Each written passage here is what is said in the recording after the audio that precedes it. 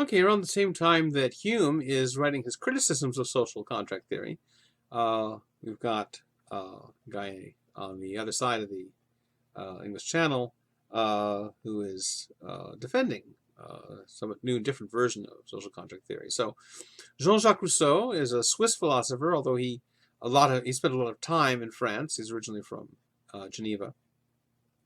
And he was not only a contemporary of Hume's, but he was for a while a friend of Hume's, and then they broke rather nastily. It seems to have been more Rousseau's fault than Hume's, reading their accounts of it. Anyway, so Rousseau's a social contract theorist, but he's quite different from the other social contract theorists we've looked at. And his social contract theory is really divided between two works, because when you look at Hobbes or Locke, they describe the state of nature and then the social contract that gets us out of it in the same work. Well, he divides that process between two different works. So first he has this discourse on the origin of inequality, where he describes the state of nature and he describes how existing governments originated, which was not in a social contract, or at least not in a proper or legitimate one.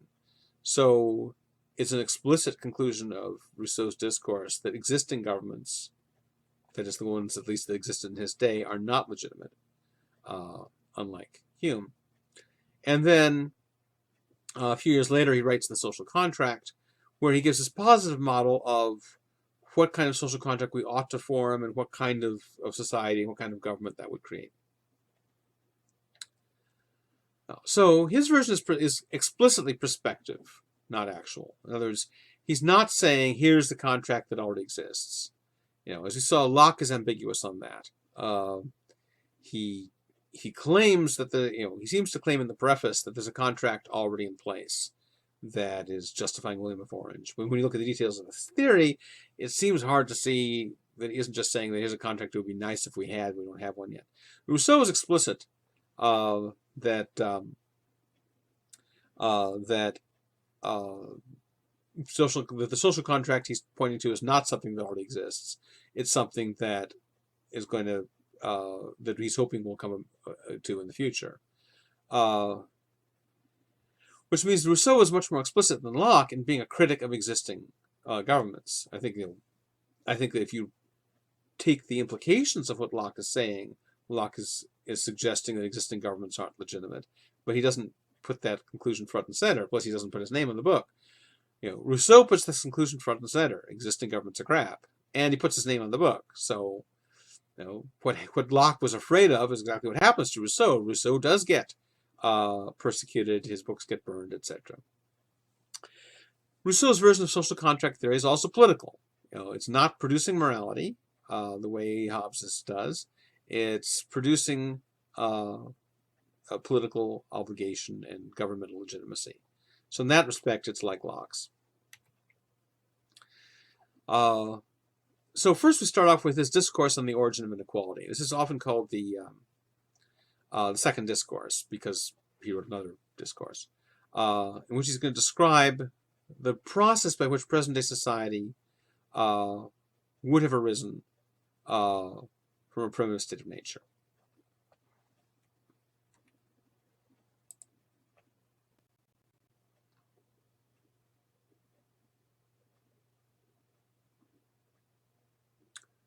Oh, it looks like everything I just recorded got lost, so I'll start from scratch.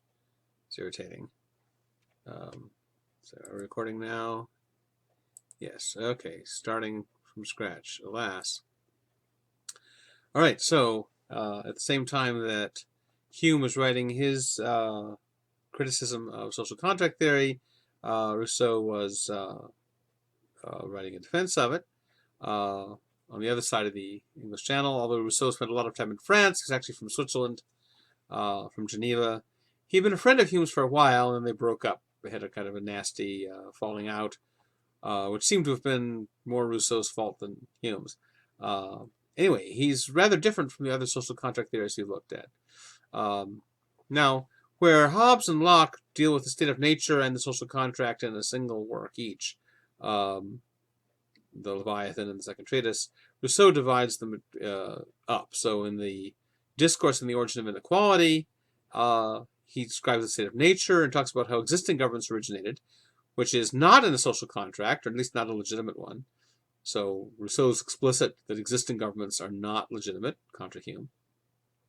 And then he follows this up with a social contract, where he gives his account of what the contract should be and what the society and government that produces ought to look like. So Rousseau's version is prospective, not actual. He's not saying, here's a contract that we've actually made. He's saying, here is the contract that we ought to make.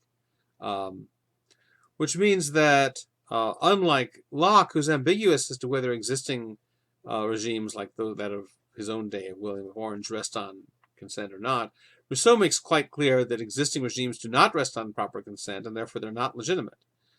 And also, unlike Locke, he signed his own name to the book. So what happened to Rousseau is what Locke was afraid of happening to him, which is Rousseau to get persecuted and his books got burned and so on. Rousseau's contract is also a political and not a moral one. It doesn't produce morality. There's morality only in the background. It simply produces the governmental legitimacy and our obligation to obey. All right, so starting with a look at the discourse on the origin of inequality, which is often called the second discourse because it was a sequel to another discourse. So Rousseau is setting out to describe the process by which present-day society would have arisen, starting from a primitive state of nature. But he calls this a hypothetical story, or what we might call a thought experiment. In other words, he's saying, what I'm giving you is not the literally true historical account of how modern society arose. Instead, it's merely hypothetical. Now, there are two points of view as to how to interpret what Rousseau is saying here. There are some people who think that Rousseau is just covering his ass here, that really he thinks that the account he's going to give is probably true. That's why he's presenting it. It's his best theory about what happened. But the story that he's going to give about how human society arose is in contradiction with the Bible. And in Rousseau's day, you can get in legal trouble if you present an account as true that's supposed to be in conflict with the Bible. And so on this view, Rousseau is merely pretending to treat that as a useful fiction. So he says, I'm not really believing this. This is just a hypothetical thought experiment.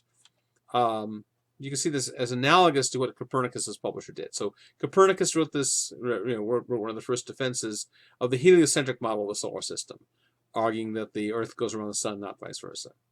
But this was interpreted as contradicting the Bible, because, in the Bible, God makes the sun stop temporarily in the sky and then move on, which seems to imply the sun goes around the Earth. It's not clear that it has to imply that, but that's how it was read. So Copernicus's publisher didn't want to get in trouble, and didn't want Copernicus to get in trouble, but probably especially didn't want himself to get in trouble for publishing this. And so he wrote a preface saying, Copernicus is not presenting the heliocentric model as a literally true description of what the solar system is really like. He's just saying we can find it mathematically useful to treat the solar system as though the Earth went around the sun, even though it really doesn't. Of course, the publisher knew that this was not accurate about Copernicus. Copernicus thought it was true. But it was just a way of avoiding persecution. So you might think that Rousseau's doing the same thing. So call this the ass-covering interpretation of what Rousseau's doing. The other interpretation is, no, Rousseau's not covering his ass, he means it. He really means his account is only hypothetical, or at least the earliest part of the account. Because it seems like the later part of the account probably does mean literally. But the early part may be only hypothetical. We'll call this the thought experiment interpretation. Now, what's the relevant point here is Rousseau's account begins with human beings as purely solitary. He starts off with human beings not living in societies, not even living in families initially, just wandering around individually on their own. That's how the discourse starts. And then he describes a process by which they would gradually form societies. And this is sort of one of the attractions of the hypothetical reading, because if you take it literally, it's really hard to believe. It's not just contradicting the Bible to say that human society started this way. It's contradicting every piece of evidence we've got. Whether you think that human beings evolved from apes or thrown out of Eden or have always existed, as Aristotle thought, nobody thinks that there was some period where humans were pre-social and humans just wandered around as individuals. In the Garden of Eden, they're not pre-social.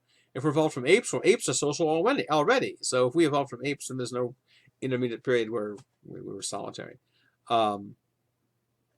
And so Rousseau seems to be saying something pretty implausible if he's saying that there was literally a period in human history where we were all solitary.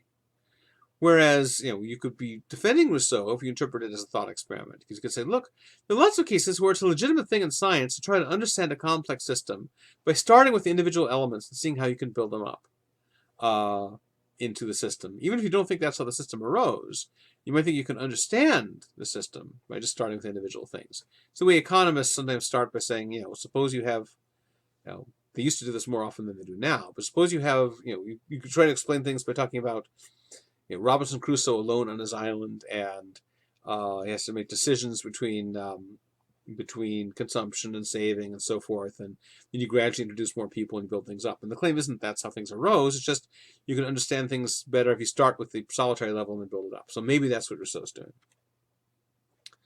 Now, Rousseau thinks that most previous social contract theorists have gotten the state of nature wrong because they try to read back into the state of nature various kinds of human traits and various kinds of social institutions that are the product of modern civilization and wouldn't have existed in the state of nature. So, for example, Hobbes treats the state of nature as violently competitive, and I wrote Hobbes there twice on the slide, but the second time is supposed to be Locke. Locke thinks that private property is a feature of the state of nature, and Rousseau thinks the violent competitiveness that Hobbes sees is a product of modern civilization. It wouldn't have been there in the state of nature. And likewise, private property is also a recent development. It wouldn't have been there in the state of nature either. So he thinks that these theories are all anachronistic. In particular, they take human nature as fixed. They think the way human beings are now is the way they must always have been. Whereas Rousseau thinks you have to understand human nature as the product of interaction between our innate dispositions and the environment.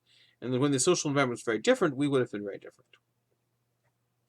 So Rousseau's plan in describing the state of nature is, let's strip away everything artificial. Let's consider all the product, take away all the aspects of human nature that come from our current social interactions and just treat us in our default state. Whether he thinks this was ever literally true or not, just imagine us as we would be without all the developments of society. Just start from the basic elements that society is made out of, individuals. So imagine us as solitary individuals wandering through the forest. We don't have any clothing, we don't have any tools, we just gather nuts and berries to eat. Suppose we start from this as the starting point and then say, what would this lead to? Could we build up societies we now know it starting from this standpoint? And he thinks we can. He thinks there's a historical process that would naturally arise given this starting point. All right, so this early period, there's not even a family in the earliest stage of the state of nature. It goes through several stages. The way reproduction happens is that if you happen to run across someone of the opposite sex while you're wandering through the forest, and you happen to be so inclined, and they happen to be so inclined, you'll have sex, and then you'll go your separate ways, as lots of animals do. Lots of animals have sex, but there are animals that have sex and then form a family group and raise the children together. A lot of birds do, but think about, let's say, bears. Contrary to what you might believe from reading Goldilocks, Mama and Papa Bear don't both hang around taking care of baby bear. Mama and Papa Bear have sex and go their separate ways, and later on, Mama Bear gives birth to some cubs, but Papa Bear is long gone. That's how Rousseau thinks it's like with humans. So probably when the woman gives birth 9 months later, she doesn't even know it has any connection with the sex she had with some guy she ran into in the forest 9 months ago. But anyway, she'll raise the children on her own, taking them with her in her wanderings until they're old enough to survive on their own. And I think, don't think 18. I'm thinking probably more like 12. I don't know exactly what age Rousseau has in mind. But anyway, think of them, again, the mama bear raises her cubs until they're old enough to survive on their own, and then goodbye. She's not interested in them anymore. They don't visit on Mother's Day. So this is Rousseau's picture of what life is like in the state of nature. So what would human beings be like? How would they be different from the way people are now if they lived like this? Well, first he thinks they'd be stronger, more self-reliant. We tend to think that modern society may make us healthier, but he thinks we actually makes us less healthy because we have to rely on modern conveniences. They had to sleep out in the open. We couldn't do it. We have to sleep indoors and we need clothing and so forth. But they were used to sleeping, in the rough. Those who couldn't do it died off. So the ones who did, survive were strong. Um, they didn't have shoes on their feet, and so they had rough, calloused soles that could stand wandering around barefoot, and they didn't have carriages to take them here and there. So we're weak and dependent compared with them. So they were better off than us in terms of health. They were also, however, dumber. He thinks that our intellects get sharpened through social interaction.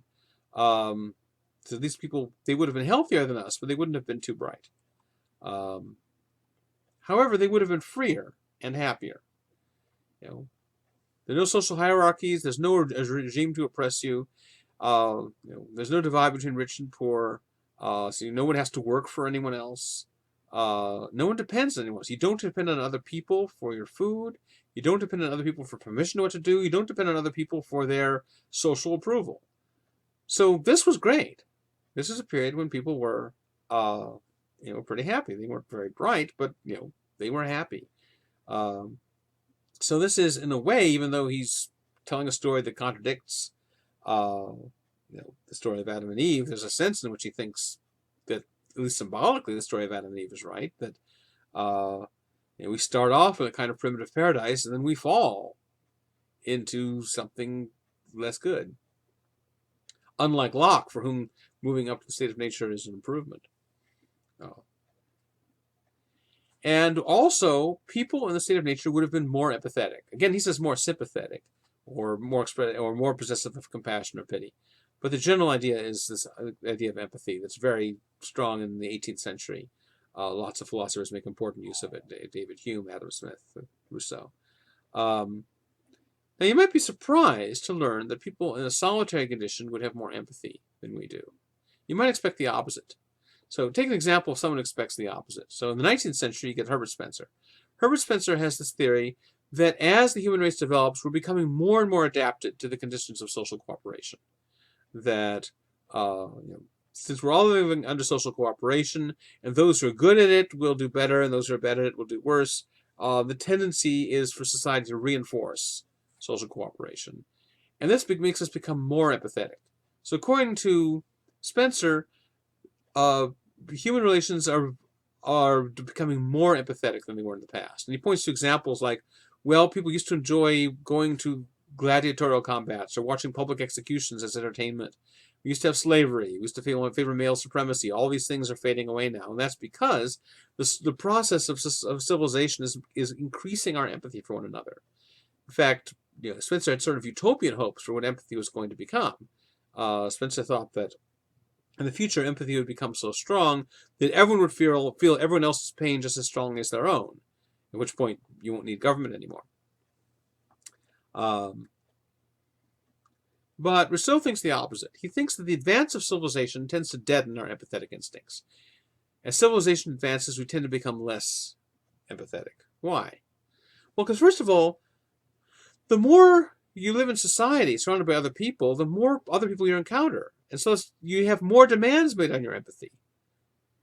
It doesn't cost you much to have high degrees of empathy if you hardly ever run into anyone.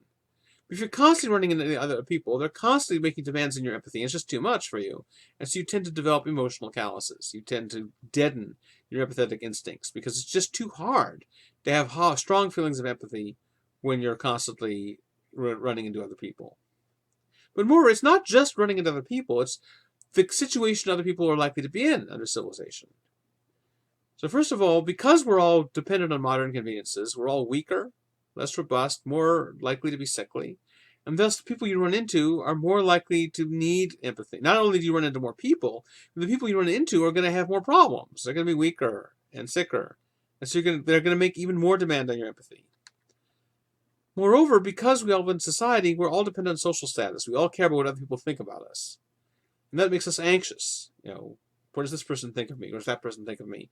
Because we're anxious, we're more upset.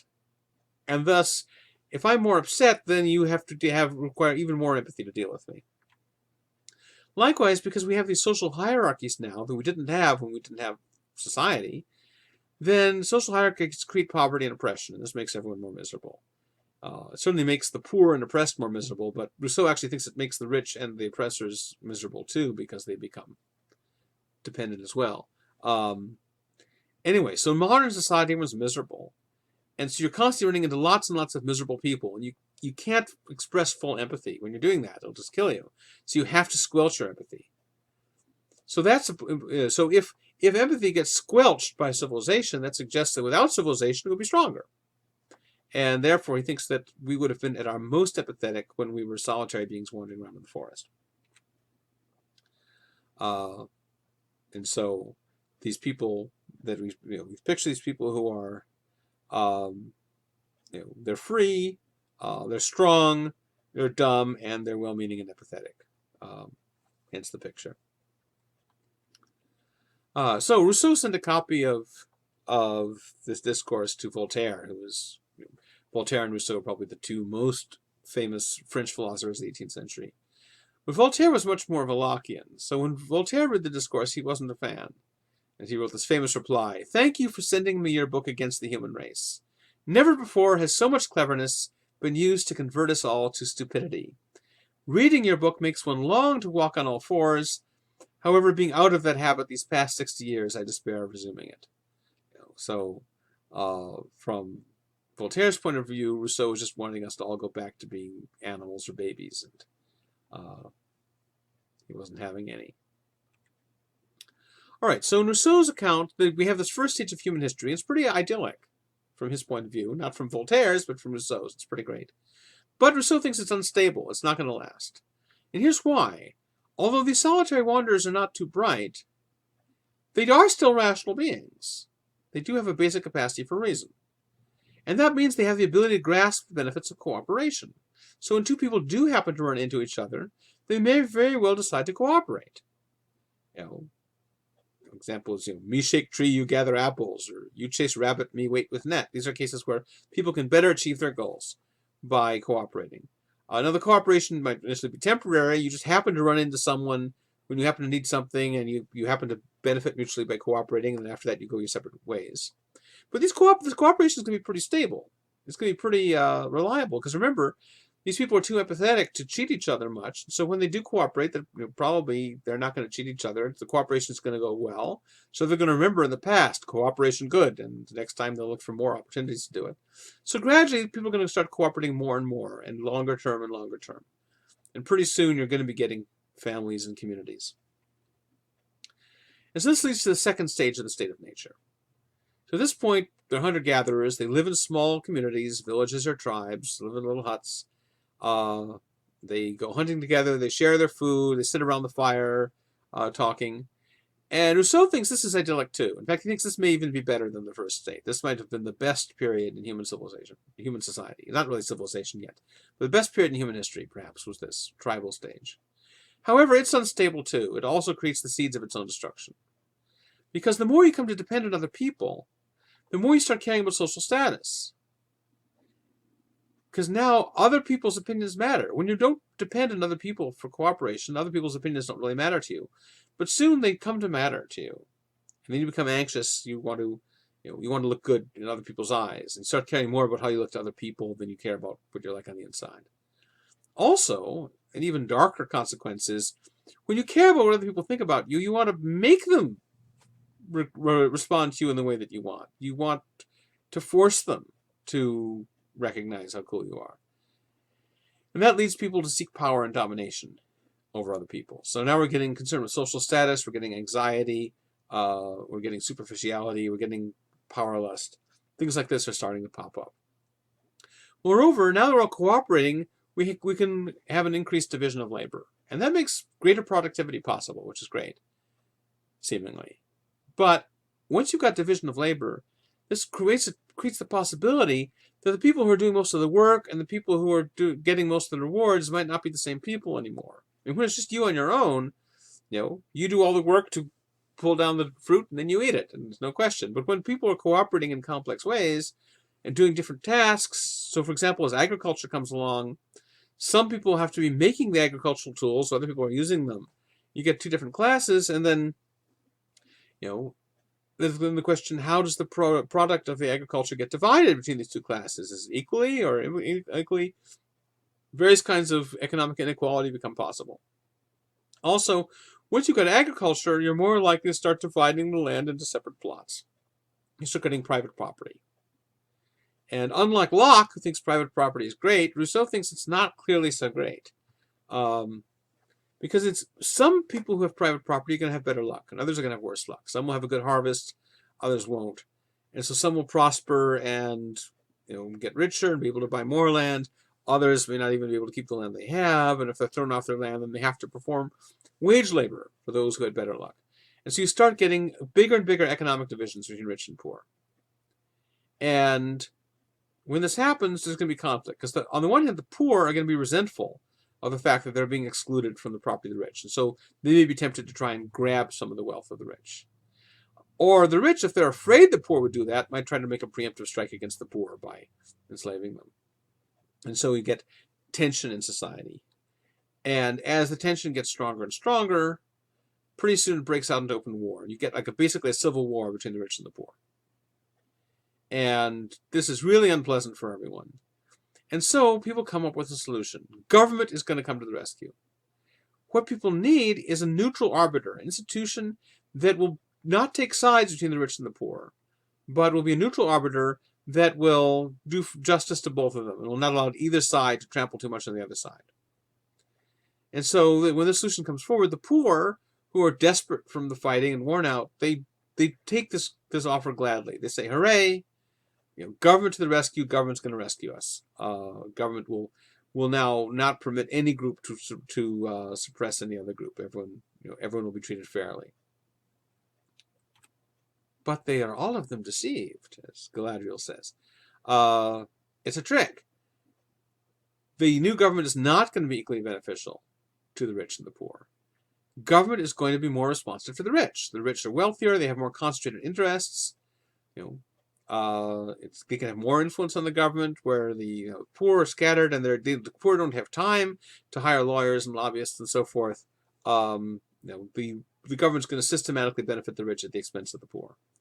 And so it turns out that the government is really, rather than being a neutral adjudicator between the rich and the poor, it's really just reinforcing the power of the rich over the poor. And that's present-day society, according to Rousseau. So this is kind of an account that looks like an actual social contract story. Existing governments arose because the poor are subject to these governments because the poor consented to them. In this, it's not clear whether it's actual or hypothetical, but anyway, the poor consented to it. But it's not the kind of contract that would legitimate the state, because the contract was deceptive. The poor were promised a neutral arbiter, but instead they got an entity that works always as a tool of the ruling class. And so, if in the contract you're promised one thing and you get a different thing, then the contract doesn't bind you. So the poor have not benefited from government. The rich might seem to have benefited from the situation, but as Rousseau sees it, they're not really benefiting either. They're getting what they want, but they're not, getting what's really good for them, because, or as Socrates would say, they're getting what they see fit, but not what they want, because the rich are more dependent on the poor. The rich, because the poor are doing more and more labor for the rich become less and less able to do any labor for themselves. They become weaker, sicklier, sort of less fit to survive. So, actually, if you think of something like H.G. Wells' Time Machine, where in the future you get these decided into two classes, and one are the workers who are stunted and live out away from the sunlight, and are always working down in the tunnels below, and the upper earth you have these helpless, frail, childlike people who are the descendants of the upper classes. They sort of developed into two species, and it sucks to be either one of them from Rousseau's point of view, and Wells's as well.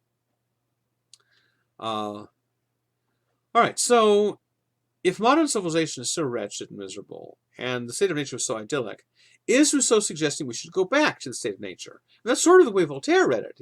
Voltaire says, look, you want us all to become stupid again. You want us all to go back to all fours. But the conclusion Rousseau wants you to draw from the discourse is not back to the state of nature. First, he says it's too late. We've already become too dependent on modern society. As he puts it, I cannot eat acorns. In other words, just as Voltaire says, sorry, I'm out of the habit of walking on all fours, Rousseau says, yeah, so am I. It's too late. we can't go back to Eden. Moreover, even if we could, it looks like that's not going to be productive, because the whole point about the state of nature is that it's unstable. The solitary condition naturally leads to the tribal condition. The tribal condition naturally leads to divide between rich and poor, which naturally leads to civil war, which naturally leads to the creepy state. So you can't, even if you could go back, it wouldn't be a permanent solution. So we have to go forward to something different. So although Rousseau was not advocating going back to the state of nature, some of his readers did.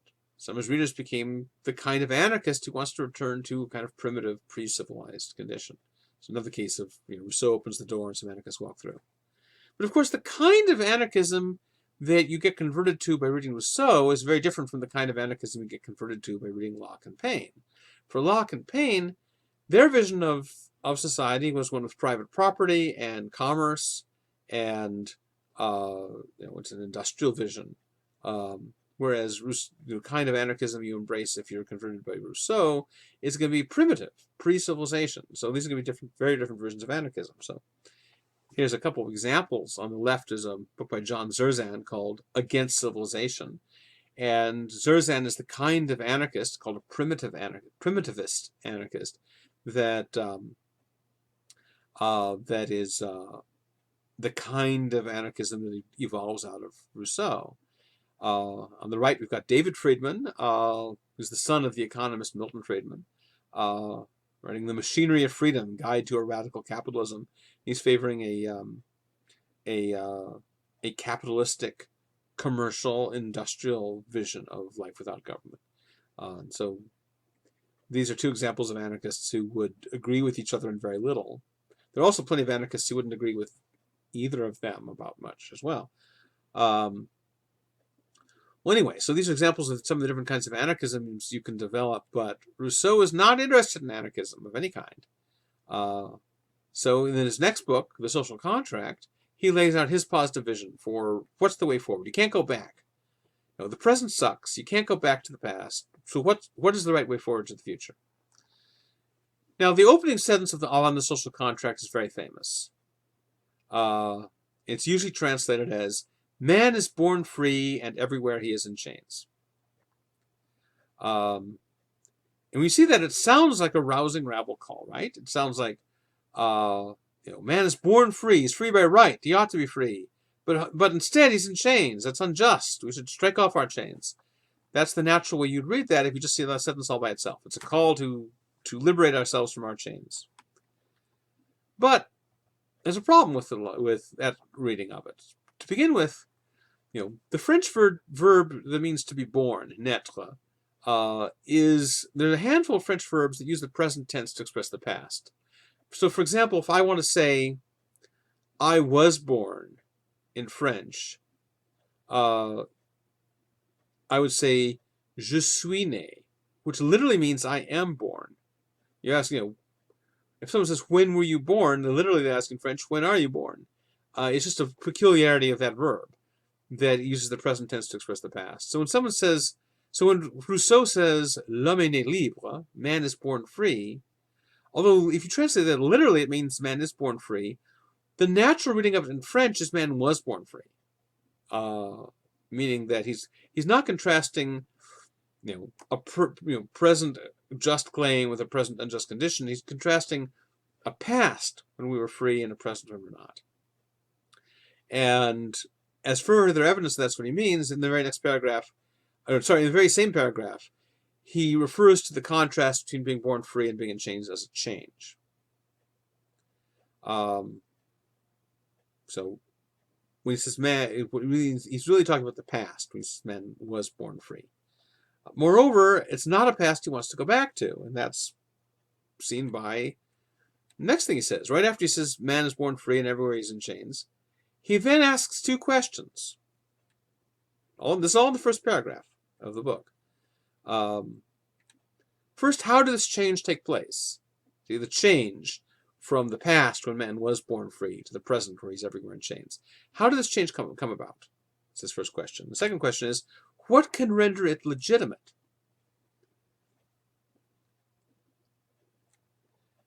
The first question he says, I don't know. I've got no idea.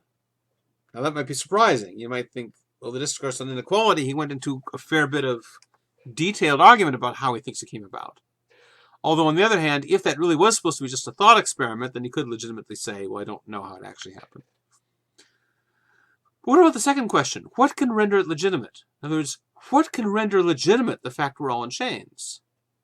You might expect him to say, nothing. Chains are bad. Get rid of them. But he doesn't. Instead, he says, in this book, he's going to tell us how to render our chains legitimate. So the purpose of this book is not, even though the book is a very rabble-rousing book, because it implies that all existing governments are illegitimate, it's not calling for us to strike off our chains. It's trying to show how to alter society in such a way that our chains can be rendered legitimate. What are the chains? Well, they're the various things he complained about in the discourse. It's the various social forces that make us dependent. Private property, government, social pressure, social status, economic inequality. All those things are the chains that make us dependent.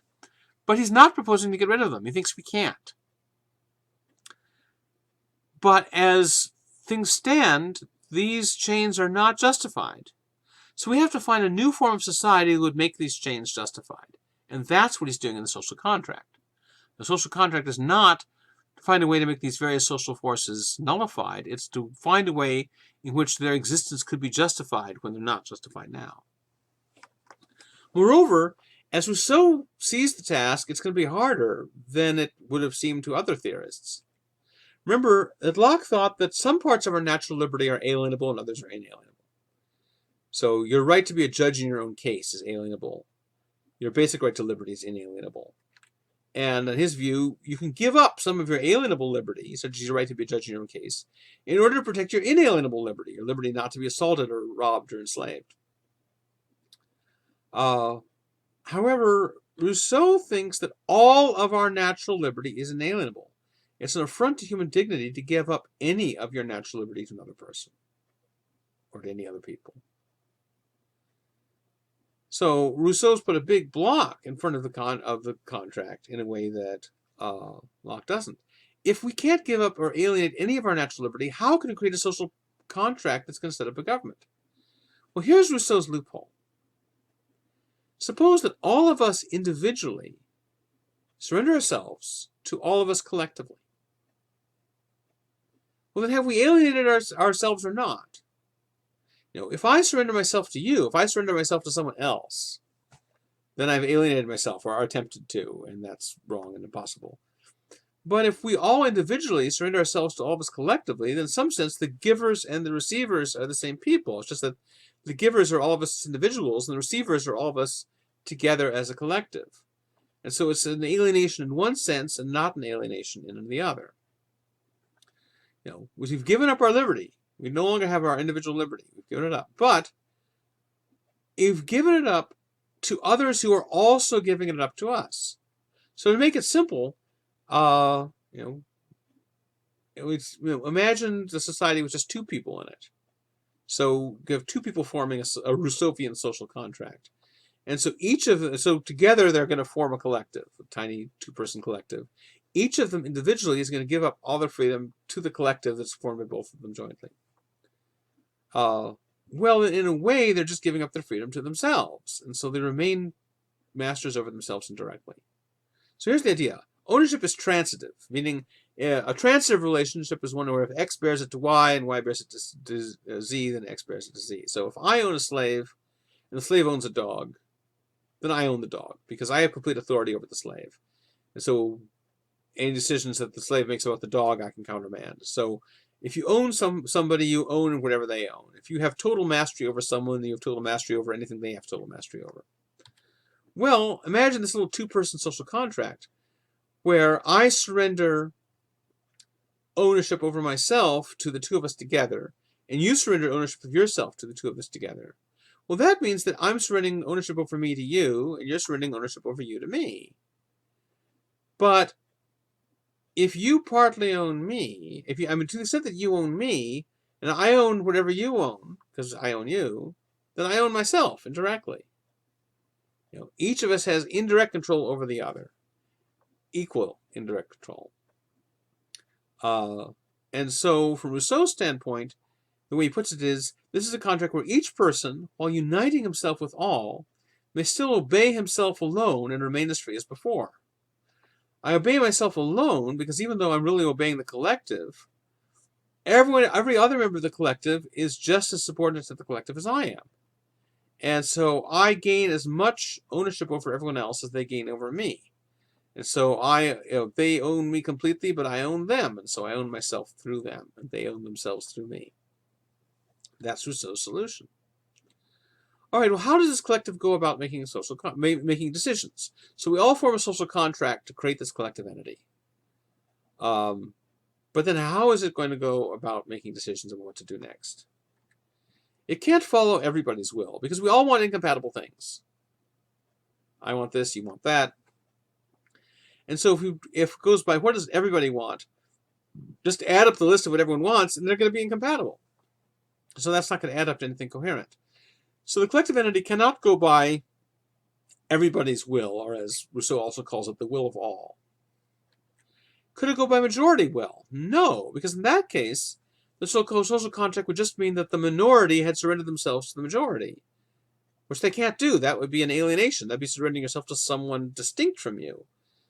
The social contract is justified in Rousseau's version only because you're really just surrendering yourself indirectly to yourself. If the minority are surrendering themselves to the majority, that's not legitimate. So instead, Rousseau says that the will that the collective entity has to follow in order to be legitimate is not the will of all, it's not the majority will, it's the general will. So what does Rousseau mean by the general will? Well, the general will is what everybody would will if first they knew their true interests. So this is kind of like Socrates. Remember, Socrates thinks that what you really want is what you would want if you were fully informed. So remember that the example I talked about when I was talking about the Gorgias, if you reach for a glass of acid thinking it's water, you didn't do what you really wanted. You didn't do what you really willed because you were really willing water and you got acid instead. So first of all, the general will has to be what everyone would will if they knew their true interests. And second, if everyone followed the rule that they would only will for someone else what they would likewise will for themselves, and vice versa. Whatever you will is a condition you have to impose equally on everyone, yourself and everybody else. Can't make a special exception for yourself. So that's the general will. The general will is what everyone would will if they knew the true interests, and they could only will for themselves what they will for others, and vice versa. Now, people, as they are, don't automatically and naturally will in accordance with the general will. First of all, most people don't know their true interests. And second, even if they did, most people are not committed to willing for themselves only what they're equally willing to will for everyone else, and vice versa. So the social contract is going to work only with people who have an understanding of their true interests and have a moral commitment to this kind of impartial will. And so before people are ready to participate in a social contract, they first have to be shaped and molded. They have to, their nature has to be transformed. They have to come to a better understanding of their true interests, and they have to come to accept this commitment to willing impartially for everyone. So who's going to do the shaping and molding? Well, it can't be government, says Rousseau. You couldn't trust a government official with the power of shaping and molding people. So whoever does it has to be a private individual. Someone like a religious leader or some sage or someone who doesn't personally exercise coercive power, just inspires people, by example. And part of what Rousseau has in mind is if you look at the history of Greece, you find people like Solon and Lycurgus as these semi-legendary figures. Solon seems to be more historical. Lycurgus may be more legendary. But Solon and Lycurgus both have the same feature, which is they're described as creating laws for their respective societies. Solon for Athens, Lycurgus for Sparta, and then leaving. They don't stay to rule over the society. They just inspire people to follow these rules, and once people agree to follow these rules, they get the heck out. So the idea is these are not people who are politically ambitious. These are not people who want to run the society they're creating. They're people who simply inspire them by their personal example. So that's what the legislator has to be. In order to get the kind of society we want, we need a social contract. The social contract is going to work only if people who've been shaped and molded by the legislator. So now we just have to wait for the legislator.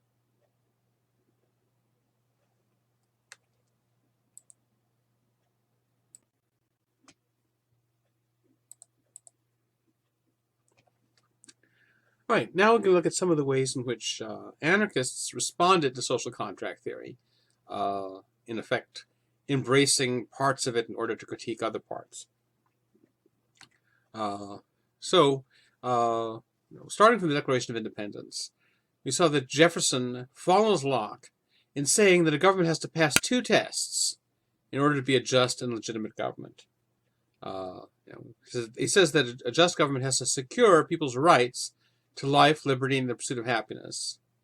But Jefferson also says that a just government has to derive its powers from the consent of the governed. And these seem to be both necessary, just as they are in Locke. Now, Hume would say that as long as a government passes the first test, Hume and Locke might disagree about the content of some of those rights, but as long as the government does a good job of protecting people, then it's justified whether it has consent or not. But that's not Locke's view. It's not Jefferson's view. It's not the view of the Declaration.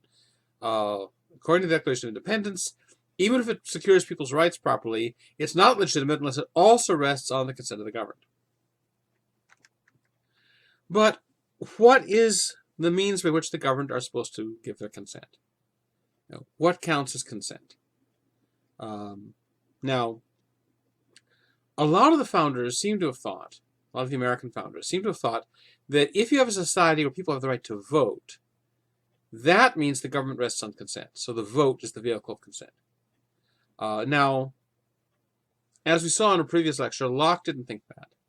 Locke thought that since in a vote you just impose the will of the majority on the minority, voting is not a justifiable procedure of deciding things unless people first agree to be bound by the result of the vote. So if I say, okay, I agree to be bound by a majority will in this process, if I agree to that, again, so long as it doesn't involve rights I couldn't give up, but for rights I could give up, if I agree to be bound by a majority decision, that's fine. But my agreement to be bound by the majority decision has to be my own genuine agreement. So everyone who's bound by the vote has to agree to be bound by the vote. So although the vote goes by majority rule, consent to be bound by the vote has to be unanimous. And so the institution of voting is downstream from the social contract. The social contract sets up a regime where voting is one of the things that happens, and where people agree, people who consent to the social contract agree that they'll be bound by the results of the vote. But you're not bound by the social contract unless you consented to it. And so Locke is not going to think that voting is an adequate venue for consent. But a lot of the American founders do seem to have thought that. Now, Socrates had thought that one way that you can consent is the fact that you continue to reside within the territory of a state when you could leave. You're tacitly agreeing to be bound by the laws. And as we talked about before, Locke is often interpreted that way too, because he talks about tacit consent. But in Locke's theory, the only context in which he invokes tacit consent is to explain why, if you're a foreign visitor to a country, you're obligated to abide by the laws while you're there. It's not the kind of consent that makes you a citizen, that makes you, makes you bound by that state even when you're going somewhere else. And so Locke may very well have a stronger theory of consent for those other issues.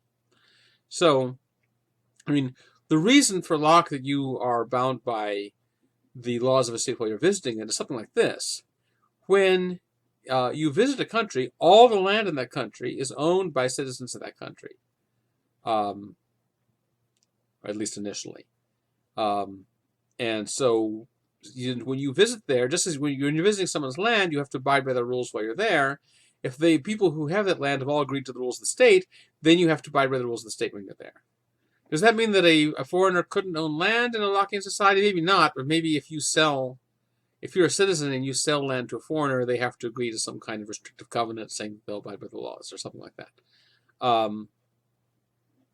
But And so for Locke, it looks as though your obligation to abide by the laws of a country while you're there is just like your obligation to abide by the rules of someone when you're visiting their house. If they say no smoking, you can't smoke, but you can leave any time. But Locke seems to think that there's a deeper kind of consent required to become a citizen, and he never says what it is. And I've suggested that he might have some self-interested reasons not to say what it is, because if he's too explicit that it something has to be something that current subjects of King William don't have, then that would imply that William's rule is illegitimate, and he wants to be seen as someone supporting William's rule, even if his theory maybe doesn't. All right, so anarchists come into this scene reacting to Locke and to the democratic culture of societies like America that follows Locke. Now, anarchism, coming from the Greek anarchia, doesn't mean the rejection of rules or of order. It means the rejection of rulership. Now, of course, if you're someone like Hobbes and you think you couldn't have rules or order without rulership, then, of course, absence of rules and absence of rulership are going to go together. But anarchists, of course, don't agree with Hobbes. Anarchists think you can have rules and order without rulership. So the fact that a lot of people think that no government means social chaos explains why a lot of people use the word anarchy to mean chaos. But strictly speaking, it just means the absence of a ruler. Now, in the dispute between Locke and Hume, anarchists are on Locke's side on one point. That is, anarchists think that the mere fact that a government benefits you in some way is not enough to make it justified. You have to consent to it. Some anarchists think that's not enough even. Even if you consent to it, it's still not justified. But at any rate, if you don't consent to it, it's certainly not justified. So consent is a minimal precondition for a government being legitimate. So anarchists agree with Locke against Hume on that point. But they agree with Hume against Locke that you can't have a government resting on consent. Even if Locke doesn't think that his own government rests on consent, he seems to think that you could have plausibly a government resting on consent. But Hume thought, no, there's no way you could get unanimous consent of all the different people in the country to government. And you can't realistically claim that just by staying in the government, staying within the territory, they've consented. And so Hume doesn't think you can get consent. So if you agree with Locke that you have to have consent to have legitimate government, when you agree with Hume that you don't have consent and never will, then the result is you're not going to get such a thing as legitimate government. Not only are no existing governments legitimate, but you're not likely to get any legitimate government in the future. And so we need to look to some other institution than government if we want social order, because government is morally forbidden as a means of doing things. Now, in the 19th century, anarchists were faced with the fact that a lot of people of broadly Lockean sentiments had come to regard democracy as having solved the problem. So the old problem, how can you get everyone to consent? Well, a lot of people now thought, as long as a society is democratic in some broad sense, as long as people broadly have the right to vote, that means that the government rests on consent. And so therefore, the problem with consent of the government is solved now. A lot of Lockeans and other people, not just Lockeans, thought that. So the anarchists are going to have to fight against this claim. So one of the anarchists we want to talk about is Herbert Spencer, who in his youth was an anarchist. In his later years, he backed away from anarchism, although maybe his theory still implies anarchism at the end. But he's less explicit at the end. He stops calling for the end of the state. So in his first book, he calls for the abolition of the state, although gradually he thinks, but he thinks eventually the state should be abolished. In his later work, in his later editions of that work, he just removed the chapter where he calls for the eventual end of the state. But he doesn't substitute something opposite. He doesn't say we need the state forever. He just stops saying anarchism without saying the opposite. So it's not clear what his later view really is. But anyway, in his early writings anyway, he definitely thought that the state was an undesirable institution that eventually would wither away. Now, nowadays, the one thing people are most likely to know about Herbert Spencer is he was a social Darwinist who advocated letting the poor and sickly die off in order to improve the species. You just Google Herbert Spencer and you'll find that claim. But he wasn't, strictly speaking, a social Darwinist, and he did not advocate letting the poor and sickly die off in order to improve the species. Other than that, the description is just right, but those things are not true. Now, he was a social theorist. He used evolutionary ideas in his writings. As you can see why people might call him a social Darwinist. But he developed his views prior to Darwin, and when Darwin came along, he never fully accepted Darwin's version of evolution. He had his own more Lamarckian views. So he wasn't really a Darwinist, social or otherwise. Now, he did say it is the process by which the poor and sickly get weeded out by natural selection is beneficial to the species. He did say that. And people often quote this passage and say, see, he's saying that we should let them die off. A couple of passages where he says this. But in all those cases, in the very next paragraph, the next sentence, he says, you might conclude from this that we should let the poor and sickly die off, but it would be a mistake to conclude that, because although the process by which the poor and sickly die off is a beneficial process, the process by which we fulfill our duty of positive beneficence by helping people, at least if we help people in a constructive rather than a counterproductive way, the benefits of benevolence and charity outweigh the benefits of natural selection that make the poor and sickly die off. So you'll see over and over again these passages quoted from Spencer that, out of context, seem to say we should let the poor and sickly die off, but they always leave out the next sentence or the next paragraph. I don't know whether they do it whether they leave it out of ignorance or out of malice, but anyway, there are various criticisms you could have of Spencer, but this is not one of them. He didn't say it. And in later years, when he was accused of saying this, he repeated again and again and again, no, I never said it. But nevertheless, this is the thing he's most famous for, the obnoxious thing he never said. So hope this doesn't happen to you. It would be depressing if the only thing you remembered for is saying some obnoxious thing you never said. Anyway, so in an early essay that was part of his first book, Social Statics, The Right to Ignore the State, he wants to criticize the idea that if a government is based on voting, then it's based on consent. And so he says, well, look at how this works in practice. Suppose I vote for the candidate who wins.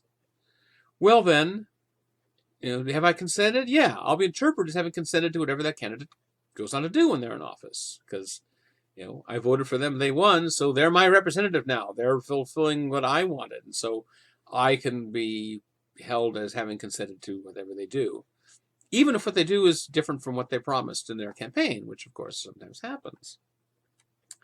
Suppose instead the candidate I vote for lost.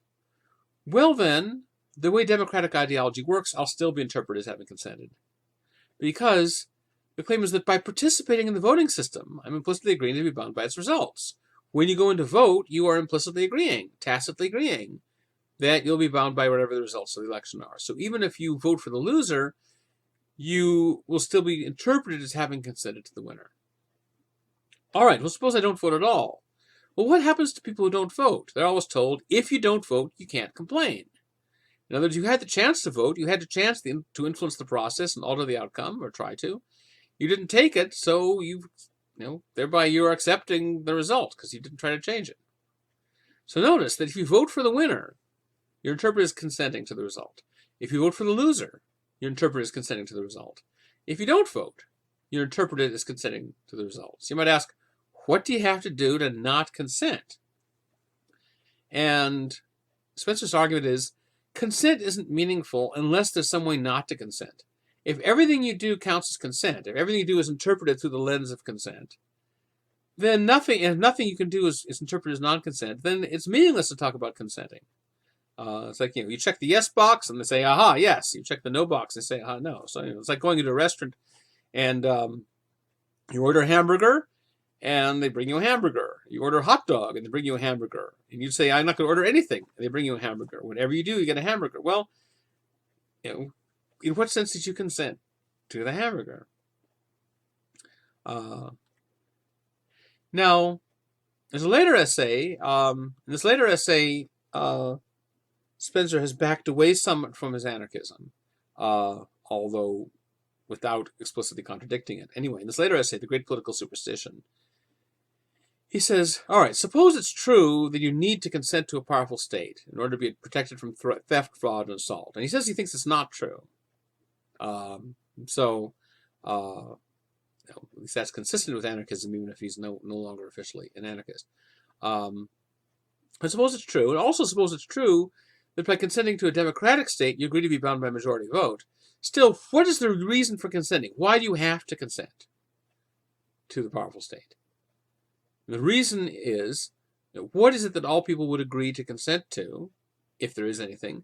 He thinks, well, that would be protection from theft, fraud, and assault. Have not people not interfere with your life, liberty, or property.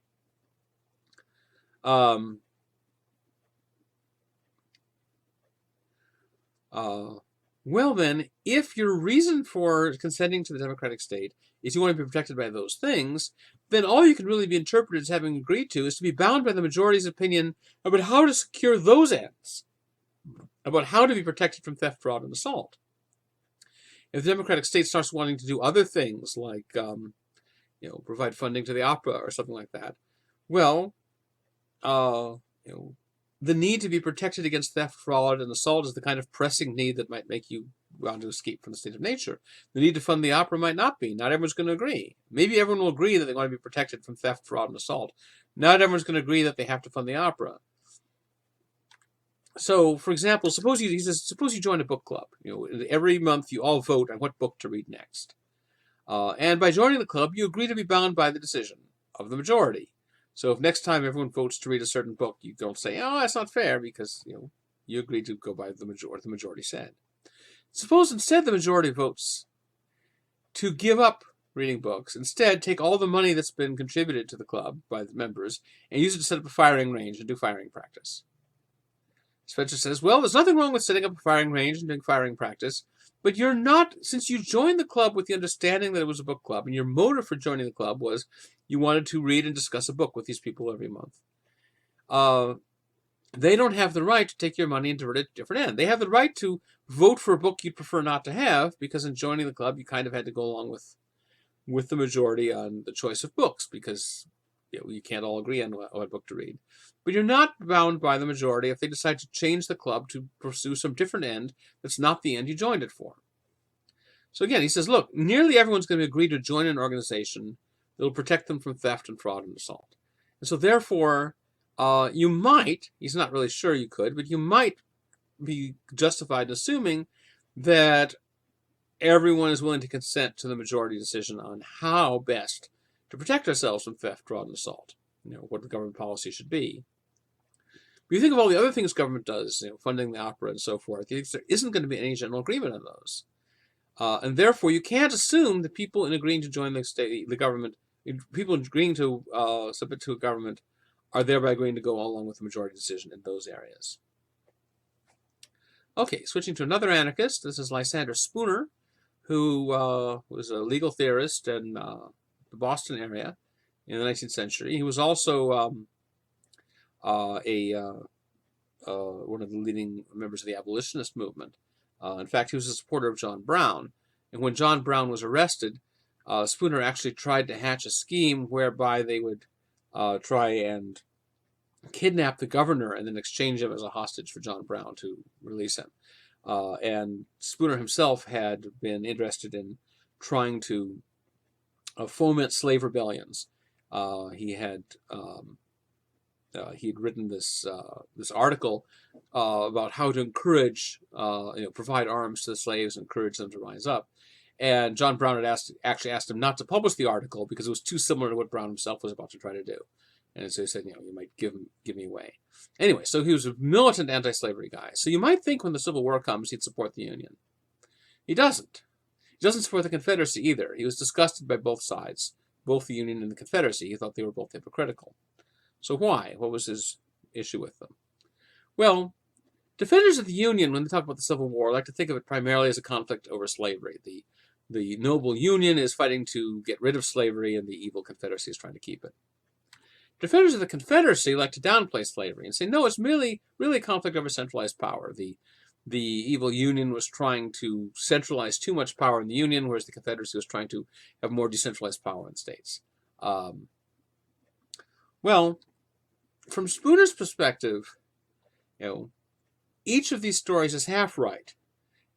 Each of these stories is right in attributing the less admirable motive to the other side, but it's wrong in attributing the more admirable motive to itself. In other words, upholding slavery really was central to the Confederacy's aims, on Spooner's view. The Confederacy wasn't primarily concerned just with fighting centralized power. They were primarily concerned with protecting slavery, and their opposition to centralized power was mainly because the centralized power under Abraham Lincoln was trying to get rid of slavery, or they thought that it was, or that it would be. After all, the Confederacy itself was a fairly centralized. If you read the Confederate Constitution, this doesn't look like a document written by people who wanted radical decentralization of power. The Confederacy was very centralized. So, on Spooner's reading, the Confederacy, had the non-admirable motive that the Union side says they did. But on the other hand, he thinks that the Union had the non-admirable motive that the Confederacy said they did. In other words, although protecting slavery was the main reason the Confederacy wanted to secede, ending slavery was not the Union's main reason for trying to stop them. Instead, it really was more about centralized power. Now, of course, Spooner would be willing to grant that for many of the individuals who fought on the side of the Confederacy, centralizing power was the chief motive. Fighting the centralization of power. And there were individuals who fought for the Confederacy who were not primarily fighting for slavery. However, in Spooner's eyes, even whatever many individuals fighting for the Confederacy may have thought, if you want to understand what the Confederacy was really all about, you have to look at what the Confederacy's leaders said. And Spooner thinks that defending slavery was central to their goals. So take, for example, Alexander Stephens, the Confederate vice president, who says in 1861, he's been talking about the views of Thomas Jefferson and other founders who were anti-slavery, at least in principle. And he says, well, they had quite a struggle because they didn't know how to get rid of slavery, but they thought it was wrong. But, he says, our new government is founded upon exactly the opposite ideas from those of Thomas Jefferson. Our new government's foundations are laid, its cornerstone rests, upon the great truth that the Negro is not equal to the white man, that slavery, subordination to the superior race, is his natural and normal condition. So remember before I talked about those who thought that slaves should be permanently enslaved, which was actually a minority view among the American founders, but essentially later it had become much more widespread for interesting reasons which need not detain us at the moment. I think there's a reason that we see the defenders of slavery go from being very apologetic in the late 18th century to being much more strident in the 19th century. I think there are economic reasons for that in part. But anyway, so Stephens is saying the Confederacy is based on the legitimacy of slavery. That is its cornerstone. That's its foundation. Likewise, if you look at the secession resolutions, some of them mention slavery and some don't. The ones who don't mention slavery are usually very short and don't really mention much of anything. The ones that mention, the longer ones usually mention slavery. So, for example, the South Carolina secession gives their reason for secession. Their justification for secession is increasing hostility on the part of the non-slaveholding holding states to the institution of slavery. That's the reason they give. Likewise, the Texas resolution says the purpose of secession is to secure the rights of the slaveholding states in their domestic institutions. And domestic institutions was a standard code word for slavery. The Alabama resolution of secession also talks about protecting their domestic institutions. So from Spooner's point of view, the Confederacy really was primarily about protecting slavery.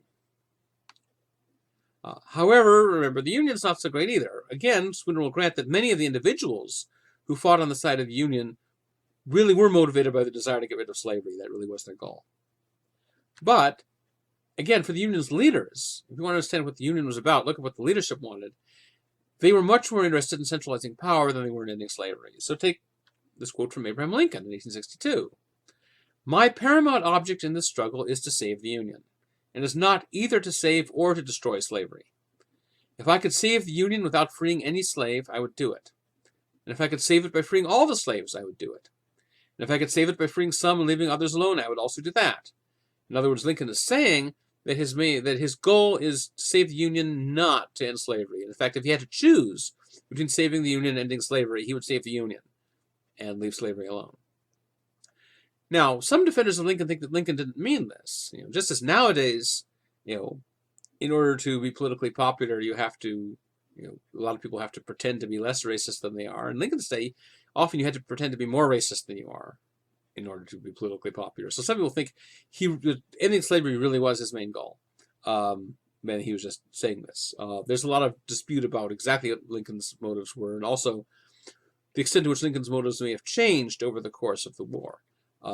Some interpretations, he starts off being more interested in saving the Union than in ending slavery, and then toward the end he becomes much more committed to ending slavery. Lincoln had not been an abolitionist before he was president. He'd been a gradual emancipationist. He thought that slavery should be phased out over perhaps the course of a century.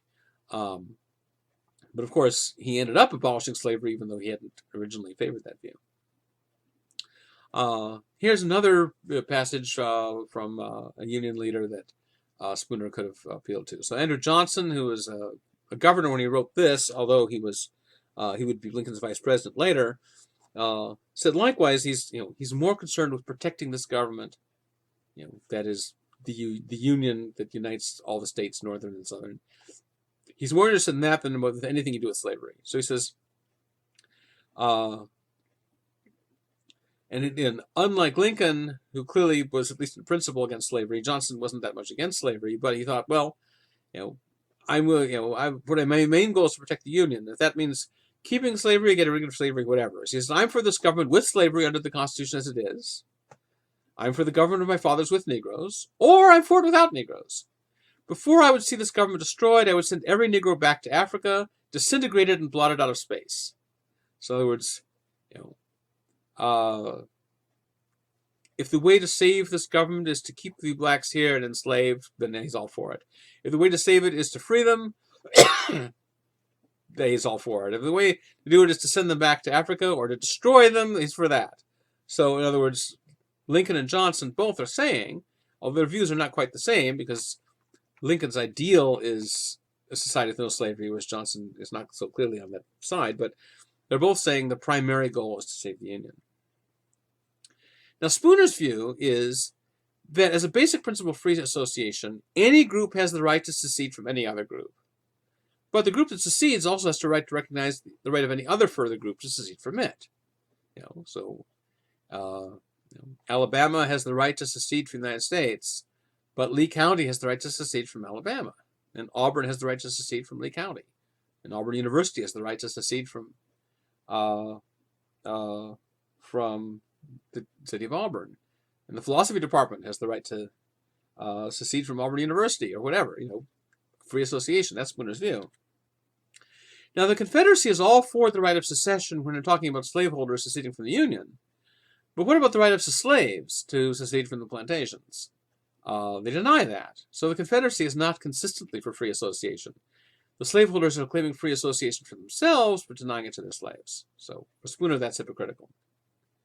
Similar problem for the Union. The Union is denying the right of the Confederacy to secede, even regardless of what the Confederacy's policy toward slaves is.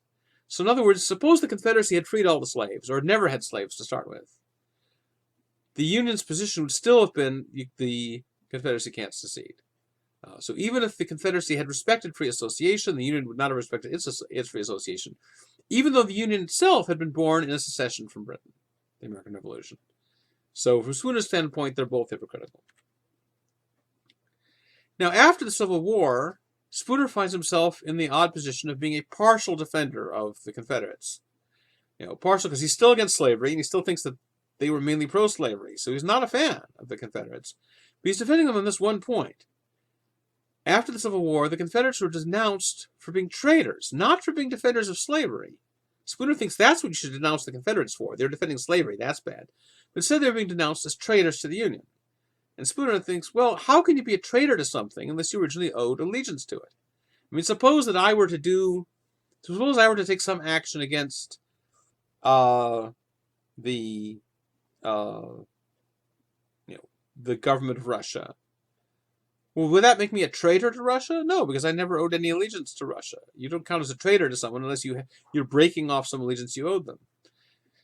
So the Confederates could be traitors to the United States only if they owed allegiance to the United States.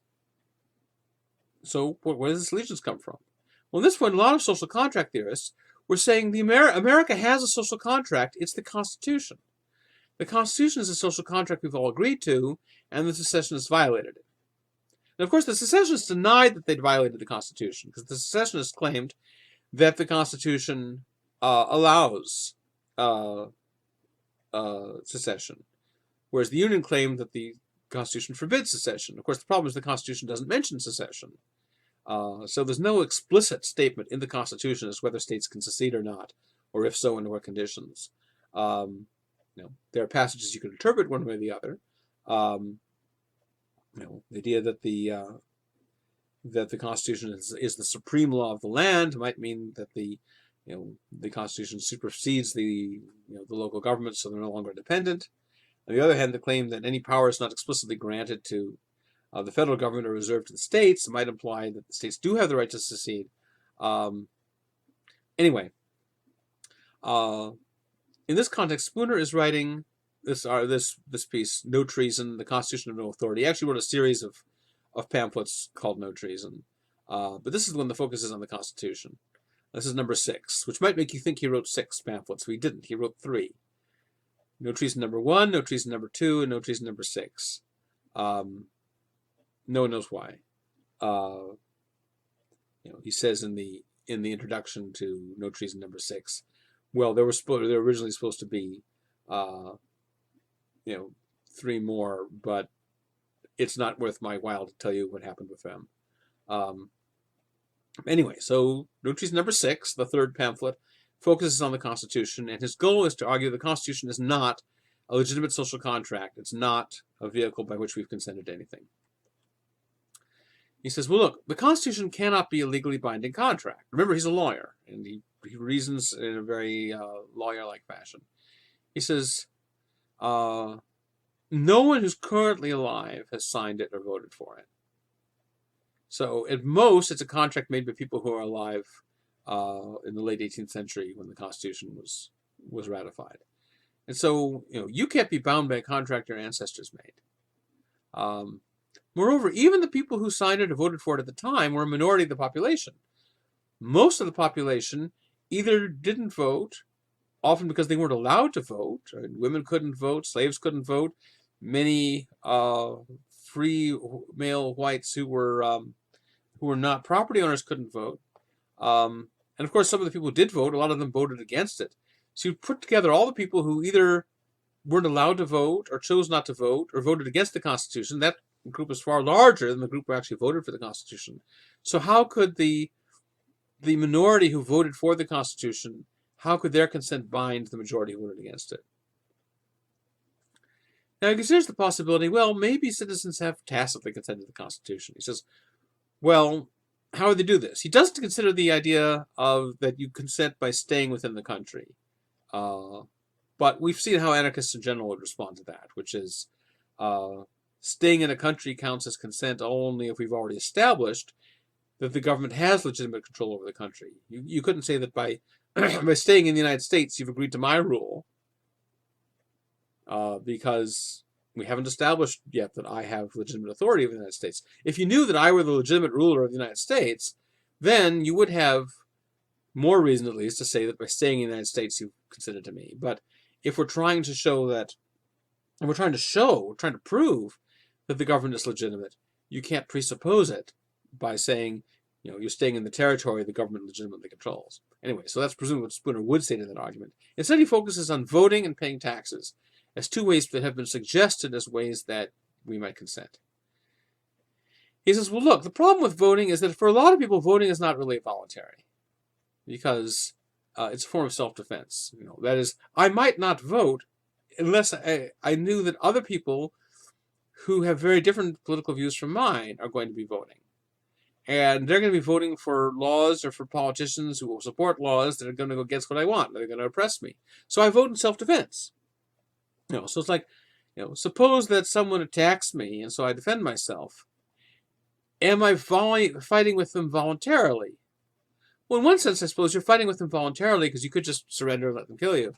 But you'd prefer not to be fighting, but you'd rather fight than just be defeated.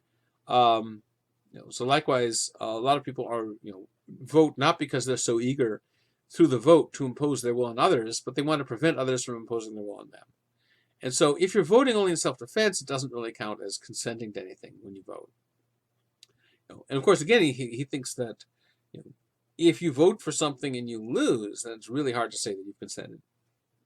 But moreover, he says another problem is we have a secret ballot. You don't know who has consented to what. You don't know who has voted for what. Well, how can you claim people have consented to something unless you have a list of these are the people who've consented, and here's specifically what they did in their vote? As long as voting is secret, you cannot interpret it as consent. Moreover, taxes are compulsory. You're required to pay them. So he says, it's crazy to say that that's a form of consent. The only reason he spends time talking about taxes is some people had suggested that by paying taxes, you're giving support to the government. He says, well, someone sticks a gun in your face and says, give me your money, and so I give them the money, am I thereby voluntarily contributing to them in such a way as to support them? No. Now, Spooner is not suggesting that we should, try and solve this problem by, let's say, getting rid of the secret ballot and making voting publicly known or something like that. Spooner's an anarchist. He doesn't think we need government. He thinks that you don't need a central territorial monopoly institution imposing laws on everyone. He thinks that like other anarchists we've seen, he thinks that some combination of self-interest and benevolence is enough to make most people cooperate most of the time, and that they can handle what people don't. So he thinks you can sustain a viable legal system without this kind of territorial monopoly.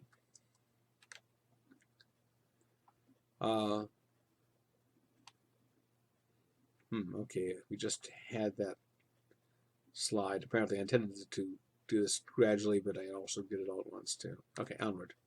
All right, so the last of the anarchists we're considering in this lecture, Voltairine de Cleyre, also a late 19th, early 20th century American anarchist. So she's a bit later than Spencer and Spooner, though not much later. She overlapped with them. She sees anarchism as the logical conclusion of the American Revolution. She likes the principles of the American Revolution, but she thinks if you really carry them to the logical conclusion, you'll end up with anarchism. So she says, look, they were right to require the consent of the governed, but they thought that majority rule could be binding on a losing minority. So this is a similar point to what Spencer and Spooner are saying. She says, yes, if people want to delegate some of their authority to some institution, which you can call government if you want, if some people want to delegate that, then it's free to do so. But you can only delegate your own authority. You can't delegate someone else's authority. So I, through my voting, cannot consent for you. I can only consent for me. And so if the majority do consent to government, then the majority are bound by government, but the minority can still make their own arrangements and don't have to pay attention to the government. Now she is a fan of Jefferson and Paine, mostly. She thinks their basic principles are anarchistic, but they didn't apply them consistently. She quotes the letter I mentioned before, where Jefferson said that that the best system of government might be anarchy, except as is held among the American Indians, he says, but sort of lumping them all together. But he says it only works with a small population. It doesn't work in a large territory. But de Cleyre would think that he didn't have adequate argument for that. In any case, she thinks that if you really take the consent of the governed seriously, then you have to say those who don't consent don't have to be governed, and then you have embraced anarchy. So as she puts it, the sin our fathers sinned, that is, the mistake that the American founders made, is that although they were really committed to liberty, they didn't trust it wholly because they still thought government was a necessary evil, as we saw Paine saying in Common Sense, which she quotes that passage. Although, as we've seen in The Rights of Man, Paine seems to move even away from that.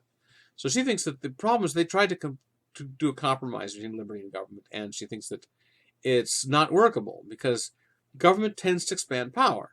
It's not just anarchists who think that. James Madison famously said, and Thomas Jefferson famously said, there's a natural tendency for government to expand power, so he has to constantly be watched. She thinks, well, once you establish a government, you shouldn't be surprised that government power is going to expand beyond what you originally wanted. And so she sees it, the founders, if they were true to their principles, or at least the founders she likes best, ones like Jefferson and Paine, if they'd been true to their principles, they would have gone for anarchism. And by trying to compromise with government, regarding it as a necessary evil, they ended up creating a process by which government would eventually grow to become much more powerful than anything they would have wanted.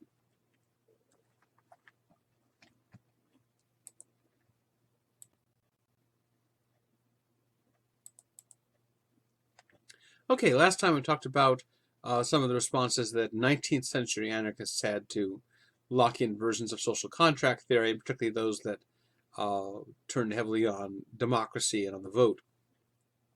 Today I want to look at what some more recent anarchist thinkers who, like the last ones I looked at, are sort of broadly in the Lockean tradition, even if they disagree with Locke about the necessity of government. But these are more recent anarchist thinkers from the late 20th and early 21st century, that is, people who are mostly alive now. And I want to talk in particular about how they respond to Locke's central argument for government. So remember that for Locke, the problem with the state of nature is that there are these three inconveniences. There's the problem that there's no known and settled body of law. There's a problem that there's no adequate enforcement. And there's a problem with people being judges in their own case. I've changed the order he presents them in. He has no known and settled body of law is the first one, no adequate enforcement is the third one, and people being judges in their own case is the second one, which is how I presented them before. I'm changing the order this time because I think the first two sort of go together. They're both saying, you don't have a workable legal system without government, and then the last one is the special issue about people being judges in their own case. I mean, you could treat that as part of not having a workable legal system, but it has its own sort of special logic. So I'm treating them in that order. All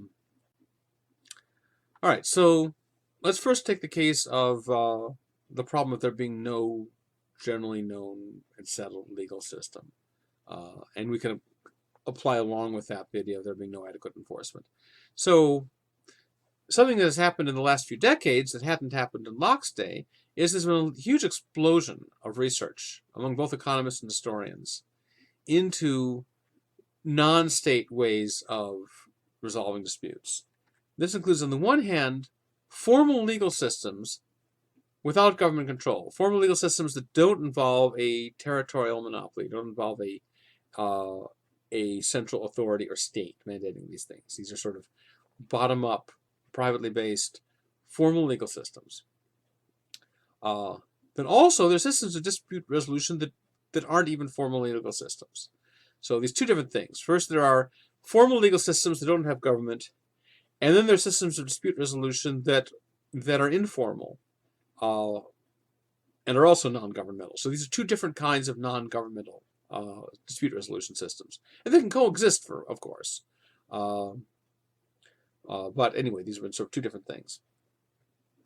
And the examples of these, some of them come from societies that didn't have a formal state apparatus. It's societies that either didn't have a government or had almost no government.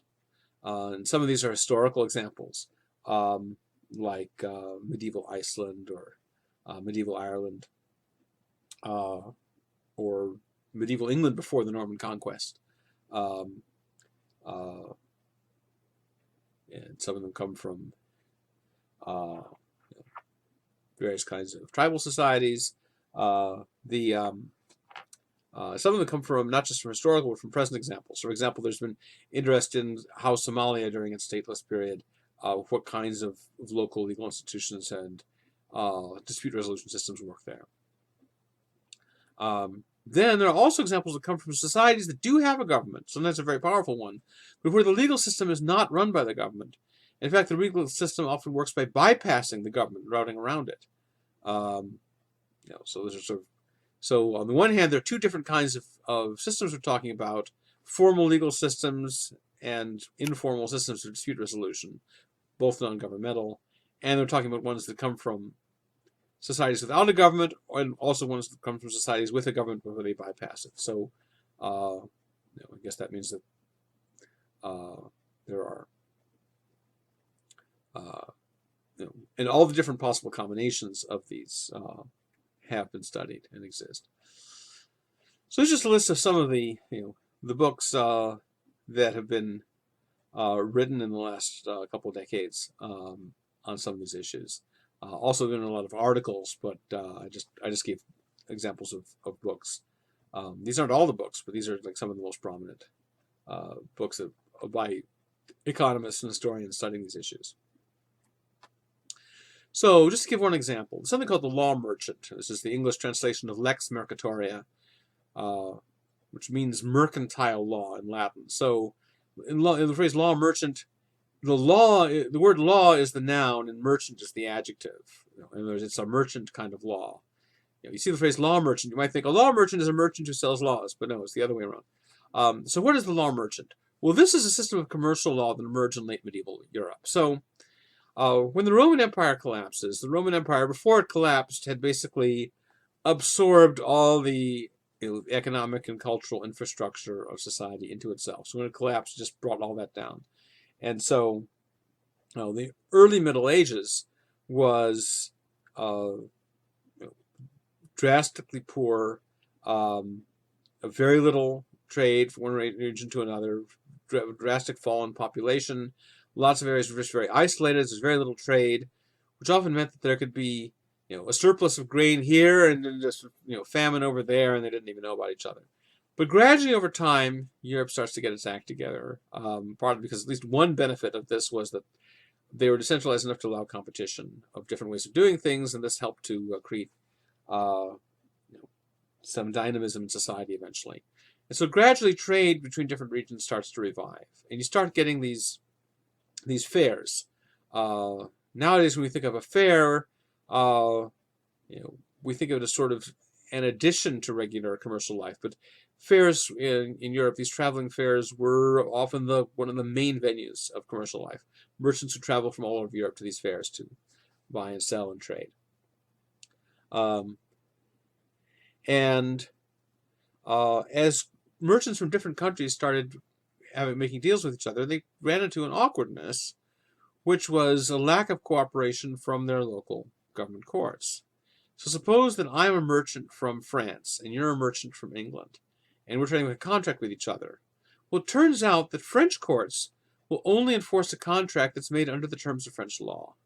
And English courts will only enforce a contract that's made under the terms of English law. And those are like two different versions of the contract. So either we sign a contract that my courts will enforce, or they'll sign a contract that your courts will enforce, but there's no contract that both our courts will enforce. And of course, it's hard to get people to enter a contract if both people don't have some assurance of enforcement. So, the merchants asked the government courts, could you try and develop a more uniform system so that I could make contracts with merchants in other countries? And the government courts replied, because when you're a monopoly, that's the kind of thing you get to do. So the merchants developed their own legal system, which is the law merchant. They came up with a uniform commercial code for all of Europe, and they had their own private merchant courts to do it. Now, eventually, some of these merchant courts ended up getting absorbed into the government. So that, for example, in London, there's something called the Court of Pie Powder, which sounds like some kind of a cooking court. But originally, it's from the French pied poudre. A lot of English place names are originated as mangled French. Pied poudre means the dusty foot. The court of the dusty foot means the court of merchants, because merchants traveled around from place to place, and their courts went with them to show to different fairs. So that's what that originally meant. Anyway, so they came up with a uniform system of commercial law for all of Europe. And how do they get people to abide by the decisions of the merchant courts? Well, they didn't have any special power of enforcement. They didn't use physical force. It's not necessarily the case about non-state legal systems in general. There are non-state legal systems that have physical force type of enforcement, but these ones didn't. Instead, what they would do is, if you were a merchant who didn't abide by the decision of the merchant court, they would just announce that. They'd say, "Hey, everybody, you know, uh, uh, you know, Jonas of Saint-Lô is a merchant who doesn't abide by the decisions of the merchant court. Take that into account if you want to enter into a contract with this person. Know that if you have a dispute with them, they're not going to abide by the court, by the merchant court." And this worked. You didn't want to get a reputation as someone who didn't abide by the decisions of the merchant court, and so therefore people did it. So this is the kind of reputation effect you'd expect from reading Glaucon and Axelrod. Now, these rules that the merchant court developed were so popular that eventually the governments end up adopting them too. People insisted. And so as a result, a large body of this mercantile law that was developed by these private, grassroots, non-coercive, non-monopolistic courts ended up getting absorbed into the commercial laws of their societies. And so nowadays, the commercial law that actually prevails in the Western world, in Europe, the United States, and so on, is actually derived originally from a code that was developed by the law merchant. So, you can see this as a potential reply to Locke. Locke says you're not going to get legal uniformity. You're not going to get a general, uniform, predictable, settled body of law without the state. Well, here's a case where the governments were not providing uniform, settled law, and so the private system had to provide it instead. Anarchists point to this as an example of how Locke is mistaken in thinking that government has to provide a known and settled law. And these legal systems that that they talk about, are not crude or simple. They're often quite sophisticated. Another example that Ed Stringham's book, or one of his books, talks about is in Amsterdam in, I think, the 17th century, where there were the merchants again had various kinds of contracts they wanted to enter into, but the government just thought these contracts were weird or immoral or non-traditional and just refused to enforce them. And so once again, the merchants had to develop these very sophisticated and complex contracts with no government enforcement, and they did it more or less the same way that the law merchant did. Now a lot of anarchists are going to argue not just that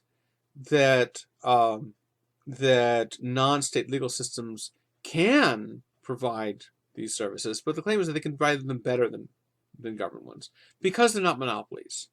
So remember that monopolies have this incentive problem that if you're a monopoly, then your customers have no place to go. They have to, it's you or nothing.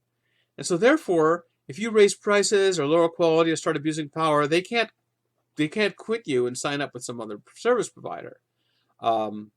Whereas if you've got competing service providers, then if you start providing crappy service, then your clients will quit you and go to a different one, and so this forces you to provide better service.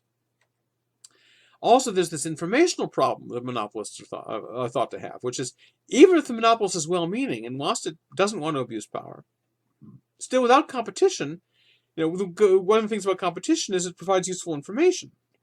You provide some service, someone else provides a different service, your customers start flocking from you to them, and you say, hey, all right, they must be doing something good I didn't realize, I'm going to imitate them in order to win some of my customers back. And so you get information about how to please your customers through competition. Without competition, even if you want to do the best you can for your customers, you don't necessarily know what to do. You could ask your customers, hey, do you like my product? And they might say, yeah, I like it okay, but they haven't seen an alternative. They don't know. So in the Enterprise of Law, one of these theorists who looks at these cases says that non-state legal systems tend to be characterized by 6 characteristics. So here's 6 things that are specifically typical, not universal, but typical of non-state legal systems. One is that they have a primary concern for individual rights and private property. That is their main focus. Second, laws are enforced by victims. In other words, the legal process is directed by the victim, not by the government. What you want out of the perpetrator is determined more by the victim than by the government. Broadly speaking, criminal cases are treated more like civil cases. So in civil cases, if I have a dispute with you, I sue you, and I hire the lawyer, and I do things. Whereas in a criminal case, it's the government that prosecutes you. I'm just the plaintiff, but my concerns may or may not be heard.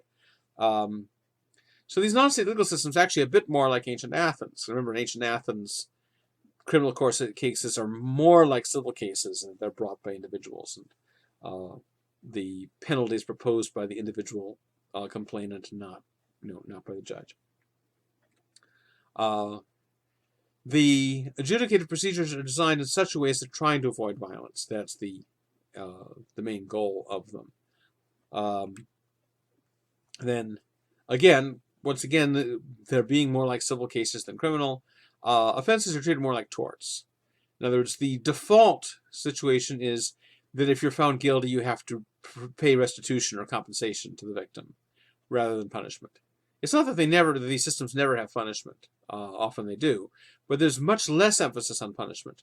If I do something wrong to you, the main focus is I'm going to be required to pay you, as opposed to just by being punished, which might give you emotional satisfaction, but isn't actually going to give any positive help.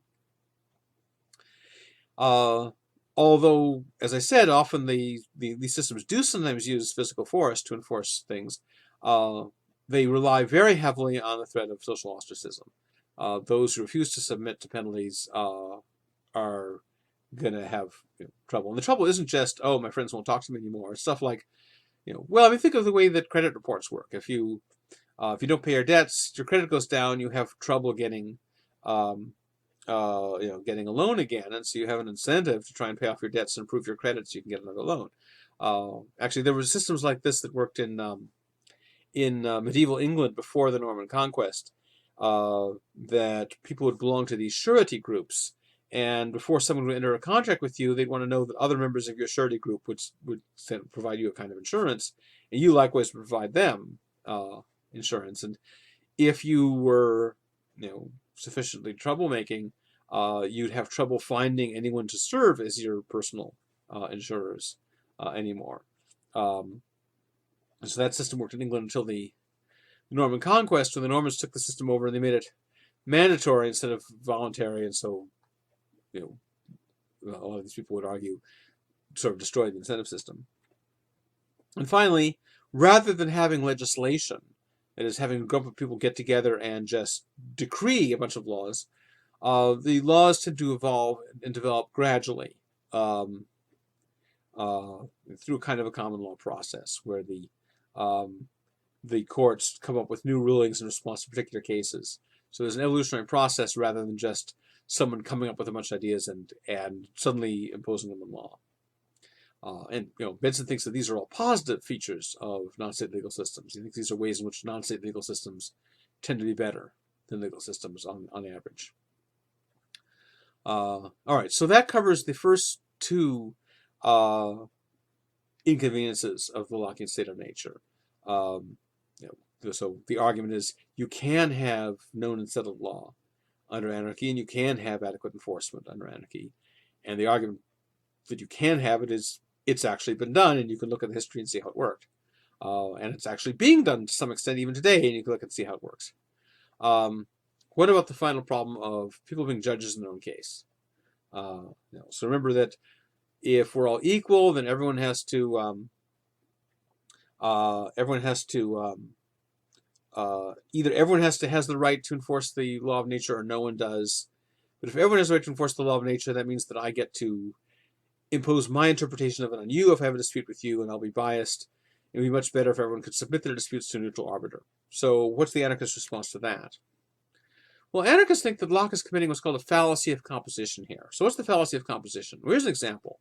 Suppose I start from the premise, everybody likes at least one TV show. And I infer from that to the conclusion, there's at least one TV show that everybody likes.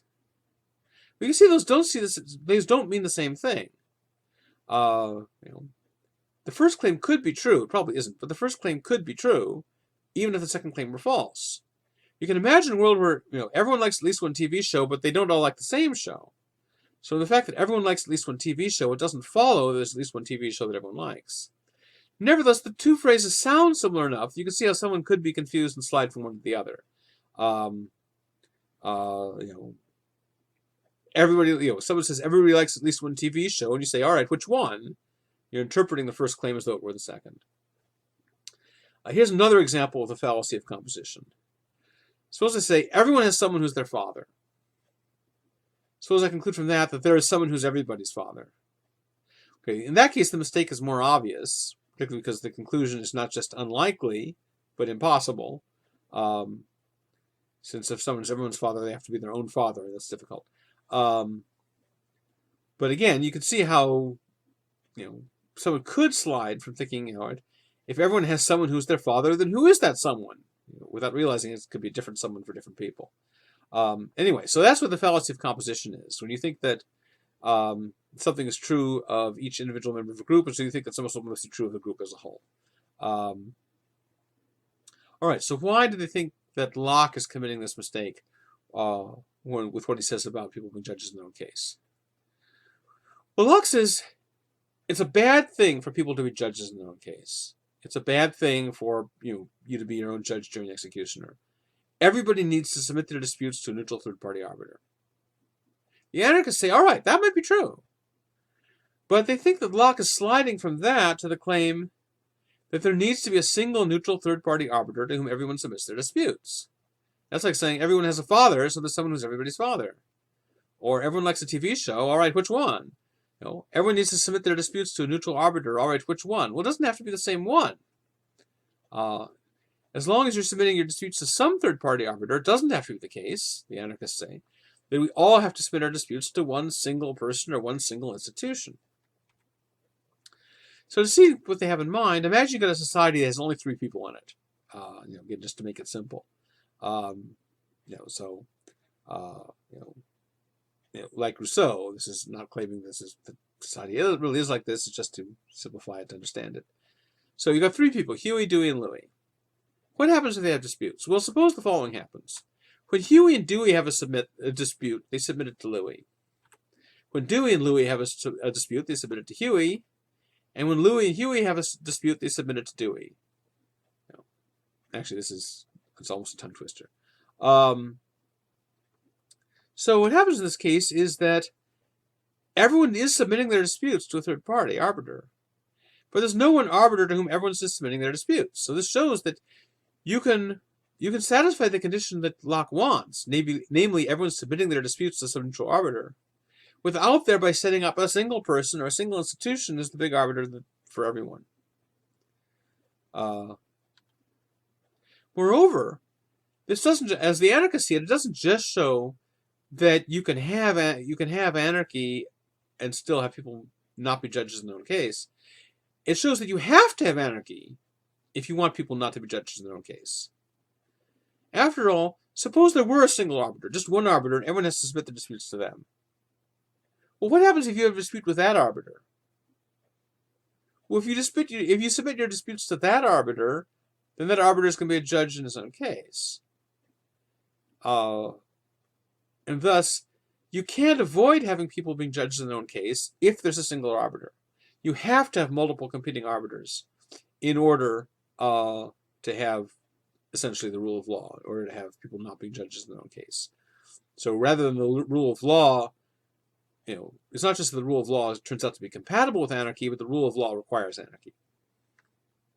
Now we know what Locke would say to this. He'd say, well, wait a second. When I say there should be a single neutral arbiter, I don't mean that it should be a single person. That would be like absolute monarchy. Rather, it should be an institution, the government. And it should be an institution with divided powers. You don't want a single person in charge of the whole thing, because in that case, whenever you have a dispute with any part of the government, you'd really be having a dispute with the king, and the king would be judge in his own case. Locke talks about that as a problem with absolute monarchy. Locke's idea is the government has divided powers. You have the judiciary is independent of the legislature, and the legislature is independent of the executive, and so on. And we don't want to take the United States as an example. Furthermore, you've got the federal government versus the states. You've got various different parts of the system, And therefore, if you have a dispute with one part of the system, you don't necessarily have to have your dispute arbitrated by that part. You can have it arbitrated by a different part. And so therefore, you can avoid this problem that the anarchists are talking about. Now, the anarchists are going to say, well, look, if you're going to have the government adjudicate your disputes, certainly you'd rather have a government with divided powers than an absolute monarchy. Because you'd rather have your dispute with one part of the government be adjudicated by a different part than have it adjudicated with the same part. But all the same, as long as it's all part of the same institution, there's a worry. Because when you have a monopoly institution, the different parts of it tend to cooperate. And so suppose that you have a dispute with one part of IBM, let's say the marketing division, and you want this dispute adjudicated. You don't want the marketing division of IBM to adjudicate it because they're the one you have the dispute with. So suppose someone says, all right, well, then the legal division of IBM, which is a whole different division, they're going to adjudicate it. Well, sure, you'd rather have them adjudicate it than have the marketing division adjudicate it, but still you might be worried that the legal division of IBM and the marketing division of IBM might not be sufficiently different in their interests and intentions. You'd really prefer, I said a completely eternal arbiter. That's supposed to be external. An eternal arbiter might be nice too, but what I meant was external.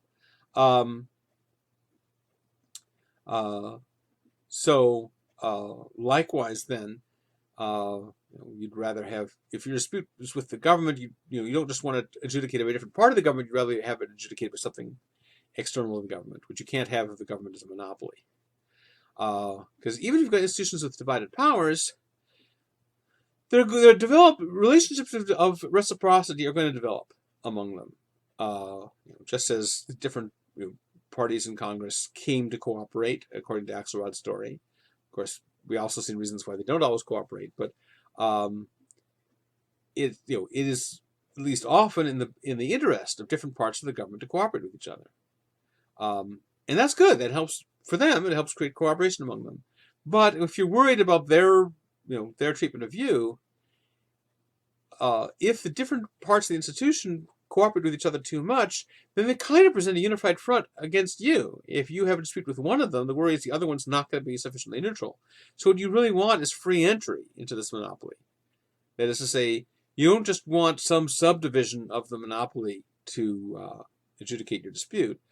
You want it not to be a monopoly. You want something completely external to that institution to do it. You want anyone able to pop up and come up with a rival court.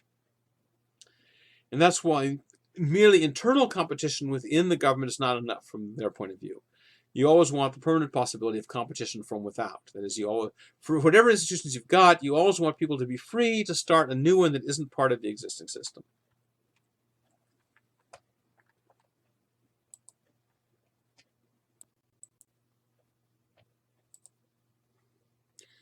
Okay, here's a lecture on two kinds of consequentialists, ethical egoists and utilitarians. So, as we saw earlier, there are three different kinds of ethical theory, broadly speaking.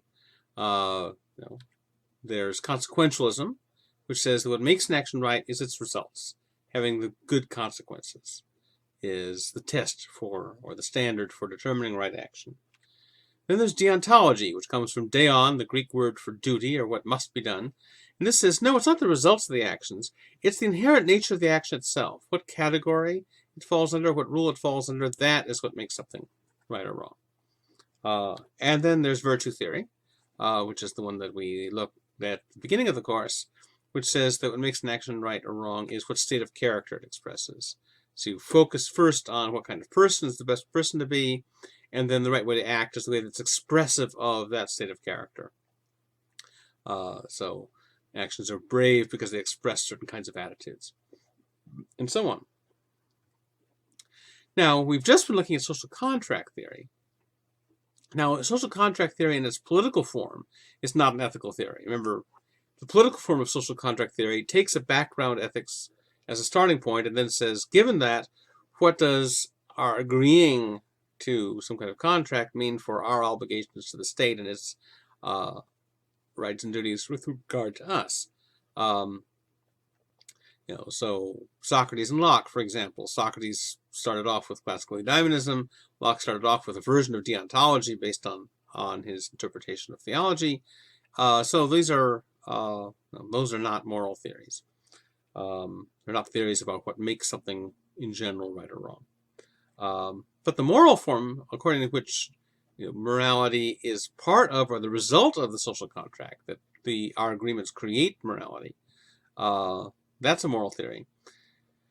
Which of the three that we've described, consequentialism, deontology, virtue theory, which of those three is it? Well, it looks like for Glaucon and Hobbes anyway, it's a consequentialist one. Glaucon and Hobbes seem to be saying that what justifies the social contract and what justifies the things we agree to in the social contract is we're trying to achieve social peace. We don't want to be constantly in conflict with each other. We might like to be rulers over other people, but it's too hard to achieve. We want to achieve some kind of modus vivendi, some kind of way of living with other people, and that's what justifies the contract. So it looks like for at least the moral theorists of social contract theory we've looked at, their version seems to be consequentialist. Now, as I mentioned up front, two of the most prominent forms of consequentialism are ethical egoism and utilitarianism. So, ethical egoism and utilitarianism are both forms of consequentialism, therefore they both agree on the basic consequentialist thesis, which is the standard of right action is good results. What makes an action right is it has good results, or it will tend to have good results. What makes an action wrong is it'll have bad results, or more bad than good, or whatever. Moreover, they agree more specifically that the standard of right action is benefit or well-being. You could be a consequentialist and not think that. You could be a consequentialist and think that what would be best for the universe is for there to be as many square objects as possible. It would be a dumb theory, but it's a possible theory, and you could go around trying to produce lots and lots of square things. And you wouldn't be thinking this was benefiting anyone or helping anyone. You just think this is the way things ought to be. But ethical egoism and utilitarianism agree more specifically that what counts as good consequences is human benefit, or at least mainly human benefit. However, here's where utilitarians and ethical egoists disagree. For ethical egoists, the standard of right action is your own well-being. You as an agent trying to decide what to do, the standard is whatever makes you better off. Whereas for utilitarians, it's society as a whole. And you could have other views. You could have the view that the standard is the well-being of some particular group, larger than the individual but smaller than everybody. So you could think maybe that all right-handed people form a kind of collective, and that you should be promoting the interests of right-handed people, but the hell with left-handed people. Doesn't sound like a particularly plausible theory, but it is another possibility. But most theories go either for most people who are interested in producing human benefit in their theoretically, maybe in practice it'll be different, but in theory they tend to go either for everybody's well-being or just the individual's own. Now, when I say everybody, for a lot of utilitarians, everybody means all humans. But some utilitarians say, well, no, we can apply this to animals too, or at least to some animals, depending on exactly what it is about well-being that is relevant. So if you think that it's the capacity to experience pleasure or pain, well, that could extend it pretty broadly. Lots of animals experience pleasure or pain. And so if pleasure and pain are what do it for you, then you might be committed to thinking that the interests of animals count as well.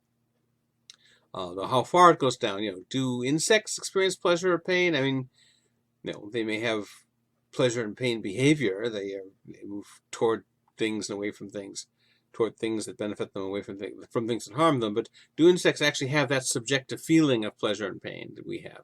You might think not. You might think their nervous systems are too simple, so maybe they don't count.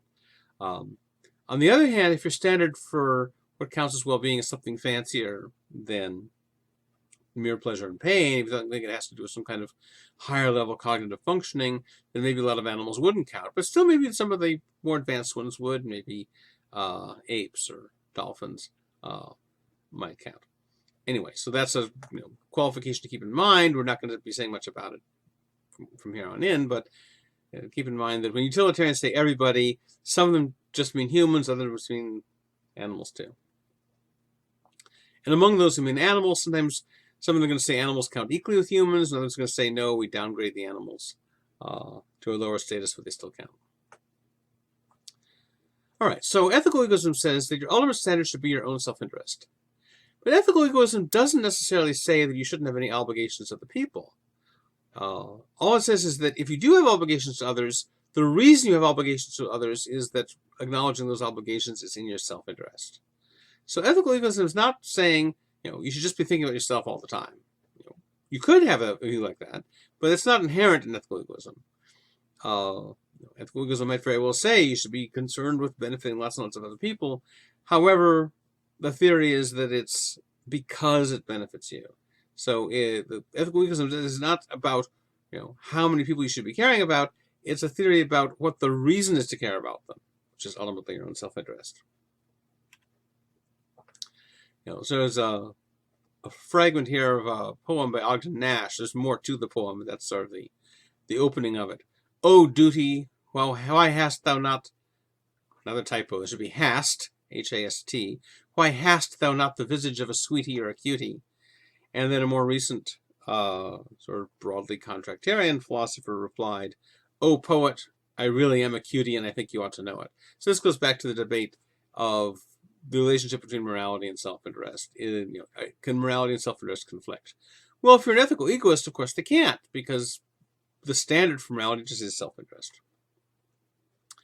So here are some well-known ethical egoists. So in ancient Greece, you have Epicurus, we've mentioned before, as someone that Cicero had a beef with.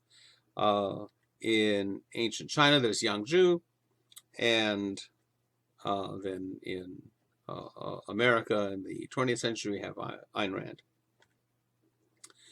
Now, for Epicurus thought that human well-being is a matter of pleasure, which some people think, some don't, but he thought that human well-being was a matter of pleasure. Since he was an egoist, he thought that what you should be caring about is your own pleasure. And so he thought you should be focusing on what makes an action right or wrong for you is the right actions are the ones that are going to bring you the most pleasure.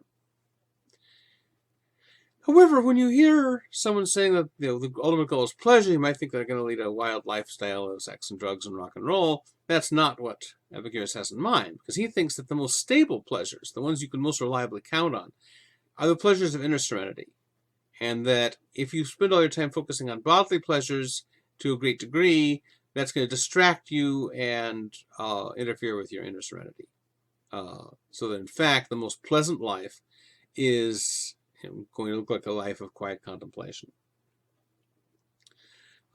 Epicurus thinks that the reason that people do wrong, the reason that people kill each other and steal from each other and so forth, is that they are focusing too much on worldly pleasures, and that a person who just was focused on their own inner serenity would not be tempted by those kinds of pleasures. He also says we have no reason to fear death, because Epicurus is an atomist. He thinks that we're composed of atoms, and that what we are is basically material compositions of atoms.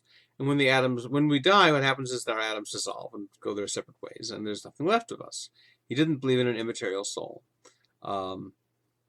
So after death, we don't exist. And you might think, well, why is that a reason not to fear death? Non-existence sounds scary. He says, well, look, non-existence isn't something that could ever happen to you.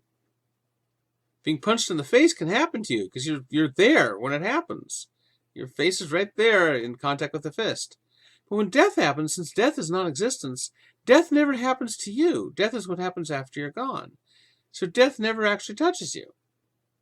And so there's a sense in which we're immortal, even though we have a finite lifespan. We're immortal in the sense that death is not anything that ever happens to us. Certainly death isn't something painful, because you can't be pained. You can't be feeling pain when you're not existing. The process of getting to your death might be painful, but the actual death itself is not painful. So you can see that although Epicurus is a consequentialist and hedonist, he looks more like Socrates than you might think. There's a focus on inner serenity, this focus on not being tempted by wrongdoing or bodily pleasures, this idea that death is nothing to fear. Epicurus' argument is similar to Socrates' argument that if death is non-existence, it's just like a long dreamless sleep, and there's nothing unpleasant about that. Now, in China, as I said, Yang Zhu is the prominent defender of egoism. So he's like Socrates in that none of his writings survives. If he wrote anything, we don't know if he did or whether he just taught disciples. But anyway, if he wrote anything, it hasn't survived. Whereas Epicurus, although most of Epicurus' writings are lost, some of them do survive. And we also have lots and lots of reports by other people, including other members of his school, about his views. With Yang Zhu, things are a little bit vaguer. We're not entirely sure what he really taught. There are some sources that say that he's like Epicurus in endorsing pleasure as the supreme good. But the sources that say this tend to be quite late. So, for example, there's this Taoist text called the Liezi, which is about 600 years after Yang Zhu. And it attributes to him the view that the pleasure is the supreme good. But it's hard to know if that's accurate, because the early sources we have don't seem to emphasize pleasure that much. Now, that might just be the luck of the draw of what happens to survive. Maybe Yang Zhu really was into pleasure, maybe not. We don't really know. There's a famous quote from Yang Zhu that comes in two different forms, and it has a somewhat different flavor depending on which form you think he said. Of course, he might have said both, who knows. One version is, I would not sacrifice a hair on my arm to benefit the empire. The other is, I would not sacrifice a hair on my arm to gain the empire.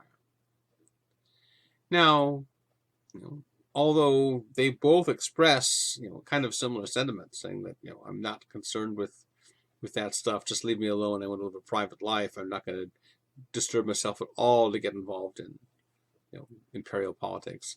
The first claim sounds more selfish, that I'm not concerned with benefiting the empire, whereas the second one sounds more like a withdrawal from power seeking, that, I don't want to exercise power. But Yang Zhu may very well have thought both. He doesn't want to be involved in imperial politics at all. Now, one famous argument that's ascribed to him goes like this. He says, well, look, each of you has a maximum of 100 years on this earth. Very few people are going to live to be 100 years old. Even fewer people in his day than today. Although, just in passing, when I mention this, you'll often read about accounts about how in long ago historical periods, the average lifespan was 30 or 40 or something. And you may picture lots and lots of people dying around 30 or 40. And that's almost never what it means. Usually what it means is there was a very high infant mortality rate. So lots and lots and lots of people died in infancy. And other people may have lived, maybe not quite as long as we tend to live now, but other people may have lived, people, once you survived infancy, you probably weren't going to die at 30 or 40. You were going to die, a fair bit later. So it's not as unusual as you might think for Yang Zhu to say that, to think of 100 years as the maximum, which is longer than the Bible's version. Anyway, so the maximum you're going to get is 100 years of life. But the first 20 of those years, you're a child. And so you don't get to do what you want. Your parents, your teachers tell you what to do. So you don't really get to live the kind of life you want to live. You don't really get to decide anything for yourself for the first 20 years of your life. The last 30 years of your life, you're too old to really do what you want. You're weaker, you're feeble, you can't move around as much, you're not as strong, you can't see as well. And so really, even if you have 100 years, really only about 50 of them are you really sort of, your own master. Again, getting to do what you want. So you have maximum 50 years to live your life as you please. But, we spend half our time either asleep or working. And so if you get 50 years, but you spend half your time sleeping and working, you really get 25 years. That's what you really get, 25 years. But Yang Zhu says you're probably not even going to get that, because think of half your remaining time. A lot of it's going to be spent on all kinds of problems. Various kinds of anxiety, you get ill, or your relatives get ill, and you have to worry about that, or the bill collector's banging on the door, or something. There's all some kind of problem going on, and that of the time we're not either sleeping or working, about half our so-called free time is taken up with various kinds of trouble, and that means that even if you live for 100 years, all you get in the way of free time is 12 years. You get 12 years to live your life as you want. That's it. And then again, that's assuming a lifespan of 100, which you're probably not going to get. So he says, how are you going to spend those 12 years? Are you really going to spend those precious 12 years doing stuff for other people, living the way they want you to do? Or are you going to work on fulfilling yourself and doing what you want? So that's a kind of argument for egoism. It's an argument saying, look how little time you really have to yourself and how precious it is. Why are you going to waste it on living life according to other people's expectations rather than your own? Now, Ayn Rand, who's a novelist born in Russia and spending most of her career in the United States, also defended a version of ethical egoism. But unlike Epicurus, and maybe unlike Yang Zhu, depending on how we interpret him, she does not regard pleasure as the ultimate good. She thinks that pleasure is a byproduct of getting what you desire. You get something and so you feel pleased because you got what you wanted. But whether you feel pleasure at getting something depends on what you happen to want. And pleasure is not a good guide to our true self-interest, because we may come to desire self-destructive things. Rand doesn't think that our desires are innate. She thinks that what we desire is based on what we learn, and we can make mistakes in what we learn. So therefore, pleasure is not a reliable guide to self-interest. Instead, your life is your goal. That doesn't necessarily mean you should just live as long as possible, any kind of life. She says, what is your life? Your life is your ongoing functioning as the kind of thing you are, most fundamentally. What you are most fundamentally is a rational being. And so your ongoing functioning as a rational being, that's the standard for what counts as your life. Now, there's a dispute among interpreters of Rand as to whether the goal is actually your life as a rational being, or whether instead the goal is just your life, and then living as a rational being is like the best way to do that. There's a dispute about how to interpret it. But anyway, you can see that this stuff about your ultimate goal being living as a rational being, that looks more like Aristotle than you might have expected. And intentionally so. She was a big fan of Aristotle. Now,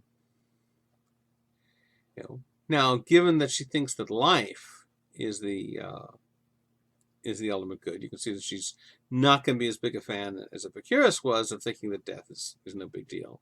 All the same, there's a quotation that Rand was fond of, but I think is some kind of garbled quotation from Epicurus, because she says that she read some Greek philosopher who said that your attitude you should take is, it's not I who will die, it's the world that will end.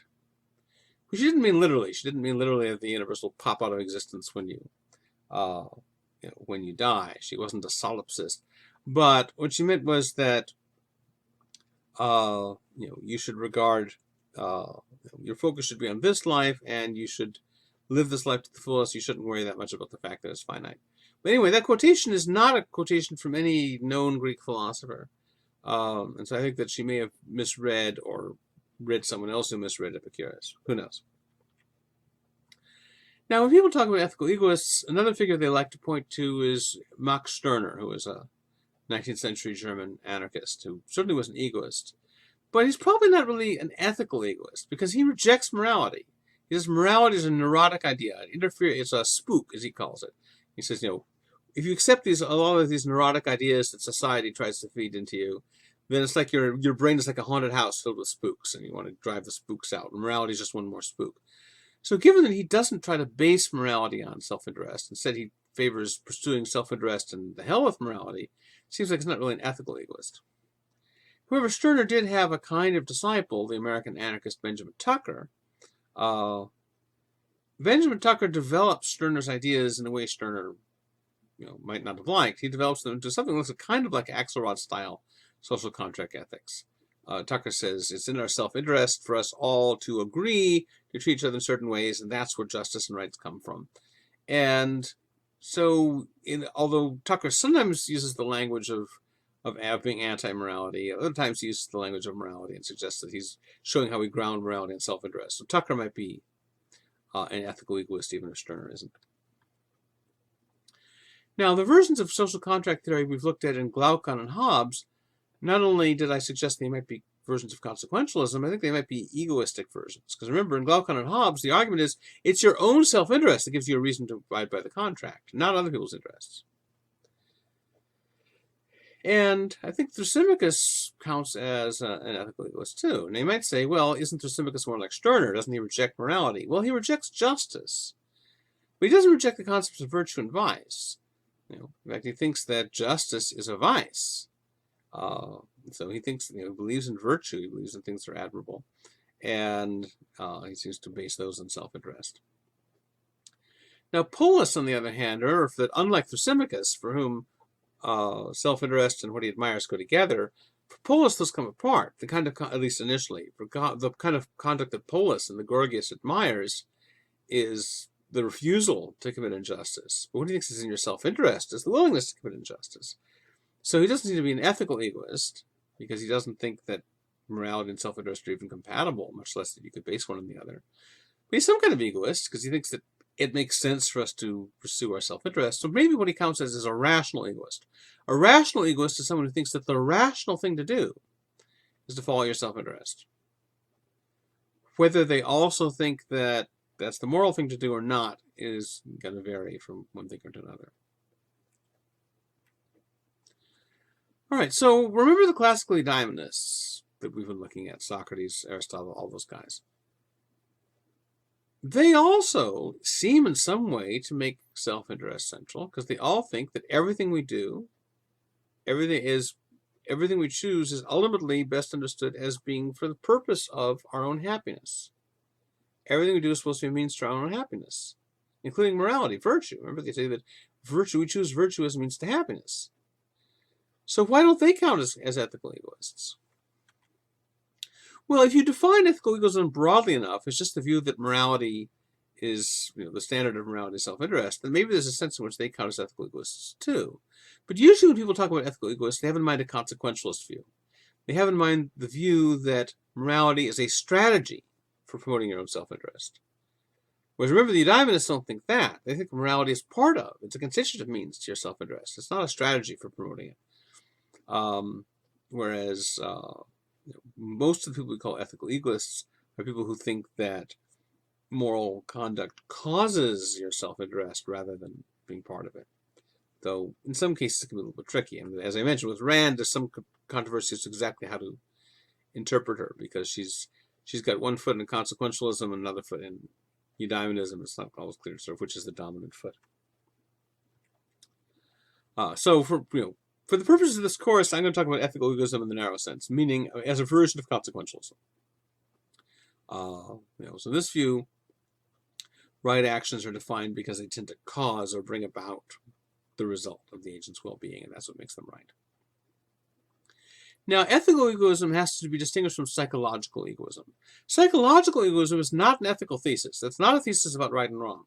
Psychological egoism is just intended to be a description of human psychology. It's not a normative claim, a claim about what should be. It is a descriptive claim, a claim about what is. Psychological egoism claims that everyone always pursues their own self-interest. Necessarily. It's part of human nature always to pursue our own self-interest. It's not saying that it's good that we do or that it's bad that we do. It's just, as a matter of fact, we do. So there's a difference in the psychological version of egoism, which just makes a claim about human psychology, what we do, how we're motivated, and ethical egoism, which is a claim of what we ought to do. You could believe one without believing the other. Some thinkers do believe both. Epicurus, for example, believed both. But the two could come apart. On the one hand, you could be an ethical egoist without being a psychological one. An example is Ayn Rand. Rand thinks everyone ought to pursue their self-interest, but she doesn't think most people do.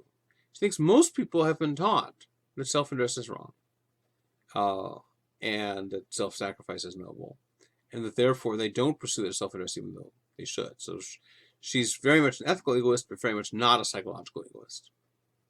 They can come from the other direction too. That is, you could be a psychological egoist, but not an ethical one. You could think that, as a matter of fact, everyone is motivated in a certain way, but they shouldn't be. So an example, arguably, is Martin Luther. Martin Luther thinks that morality requires disinterested action. You have to have a pure disinterested motive in order for your action to be moral. But he thinks that as a result of original sin, as a result of the fall of Adam and Eve, human nature has become corrupted in such a way that we're no longer capable of disinterested action. And so therefore we're incapable of being moral. Morality would require us to be disinterested, but psychologically we're now incapable of it. We weren't once. Adam and Eve, before they fell, would have, on Luther's view, psychological egoism would not have been true of them. They wouldn't necessarily have to follow their own self-interest, but nowadays people are. And that's one reason why, for Luther, salvation has to depend on faith, not on works. You can't get salvation through good works because there are no good works for Luther. All our works are tainted by bad motives. We're not capable of the disinterested motives of morality, and that's why we have to be saved by faith instead. Now, you often will see people arguing that psychologicalism has got to be true because whatever you do, you must have wanted to do it. You do something, it's because your desire to do that was stronger than your desire to do the other way. And therefore, everything you do is what you want to do, and so all action is self-interested. People often say that. But you might worry that if you define self-interest that broadly, you're sort of losing the point of having the concept at all. It's the purpose of terms to distinguish some things from other things. Remember, I mentioned before that if you define a chair as something you can sit on, then almost everything counts as a chair. The table is a chair, and people are chairs, and the planet's a chair, and you sort of lose the point of having a term like chair. So what a lot of philosophers want to do is distinguish between interests in the self and interests of the self. All your interests are interests of the self. That is, you are the one who has those interests. Whatever you want, you are the one who wants it. So in that sense, your desires are all desires of yourself. But that doesn't mean that they're all about yourself, or they're all about promoting something specifically for yourself. You could be desiring something that has nothing to do with yourself. So what makes an action self-interested is the content of the desire, not the fact that it is the desire belonging to the self. So the mere fact that you happen to want something doesn't show it's self-interested.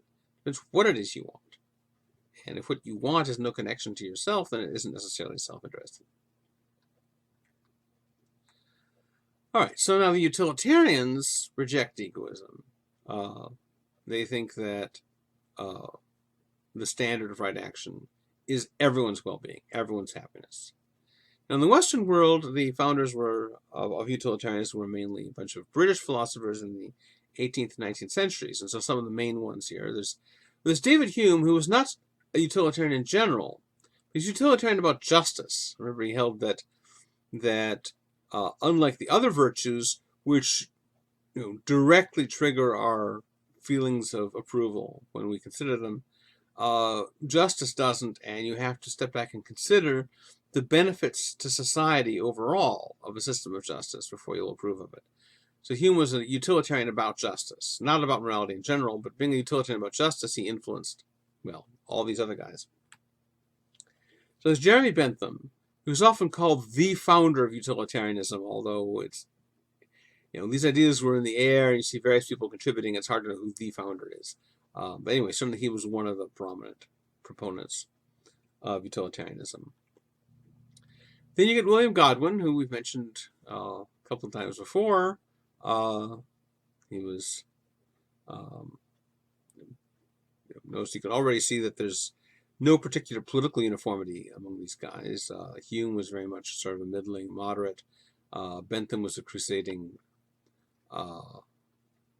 reformer, but a strong opponent of anarchism, whereas Godwin was an anarchist. Then there's James Mill, who's more like Bentham in his political views. And then there's James Mill's son, John Stuart Mill. We don't have any photographs of James Mill, as we just have this odd-looking drawing. We don't have photographs of any of them except other than John Stuart Mill. Except there's a sense in which we have a photograph of Bentham, but I'll talk about that in a bit. But as the youngest of the group, Mill's the one who's around when photography gets developed. Though he wasn't young by the time it got developed, obviously, but and so we have a better idea what he looks like. In other cases, we have to trust the artists. Now, the reason they call the theory utilitarianism is they say that morality's value depends on its utility, or utility means usefulness. Utility is the property of being useful to some further end. So the point of calling this a utilitarian theory is to say morality is not valuable for itself. Morality is valuable only for its utility, only for its usefulness for human well-being. Now, most of the British utilitarians, in fact, everyone on the list I just showed you, plus a bunch of others, were also economists. The founding of utilitarianism and the founding of economics are very closely connected. Not all the British economists were utilitarians. Adam Smith was not, very, very definitely not. Basically, what Hume thought about all of morality other than justice, Smith thought about all morality, including justice. He was a virtue ethicist and a moral sentimental response theorist about ethics, not utilitarian. But still, there was a heavy overlap between economics and utilitarianism, and that is part of the reason why economists like to use the word utility to describe what we're going after. But the way economists use it nowadays is quite different from what the utilitarians meant by it. Because economists nowadays don't use the word utility to mean usefulness for some further goal. Instead, economists use it to mean the ultimate satisfaction you're aiming at. So say, why do I want a hamburger? Because it gives me utility, an economist will say. Whereas the utilitarians would have said the hamburger has utility and its usefulness for producing the ultimate goal, pleasure, which is what a lot of the early utilitarians thought was the ultimate goal, pleasure. But economists nowadays treat utility as almost as though it meant something like pleasure, as like something you value for its own sake, which is the opposite of what utility really means.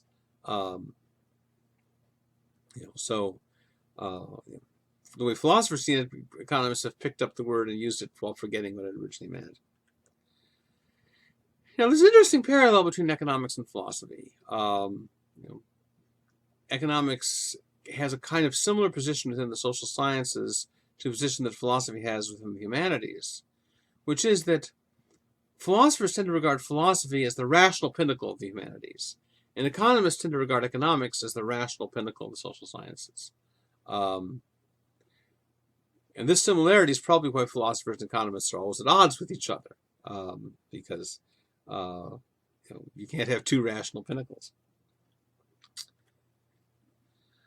Now, although in the West, utilitarianism was primarily a product of 18th and 19th century Britain, you can find a version of utilitarianism in ancient China.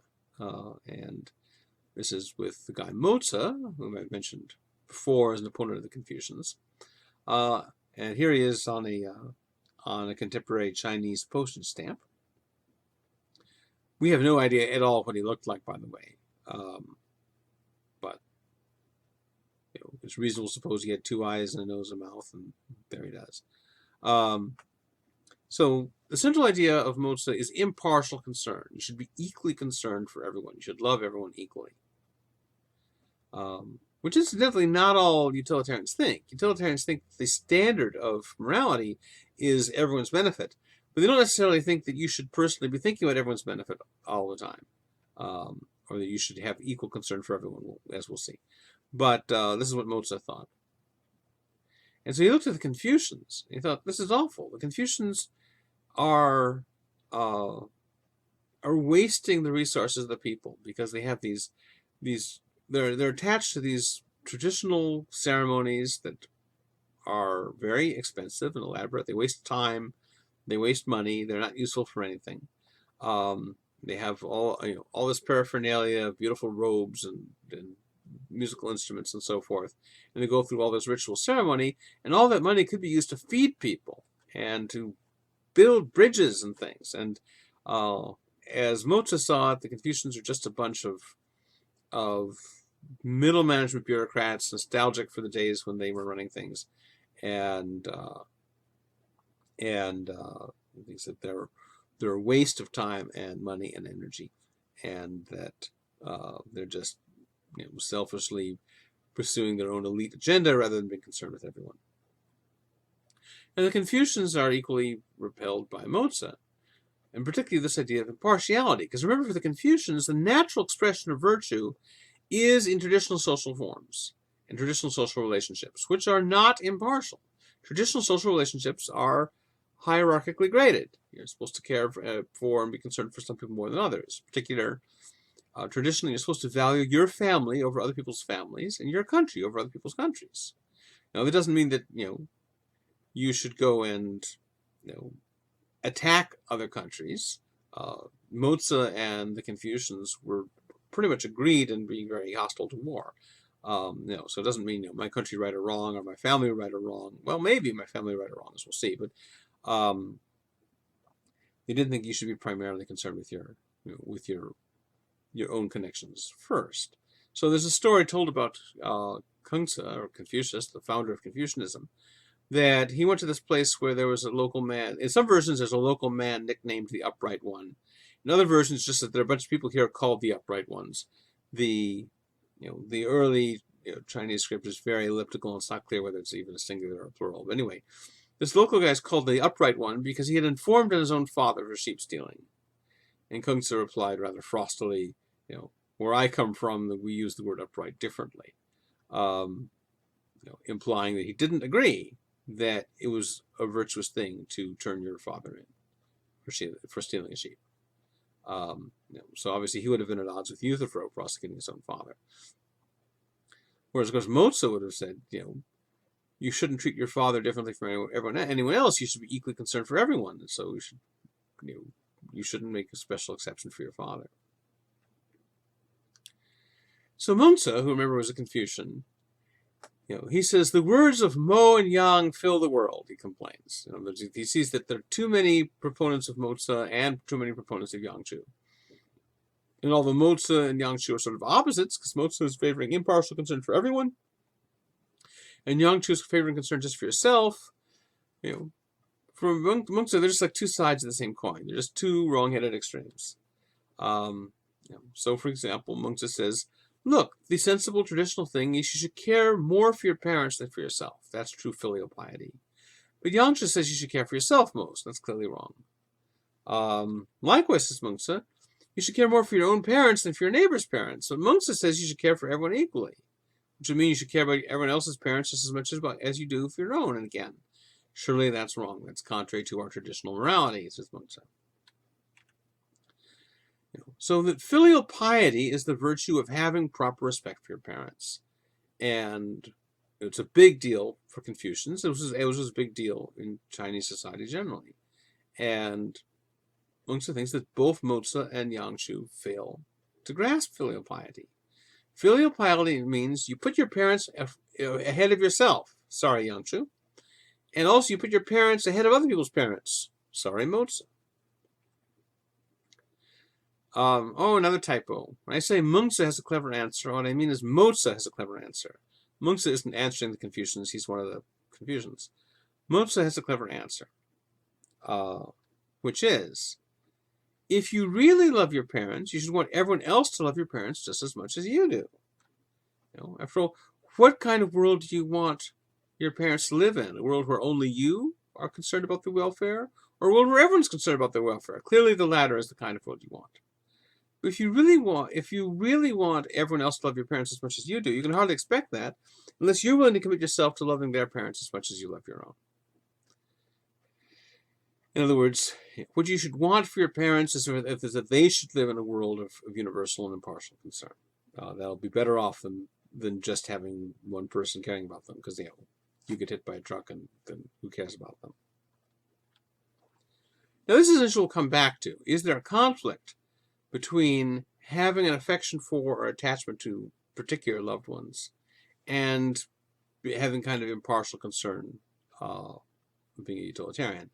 And as we'll see, not all utilitarians think that you should love everyone equally. They think that the justification for what you should do is going to depend on everyone's welfare counting equally. But how you should actually act as an individual person might not follow along with that. But we'll see that next time.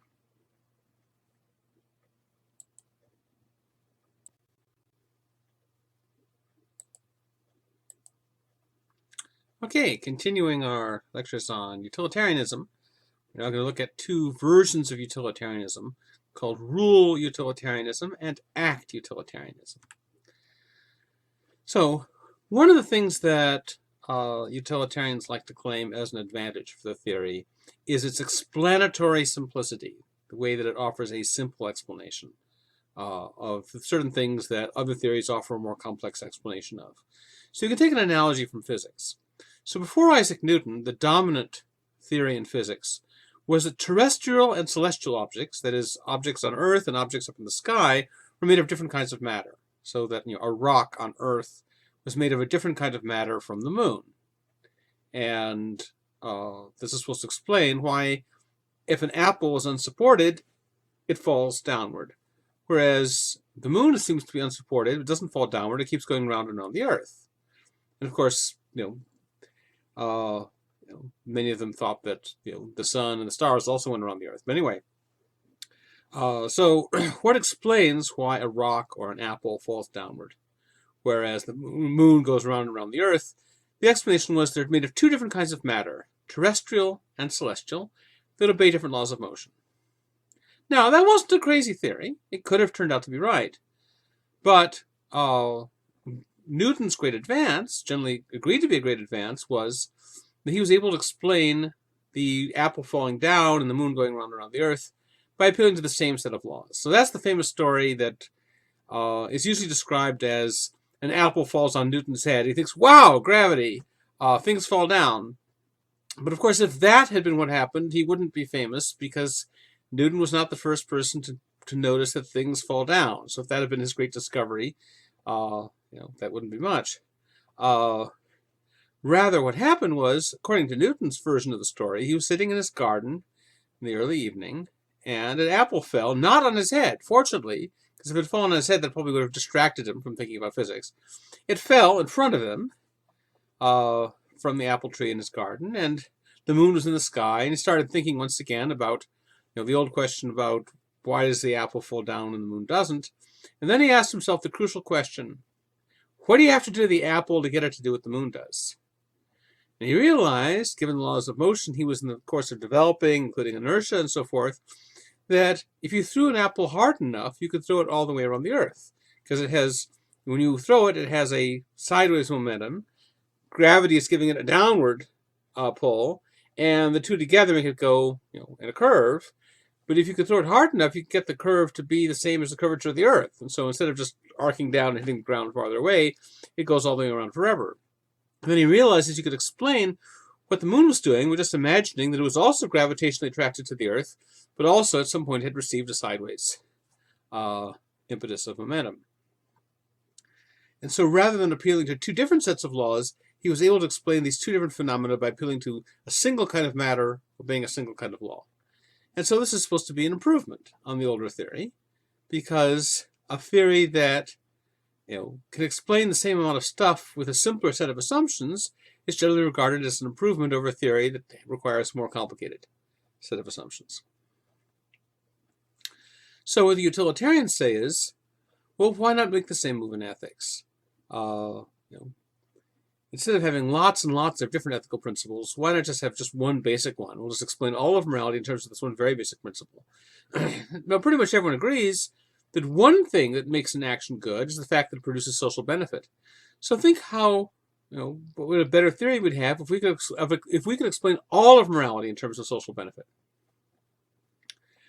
Now, of course, the thesis that a simpler theory is better is true only when the simpler theory is as good as explaining as the more complex theory. If you make your theory simpler, but as a result it can't explain as much, that's not an improvement. So part of the debate over utilitarianism is whether there's any loss in explanatory power. Now, one common objection that is made against utilitarianism is it seems to require us to sacrifice personal attachments in the name of impartial concern. So we saw that we were looking at Moza versus the Confucians, where Moza said you should love everyone equally, and the Confucians were horrified at this because they thought you should love your parents more than you love strangers. Well, a similar issue comes up in the West as well.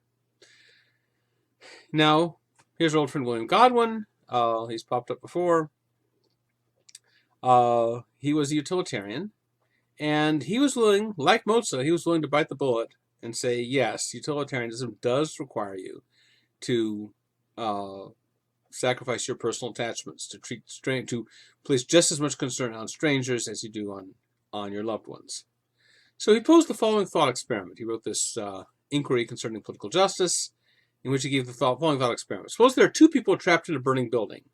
One of them is an eminent scholar who is very valuable to society, he's doing great work of importance, and the other person is his chambermaid. And you can only save one of them. Which one do you save? Well, Godwin thinks you'll agree that all other things being equal, you should save the scholar over the chambermaid, because the scholar is doing important work that's benefiting the whole human race. So his death would harm all of society. The chambermaid's death would only harm her immediate friends and family. So you have to save one of them. Cost-benefit calculation is you save the scholar and let the chambermaid die if you can only save one. But now he introduces a new wrinkle. He says, all right, suppose the chambermaid is your mother. The scholar is some stranger to you, but the chambermaid is your own mother. Does that change who you should save? Now we know what a Confucian is going to say. Well, yes, very much it does. You have an obligation to save your mother over a stranger. But this is a case where Godwin's willing to bite the bullet and sacrifice personal attachments for the sake of the common good. He says, no, saving your mother would be selfish. Yes, she's beneficial, she's of importance to you, but the scholar is of importance to everybody. You have to put the needs of humanity over your own needs. Well, when people read this in the late 18th century, when he's writing this, a lot of them were horrified at this idea that you should let your mother die. Godwin's moral is, well, so much the worse for your mother, but a lot of the readers said, no, so much the worse for utilitarianism. If utilitarianism means you have to let your mother die to save a stranger, then utilitarianism must be wrong. Now, interestingly enough, in a later edition of the Inquiry, Godwin changed the example so that instead of a chambermaid that you're sacrificing, it's the valet, and changed it from your mother to your father. And people were less outraged. They were less outraged at letting your father die than letting your mother die. I don't think the Confucians would have been, but late 18th, early 19th century English readers were. Another objection is that utilitarians can't really respect the value of promises. Because for utilitarianism, ethics is all about looking forward, how to produce the best results, how to create the best future. But promises seem to be backward-looking. Suppose that I promise to meet you for lunch, and then when I do meet you for lunch, my reason is not, oh, I think meeting you for lunch will have a good result. Maybe that was my reason when I promised. Once I promise, it seems that rather than have the forward-looking reason, that I'm going to meet you for lunch because I expect a good result from it, I've got a backward-looking reason. I'm going to meet you for lunch today because I promised yesterday. But for utilitarians, all the justification for actions comes in the future, from what's going to come about, not from the past.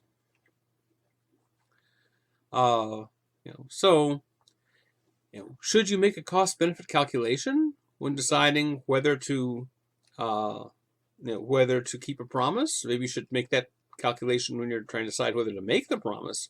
Once you've made it, you're supposed to be committed to it in a way that doesn't just leave it open now whether you're going to do it or not. The way it would be if, now when the time comes to eat for lunch, I start weighing the costs and benefits again. Now, the utilitarian is going to say, no, wait a second. It's not true that promises take something out of the realm of making cost-benefit calculations.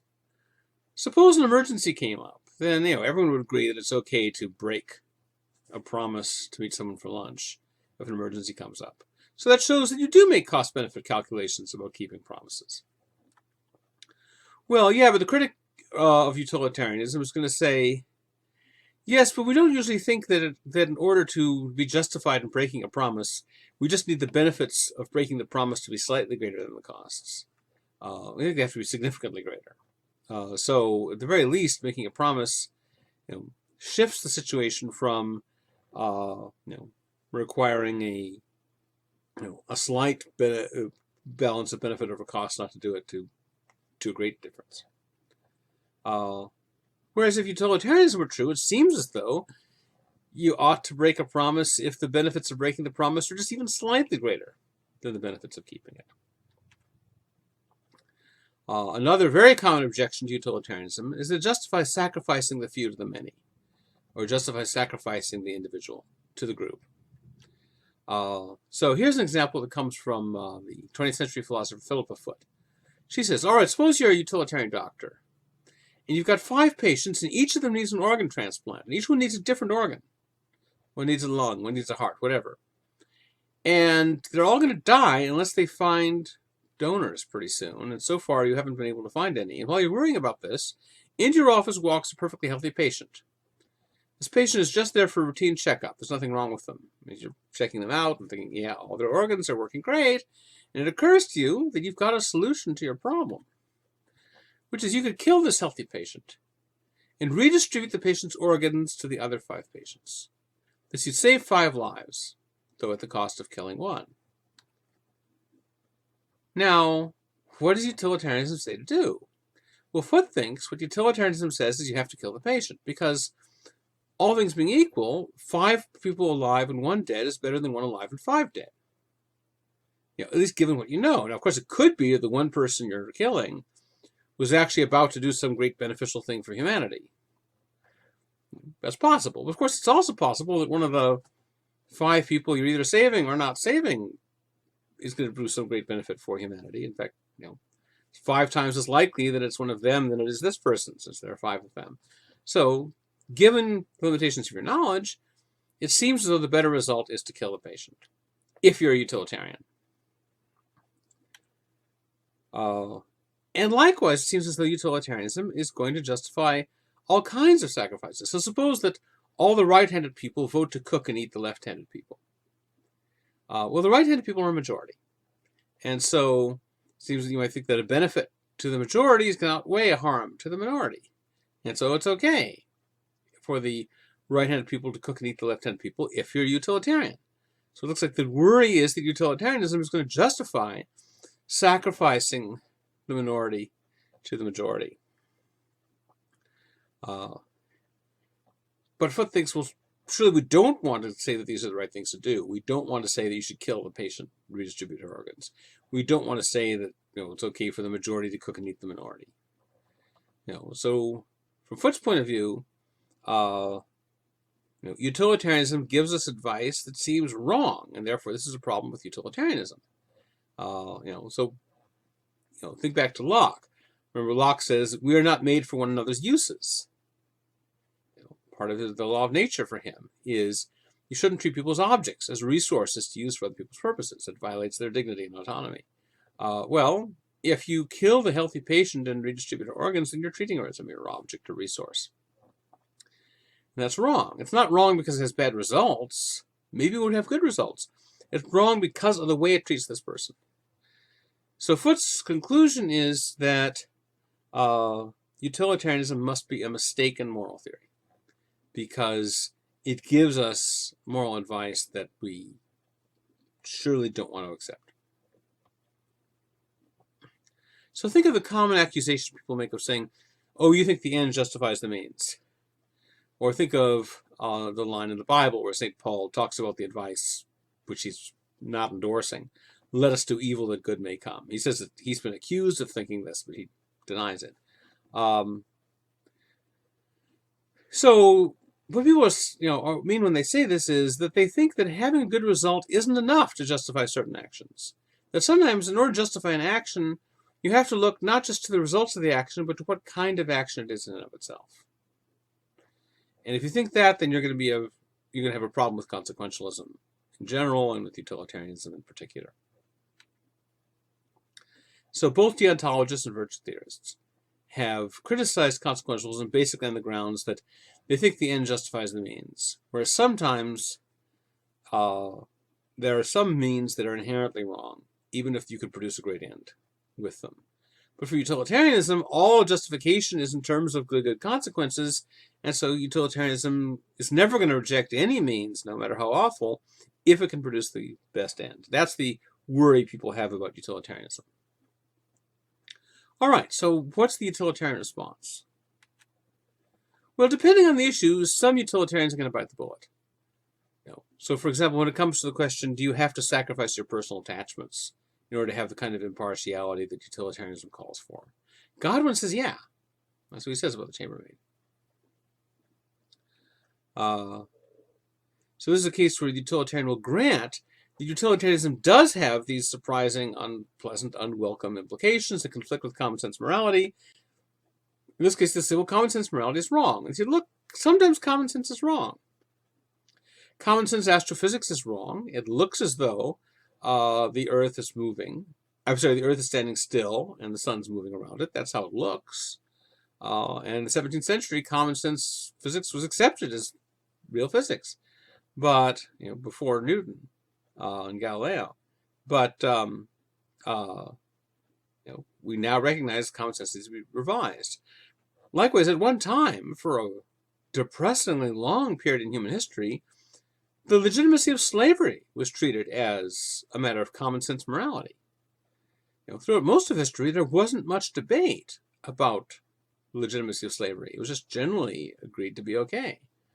And that's a case where common sense we now think was wrong. So some utilitarians are going to say, look, sometimes common sense is wrong.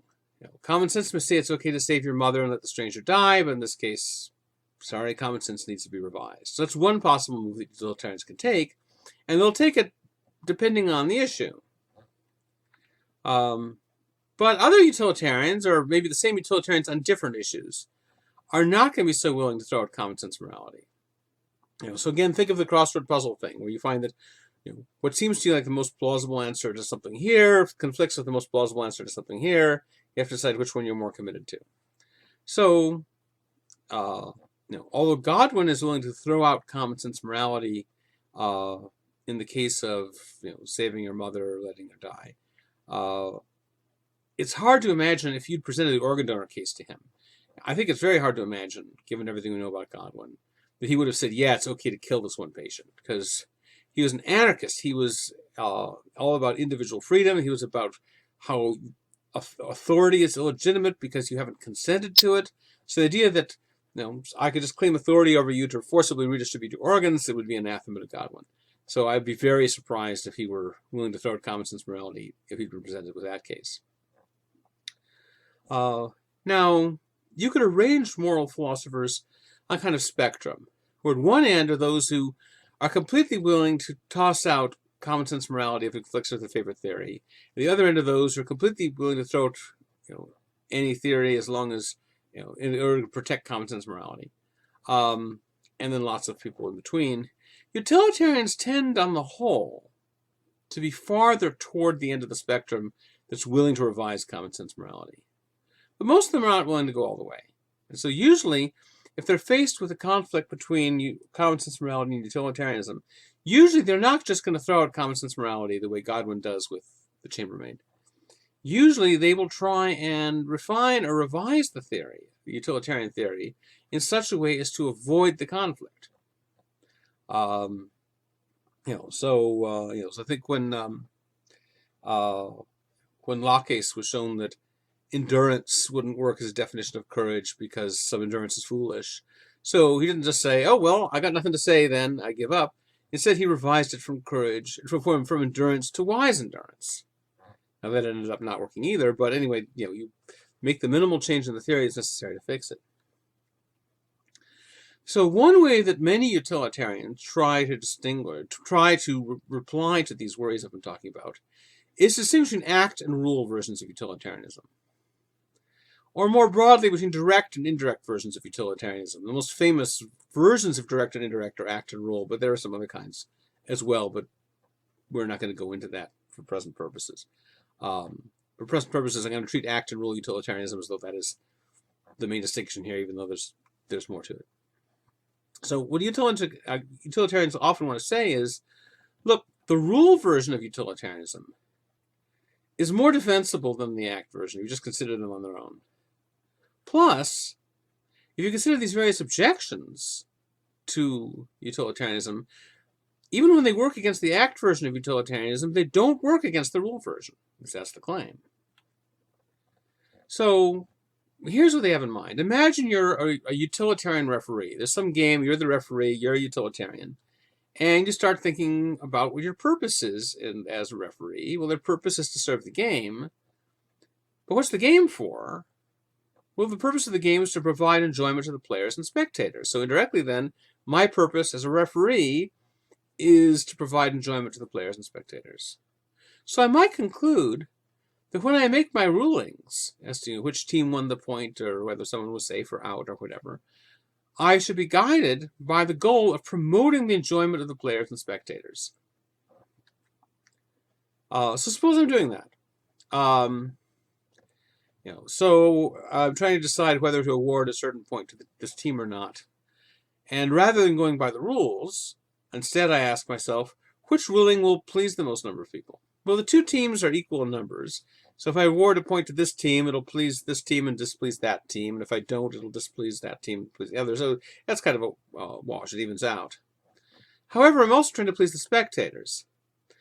Now imagine that the game is not broadcast on TV or radio. It's only for the people in the stands. And suppose that it's a home game and most of the people in the audience are rooting for the home team. Then if I award the point to the home team, I will please more people than if I award it to the away team. And so I might reason as a utilitarian that that's what I should do. To heck with whether they actually earned the point according to the rules. If I award the point to the home team, I'm producing more total pleasure. So suppose I do that. What happens? What's going to be the result of this? Well, in the short run, I will end up causing more enjoyment. But if I keep doing this, pretty soon people are going to realize what I'm doing. And they'll realize that my basis for awarding points is not which team actually deserves the points according to the rules. It's just my calculation as to who's going to be pleased. So that means that when it's, no matter how well the away team plays, no matter how badly the home team plays, the home team's always going to win because I always award it to the home team because more people are supporting the home team. Well, what kind of game is it going to be like if everyone knows that no matter how well or how badly the teams play, it's just a foregone conclusion that I'm going to award all the points to the home team? Well, there's not going to be any fun either to play the game or to watch it anymore. There's no suspense. There's no incentive to play well because if you're the home team, you don't have to play well. You're going to win anyway. And if you're the away team, no matter how well you play, you're still not going to win. And so this is going to be a lousy form of entertainment. Now, here's the interesting thing. In this case, what I tried to do as the referee, I was trying to increase the general enjoyment. But instead, I decreased it because I tried to pursue it directly. Suppose instead I pursued it indirectly. Suppose that rather than treating the enjoyment of the players and spectators as my test for choosing my individual rulings, I had just gone by the rules of the game on the grounds that those rules in the long run are going to promote more well-being. And in fact, there would have been more well-being if I'd gone by the rules. So what utilitarians are often suggesting is, look, rather than trying to promote the best results directly through individual actions, you should follow those general rules that tend to have the best results.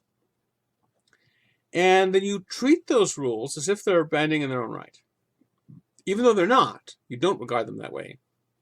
But if you treat them as though they were, you end up producing more total benefit.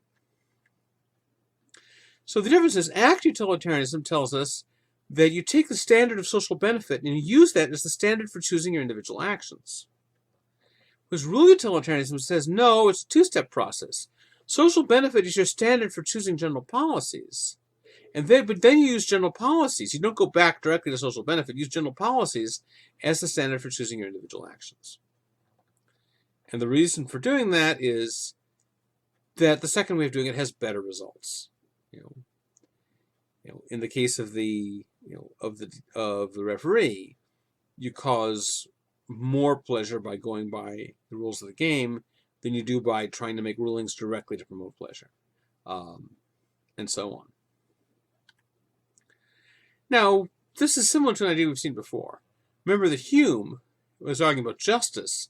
Hume's not a rule utilitarian about morality generally. He's not a utilitarian of any kind about morality generally.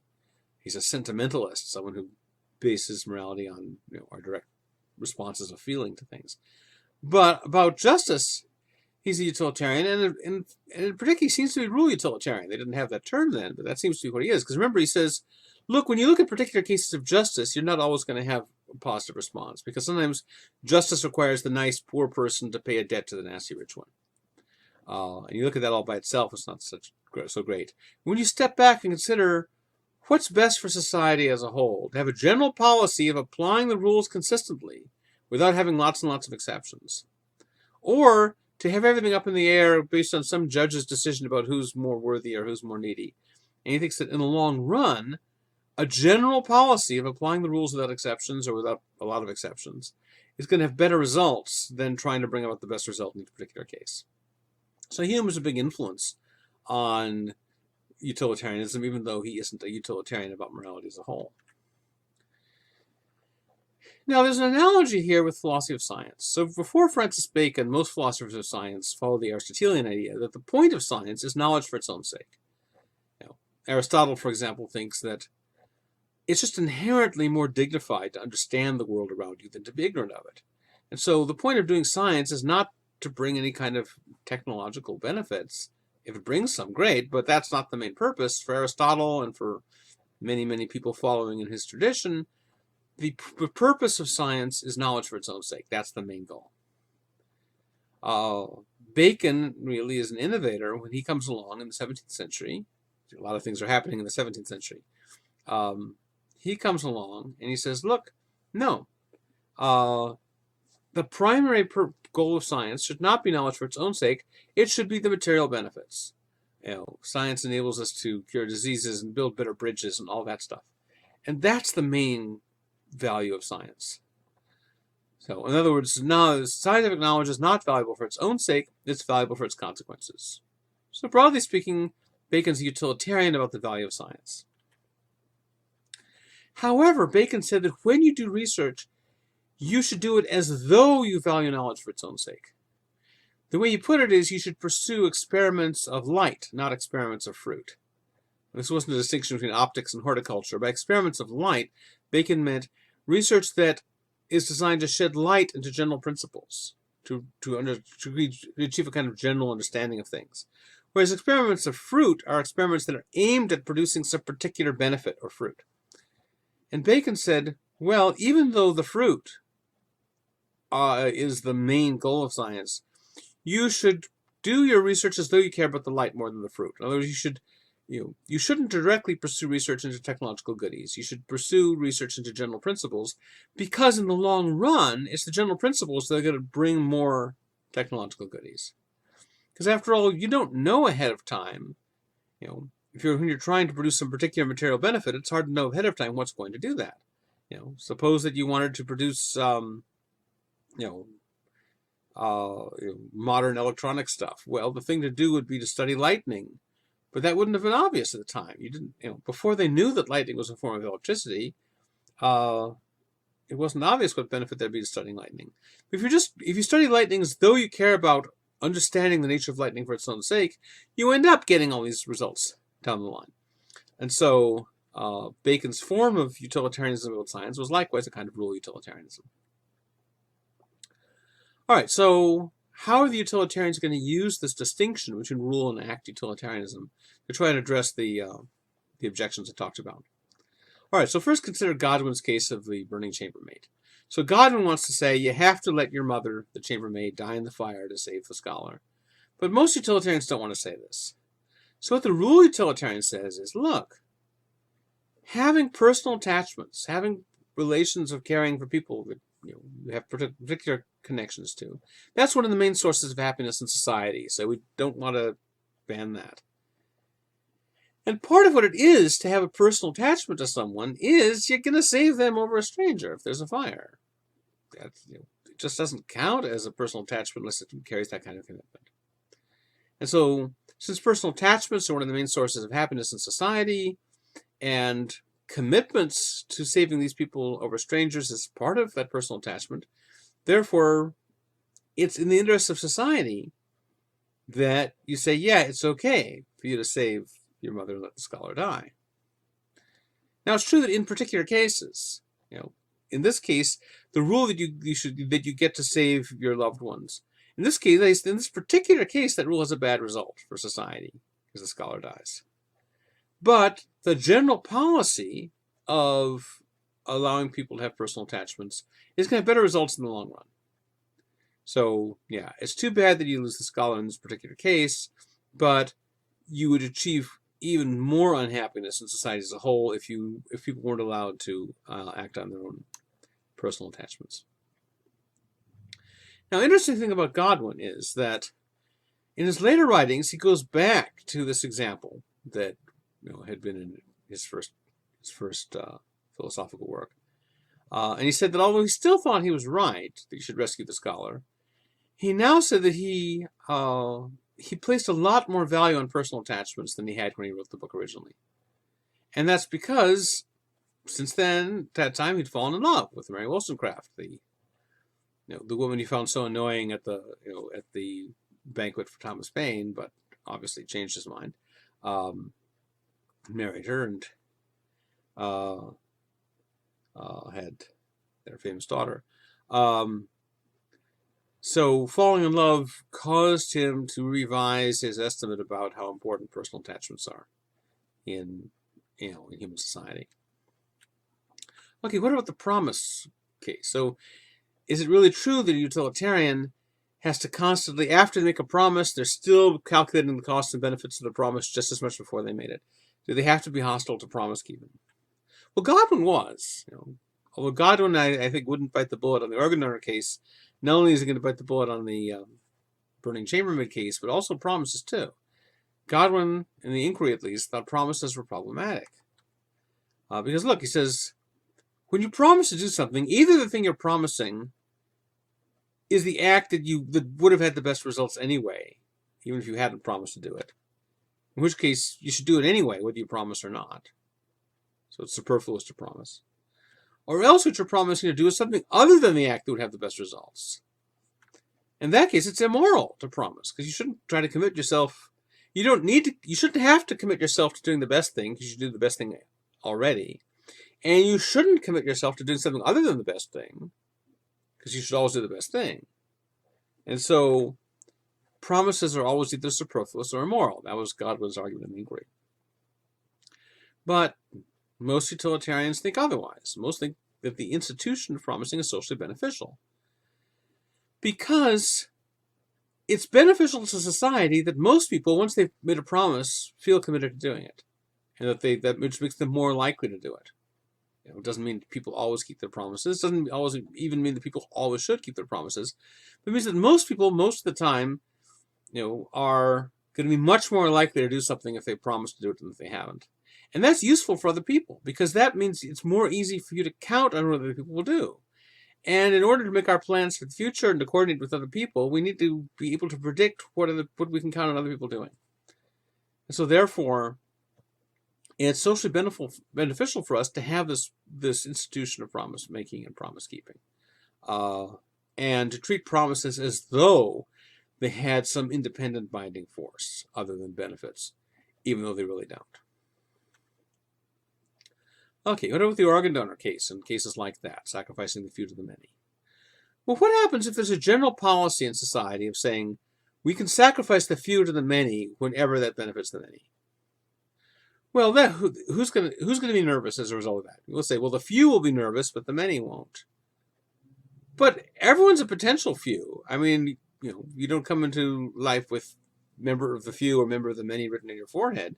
In principle, if you have a general policy of sacrificing the few to the many whenever that produces more total benefit, anyone is a potential object of sacrifice. So everyone's going to be nervous. It's not just the majority. It's not just the minority who are going to be nervous. Everyone's going to be nervous because everyone knows that they could be sacrificed if that's how it worked out.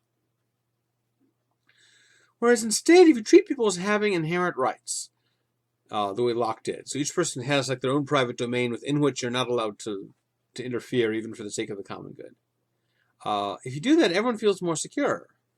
And thus, paradoxically, by limiting what you can do for the sake of the common good, you actually produce more common good. Whereas if you try to pursue the common good directly, you end up making everyone worse off. So here's yet another case in which pursuing a goal indirectly, by instead committing yourself to general policies that sometimes compete with the goal, but tend to serve the goal more often than not, that actually is more effective than trying to promote it directly all the time. Now, this act-rule distinction can be used not only to defend utilitarianism, but to defend any kind of consequentialism. So, likewise for ethical egoism. So, on the right side here, we've got Cicero on top, Epicurus on bottom.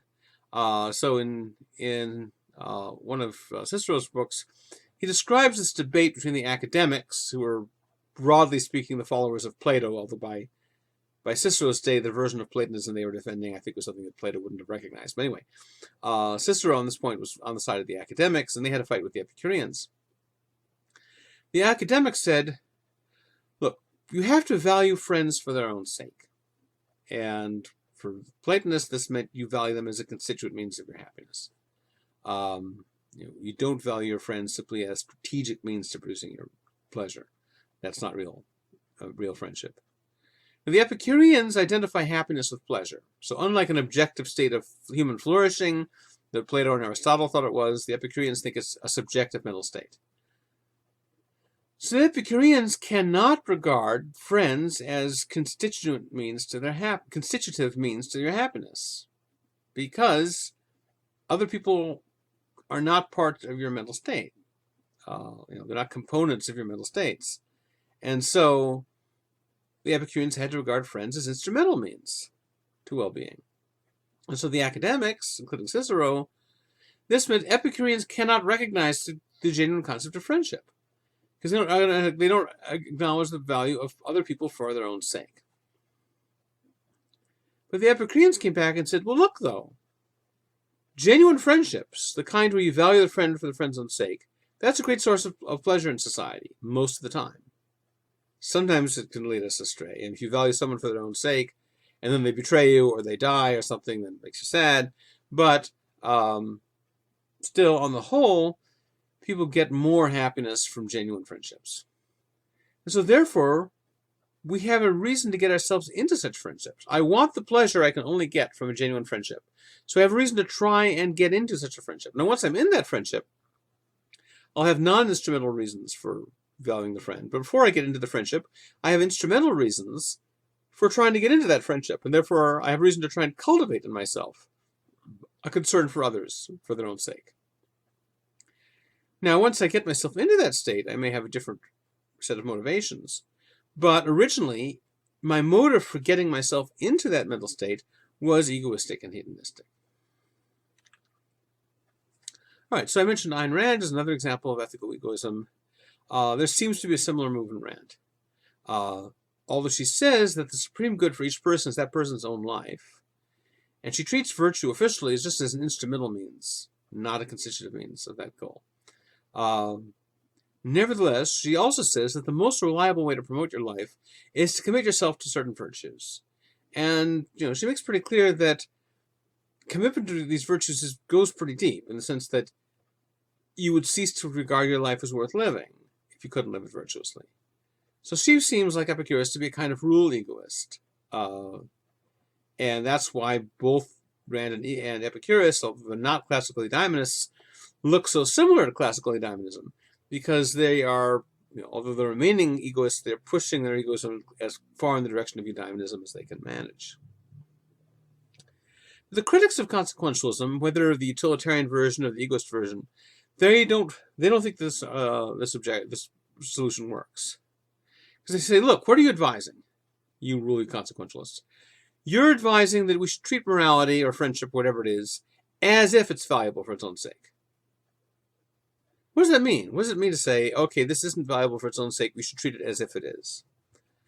One thing it might mean is you should get yourself actually to value it for its own sake. You somehow transform your mental attitude. But if you do that, then you're no longer a consequentialist. You might have had a consequentialist motivation to try and get yourself into that mental state. But once you've succeeded, once you're in that mental state, you've stopped being a consequentialist, because you're valuing morality for its own sake and not for its consequences. So you can no longer call yourself a consequentialist anymore. Or if you're not really valuing morality for its own sake, if you're just pretending to, well, the problem is that if you're just pretending to, your commitment's not going to be stable.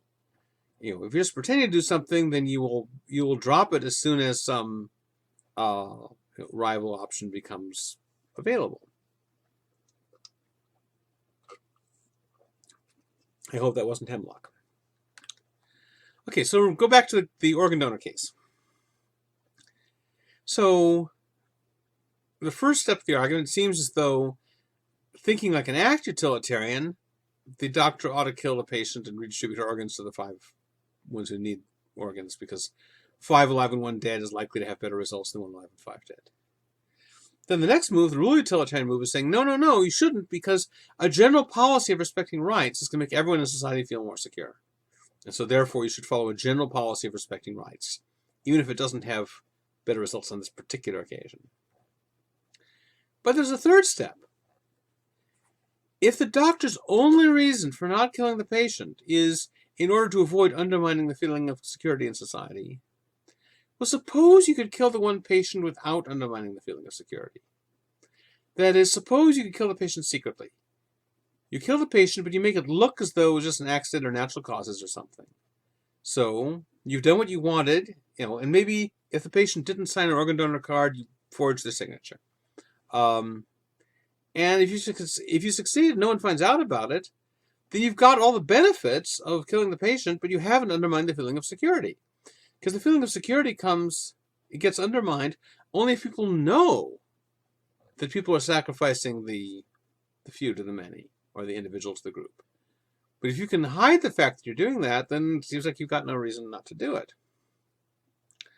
So the worry is, no matter how much you're committed to the general rules, if you still recognize that the ultimate justification of the rules is consequences, it's going to be quite rational for you to be tempted to break the rules whenever a case comes along where you could better advance the desired consequences by breaking the rule, which is sometimes going to happen, because there's no necessary connection between the rules and good consequences in every case. So it would be irrational for a consequentialist to commit themselves to following the moral rules no matter what, even in cases you could profitably break the rules. So, by analogy, should you trust your GPS? Well, your GPS is usually right. It usually, if it tells you there's a road there, usually there is a road there. But suppose you come to a ditch or the edge of a cliff or something, and the GPS says there's a road right there, go straight ahead, but you can see for yourself that there isn't. It wouldn't make much sense to say, well, in this case, following the GPS will have bad results, but since following the GPS usually has good results, I should follow a general policy of following the GPS, and thus I should follow the GPS even in this case where it has bad results. And so you say that, and you happily drive into the ditch. That doesn't make sense. If the GPS only usually has good results, then in the cases where it doesn't, if you can see that it doesn't, it's silly to follow the GPS. So likewise, if moral rules like respecting rights only usually have good results, and if in some particular case you can see a way of advancing the good results by breaking that rule, it seems like you've got no reason not to break it. So one thing the critics are worried about is, even if you take utilitarianism or egoism and you give them the rule version is not going to give them incentive to follow the rules on all occasions. Even those occasions when common sense morality says you should follow the rules, like not killing one patient. But the other part of their worry is, even when rule consequentialism does give agents reason to do the right thing, it does it for the wrong reasons. So, for example, you say, well, what's wrong with killing one patient? It seems like it's wrong to say that the main reason it's wrong to kill the one patient is that it undermines feelings of security in society. It seems like the main thing that's wrong with killing the one patient is what it does to the patient. So again, think in Locke's terms. If you kill the patient in order to redistribute her organs to the other 5, then you are treating her as just an object or a resource for other people's uses. It seems that's what's objectionable about it. The fact that killing her also tends to undermine the feelings of security in society, maybe that's an additional thing wrong with it, but it doesn't seem like it's the main thing.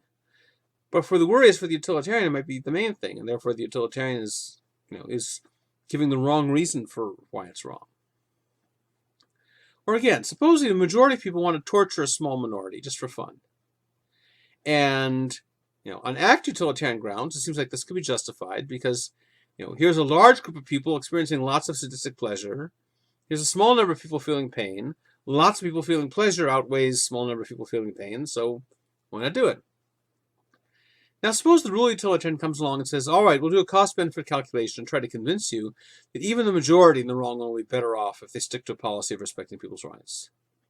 Well, even if they're right about that, the worry is, in doing the cost-benefit calculation, you have to treat the sadistic pleasure that the majority will get from torturing the minority, you have to treat that as one of the benefits of torture, even if you think it gets outweighed by the costs.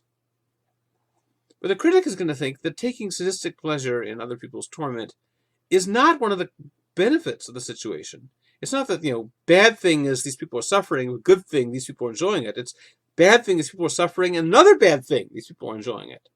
From the critic's standpoint, the sadistic pleasure that the torturers are taking is a cost, not a benefit. It's a bad feature.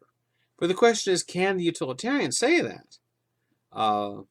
Given that that it's that sadistic pleasure is a positive result all by itself. Now remember Gyges' ring in Plato. In Plato's case, the worry was that an egoist could use the ring to advance his own welfare secretly, without undermining his personal reputation for being a just person. But there's an analogous worry about a utilitarian version of Gyges, who goes around secretly advancing not his own well-being, but society's well-being. And he could do it in such a way as not to undermine the general feeling of security. Well, does the rule-utilitarian have any argument as to why, a utilitarian Gyges shouldn't do this? Because if not, remember Glaucon's worry was, if you say that the only reason to be just is as this kind of strategy to advance your own interests, to getting a good reputation, getting other people to cooperate with you, then you're really praising only the appearance of justice, not justice itself. Well, it seems like the same worry is one you could have about utilitarianism. If the only reason not to kill the one patient is to bolster the sense of security people have about their rights in society, then it seems as though all you're recommending is the appearance of justice, not justice itself. If you could manage to secretly kill that patient without it looking like you did it deliberately, then you end up in the same kind of worry that Glaucon had.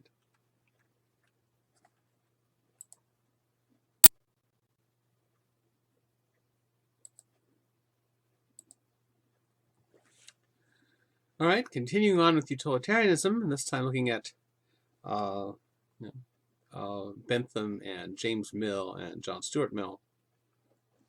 John Stuart Mill is the most famous utilitarian, the best known, the most widely read, the most popular one. Now, I've been teaching ethics for decades, and I know from reading student essays and student exams that when you see the name Mill, you have a compulsion to want to change it into Mills. You want to get an S onto the end of it.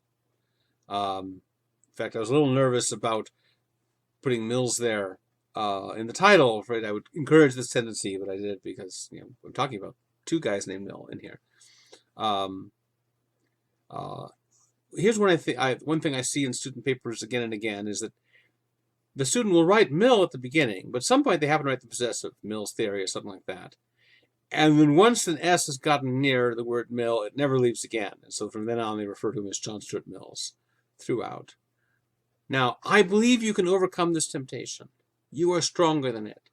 So I urge you to resist this, this evil brain worm that tries to attach an S to Mill's name when he doesn't have one, doesn't need one. Okay, so John Stuart Mill in his early life, the pictures we have of him are all old because photography wasn't around when he was young, which actually is, as you'll see, is part of his story, or his mentor's story.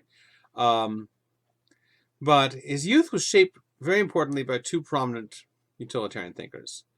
So one is James Mill, and again, we don't have, there was no photography in James Mill's day, so that's why he looks like that. Also, apparently, there were no good artists who were ready to paint his portrait, and this is not that great a work of art, I think. And Jeremy Bentham, who was John Stuart Mill's godfather, and he was also the mentor of James Mill. So people sometimes refer to James Mill as Mill Senior, even though strictly speaking, senior and junior are supposed to have like the same name, first name. But people often say Mill Senior just to show. Ordinary, if you just say Mill, people always mean John Stuart Mill. So if you want to say you mean James Mill, sometimes they'll say Mill Senior instead, even though that's actually more syllables than saying James Mill. Plus it's wrong, but I do it sometimes myself because I too am imperfect. Anyway, interesting fact about Jeremy Bentham, which is you can go see him, in a way. So Bentham thought it was too bad that we didn't know what people in the past really looked like, famous people. Because before there was photography, you had to rely on painters and sculptors. And sometimes the painter might make the person look better than they really looked in order to flatter them. Sometimes they made them look worse than they really looked because they were hostile to them. Or sometimes they just weren't that competent a painter and so didn't succeed in reproducing what they looked like. So Bentham thought it would be a nice policy if people who were famous, that's the kind of people who would arouse curiosity in future generations, they should have their bodies preserved after death, put them on public display, so that everyone can know what they look like. And so he decided to start the trend by arranging to have it done himself. So he left instructions in his will, and when he died, his body was to be preserved and put on display. Now this idea, that's not it, by the way. That is Bentham's death mask, which is something else. So the idea is he called it an auto-icon, because an icon is a visual representation of something. Whether it's an icon in a Eastern Orthodox church, or it's the kind of icon you click on your screen. In both cases, it's a picture representing something. So an auto-icon is something that visually represents itself. So one case we have something like that is that when you go to get a paint sample, you have a little square of blue on a piece of paper that represents itself. It represents that color, so you'll know what color you're getting. So the idea is that the preserved corpse would represent, the preserved body would represent what the body looked like, not by being a picture of it, but by being it. Now this took to its logical conclusion the tradition of death masks, which was already a very popular thing. And Bentham had a death mask made of himself too. So the idea is at the moment of death, you put a plaster cast on someone's face and you make a mold of their face. So that's what Bentham looked like at the moment of death. And lots of famous people, everyone from George Washington to Tolstoy, had them made, and I have a website there if you want to see a bunch of famous people's death masks. But the auto icon went one farther, because it wasn't just having a although plaster cast might be more accurate than a painting or a sculpture, the auto icon wouldn't be one thing representing another thing. It would be your very face itself, your dead face, representing itself. So that was, and even cut out the middleman even more than the death mask does. It was also safer, because the problem is that especially in those days when it wasn't always clear how well you could tell the person really had died. If they hadn't quite died and you thought they died and you put this plaster cast on their face, you could end up suffocating them and actually killing them. So the auto icon was safer. Well, there's Bentham's auto icon. However, there was a problem with the preserving process, which was that his head rotted. So they replaced it with a wax duplicate. So in that picture, you can see that's Bentham's body there, all dressed up in the outfit, with a hat on. But that head there is not his original head. That is a wax duplicate of his head, which means the project was a failure. The whole point was to preserve himself so you could see his own face to know what he looked like. But in fact, it didn't work out, and so it's a failure. And no one imitated it because he dies in 1832, and then around 1839, photography starts becoming commercially available. And once you've got photographs of people, you don't need auto icons anymore. And so this tradition began and ended with him. But if you go to University College London, you go just into the main front hall there. There's a cabinet, and in the cabinet behind a glass plate, there is sitting Bentham. It's his body, but he's wearing gloves. You can't see any part of his body, and the head's fake, so you're not actually seeing any bit of his body, but that's him. there's a rumor, a traditional rumor, that his body is always brought into all meetings of the college council to be recorded as present but not voting. But this is not, alas, true. Now, they used to show his real head, his real rotten head. They kept it between his feet, so that's an example of what it used to be. So there you can see well, that's his actual physical head, but again, it's not useful as an auto icon because since it rotted and dried out, it doesn't really look like what he probably looked like in life. If he looked like that in life, he would have given people quite a scare. Anyway, they stopped keeping it between his legs because sometimes the students of the college would steal it to use it as a football, or sometimes students from the rival college, King's College London, down the street, they would steal it and hold it for ransom. So they took it out of the case, and then for a while they had it up on a wall, but then became concerns that this is not the right way to display human remains and so forth. So now it's locked away. So if you go to University College London, you can't see his real rotten head, but you can see the rest of the auto icon. Anyway, that has nothing particularly to do with utilitarianism, but just an interesting anecdote about Bentham.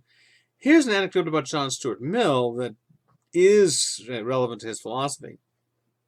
So, for Bentham and for James Mill, and I said he's sometimes called Mill Senior, the elder Mill, sometimes another way they refer to him. They weren't just, for them, utilitarianism wasn't just a philosophical movement. It was a political reform movement. They thought that existing institutions, political institutions and social institutions in England, were not serving the greatest happiness of the greatest number of people. And so they were interested in reforming them. And they wanted the utilitarian movement to have a leader who would take over for them after they were dead. And so James Mill had these theories of education. He tried to test them out on his young son, John Stuart Mill. He said, look, I'm going to see if I can mold him into a philosophical genius, so we can have a utilitarian philosophical genius who will lead the cause, both the philosophical and the political cause, for us after we're dead. So they came up with this very intensive study of education. So they had him started learning Greek at age 3 and Latin at age 7. You often see people say that he learned Greek at age 3 and Latin at age 8. That's because in his autobiography he says that he learned Greek at age 3 and Latin in his 8th year. And people think 8th year, 8. But of course, you're 7 years old when you're in your 8th year. Think about it. So it was actually 7. Anyway, by the time he was 12, he'd read most of the major classics of Greek and Latin and English history and literature. He moved on to French later. He absorbed an amazing amount of information. He didn't think that he was especially talented. He always thought, he says in his autobiography, he thought this would work on anyone, any student. If you start them young enough, you could get this much information into their heads. Anyway, it worked in that John Stuart Mill did become a brilliant philosopher, and he did become a fervent utilitarian activist, not only philosophically but politically. He started writing regular columns on political issues for popular magazines as a teenager. In fact, he did eventually become more famous than either James Mill or Bentham.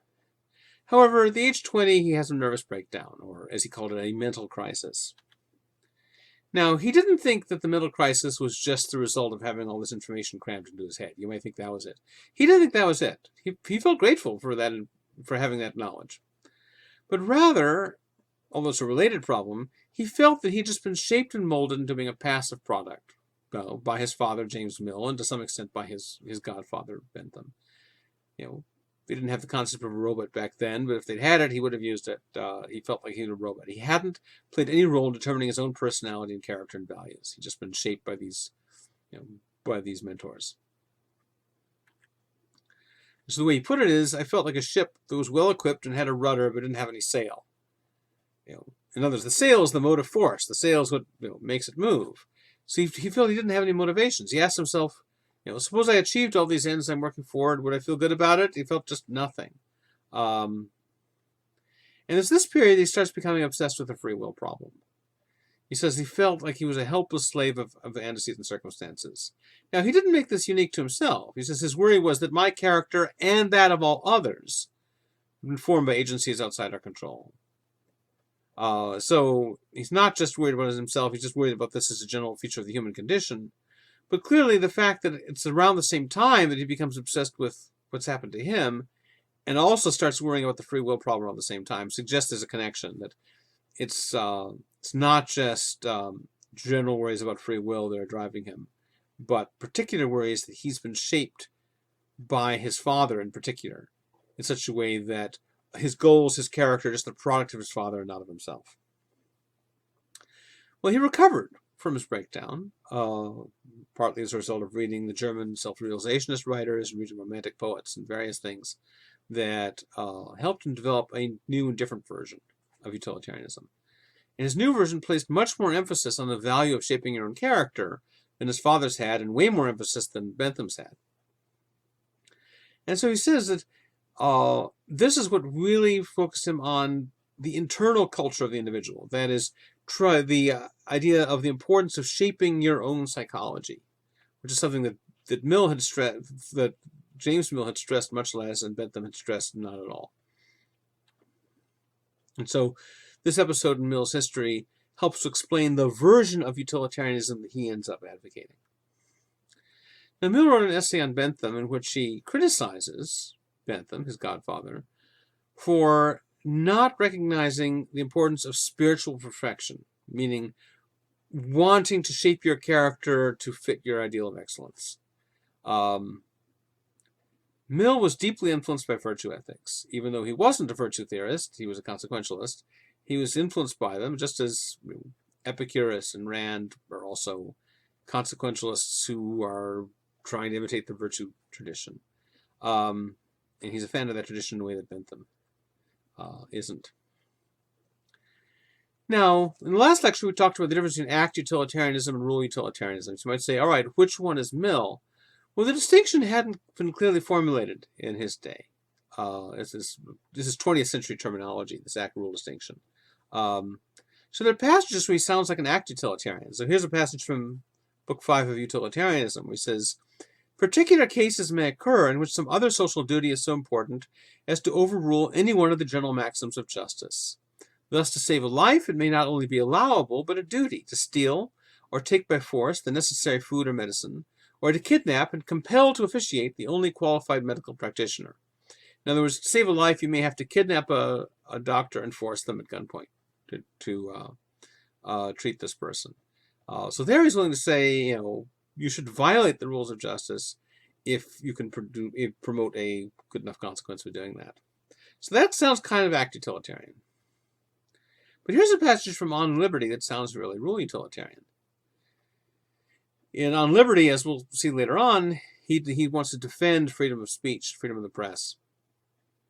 He defends it on utilitarian grounds. It's better for society to have this policy. But then he says, if all mankind minus one were of one opinion, and only one person of the contrary opinion, mankind would be no more justified in silencing that one person than he, if he had the power, would be justified in silencing mankind.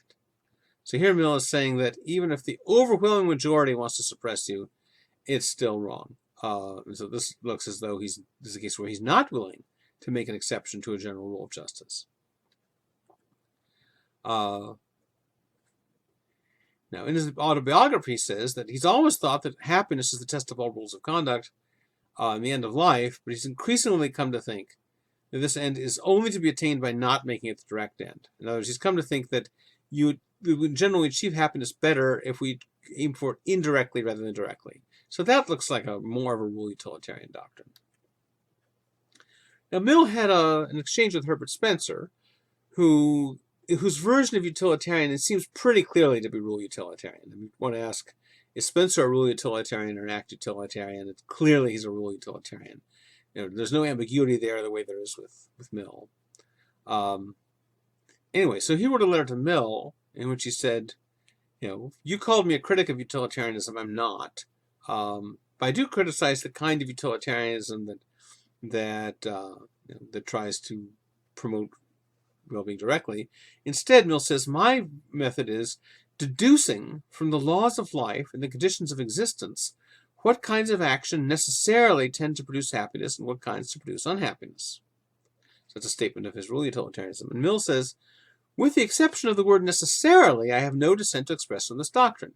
So Mill is saying, I too think that the way you come up with what to do is not by trying to do a cost-benefit calculation of each individual action, but figure out what the tendencies of general policies are. The difference is that Spencer thinks that there are certain kinds of actions that just necessarily tend to produce happiness, and so that general kind of action you have to approve of. Whereas Mill seems to think that there are more exceptions than Spencer does. So we might say that Mill is neither a pure rule-utilitarian nor a pure act-utilitarian. He gives rules stronger weight than a pure act-utilitarian would, but doesn't give them quite as much weight as Spencer would. So he gives them, he doesn't give them absolute weight, but he gives them fairly strong weight, something like that. Now, the version of utilitarianism remember, utilitarians say that the general, usually human benefit, sometimes animal benefit, but anyway, talk about human for the moment, general human benefit is the goal. Mill's version identifies human benefit or human well-being with pleasure. What we've seen is now not the only possible view of well-being. But that's Mill's version. And this was very common among the 19th century utilitarians, and the 18th century ones as well. The period of the 18th and 19th centuries was one where some sort of hedonistic view of psychology was very widely held. Much less so today. Far fewer utilitarians today would identify well-being with pleasure because of developments in philosophy that have led people away from that view.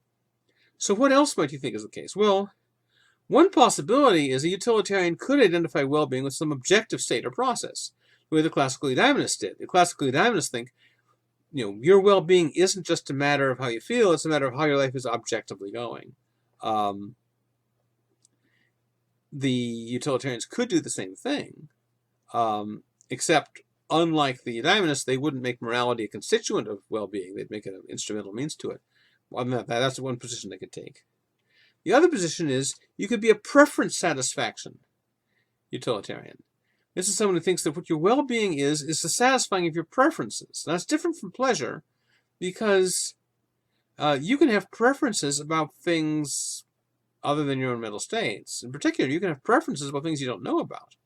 As we'll see, one issue about pleasure is how to explain our preferences for what happens after we're dead. If I write a will, or if I buy life insurance, I'm expressing preferences of what happens after I'm dead, but I'm not going to be around to experience any pleasure from it. And likewise, I might have preferences about what's the case right now. I might have preferences that something be the case, for example, I might have preferences about things I'll never know, like, someone or other tried to do something and they got killed, and I could say, well, I hope that they succeeded in doing it before they got killed. I might never find out, and so I have a preference that things be a certain way, even if I don't know. So that's another possible version of utilitarianism, that you should be trying to satisfy people's preferences, not just giving them pleasure. Now, the word hedonism, which comes from the Greek word hedone, meaning pleasure, is a hedonistic view is any view that makes pleasure the ultimate goal of human life. Now, nowadays, when we use the word pleasure, we mean food, drink, sex, drugs, debauchery, extreme indulgence in sensual pleasures. That's what hedonism means in ordinary language nowadays. But the word pleasure is broader than that, and certainly when it's used as a philosophical thesis, pleasure just means any kind of positive feeling, and that includes love, gratitude, a sense of accomplishment, not just bodily, sensual pleasures. Remember Epicurus, who was a hedonist, who thought that pleasure was the ultimate good, but he thought that bodily pleasures tend to distract us from the pleasure of inner serenity, and the pleasure of inner serenity is greater.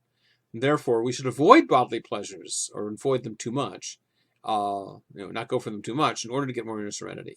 So he was not a fan of partying. He advised people to stay away from feasts and banquets, avoided people to stay away from sexual entanglements. And he described his ideal meal plan as barley cake and water, and maybe on special occasions I could have some cheese. So that was his idea of an Epicurean feast. So when a philosopher is a hedonist, that doesn't necessarily mean that they're going for wild, extravagant enjoyment.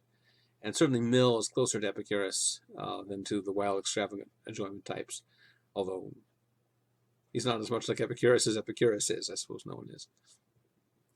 Now, the philosophical thesis of hedonism actually comes in two different forms. First is psychological hedonism, which is the claim that everyone, as a matter of fact, necessarily pursues pleasure as the ultimate end. So this is a claim about human psychology. It's a claim about what in fact motivates us. It's not a moral claim. It's not a claim about what we should do. It's a claim about what people actually do given the nature of human psychology. And then there's ethical hedonism. This is a moral claim, a normative claim. This is a claim that says we ought to pursue pleasure, that pleasure is the proper standard of morality. So those are two different theses. Now Mill accepts both of them, but in different forms. He holds an egoistic version of psychological hedonism, as he thinks that everybody necessarily pursues her own pleasure. But he holds a universalistic version of ethical hedonism, that the ultimate standard that should be guiding us is not our own pleasure, but everyone's.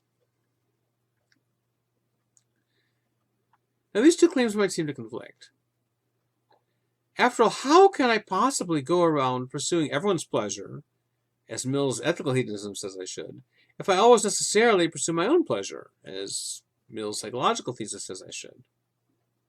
But Mill is operating to some extent in the same tradition as Hume and Rousseau in putting this strong emphasis on empathy. And again, these guys called it sympathy.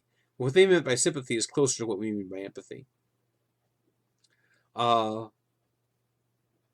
We have the ability to take pleasure in other people's pleasure.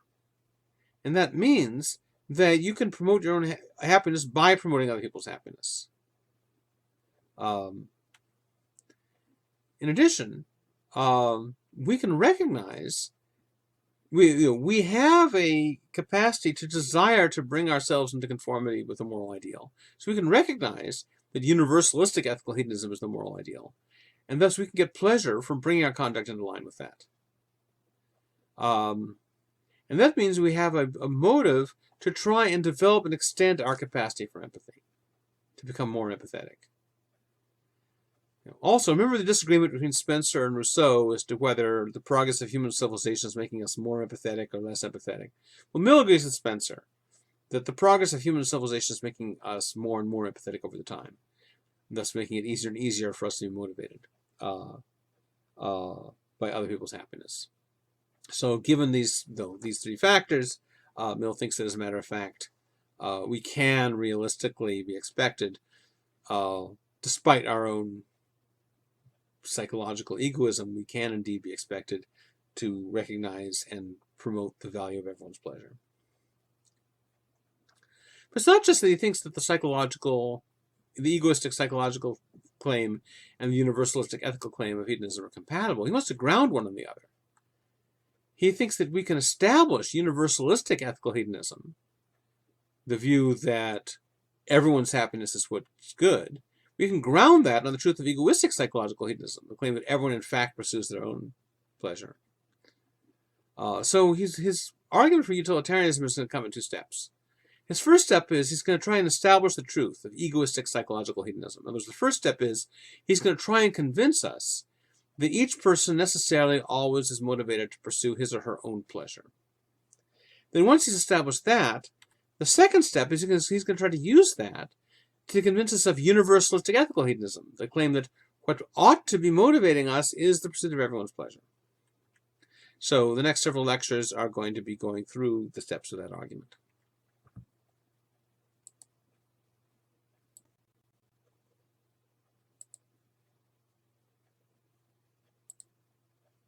Okay, continuing on John Stuart Mill and with his theory of hedonism. So, in the last lecture, I talked about how Mill's defense of utilitarianism comes in two steps. First, he's going to try and establish the truth of egoistic psychological hedonism. So remember that psychological hedonism is the thesis that everyone's motivated by pleasure. Egoistic psychological hedonism is the claim that everyone's motivated by their own pleasure. And he's going to try to use that to establish the truth of universalistic ethical hedonism. So ethical hedonism is that everyone ought to be pursuing pleasure. That pleasure is the straight standard of value. And universalistic ethical hedonism is the view that it's everyone's pleasure that's the standard of value. So he's going to try to get from the claim that each of us always pursues his or her own pleasure to the claim that everyone's pleasure is the standard of morality. So we're going to start off talking about the first part of this. So for now, we're talking about how Mill's going to try to convince us that egoistic psychological hedonism is true. He's going to try to convince us that we're always, in fact, motivated by our own pleasure. Now, remember, when he says that, he doesn't mean that we're never motivated by other people's pleasure, because he thinks that we have this capacity to get pleasure from other people's pleasure. All right, now his strategy for arguing for egoistic psychological hedonism is not to give a positive argument for it. He's not going to give an argument that has the conclusion, therefore it's true. Rather, he thinks it's already plausible enough that all he needs to do is to try to reply to objections to it. In other words, it's sort of the default position. It's the position that's plausible enough. You'll accept it unless you can find a good objection to it. So instead, he's going to try to fend off objections. So he's going to consider. So various objections are going to say, look, here's a counterexample to your claim that everything we do is ultimately motivated by our desire for pleasure. And he's going to say, no, that's not a counterexample. That to the extent that what you say is true, it actually is compatible with my thesis. So here's the first objection he considers. When we train children to be moral, we use rewards and punishments. Give them a cookie if they're good, give them a spanking if they're bad. It's a bit simplistic, but that kind of thing. But why do we do that? The goal is not that we want them to become the sort of people who are always going to need to be motivated by rewards and punishments to get them to behave morally. That's not what we're trying to do. Rather, what we're trying to do is, by giving them rewards and punishments in order to get them to behave morally now, the idea is to get them into the habit of behaving morally, with the ultimate result that they will come to value morality for its own sake. So by analogy, think of, little kids often run around with all kinds of guck on their faces, maybe snot from their noses or jam or whatever. They don't care. As a little kid, I didn't like guck on my face, but lots of little kids don't seem to mind guck on their face. But the parents always make them remove it. They don't usually punish them for it, but they always stop them and take the stuff off their face to get them in the habit. And now when you're grown, you no longer like guck on your face. Now you don't need a parent to come along and wipe it off. If you find this guck on your face, you'll wipe it off yourself. So the parents, by constantly making sure to remove guck from your face, got you into the habit so that you no longer are comfortable having guck all over your face. And so likewise, the point of rewarding and punishing children is to get them in the habit of behaving morally, so it'll become habitual to them in such a way that it'll carry on now. It's like the rewards and punishments, like the training wheels, you remove them and the person, once they're morally mature, can just go on without them. So in other words, when we start off, our motivation for doing moral behavior is to get some reward. That's the theory. But once we're morally mature, we perform the moral behavior for its own sake. We don't do it for the sake of reward, rather it becomes its own reward. The phrase, virtue is its own reward. Well, that's the way your motivations are when you are morally mature. But the worry is that psychological hedonism can't account for this. According to psychological hedonism, we never pursue moral behavior for its own sake. We always do it for the sake of pleasure, which is, in effect, an external reward. And so that means that psychological hedonism treats us as though in order to be moral, we always have to be motivated by the promise of some reward, like a cookie or the threat of spanking or something, in order to do the right thing. But that's the wrong way to think about morality. Remember, Plato and Glaucon's challenge, the Ring of Gyges, that you don't count as really moral unless you will choose the moral thing for its own sake and not just as some kind of strategy to get some kind of reward or avoid some kind of punishment. Now, Mill's reply is, he agrees with this account of becoming morally mature. He agrees that we start off, needing an external reward and we end up not needing one. But he has a different account of what's going on. So, before you become morally mature, back when you need rewards to do the right thing, why do you want the reward? because it brings pleasure directly. The cookie is directly pleasant. The spanking is directly painful. And so therefore you choose moral behavior as an indirect means to pleasure. Being moral doesn't give you pleasure directly. It brings you a cookie, which gives you pleasure directly. Being immoral doesn't yet bring you pleasure directly. It doesn't bring you pain directly. Instead, it brings a spanking, and that's what brings pain directly. But once you become morally mature, you come to enjoy moral behavior. That is, moral behavior tends to cause pleasure to you directly. And likewise, when you behave wrongly, that causes you a direct pain. It doesn't feel like a spanking. The bite of conscience doesn't feel like a spanking, but it's unpleasant. And it's enough to motivate a moral person not to do it. So, as Mill sees it, when we start off, the moral behavior is motivated by a reward, where the reward in turn is motivated by pleasure. And when we become morally mature, then the reward drops out, and moral behavior becomes directly motivated by pleasure. It's not that moral behavior brings us a cookie that we enjoy, it's that we enjoy the moral behavior itself. But notice, it's not pleasure that's dropping out. Pleasure remains the motivation. It's just that the reward that drops out was something other than the moral behavior that we had to get the pleasure. Now you can get the pleasure directly. Now, Mill says, look, it's fine if you want to call, when you value something as a direct means of pleasure, you can call it valuing it for its own sake. Mill thinks that's fine. He'll do it that himself. But you have to realize that when by valuing something for its own sake, you mean valuing it as a direct means to pleasure, then that's not an alternative to valuing it for the sake of pleasure. It's an instance of valuing it for the sake of pleasure. And so Mill thinks that he has defeated the first objection. Second objection. Okay, maybe habituation sometimes works like that. Sometimes when we get into the habit of doing something, then something that initially was only an indirect means to pleasure becomes direct. We get a direct pleasure from performing the habit. We get a direct pain from breaking the habit. Sometimes that's how habits work. But not always. There's another kind of habit. We can become habituated to do something sort of robotically, an automatic pilot. Obviously, Mill doesn't use the phrases robotic or automatic pilot, but that's the idea he has in mind. There are cases where you just sort of program yourself, like a computer, again, analogy he didn't have. But you could just sort of program yourself to do certain things. You just do them, and you don't get any pleasure out of it. You just do it robotically. So here's a modern-day example. Suppose I'm driving along, and I want to take a right turn, and so I hit the turn signal to turn right. Now, why do I do that? What's my motivation in the scene? What is motivating me to hit the turn signal when I'm about to turn? Well, one possibility is I want to warn other drivers about what I'm going to do. This might be partly because I want to be courteous to them. It's a concern for their welfare. Also might be that I want to avoid accidents, which would be a concern for my welfare too. That's one reason I might do it.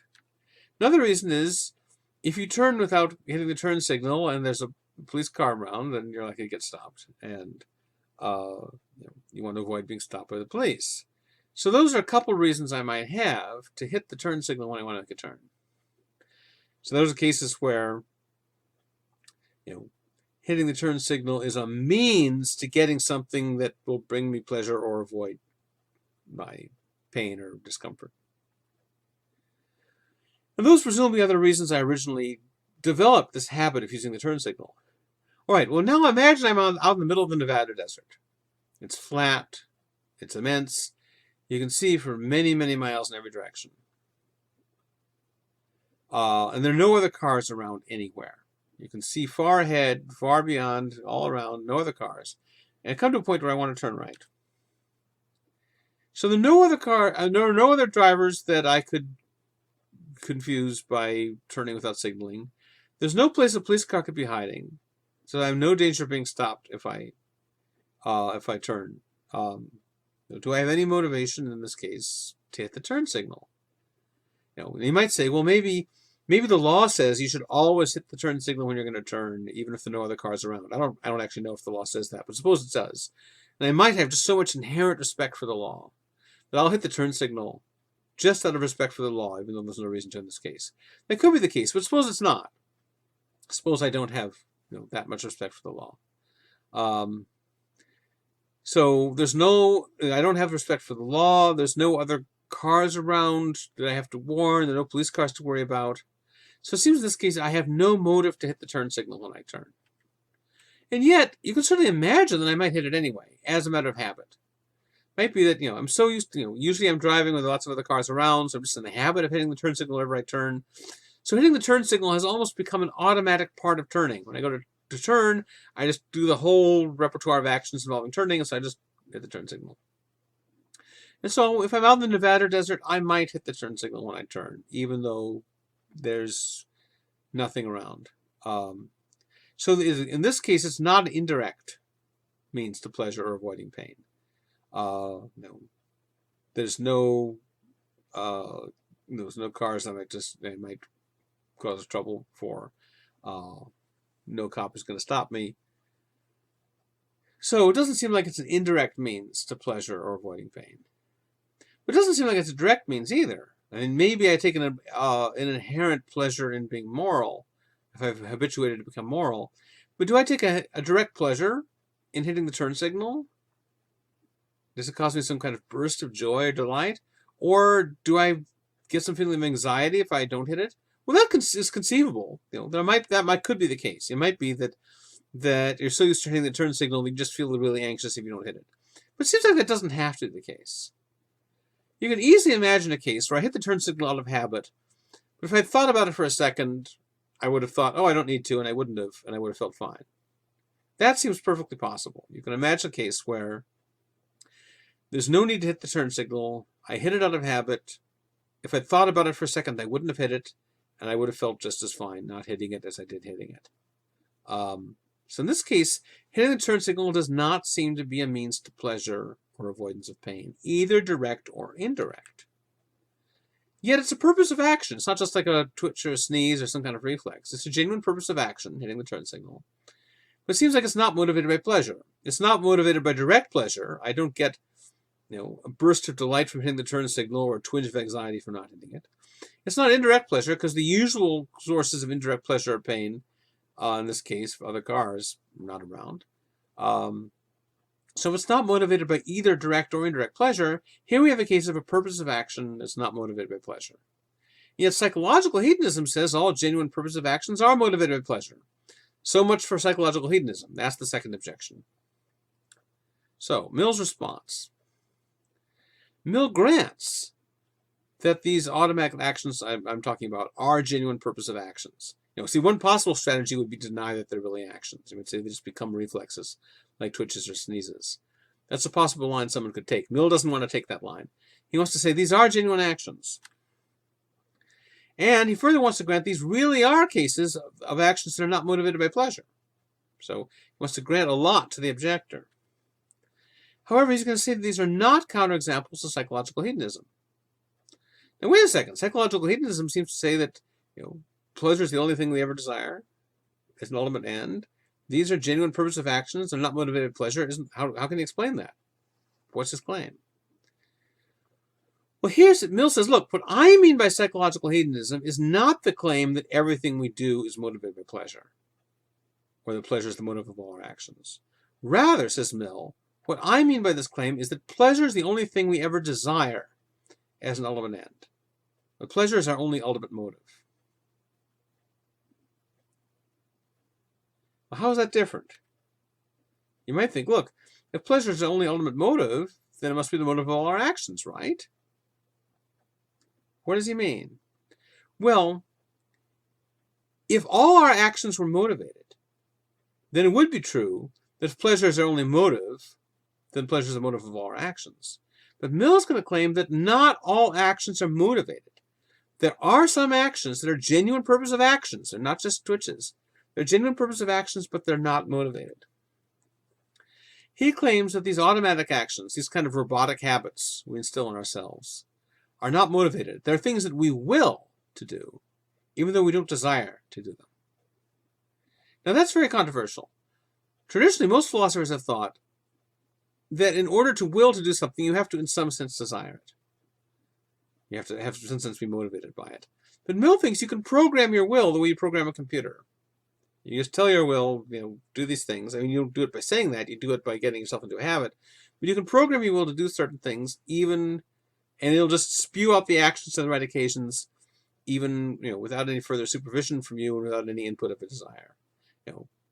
You had to desire, in order to program your will, you had to be desiring things. But once your will is programmed, it can just go on automatic pilot without further input from your desires. Now, you might think when you hit the turn signal, that must be because in some way or some sense you desire to hit it. But here's the counterexample that Mill could give. He could say, all right, and Mill doesn't give this precise argument. I'm offering this on his behalf, but I think this is the kind of thing he has in mind. Suppose I offer you $1 million to drive from point A to point B without ever using the turn signal, because I'm an eccentric millionaire, and this is what I do. Well, you would certainly try to avoid hitting the turn signal, because you want that million.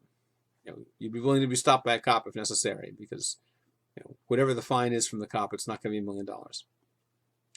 However, you can easily imagine if it's a long drive, you might get distracted, you're thinking about other things. At some point, when you go to turn, you might just hit the turn signal out of habit. And then you'd be cursing yourself. Oh no, I've lost $1 million. But that seems you can imagine that. That you would get distracted if it's a long enough drive, and you hit the turn signal, even though the whole point of the drive was to avoid hitting the turn signal so you could get that $1 million.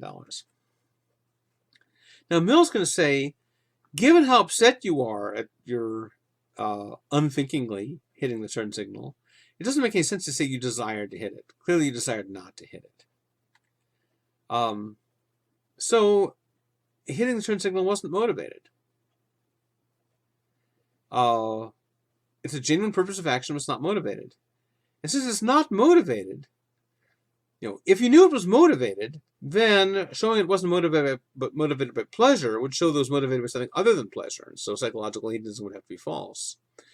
But from the fact it's not motivated by pleasure, it doesn't follow that it's motivated by something other than pleasure if there's an option of having some actions not motivated at all. And that's the line that Mill's taking. So Mill thinks he's replied to this objection as well. All right, here's the third objection. He actually considers this one in a different section, but I think it counts as one of the objections he's considering. And this is an objection that goes back to Aristotle, and Mill would have known it. Mill had read the Greek classics. Remember, Aristotle says that we know that pleasure can't be the ultimate good, because if someone offered to reduce your mental level to that of an infant or an animal in exchange for lots of pleasure, you'd turn it down. That shows you value something more than pleasure. That was Aristotle's argument. So, as usual with these objections, Mill grants a lot of it. He grants that you would not choose to have your mentality reduced that way, even in exchange for a lot of pleasure. The way he puts it is, it's better to be a human being dissatisfied than a pig satisfied. And likewise, when you're talking about within the human range, it's better to be a Socrates dissatisfied than a fool satisfied. But Mill says this does not contradict psychological hedonism. Why not? Well, Mill says, look, psychological hedonism just says we always go after pleasure as our ultimate end. It doesn't say we always desire the greatest quantity of pleasure. All it says is that the only things we ever desire as ultimate ends are pleasures. It doesn't say that you always choose greater quantity of them over lesser quantity. So his claim is that if I choose the life of a human being over that of the pig, or if I choose the life of Socrates over that of the fool, even though the pig has more pleasure than the human being, or even if the fool has more pleasure than Socrates, that doesn't mean I'm choosing something other than pleasure. It's just that I prefer one kind of pleasure to another. So if I prefer human pleasures to pig pleasures, then I'll choose a smaller amount of human pleasures over a greater amount of pig pleasures. Or if I prefer Socrates' pleasures to fool pleasures, then I'm willing to choose a smaller amount of Socrates' pleasures over a greater amount of fool pleasures. But still pleasures I'm choosing, not something else. It shows that when we value pleasure, we value quality of pleasure, not just quantity of pleasure, but still pleasure, not something else that we're valuing. That's Mill's claim. So Mill draws a distinction between higher and lower pleasures. Well, what's the criterion for telling a higher pleasure from a lower one? Well, here's what he says.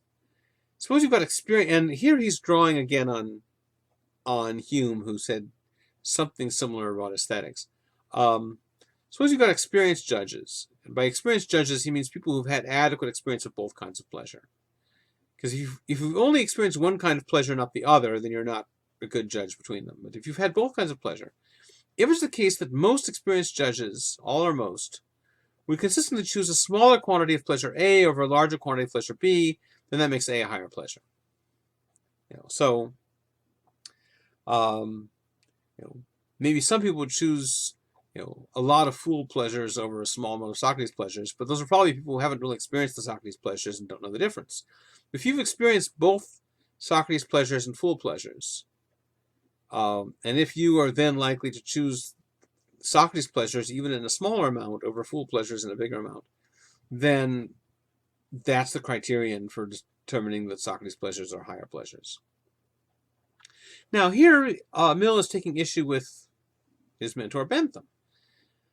So Bentham has this line that so long as the quantity of pleasure is equal, pushpin, which was some kind of simplistic children's game, pushpin is as good as poetry. So poetry in the 18th century is generally considered a high valued thing. He said no, as long as they cause the same amount of pleasure. Bentham said they're just equally good, and this is something that Mill is disagreeing with. Mill thinks that the pleasures of poetry are higher than the pleasures of pushpin.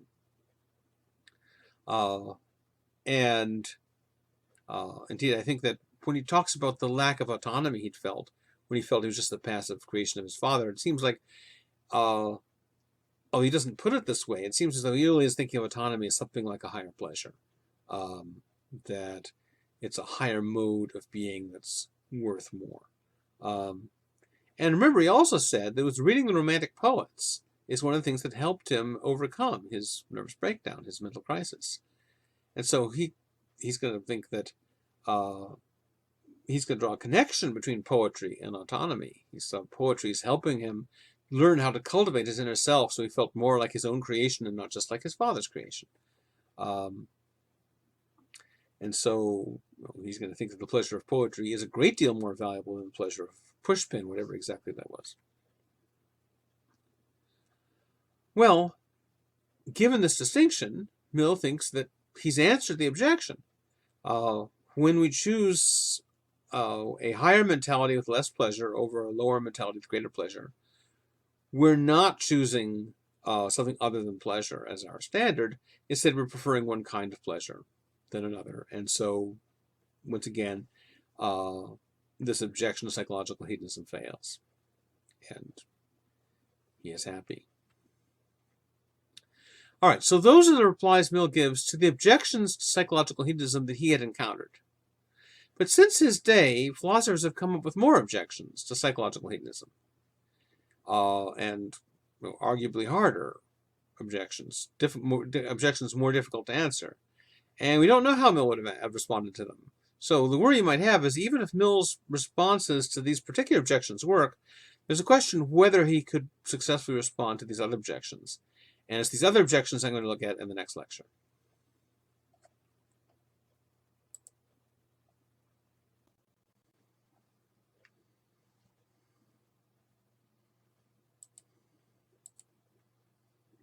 Okay, here's the second lecture on Mill's psychological hedonism and objections to it and possible replies. So last time we saw how Mill responded to the three objections that he had encountered, or that he was aware of, or that he thought were significant. But since his death, philosophers have raised more objections to psychological hedonism, and frankly, they seem to be more difficult objections to answer than the ones that we saw Mill dealing with. And so it's an interesting question how Mill might or should or could respond to them. So one of the most prominent ones is the life insurance argument. So this is the claim that life insurance, buying life insurance, poses a counterexample to the claim that everything human beings do is necessarily aimed at their own pleasure. Now, I don't know who first came up with this argument. I see it popping up here and there in the philosophical literature, but I don't know who originated it. The earliest example of it I found, it's not worked out as thoroughly as later versions would, but I find one from Bertrand Russell in a 1954 piece. So I'm going to credit it to Russell until I find an earlier version, although this may be something that sort of just gradually got developed more and more. And it does seem to be a descendant of Aristotle's remarks about whether your well-being could be affected by what happens to your loved ones after you're dead that you don't know about. By the way, Bertrand Russell was the godson of John Stuart Mill, who in turn was the godson of Bentham. So there's and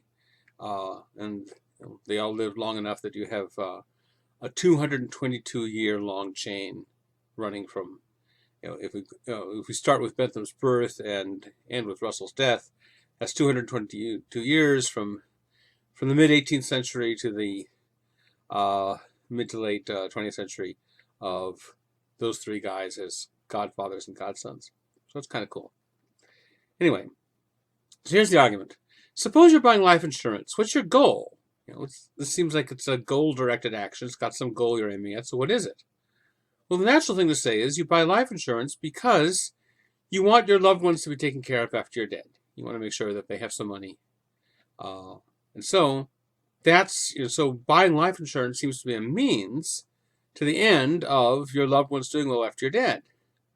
But then we can ask, all right, well, why do you value that? Why do you value your loved ones doing well after you're dead? Particularly given Mill's claim that everything we value ultimately is for the sake of pleasure. Do you value your loved ones doing well after you're dead because that's going to cause you pleasure? Well, it doesn't seem like it.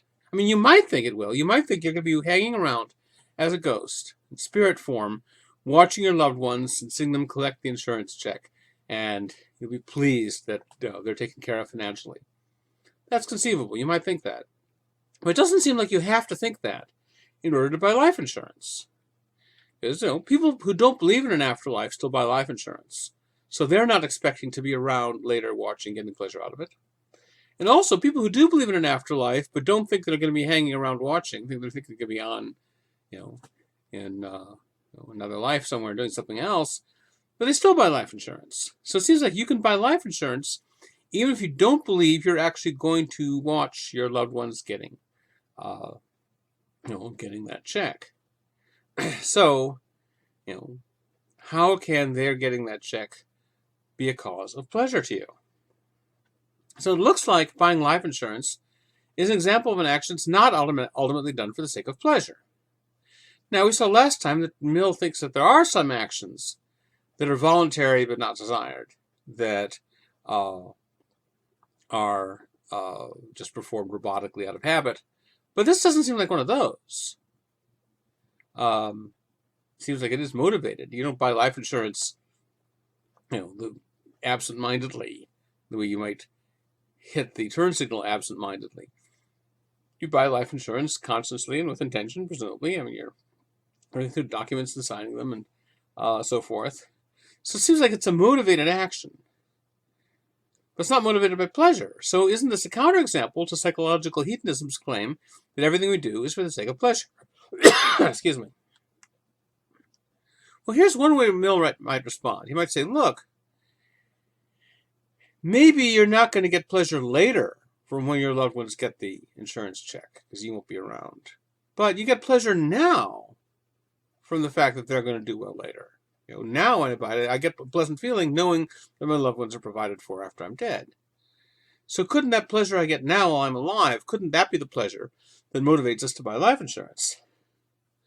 Well, sure, we do get pleasure now from that thought, but is that the sole motive? Is our only reason for buying life insurance the pleasure we feel now from the thought that our loved ones are going to do well after we're dead? Suppose that were the case. Suppose that were our only reason, that buying life insurance is just a means to the end of having this pleasant feeling of thinking, oh yeah, my loved ones are going to do it right. Well, then suppose someone gives you the following deal. They say, all right, you can either have this life insurance policy that's going to cost you $1,000, or you can have a magic pill that costs only $10. And what the magic pill will do for you is it will make you believe you've bought life insurance. So if your only reason for buying life insurance is that doing so causes you to have the pleasant belief now that your loved ones will do well, then it seems like you ought to get the magic pill instead of the life insurance, because it's much cheaper and gets you that same result. If all you value the life insurance for now is that pleasant feeling that your loved ones are going to do well after you're dead, Now it's one thing to say that one of the things you like about buying life insurance is it gives you that pleasant feeling of reassurance. But, you might think that you also voted because you actually want your loved ones really to do well after you're dead, whether you believe it now or not. And the magic pill won't get you that. But the magic pill will give you the pleasant belief that you've bought life insurance. So the question is, would you choose the pill? If you choose the pill, then your loved ones are not actually going to be taken care of. But you'll believe they will, and so you'll get just as much pleasure from that false belief as you would have gotten from the true belief. So would you choose the pill over the insurance? If you wouldn't, and the people who offer this example generally think you wouldn't, if you wouldn't choose the pill over the insurance, what that shows, according to this argument, is that you don't value buying life insurance solely because it causes you a pleasant belief now that your loved ones are going to be taken care of, because the pill will get you that same belief. So that means that in addition to wanting to have that pleasant belief, you also want it to be true. You also want it to be the case in reality after you're dead that your loved ones are going to do well. And the pill won't get you that. The pill will get you the belief that that's going to happen, but the pill won't make it actually happen. And so if you value insurance over the pill, then that shows that not only do you value the pleasant belief now that your loved ones are going to do well, but you value they're actually doing well, independent of your beliefs. And that's a goal that's not a pleasure or a means to pleasure for you, because you're not going to be around to get any pleasure when that happens. So, in other words, the insurance and the pill both cause the pleasant belief. But the actual life insurance gets you something more than the pill gets you, namely an actual external result. And that external result is not one of your subjective mental states, nor is it a means to your subjective mental state. So psychological hedonism says everything you choose to do is ultimately for the sake of producing a certain subjective mental state of pleasure in yourself. But the claim is if you buy life insurance, you're valuing something other than that subjective mental state. So in this diagram here, you see that the magic pill and the life insurance both have an effect in common. They both cause the belief that your heirs will do well. In both cases, that belief causes pleasure. But the life insurance causes something the magic pill doesn't, which is your heirs actually doing well. And is that a means to something further? Well, if so, it's not pleasure, because you're not going to get pleasure in the future, because you're not going to be there. Now, here's a possible response Mill could make. He could say, well, wait a second. You're treating pleasures caused by a true belief and pleasures caused by a false belief as though they're equivalent. But remember Mill's distinction between higher and lower pleasures. So he could say, look, a pleasure caused by a true belief is a higher pleasure than a pleasure caused by a false belief. And therefore, you should choose, the reason you should choose insurance is the insurance gives you the pleasant true belief that you've bought life insurance. So the pill only gives you the pleasant false belief. And so you could say pleasures caused by truth are higher pleasures than pleasures caused by falsehood. Could Mill say that? Well, maybe, but it's going to cause a strain on the higher-lower distinction, because all the examples of higher and lower pleasures that Mill's given us are examples where you can tell the difference from the inside. Remember, these are supposed to be experienced judges who've experienced both, and they say, well, they prefer this to that because they've experienced both, which implies that you can tell from the inside which one you're having now. You can tell whether you're having the pleasure of a Socratic conversation or the pleasure of rolling around in the mud with the pigs. You can tell which one it is when you're having it. But you can't tell the difference in a true belief and a false belief when you're the one having the belief. False beliefs feel like true beliefs. If false beliefs felt like false beliefs, then you'd know they were false and you wouldn't believe them. And so the higher-lower pleasure distinction seems to be a distinction between pleasures you can distinguish by the way they feel from the inside, and the pleasures of true belief and the pleasures of false belief don't seem to work that way. Now, maybe another thing we could say is, well, look, you're assuming that, I can take pleasure now only in things that have already happened. Why can't I take pleasure now in something that's going to happen? I can take pleasure now in the fact that, my loved ones are going to do well after I'm dead. After all, we say things like that. We say, I'm glad that such and such is going to happen tomorrow. Seems like if you say that you're glad that something or other is going to happen tomorrow, or I'm glad that something's going to happen after my death, that implies that you can take pleasure now in what's going to happen tomorrow.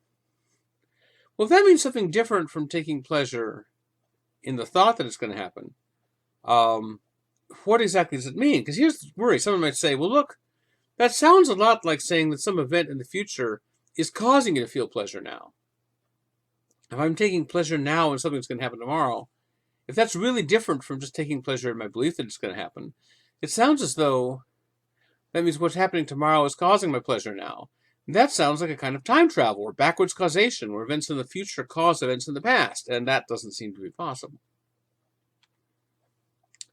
Now, here are 3 more objections to psychological hedonism. You can see they're all broadly similar in spirit to the life insurance argument, and thus they're all broadly similar in spirit to each other, but there's some interesting differences in detail among them. And these were all developed by the same guy, the American philosopher, 20th century American philosopher Robert Nozick. So the first one is the distant porn theater.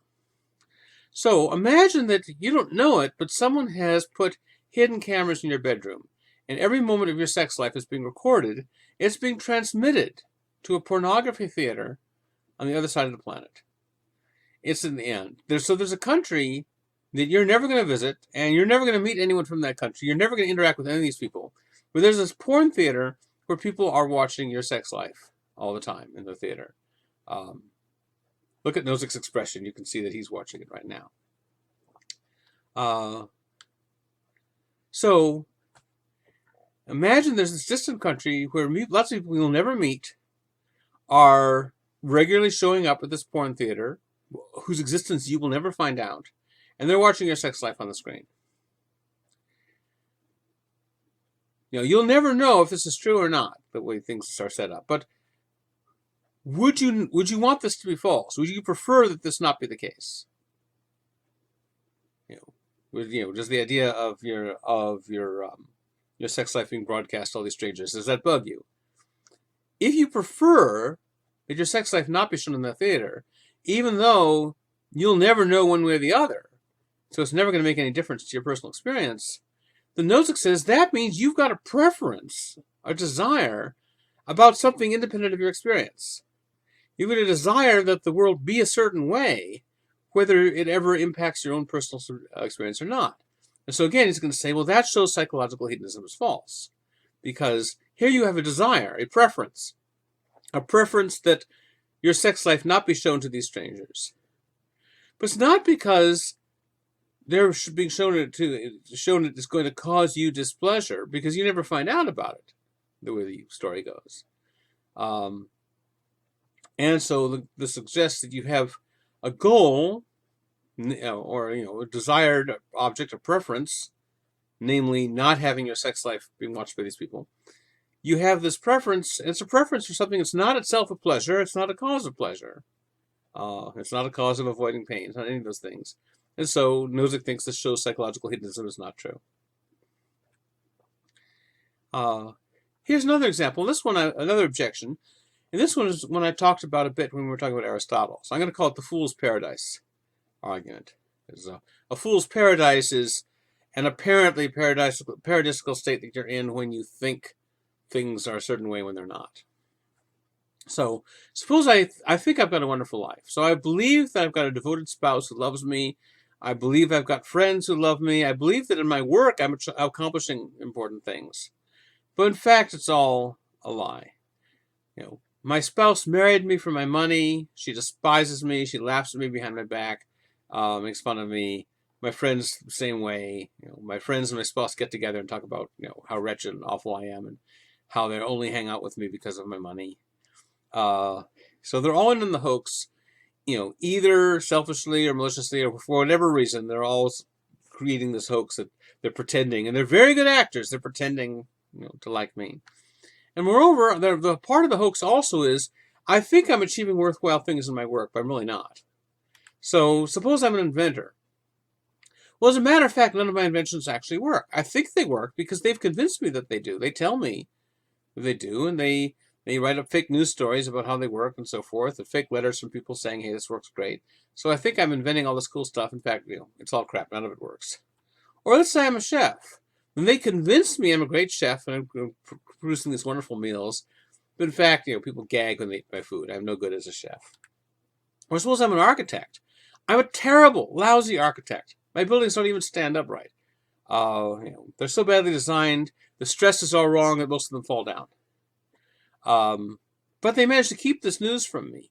They show me photographs of the way it looked just before it fell down. And they tell me that people are enjoying living in my houses, and they've got a very elaborate hoax going on, and I believe it. Or suppose I'm a philosopher. I'm coming up with what I think are really good arguments. But in fact, I'm a lousy philosopher. I make all these horrible mistakes in reasoning. My arguments are all invalid. But I don't know it. I don't realize it. And I believe that I've proved all kinds of great things in philosophy. I suppose I'm a doctor. I think I'm curing various people of diseases. But in fact, I'm actually killing them. I'm so incompetent that people are more likely to die if they come to me than if they don't. But the hoax is very effective. They send me thank you cards, supposedly from my patients, saying, oh, thank you for curing me. No, in fact, they had to forge the thank you cards because the people I supposedly cured are actually dead. Anyway, so imagine this hoax is really, really effective. So I believe that I'm accomplishing great things. I believe I've got these great loving relationships. And I might never find out the truth. I might go to my grave thinking that I've got these great relationships and this great career. So I will die believing that I am loved and that I am successful in my work. All right, so suppose this happens. Suppose I die and I never find out the truth, but you know about it, and so you look at my life. Would you envy me? Would you say, wow, I wish I could have a life like his? Or would you instead pity me? Well, here's the thing. If you wouldn't want my life, the Nozick says, that shows that you care about the way things really are. You don't just care about how they seem from your subjective perspective. You care about the way things are in the real world. Because from my subjective perspective, a life in which I falsely believe that I'm successful and beloved feels just like, from the inside, it feels just like a life where I correctly believe that I'm beloved and successful. From the inside, you can't tell the difference. And so if all you care about is pleasure, that is, if all you care about is just subjective mental states and what they're like, well, the person who's systematically deceived has subjective mental states just as great as the person who really had the successful life and the loving family and all that. And so if you still wouldn't want my life, despite the fact that you would feel great from the inside, that shows you care about more than pleasure. So, I mentioned before expressions like ignorance is bliss and what you don't know won't hurt you. If people really meant them, Nozick's argument goes, then they would envy the life I just described because I was ignorant. I had the kind of ignorance that would be bliss.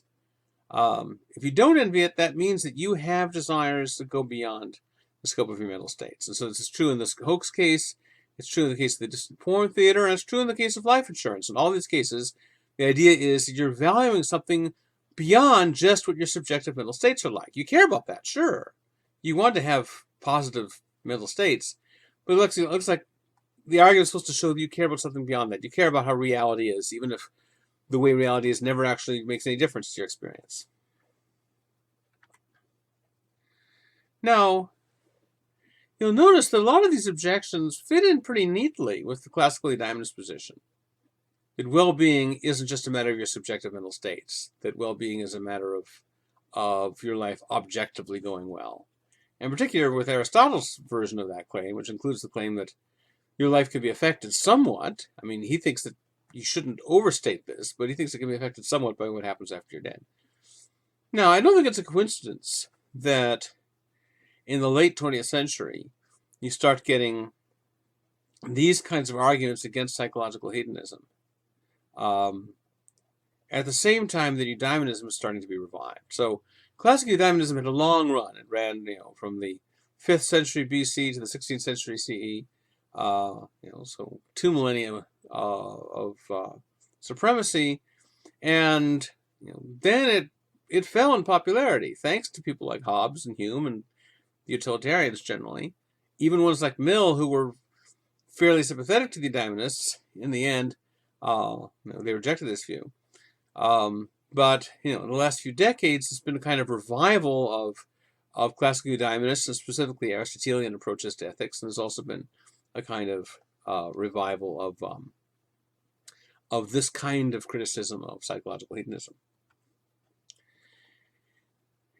Now, last but not least, Nozick's most famous objection to psychological hedonism is the experience machine, which is, it's like the Fool's Paradox case, the hoax case, but with more of a science fiction twist.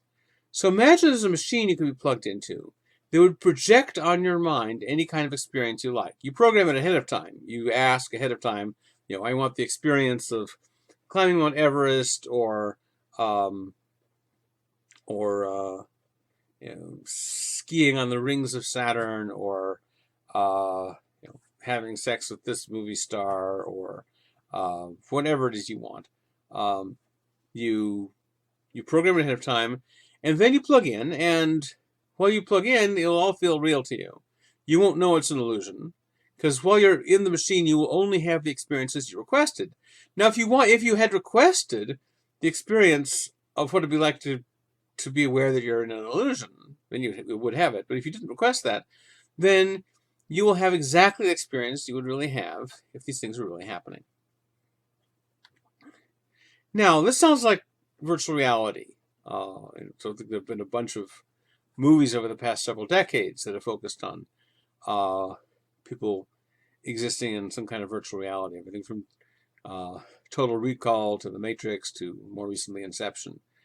But the experience machine is more radical than virtual reality, because in virtual reality, both the kind that that they're developing in real life and the more advanced kind that they have in these movies, the environment is a simulation. The things around you are not real; they're simulated. But your decisions are real. You really decide. The door is not. There's no door really there, but there's an illusion of a door there, and you can decide whether to go through the door or not. You're making real decisions.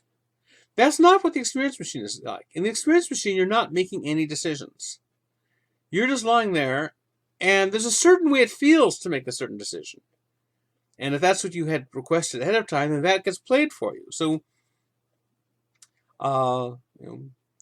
regardless of what you decide, or probably what was happening, you can't really decide anything. But even whatever you were to decide, what you will get is the feeling of making the decision you pre-recorded. There's a way it feels to decide to walk through the door, and that can be played for you. And it doesn't make it, you don't contribute anything at that point. You may have contributed something earlier if this was something you selected, or you might have just asked someone else to select them for you, and then you wouldn't know what you're getting. But you're getting the feeling of making decisions projected onto your mind. You're not actually making any decisions while you're in the experience machine. So that's why Nozick says that if you're in the machine long enough, then there's no fact of the matter as what your moral character is, whether you're brave or kind or cruel or whatever. Because, suppose you were curious to know what it felt like to be evil, and suppose they happen to get a recording of like Hitler's brain or something, and they can project it onto you, so you can feel what it felt like to be Hitler or some other evil person doing evil things. But that's not going to make you evil. You're not making any evil decisions. You're just lying there, having the experience of what it feels like to be an evil person making evil decisions. Or likewise, you might be curious as to what it feels like to be some wonderful saintly person. And they could project that onto your brain too. And so you feel what it feels like to be that, but you're not doing anything saintly. You're just lying there. All right, so here's Nozick's question. Would you plug into the experience machine forever? He's not asking whether you would try it temporarily. Probably everyone would try it temporarily. Well, a lot of people anyway would want to try it out. But he's saying, would you just irrevocably plug in forever? Say, all right, I want nothing but pleasant experiences from now on. You just plug in. Would you plug in? Now, you might not if you were worried about whether the machine was working properly, or whether the people who are running the machine can be trusted or whatever. But suppose you don't have that worry. Suppose you believe that the machine works exactly as predicted, and that the people in charge of it are completely trustworthy, and so on. So you don't have any worry about that. And again, he's not asking just we try it for a while. Now, of course, if you were to try it for a while, you can easily imagine you get so addicted to it, you might end up staying in it forever. But that's not what he's asking. He's not asking whether you'd try it for a while and whether the result might be that eventually you get addicted to it. He's asking, would you decide right now, up front, with your mind clear and unaffected and unaddicted, knowing how the machine works and that it's trustworthy, would you decide to plug yourself into it forever, right now? Now, imagine what this is going to be like. In real life, your friends might all be dying horribly, but you'll never know about it. And in the machine, they're going great. If you even want to remember you have friends in the machine. If you do, you could program them into the machine too. You will have the experience as though your friends were around. You're having a fun time with them. Likewise, within the machine, you will have the experience of having all kinds of successful projects, even though in real life your projects might all be crappy failures. So everything's going to seem great in the machine. Would you plug in? Nozick thinks you won't. Nozick predicts that you would not voluntarily plug yourself into this machine forever. And so then his question is, why wouldn't you? It can't be because there's something unsatisfying about the way your experiences in the machine would feel. Because we've already stipulated that whatever the stimulations you get in the machine will be perfect. They'll be indistinguishable from the real thing. Now, people sometimes say the one reason that they don't want the experience machine is that one of the things they want out of life is a sense of accomplishment.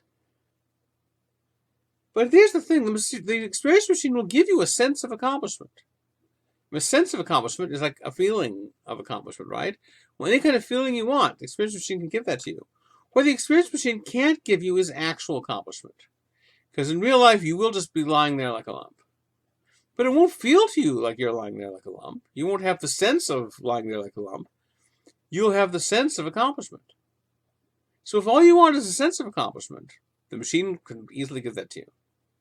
If what you want is, in addition to the sense of accomplishment, you want actual accomplishment, well, that's a goal that goes beyond the circle of your subjective mental states. So Nozick assumes you're not going to want to plug in forever. And he thinks that shows that you must care about how things really are, objectively, not just about how the way they feel to you from your subjective point of view. And this means that you care about more than pleasure, because pleasure is a subjective mental state. And therefore this shows that psychological hedonism is wrong. So Nozick thinks. Now, maybe Nozick is too quick to assume that you wouldn't plug in forever. Maybe you would. Maybe this sounds attractive enough to you that you think, yeah, well, the hell with everyone else, and the hell with the rest of my life. I don't have any prospect for having anything like that much success. I want to live, an enjoyable life, and I just don't think I have enough prospects to live a really enjoyable life through my own efforts. So I'm just going to plug in. Nozick may be wrong in assuming you wouldn't plug in. However, in order to refute psychological hedonism, Nozick doesn't need for everyone to refuse to plug in. As long as there's even one person who wouldn't plug in forever, and surely there's more than one. As long as there's even one person who wouldn't plug in forever, that shows that it's not just inherent in human nature that you automatically value pleasure over everything else. And so psychological hedonism is wrong. So the question is, two questions really. First of all, how would Mill respond? If you could actually, drag Mill up out of the grave, given, his beliefs and so forth, what would he say? Would he abandon his view, or would he stick to it and come up with some kind of answer? And if so, what kind of answer would he answer? That's one question. The other question, somewhat different question, is how should he respond? Now, if we assume that Mill is completely and perfectly rational, then presumably the way he would respond and the way he should respond will be the same. But, people aren't always perfectly rational, so we don't know whether those are going to be the same. But how should he respond? In other words, which answer makes the most sense? Is Nozick right that this is a really good reason to reject psychological hedonism? Or is there maybe some move a psychological hedonist could make to try and answer this?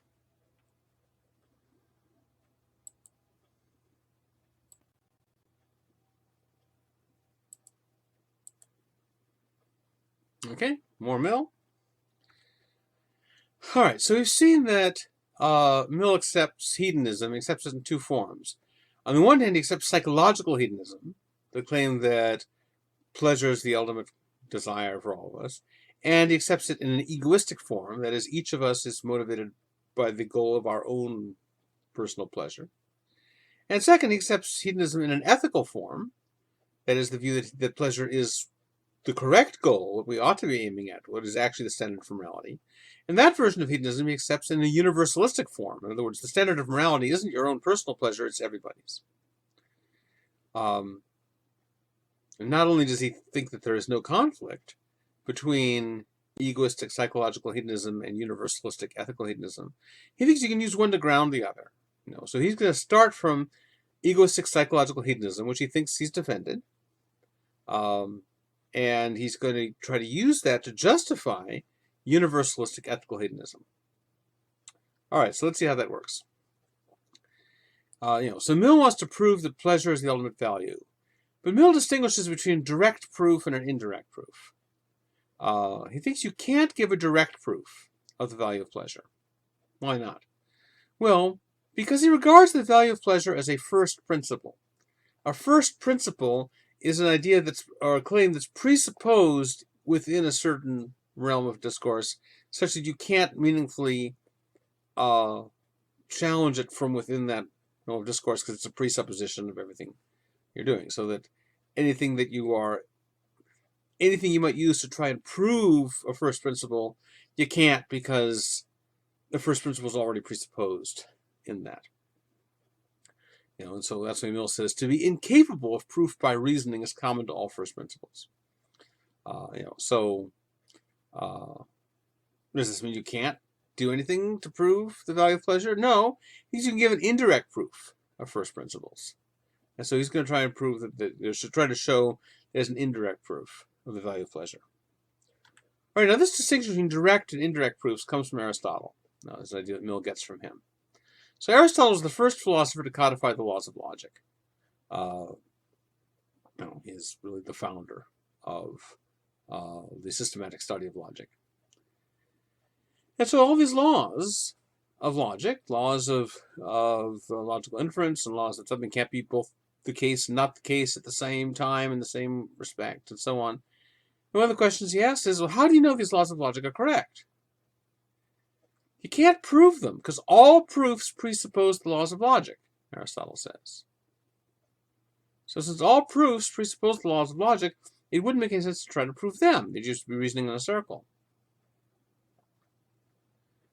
However, so that's the bad news, but here's the good news. The very fact that laws of logic are presupposed in all our attempts at proving anything shows we're already committed to them. So you can't coherently deny the laws of logic.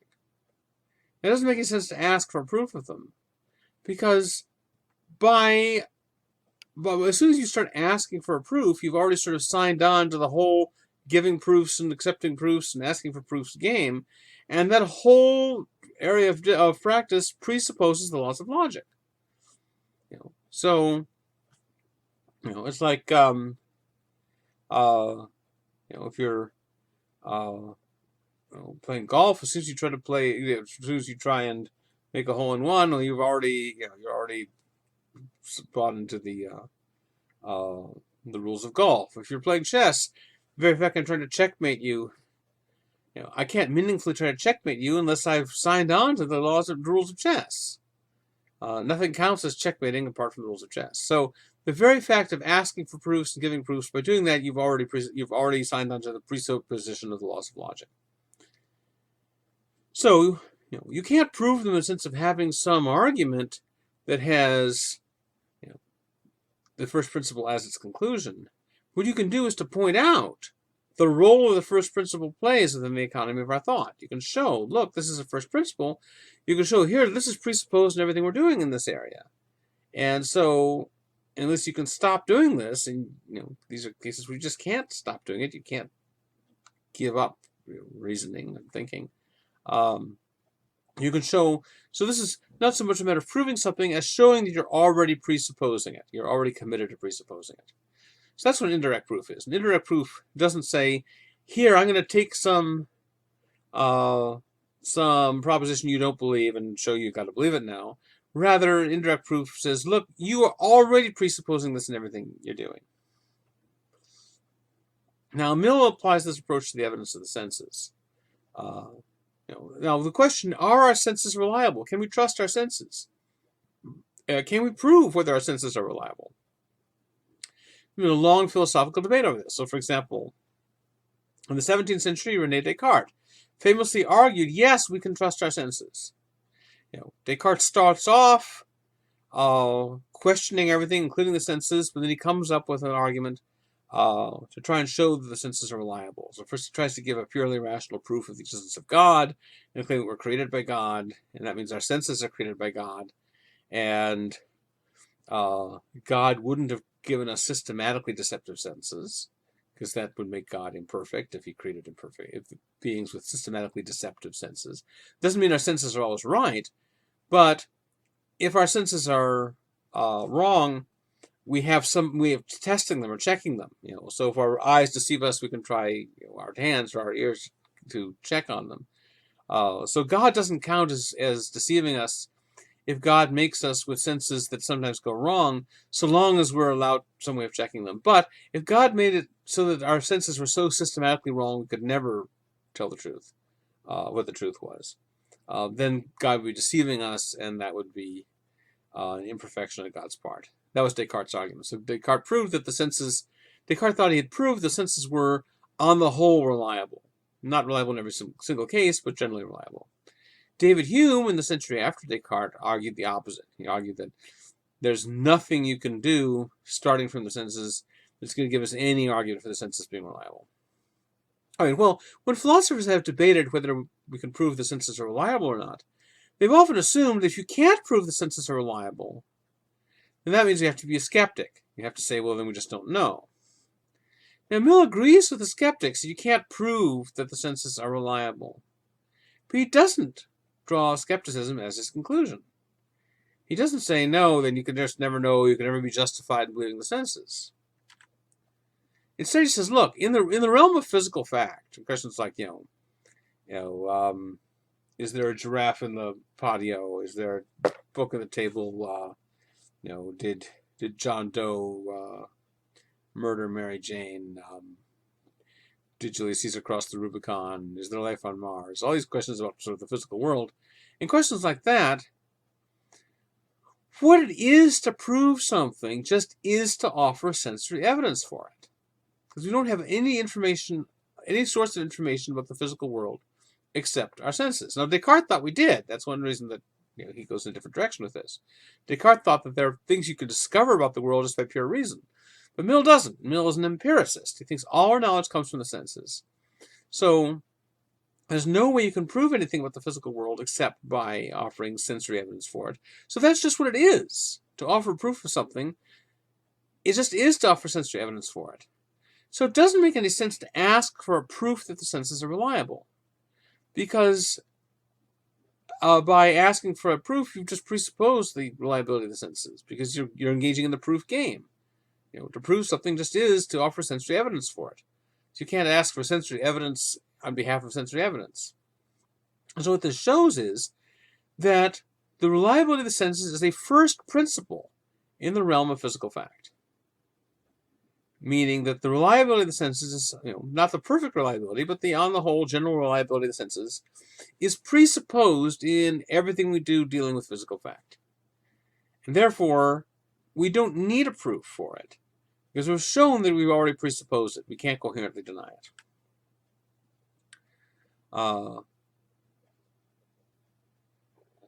Okay, all that on screen is pretty much what I just said.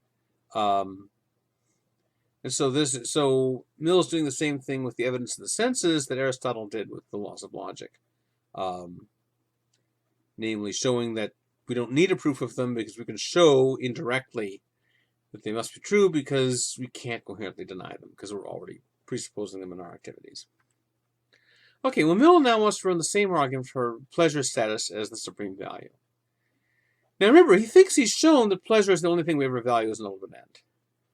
Now in the last two lectures, we saw that there are some objections to that claim, and Maybe Mill can answer them, maybe can't. But at any rate, Mill thinks he's shown that pleasure is our only ultimate end. Well, then that means the only way that we ever try to show anything to be valuable or worthwhile is to make an appeal to pleasant consequences. To show that something's worthwhile, either to say, this causes pleasure directly, or else it causes pleasure indirectly, but anyway, somehow there it hooks up with pleasure. So just as in the realm of physical fact, the way to prove something just is to offer sensory evidence for it, so in the realm of moral fact, the way to justify something just is to show that it leads to pleasure. So it wouldn't make any sense to ask for a proof that pleasure is the supreme value, because any proof in the normative area, the area of values and oughts and shoulds, any proof just presupposes the value of pleasure as the supreme goal. And so just as the reliability of the senses is a first principle in the physical realm, so the supreme value of pleasure is a first principle in the normative realm. And so you can't coherently ask for a justification of the value of pleasure, because as soon as you start asking for justifications, you've already signed on to the whole idea of giving justifications and asking for justifications. And so this counts as an indirect proof that pleasure is the supreme value. So, Mill uses this language here. He says, questions of ultimate ends are not amenable to direct proof, but there's a larger meaning of the word proof. Namely, considerations may be presented capable of determining the intellect either to give or withhold its assent to the doctrine, and this is equivalent to proof. So one way I can try and get you to get your intellect to assent to a doctrine is by giving you a regular ordinary proof of it. But another thing I can do is if I can show you that you're already committed to it in a way that you can't coherently reject it, and although that's not exactly a proof, nevertheless it is something that will then move your intellect to assent to the doctrine. And this is a kind of proof. This is what Mill calls an indirect proof. And so by showing that we are presupposing the value of pleasure in all our normative practice, he thinks he's given a consideration that should reasonably determine our intellect to assent to pleasure's status as the ultimate good. Now, in the course of giving this argument, Mill gives a brief, catchy summary of it. And if he had known the trouble he was going to get into for these 3 sentences, he probably would have rewritten them. But here are 3 sentences from Utilitarianism, where in the middle of this argument he sums it up this way. The only proof capable of being given that an object is visible is that people actually see it. The only proof that a sound is audible is that people hear it, and so of the other sources of our experience. In like manner, I apprehend, the sole evidence it is possible to produce that anything is desirable is that people do actually desire it. So you're giving inference from the senses showing that something is real to our desires showing that something is valuable. Now, there's a long tradition of jumping on Mill here and saying, oh no, Mill, you've committed a horrible fallacy. And here's the fallacy. So words like that end in able, whether you spell it with an I or an A, it doesn't matter. 2 different things they can mean. Sometimes when you say that something is able, you mean that it can be oomped. Something is breakable, you mean it can be broken. If something is portable, you mean it can be carried. If something is collapsible, it means you can collapse it. So in that sense, it can refer to a capacity to undergo some treatment. But we could say, sometimes when we call something oomphable, we mean that it ought to be oomped. When we say that something is admirable, we don't just mean it's possible to admire it. I mean, just about anything could be admired by some bozo for some reason. When you say that something is admirable, you mean that it's an appropriate object of admiration. It ought to be admired. It deserves to be admired. It's worthy of being admired. Likewise, when you say that something is contemptible, you don't just mean that someone could have contempt for it. You mean that it's appropriate to have contempt for it. That's the kind of thing that merits contempt. By contrast, if you call something breakable, you don't mean it ought to be broken. You just mean it can be. When you call something admirable, you mean that they ought to be. You don't just mean that someone could admire them, because people admire Hitler, but we don't say that Hitler is admirable. The fact that people admire Hitler shows that Hitler can be admired. But from the fact that we don't call them admirable, that shows that by admirable we don't mean capable of being admired. We mean worthy of being admired. Whereas breakable doesn't mean worthy of being broken. Now, the words visible and audible, clearly that refers to the capacity. When you say that something is visible, you don't mean it's worthy of being seen. You mean it's capable of being seen. And likewise with audible. And so it's true that if something is seen, that does prove it's visible. If something is heard, that proves it's audible. Because it couldn't be seen if it didn't have the capacity to be seen, and so on. But the word desirable does not mean capable of being desired. When we call something desirable, we don't mean that someone could desire it. It's just about anything could be desired by somebody. You mean it's worthy of being desired. It's an appropriate object of desire. Well then, if Mill were really arguing from, something's being visible, something's seen shows it's visible, something's being heard shows it's audible, therefore something's being desired shows it's desirable, if that really were his argument, then he certainly would be making a logical blunder. But is that really what's going on in this passage? After all, if he really thought that inferring from desired to desirable were just like inferring from seen to visible, then he ought to think that the desirability of pleasure can be straightforwardly proven. He wouldn't go to all that trouble of saying that you can't give a direct proof of the value of pleasure. You can only give an indirect proof of it. That would be an odd thing to say, because he would have a perfectly direct proof. Everyone desires pleasure. Pleasure. Therefore, pleasure is capable of being desired. So it seems as though, it wouldn't make any sense for Mill to be arguing the way he's been arguing if he really thought that you could just infer directly and simplistically from something's being desired to its being desirable the same way you can infer from something's being seen to its being visible. Moreover, when he talks about the inference from seen to visible and from heard to audible, he calls those proofs. He doesn't use the word proof when he's talking about going from desired to desirable. So he's bearing in mind that there's a difference there. He just says it's evidence. So here's the passage again. The only proof capable of being given that an object is visible is that people actually see it.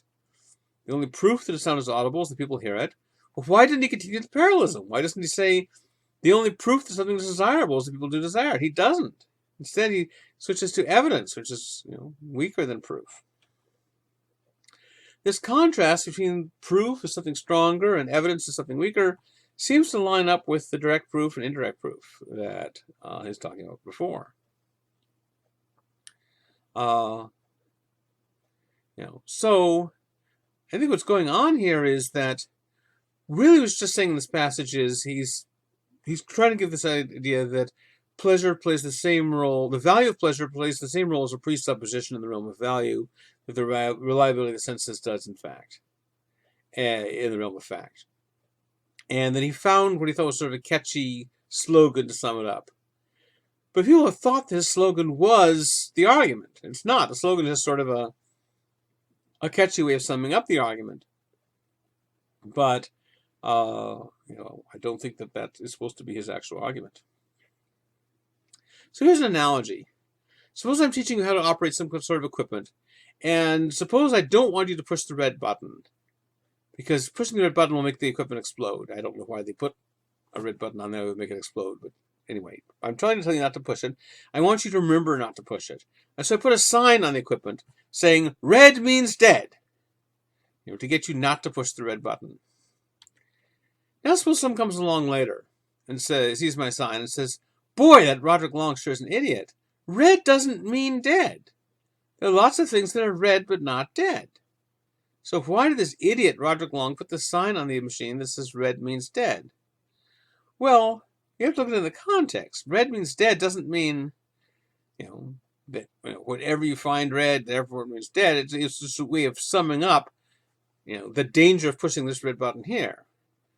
So likewise, when people look at this passage about visible and audible and desirable, and they just look at this passage without the context, and think he's making some argument here that doesn't make sense. If you look at the whole context, what he's saying is that the value of pleasure is a first principle in the realm of value in the same way that the reliability of the senses as a first principle minimum of fact. That's all he's doing. Okay, so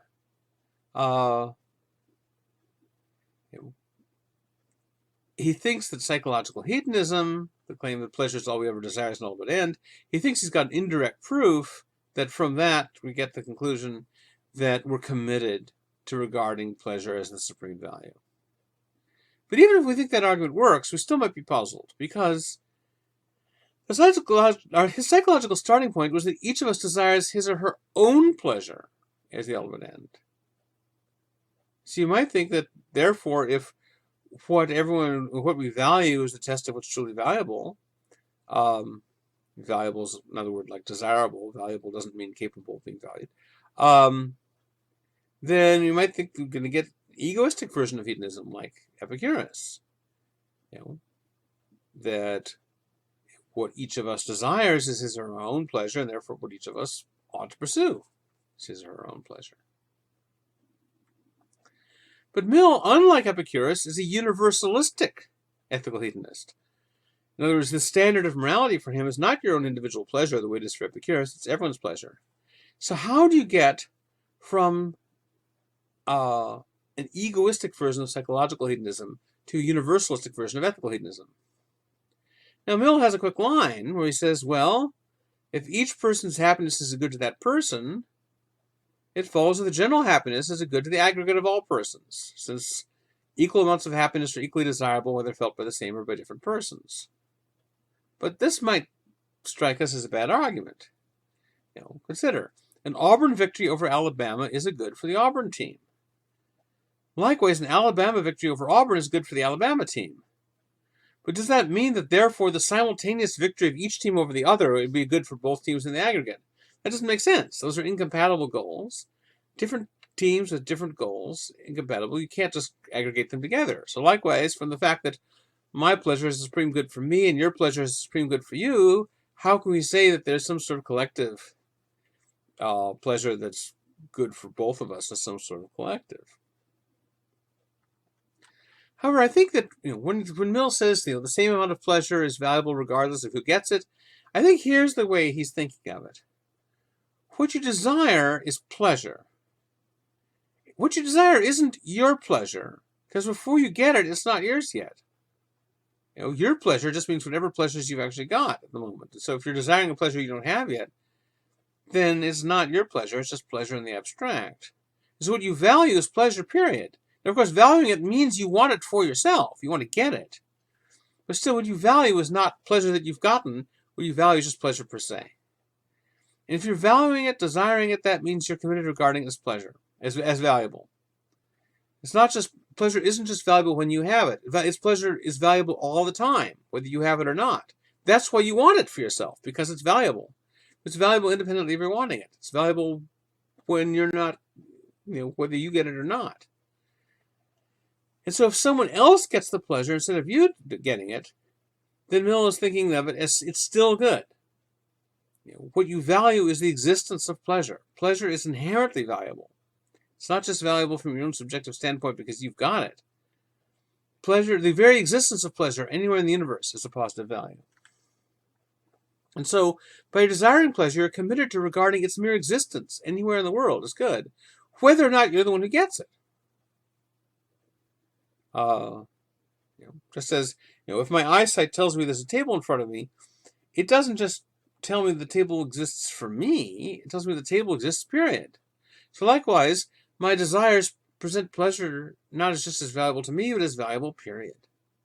And so that means that just as the table is still real even when I'm not looking at it, so pleasure is still valuable even when I'm not the one experiencing it.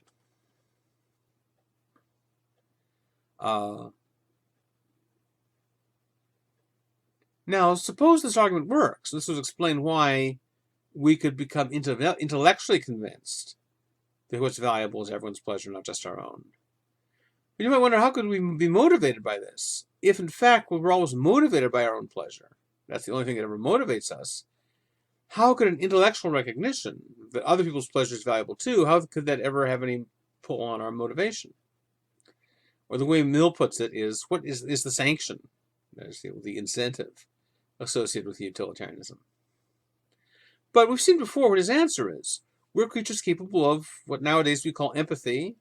In Mill's day, they called it sympathy, although we use the term sympathy a little bit more narrowly nowadays. We have the capacity to take pleasure in other people's pleasure, and we feel pain at other people's pain. Not only do we have that capacity, but that can be developed. Social progress is developing it. Mill and Spencer both think that the progress of society gradually makes us more and more empathetic. Now, Rousseau thought the opposite. Rousseau thought that we start off really empathetic, and then we become less and less empathetic because society pushes us into constant contact with other people, and other people are having various kinds of problems as a result of civilization. As a result, we get too many demands on our empathy, and we have to damp it down. We get emotional calluses. But Mill and Spencer think it's the other way around. People don't start off all that empathetic. People start off with a very narrow circle of empathy. Maybe their immediate friends and family. They don't care about other people. But over time, as we become more and more adapted to the social state, as Spencer puts it, we come to value. We come to get more and more pleasure in other people's pleasure and more pain in other people's pain. And that's why we abandon gladiatorial contests. That's why we become more and more concerned with the rights of minorities and so on. And not only does the social progress of civilization naturally tend to do this, but we also have the capacity to do it ourselves. We can recognize the value of caring about other people's welfare. And we can find that inspiring as a moral ideal. We can get pleasure from bringing ourselves more into line with our moral ideal. All right, so this gives us the ultimate standard of morality for Mill, which is the greatest happiness principle, what he calls it.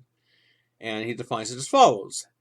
The greatest happiness principle holds that actions are right in proportion as, that is, to the extent that, they tend to promote happiness. And actions are wrong in proportion as they tend to produce the reverse of happiness. And he makes clear that by happiness here he means pleasure in the absence of pain. In other words, he doesn't mean some kind of objective flourishing a la Aristotle. He means pleasure in the absence of pain. By unhappiness means pain and the privation as the absence of pleasure. All right, so that's our basic ethical principle for Mill. But how do we go? What kind of ethical guidance does that give us? How do we know which actions are going to tend to promote the general happiness and which ones aren't? Okay, so recall the dispute in China between the Mohists, that is the followers of Mozi.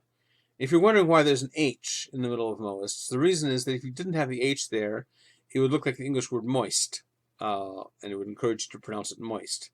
So some people have spelled it with a hyphen, M-O-hyphen-I-S-T, Mohist, but that looks kind of ugly, and so people have just hit on this H as a silent H. It just makes people break it into two syllables. Anyway, so the Mohists are the followers of Mozi, and they and the Confucians had this big dispute. They had several disputes. One of them was that the Confucians thought that the Mohists were too rationalistic and too proud of their own capacity for reason, too arrogant, because they thought that they could just come up with a new morality from scratch just by reasoning about it. Whereas the Confucians said, no, we have to rely on the inherited wisdom of the past. We can't just come up with all these things from scratch. Whereas the Mohist answer is, look, all these traditions that you revere so much were once innovations. So you can't just be against innovation, because if there have never been any innovations, these traditions you care about will never come about. Moreover, the Mohist thought, your traditions are crap. They're outdated elitist prejudices that belong to the displaced bureaucratic class of a dying empire, and shouldn't take them seriously. Now, this is an issue where Mill tends to go a middle path. So he doesn't want to take the view of just saying, all right, you just bow to tradition, you trust tradition to have more wisdom in it than your own individual reason. He doesn't want to be as deferential to tradition as the Confucians were. On the other hand, he wants to take tradition more seriously than a pure innovator would. He does think there is a kind of wisdom in inherited traditions. We shouldn't just throw it out without examining it. So he has this line, during the whole past duration of the human species, people have been learning by experience the tendencies of actions, and have developed through this experience positive beliefs as to the effects of some actions on their happiness. In other words, the beliefs people have now about what tends to cause happiness and what not aren't just beliefs that they've dreamed up from scratch. These are the result of the fact that people have been learning by experience for centuries which kinds of actions tend to produce happiness, which ones not. And so we should take that seriously. However, he also says this inherited wisdom of the human race is not infallible. Moral maxims admit of indefinite improvement. Mankind have still much to learn as to the effects of actions on the general happiness. So there's a lot of wisdom embodied in inherited traditions. But on the other hand, they're not perfect yet, and so it's possible that they can be revised and improved. Now, so far, the Confucians would agree with that too. And the Confucians didn't think that you can never improve on traditions. Remember, Kungtse saying, they've changed the in this one bowing ritual, they've changed some aspects of it in a way that seems to be less respectful, so I don't like that change. But they've also made the cap cheaper, and I think that's fine. And he endorses that. So the Confucians are willing to endorse sort of small alterations of traditions from within the system. Now, Mill thinks that beliefs that have come down through tradition are more likely to contain truth than error. And so therefore we should accept them until we have succeeded in finding better. It's just like if you're a sailor, you're not going to start navigating from scratch. You bring the nautical almanac with you. That is, the people have determined based on star charts and other things, the positions of the ships and the positions of where the land is and so forth. You don't have to calculate it from scratch. It makes sense for you to rely on what people have developed, even though there may very well be mistakes in what you're accepting from the past. But nevertheless, it's a product of a long process a lot of people have contributed to. Shouldn't just toss it out. Or as he puts it again, it would be absurd to pretend that people ought to live as if nothing whatever had been known in the world before they came into it, as if experience had as yet done nothing towards showing that one mode of existence or of conduct is preferable to another. So in other words, there is this Brandon Mill where he says we should take tradition pretty seriously. It is likely to embody a lot of truth. Now, Mill was not just an ivory tower philosopher. He was also a political activist. In this way, he was like his father, James Mill, and he was like Bentham, following them in this. And in his political activism, he is not, certainly not as deferential to a tradition as a Confucian would like. He is willing to endorse positions that conflict pretty radically with traditional beliefs, and two in particular. First of all, the proper scope of individual freedom. Mill thinks that the amount of freedom individuals should have is much greater than the amount that was offered by governments at the time he was living, and so his political views were different from those of the majority view.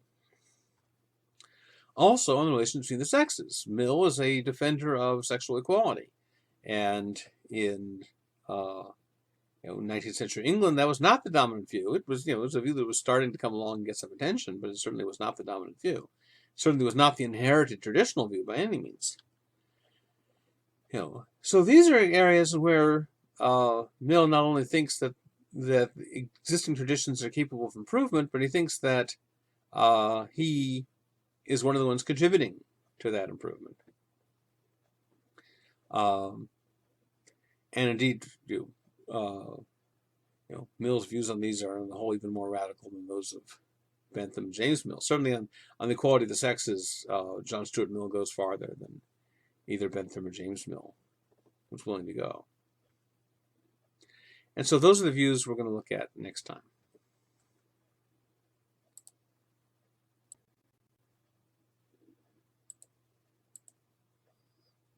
Okay, here's our last lecture on Mill. This was dealing with some of the ways in which Mill applies his ethical theory of utilitarianism to political issues, and also ways in which Mill's epistemological concerns also impact his politics. In addition to being an ethical and political thinker, Mill was also an epistemologist. Remember, epistemology is the branch of philosophy concerned with the ultimate nature of knowledge. Questions about what we can know, what knowledge is, how we know, coming from the Greek word episteme, which means knowledge or understanding. Two of Mill's longest works are his System of Logic and his examination of Sir William Hamilton's philosophy, where he just beats up on this guy Hamilton, but also uses him as sort of a springboard to develop his own views. And epistemology is the dominant theme of both those works. And those works are much longer than utilitarianism or On Liberty or the Subjection of Women. So Mill's at least as much an epistemologist as he is a moralist or political activist. But epistemology has impact on other branches of philosophy. And we've already seen this in ethics. We've seen Mill using epistemology, epistemological theses to support ethical theses. So, the claim that Mill makes in utilitarianism that first principles can't be proven directly, but they can be proven indirectly, and that's an epistemological thesis. He used that to defend his ethical thesis about pleasure being the highest good. In his political views, Mill's also going to rely not just on his ethical views, but also on epistemological considerations. And this makes Mill in some interesting ways an important forerunner of 20th century thinkers like Friedrich Hayek and Michel Foucault. Hayek and Foucault are in some ways very different thinkers from each other, but they're both interested in the ways in which epistemological concerns have an impact on social and political theses. Now, Mill wrote a bunch of stuff on political philosophy, but his best-known work on political philosophy is On Liberty. Now, on the title page, it just has his name, John Stuart Mill. In his autobiography, he says it was actually co-authored with his wife, Harriet Taylor. She's often called Harriet Taylor because that was her married name by her first husband. Even after she married him and became Harriet Mill, people often refer to her as Harriet Taylor. Because one thing, John Stuart Mill and Harriet Taylor were very closely associated before she married him, partly because her husband hadn't died yet. There was a bit of a scandal there. Anyway, he says that it was actually co-authored with her. It was directly and literally our joint co-production, expression of a conjunction of her mind with mine. Now, there's a lot of debate about the things that Mill says about his collaborations with his wife, Harriet Taylor. There are some people who think that he exaggerated her role, that he was sort of besottedly in love with her and exaggerated her wisdom and her contributions, and that really these works were mainly his contribution, and she just put an idea here and there, but he pretended that she was really a co-author. At the other extreme, there are people who think that really she was the main driving force behind most of his political ideas, and that even if he may have been the one who actually sort of put the pen to paper, really the central ideas in these works are much more hers than his, and she really was the principal author. And then there are other thinkers who think it's somewhere in between, which is usually the safest thing to think in these cases. Anyway, if you're interested in the question about, and a part of the puzzle is that when Mill describes, when he's talking about his various works, he describes which ones she collaborated with and which ones not. He's not always consistent. He'll describe, he'll list a list of works and he'll say, well, these three were co-authored with my wife. And then I'll list them somewhere else and he'll list the different ones. Anyway, I have a website down here. If you're interested in exploring the question of what their respective contributions were, you can look there. But for our purposes, it doesn't matter that much. We're interested in these works, whether these, to what extent these works represent Mill's ideas or Taylor's ideas or some combination of the two. I mean, that's an interesting question historically, but it doesn't matter that much for our present purposes. However, I am going to, because Mill does say it's a joint authorship, and it's his name in the title page, so he ought to know if anyone does. People usually just refer to the author as Mill. I'm going to follow saying Mill and Taylor just because Mill says it was a co-authorship, which I think we should take him at his word until we find evidence to the contrary. So I'm going to refer to the authors of On Liberty as Mill and Taylor. All right, so the aim of this book, they tell us, is to defend what they call a very simple principle. In the literature nowadays, it's known as the harm principle. They don't call it that, but that's what it's called nowadays. Which is this: the only purpose for which power can be rightfully exercised over any member of a civilized community against his will is to prevent harm to others. In other words, the only justification society can have for making you do anything or stopping you from doing something is to prevent harm to other people. So two immediate implications of this. First of all, that means if your action only harms yourself and not other people, you should be free to do it.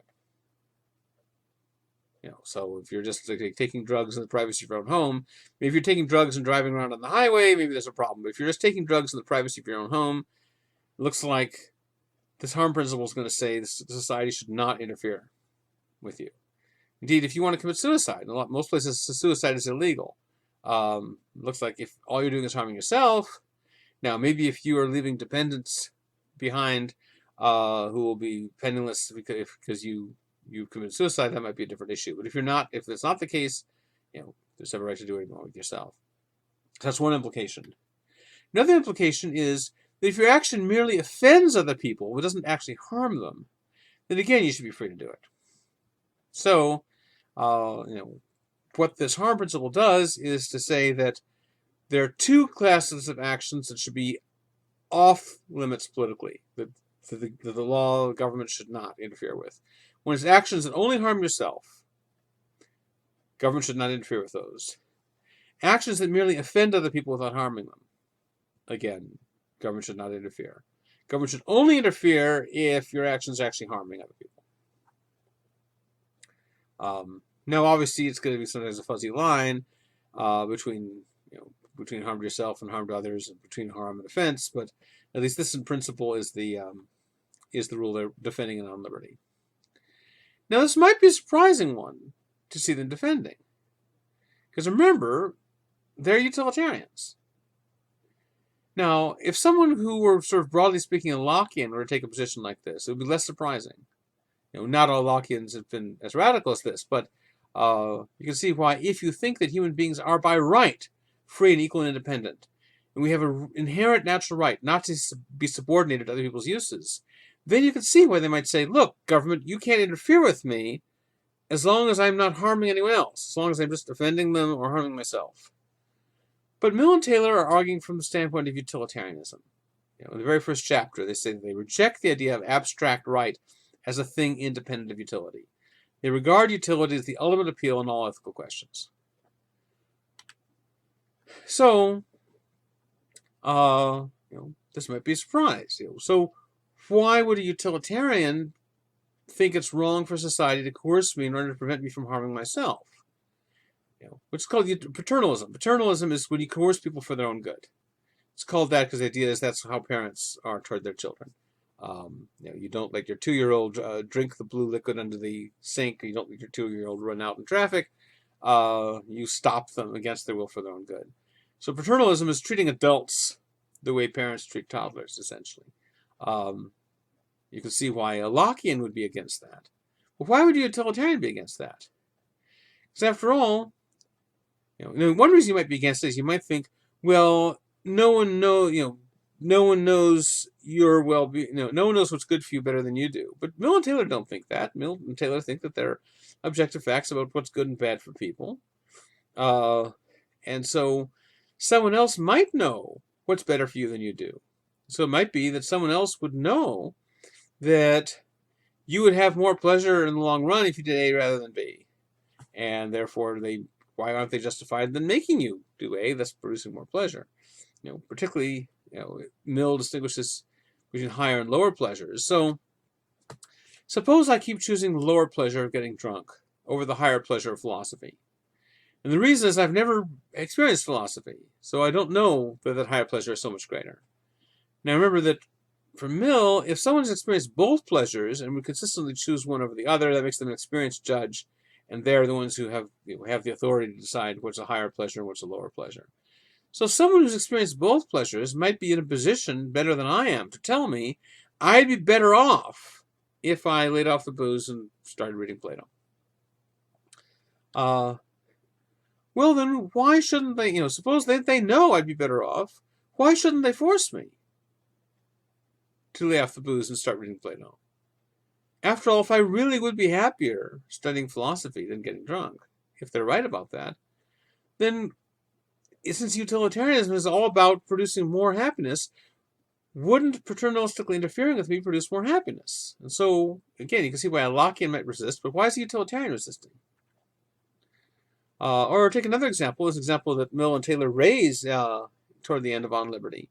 This is a period when Mormon polygamy in Utah was a big issue, and the U.S. federal government was trying to clamp down on it in the 19th century. And Mill and Taylor think that a woman who's entering into a polygamous marriage is making a mistake.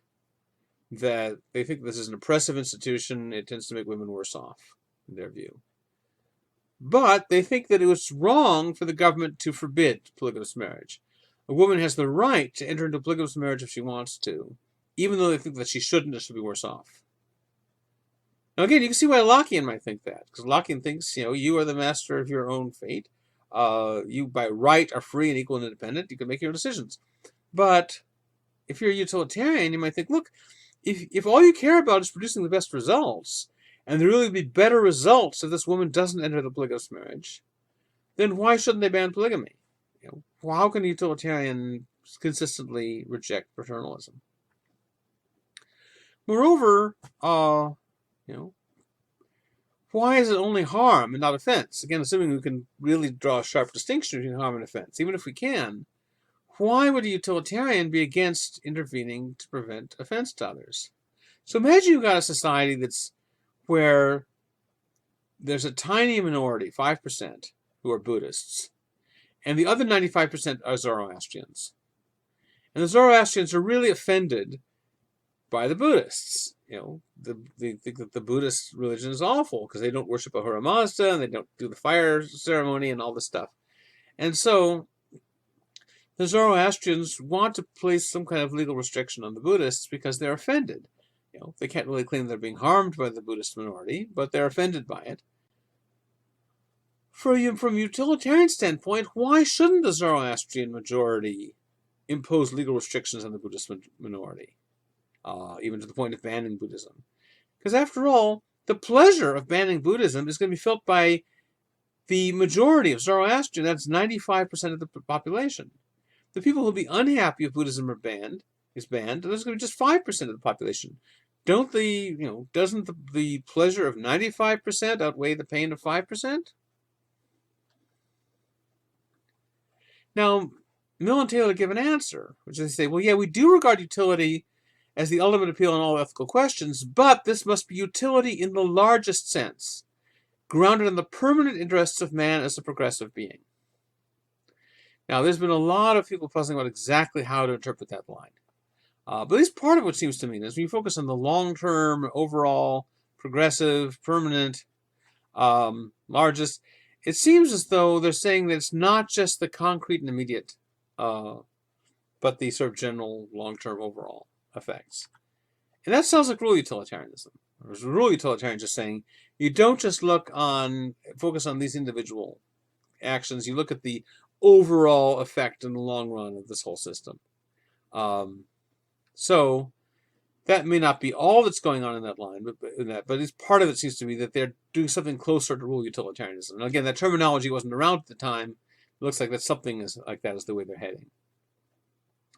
And so one way of understanding what they're saying is, okay, when it looks as though utilitarianism has a case for paternalism, for preventing you from harming yourself, or it looks like it has a case for preventing you from offending others, that case is just an act-utilitarian case. When you look at it from a rule-utilitarian perspective, you'll see that it's wrong for society as a whole. It's bad. It's a bad result for society as a whole if it tries to legally prevent either offense or self-harm. All right, so why? What's the reason? Well, they give more than one argument. One argument they give is they focus on individuality. And some of the things they say about individuality make it sound as though they think the pleasures of individuality are like higher pleasures. But I'm not sure that's essential to the argument. But anyway, individuality they regard as a very important part of human well-being. And again, they come back to this question, should you just passively accept the wisdom of tradition? And they say, well, sure, children should be taught and trained to know and benefit by the ascertained results of human experience. In other words, as a bunch of accumulated knowledge that we have from society, children should learn that stuff. But, they say, it's the privilege and proper condition of a human being arrived at the maturity of his faculties to use and interpret experience in his own way. In other words, that you shouldn't just sort of be the passive conduit of this knowledge. You shouldn't just have it passively poured into you. You have to judge it, experiment with it, decide about it for yourself. And they say that not only is an intelligent following of custom preferable to a blind and simply mechanical adhesion to it, but also an intelligent deviation from custom is preferable to a blind and simply mechanical adhesion to it. And this might be true even in cases where custom is right. It might be better to deviate from custom intelligently, making your own mistakes, rather than following custom just because it's just blindly following it without thinking about it. So the idea is that there's some kind of value to thinking for yourself. And since they think that all value is a matter of pleasure, they must think that there's either more quantity or more quality of pleasure in thinking things through as an individual rather than just accepting what your society tells you. So they contrast a person who plans his own life by means of observation, reasoning, and judgment, on the one hand. From the other hand, someone who lets others choose his plan of life for him, and who consequently has no need of any other faculty than the ape-like one of imitation. In other words, your higher reasoning faculties aren't really engaged if you just passively accept what you've been taught. Then you're just imitating like an ape. It's only if you are thinking for yourself that your higher faculties get engaged. So even if such a person should be guided in some good path by someone telling them what to do, we may still doubt their comparative worth as a human being, since it really is of importance not only what men do, but also what manner of men they are that do it. So in other words, if you do the right thing, but the reason you do the right thing is you're just following someone else's orders and not thinking for yourself, then although you may be doing the right thing, in the course of doing it, you are becoming a less worthwhile person. You are not fully engaging your capacities. And so this is one of the ways in which Mill is influenced by the classical eudaimonists, even though he isn't one. This virtue theoretical stress on the importance of what kind of person you are is something that Mill's very big on, in a way that Bentham wasn't. This is one of the ways in which Mill thinks he's improving on Bentham. Now, this also fits in with Mill's own personal experience. Remember his mental crisis, his nervous breakdown, which was brought on by the feeling that he hadn't had a chance to shape his own character. So this idea of the importance of shaping the kind of person you are, as opposed to just letting yourself be shaped by other people telling you what to do, even if they're right, that comes, that experience is sort of coming into this argument. So the argument they're giving is that even if it would be better for you to choose A rather than B, it doesn't follow that it would be better for you to be forced to choose A over B. Because what's chosen autonomously through individuality has a value that isn't shared by what's compelled. In other words, you don't get quite the same value. And the reason for that is that when you freely choose your course, even when it's in the wrong course, freely choosing your course is going to call upon you to use certain traits of character. It's going to help to develop certain traits of character, independent judgment, and so forth, that you won't develop if you're just following someone else's direction, even when they're right. Making your own mistakes can make you a better kind of person, even when you're going wrong to some extent, than simply passively following advice, even when it's good advice. So here's a way of thinking about it, ranking order of pleasures. The best thing, of course, would be if you made the right choice voluntarily, on your own, through your own independent judgment. That would be great. Next best is making the wrong choice voluntarily. You're still using your own independent judgment, but in this case you've made a mistake. Making the right choice under compulsion is the third most valuable. In other words, it's it's better to make the wrong choice through your own independent judgment than to make the right choice because you're just obeying someone else's coercive orders. And finally, of course, if you make the wrong choice under compulsion, that's the worst of all, because you're doing the wrong thing and it's for the wrong reason and in the wrong way. So when you just look at A and B by themselves, you think, oh, it's better to make the right choice than the wrong choice. That has better results. You might think that that's a reason to force someone to make the right choice. But turns out forcing them to make the right choice is not going to get them A. It's going to get them C instead. Because you don't get the same results from a forced correct choice than you do from a voluntary, independently arrived at best choice.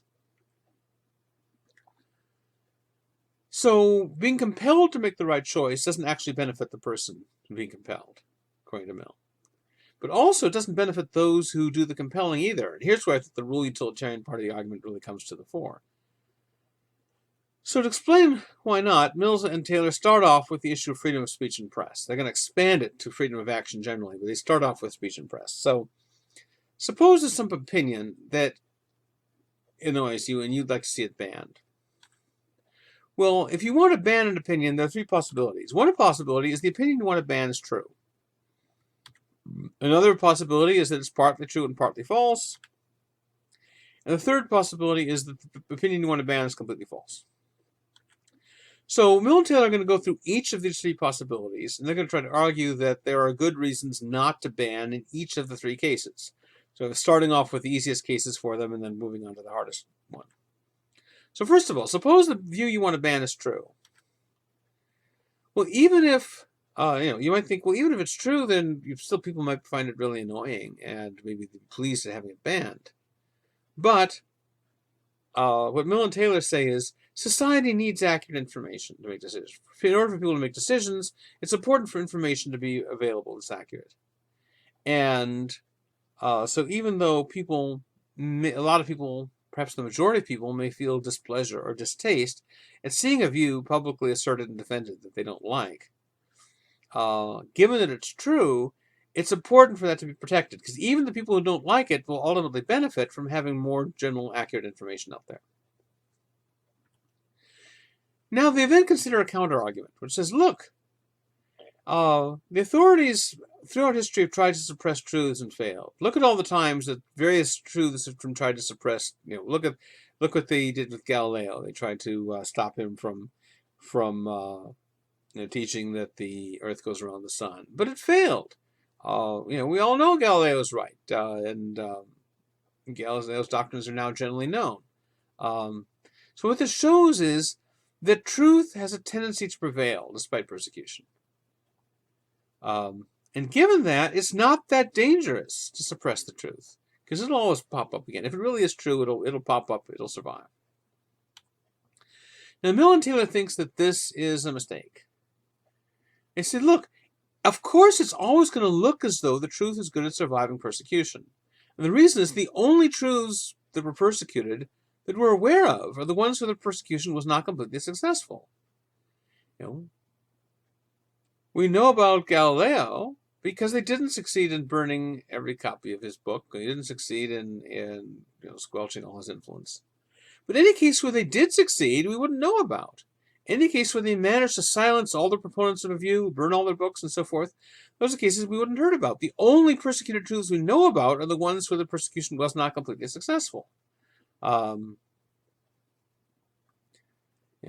so therefore we don't have any good reason to believe that the truth is especially good at surviving persecution. The fact that the only persecuted truths we know about are ones that survive persecution is not evidence that truth is good at surviving persecution. Because whether truth is really good or really terrible at surviving persecution, it's still going to be the case that the only persecuted truths we'll know about are the ones that survive. And so therefore we don't have any good reason to abandon the argument that for the sake of society's need for accurate information, we shouldn't suppress the truth, even truths that are unpleasant and annoying. Okay, second option. Suppose the view you want to ban is partly true and partly false. And Mill and Taylor think this is actually probably the most common case, that most big disputes are not between one view that's completely right and one that's completely wrong. That sometimes happens, but the most common disputes are ones where each side has a piece of the truth, fighting another side that has a different piece of the truth. Suppose that's the case. In fact, let's go farther. Suppose the view you want to ban is mostly false and only a little bit true. In that situation, don't the benefits of banning the view outweigh the costs? You'll lose a little bit of truth, but you'll get rid of a lot of annoying falsehood. Well, here's their response. It's often going to be the case that even when a view is mostly wrong, it's performing a valuable service because it's keeping alive some neglected piece of the truth. And the example they give is the conflict between two worldviews, the worldview of the 18th century Enlightenment and the worldview of the 19th century Romantics. Now, a lot of people have argued that what they say about these two worldviews is overly simplistic, and I think you can make a case for that. But even if their account of these two views is somewhat simplistic, still you can still see the point that they're making, even if you might quarrel with some of the details. All right, so as Mill and Taylor see it, the 18th century Enlightenment thinkers overemphasized the importance of reason and order, and they didn't place sufficient value on emotion, wildness, spontaneity. The Romantics were the exact opposite. They overvalued emotion, wildness, and spontaneity, and they undervalued reason and order. So to see the kind of thing you have in mind, this is the Enlightenment vision of what a stroll through the park should look like. So you can see, it's very artificial looking. There's very geometric order. The planets have all been carved into very precise geometric shapes. There's no sense here of being out in the wild. This is clearly the product of human design. And this is the kind of gardens that they liked in the 18th century, sort of the Enlightenment vision of things. Now, again, I think it's fair to say there's more to the Enlightenment than this. You can find Enlightenment thinkers who aren't quite on board with this vision of the world. But anyway, this is the kind of thing that Mill and Taylor have in mind. Whereas you look at the 19th century Romantics, their view was, here's someone on a craggy rock looking over a foggy landscape, and you don't see anything artificial there. You get sort of wildness and so forth, and that's much more the Romantic view of the world. Now, in fact, I think that a lot of the things we think of as the Romantic view actually can be found as strands within the Enlightenment view, but never mind. All right, so Mill and Taylor think that both of these views are one-sided, that the Enlightenment overemphasizes reason and order and undervalues emotion, spontaneity, and wildness. The Romantics do the reverse. Each side is overvaluing one piece and undervaluing the other, and the right view would have a proper and appropriate balance of both. However, they think that both of these views are wrong. They don't think they're equally wrong. They think the Romantic mistake is worse. It's worse to overvalue spontaneity and undervalue reason than it is to overvalue reason and undervalue spontaneity. The Romantic mistake they think is more dangerous than the Enlightenment mistake. Why so? Well, what happens? Suppose you overvalue reason and you undervalue emotion and spontaneity. You're going to get a lot of people who are very emotionally repressed and living unfulfilling lives, and that's bad. You're going to get basically John Stuart Mill when he was 20. But what happens when you undervalue reason and overvalue emotion and spontaneity? Then you end up with fanaticism. You end up with war and violence and essentially piles of dead bodies. That's a much harder problem to fix. If you're emotionally repressed, there's hope for you, as there was hope for Mill when he was emotionally repressed in his 20s. You can start reading Romantic poetry and start getting more of the balance back. But if you've undervalued reason, you created some kind of fanatical, violent movement. You just got a lot of dead bodies, and it's a lot harder to bring a dead body back to life than it is to give therapy to a repressed person. So Romantic mistake is worse. However, they still think it would have been a terrible mistake from the standpoint of the needs of society to repress the Romantic view. Because although the Romantic view had more falsity than truth to it, it did society useful service. Because it championed and kept alive the values of emotion and wildness and spontaneity that were genuine values, even though they were overvaluing them. They were valuing them in the face of a dominant worldview that undervalued them. And so they were providing an important balance. It would have been socially harmful to ban it. And again, you can see this applies to Mill's own life. Mill's childhood education, looks like that garden, very artificially imposed. It was very much an Enlightenment style of education. Bentham and James Mill were very much Enlightenment type thinkers. And when he had his nervous breakdown, what he felt was that what had been stunted was the emotional side of his development. And when he did get out of it, he appealed to Romanticism. He read Romantic poets like Wordsworth and Coleridge and Goethe. Although Goethe is actually sort of a complicated case, since Goethe sort of starts off as romantic and then becomes sort of more critical of Romanticism. Anyway, he starts listening to Romantic music like Karl Weber's opera Oberon. He starts reading Romantic philosophers like Carlyle and von Humboldt. Two thinkers with whom he had very different responses. I mean, he enjoyed reading Carlyle, but Mill and Carlyle were sort of on the opposite position on almost every issue. But nevertheless, Mill found a kind of romantic inspiration in reading Carlyle, even though we disagreed with him. Unlike Spencer, incidentally, who couldn't stand Carlyle, and Spencer would say, every time I go to dinner at a dinner and Carlyle is there, I am just sick for the entire next day. I just can't work or write because I'm so upset by Carlyle. But Mill got some kind of value of Carlyle. Von Humboldt was different. Although Humboldt was a romantic thinker, is one that Mill was very much influenced by. And in fact, a lot of the ideas on liberty, if you debate, do they come from John Stuart Mill? Do they come from Harriet Taylor? Well, a lot of them argue they come from Wilhelm von Humboldt. He has a piece called The Limits of State Action that seems to be an important precursor of On Liberty. Anyway, so Mill can testify from his own experience that the neglected portion of truth that the Romantics had been preserving had value for him. It had in fact saved him. He had been suffering from the Enlightenment excess. And so reading people who may have had the Romantic excess helped to correct his own deficiency and helped to bring him into what he thought of was a healthier balance. Mill, so this isn't purely theory for Mill. It's actually something that I think is drawing from his own experience, even though he doesn't talk about that in this book. All right, the third possibility. Suppose the view you want to ban doesn't even have any important part of the truth. It's just pretty much wrong. Is there any social benefit to allowing people the freedom to promote a completely false view? Well, yeah, Mill and Taylor say yes, you should still allow them the freedom to do it. But what they say is often misinterpreted. People often think what they're saying is, you should never ban any view because you can never be sure it's false. That's not what they're saying. They're not skeptics. After all, if Mill were a skeptic, if Mill thought you could never be sure, what's true or what's false, then he wouldn't have written the whole book arguing that we can know what the fundamental principle of ethics is, which he did, utilitarianism.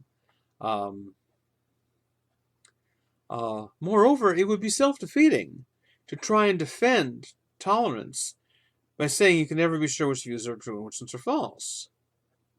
Because if it's really true that you can never be sure which views are true and which ones are false, then you couldn't be sure of that. And so you couldn't use an argument for not banning views, the argument that you can never know anything for certain, because then you could never know for certain that you could never know for anything for certain. You could never know for certain that would be a good reason to ban or not to ban or anything. So luckily that's not their argument. Instead, their argument is, yes, we can know which views are true and which ones are false, but the reason we can know it, what makes that possible, is the context of free and open debate. It's only because of the background of free and open debate that we're able to know which views are true and which are false. So if you took that context away, we would no longer be able to know. So here's an analogy. Suppose I claim to be the world's most powerful wrestler. And suppose every time another wrestler challenges me, I'm always able to defeat them. Well, that wouldn't necessarily prove that I really am the world's most powerful wrestler. After all, there might be someone out there I haven't faced yet who would defeat me if I faced them. But still, if every time that someone challenges me, I'm always able to defeat them, the rational case for believing that I really am the world's most powerful wrestler gets stronger. The more wrestlers I'm able to defeat, the stronger the case is for thinking that my claim is true. But now suppose that instead, although I still claim to be the world's most powerful wrestler, I refuse to wrestle anyone. People come to challenge me, I say, no, I am the world's most powerful wrestler. I could easily defeat you, but I'm just not going to. And if they insist, then I have armed bodyguards, lead them away. Well, in that case, I might really be the world's most powerful wrestler, but you would no longer have any good reason to think so. If you never actually see me wrestling anyone, then you no longer have any evidence that I'm the world's most powerful wrestler. It's only because I meet challengers and am able to defeat them that you had any good reason to believe my claim to be the world's most powerful wrestler. Well, the same way, suppose society enshrines some sort of official truth. It says no one's allowed to criticize this, no one's allowed to question it. Well, the official truth might really be true. But if no one is ever allowed to challenge it, then people never find out how well it would stand up to being challenged. And so, as a result, they wouldn't... people would lose their ability to be justified in believing this thing. So, what Mill and Taylor are saying is that intellectual competition is necessary as a precondition for us to have knowledge. None of our beliefs would be justified if no one was allowed to challenge them, because then we'd never know how they stood up to challenge. Notice this is an epistemological thesis. It's a thesis about the nature of knowledge, and saying that knowledge depends on the background of intellectual competition. We saw at the beginning of the course that intellectual competition is one of the things that creates philosophy in the first place. But they're saying more broadly, you're not justified in claiming to know anything unless there's a background of intellectual competition that enables you to know that. And so they're taking this epistemological thesis and they're using it for the moral and political claim that we should respect freedom of speech and freedom of the press. Well, as I mentioned earlier, they're not going to stop there.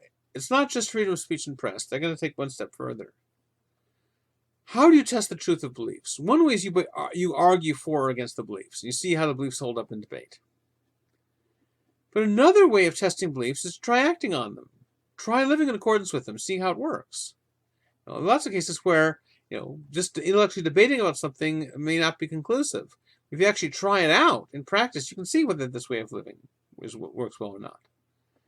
Now, of course, you can't be allowed to test your beliefs in ways that would inflict harm on other people.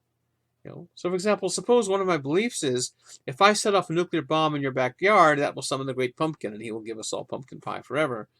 But the only way I can test that belief is by setting off a nuclear bomb in your backyard. Well, obviously, that can't be allowed, because that would be harm to others. But suppose that I want to try out or test some belief, and it's not going to harm anyone else. It will just harm me if I'm wrong.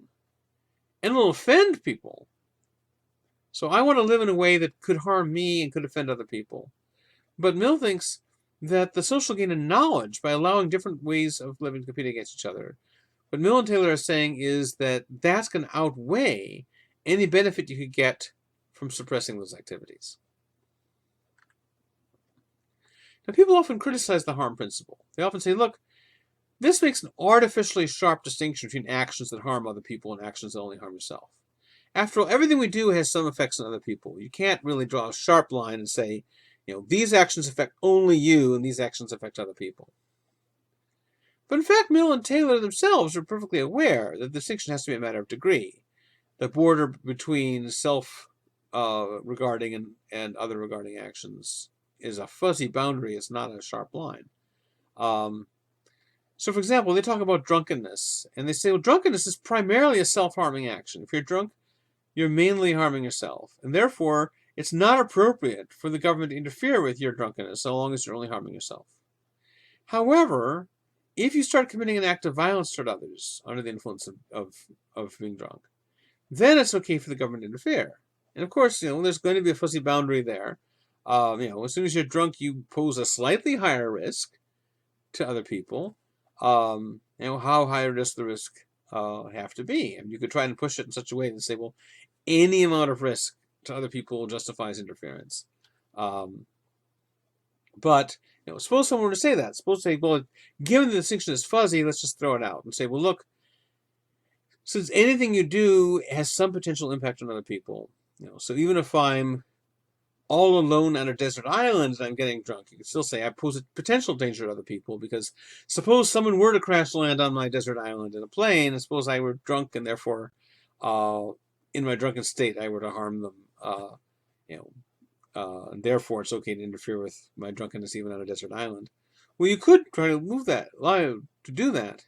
But if you take that line of taking the potential other harmingness of action so far as to basically treat no actions as being purely self-harming, then you're going to deprive society of crucial information on the one hand, because then this is going to be an argument for squelching all intellectual competition. So if you interpret the harms that narrowly, then precisely, then you are going to destroy the value of intellectual competition. You're also going to make individual lives miserable, because you're going to take away that individuality, that freedom to make their own mistakes, that's necessary for human happiness. So you've got these two sides to the argument. On the one hand, there's importance to your happiness as an individual, being able to chart your own path. That's the value of individuality. On the other hand, there's a value to importance to social happiness of allowing free scope to competing experiments. So different ways of living compete with each other. Not just different ideas compete, but different activities compete. These two sides come together when they talk about the importance of genius, and the necessity of allowing genius to unfold itself freely, both in thought and in practice.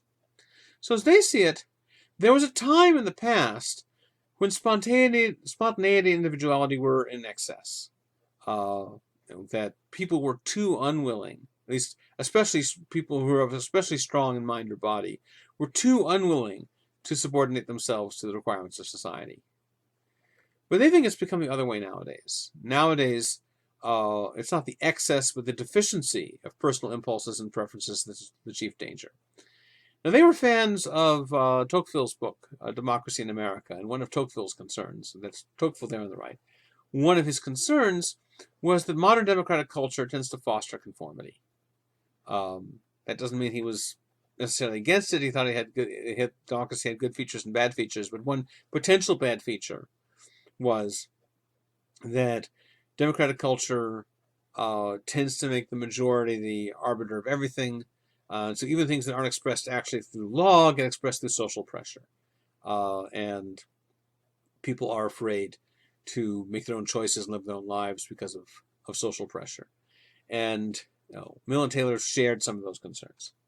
So they say that in modern society, everyone lives as under the eye of a hostile and dreaded censorship, asking not what would suit my character and disposition, but rather what is usually done by persons of my station. In other words, there's too great a tendency for people to go along with social custom rather than thinking for themselves. And they say that there was a time when pagan self-assertion was too strong. The pagan idea that of exerting yourself as like an Achilles, a heroic warrior. Nowadays, that's given way to Christian meekness and humility and self-denial, and they think that you need both. You shouldn't exaggerate one at the expense of the other. Now, interestingly, Thomas Jefferson had views somewhat along the same lines. So there's a letter where Jefferson says about the Greek and Roman philosophers. He mentions Pythagoras, Socrates, Epicurus, Cicero, Epictetus, and Seneca. They were Stoics. Marcus Aurelius was a Stoic. He says they were really great when it came to precepts related chiefly to ourselves, such as the government of those passions which unrestrained would disturb our tranquility. In other words, if you want to know how to live a good life for yourself, the Greek philosophers are great.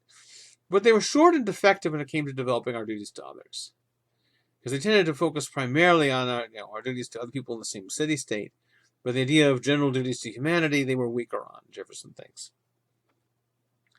And so therefore, it was an improvement. The Greeks and Romans needed improvement from Christian ethics, which teaches universal philanthropy, not only to kindred and friends, to neighbors and countrymen, but to all mankind. And so he says, there's a kind of division of labor between pagan thought and Christian thought. Jefferson thinks pagan thought tells us the laws for governing ourselves. Christian thought gives us the laws, the duties and charities we owe to others. Mill and Taylor are saying something similar, that a balanced life needs both pagan self-assertion and Christian self-denial. So this famous line that As persons of genius are more individual than any other people, they're less capable of fitting themselves into the small number of molds which society provides, so you can't expect the Niagara River to flow smoothly between its banks like a Dutch canal. In other words, a genius is more like Niagara Falls than like a Dutch canal. You can't expect a genius to constrict him or herself into a narrow social role. And if they do, if someone who's an exceptional individual, person of genius, if they do allow themselves to be compressed into social roles out of timidity, then the part of themselves that can't expand within that narrow thing won't expand, and society will not benefit from their genius. In other words, this is yet another case of this kind of indirect rule-utilitarianism thing. Society benefits more from genius if society doesn't try to force genius too much to benefit society. If you try and constrain genius into some preconceived role, you'll just lose the value of the genius. You have to let the genius, go wild and do what they want, again, so long as they don't actually harm other people. Now, just as Mill in his ethical and political views is being influenced by his epistemology, so his epistemology in turn is getting influenced by economics, because he's an economist too. This idea that competition among different ways of doing things is a way of discovering which ways are best. And that's an idea that's probably most familiar in economics. And Mill is, in effect, borrowing it from economics and applying it to things like freedom of speech. Now, it's no surprise that he draws on economics this way, because, as I said, he's an economist. John Stuart Mill and his father, James Mill, both were a bunch of things. They were both philosophers. They were both economists. They were both psychologists. They were both political activists. So Mill is imitating his father not only in many ways in the content of his views, although he does revise that content some, but also in sort of the range of different fields that he's working in. Mill's following in his father's footsteps. Now, there is one field of endeavor that Mill's father worked in that Mill himself didn't particularly, which was James Mill was also a historian. And John Stuart Mill was not particularly a historian. I mean, he has a few articles here and there that are relevant to history, but he wasn't a systematic historian the way Mill's father was. James Mill wrote a whole book on the history of India. However, you could argue that James Mill was not a particularly good historian. I mean, his history of India is kind of a hatchet job. The whole book is just about how awful people in India are and how awful Indian culture is and how wonderful it is that the British have come to rule them. And he brags in the book that he's never visited India. He doesn't know any of the native languages, and this makes him more qualified to write a book on history because he's more objective. He says, I could write far better history of India just sitting in my closet here in London than I could if I spent years in India. Because if I were years in India, coming in contact with all the natives and learning their languages and so forth, that would just distract and bias me. I'm more objective for not knowing anything personally about India and not knowing any of the languages. Of course, because he says, look, I don't need to go there because other people have gone there and they've written stuff and I can read it. Well, yeah, so he only read what the British wrote about British rule in India. He didn't read what people in India were writing about it. And so you might think that this is, if you have a concern for intellectual competition here, you might think that you get a better understanding of India by reading both sides of the issue, not just one. Anyway, so the fact that James Mill was not really a great historian means that maybe just as well that John Stuart Mill didn't try and imitate that part of his father's legacy. Anyway, so John Stuart Mill is an economist, like his father. But a lot of people found what John Stuart Mill writes about economics kind of puzzling. Because when you read his writings, he seems to be a champion of private property and free markets. Not extremely so, but heavily so. Yet he calls himself a socialist. Now, one of the most frequent explanation people give is, well, he starts off as a defender of private property and free markets, and then gradually he gets converted to socialism.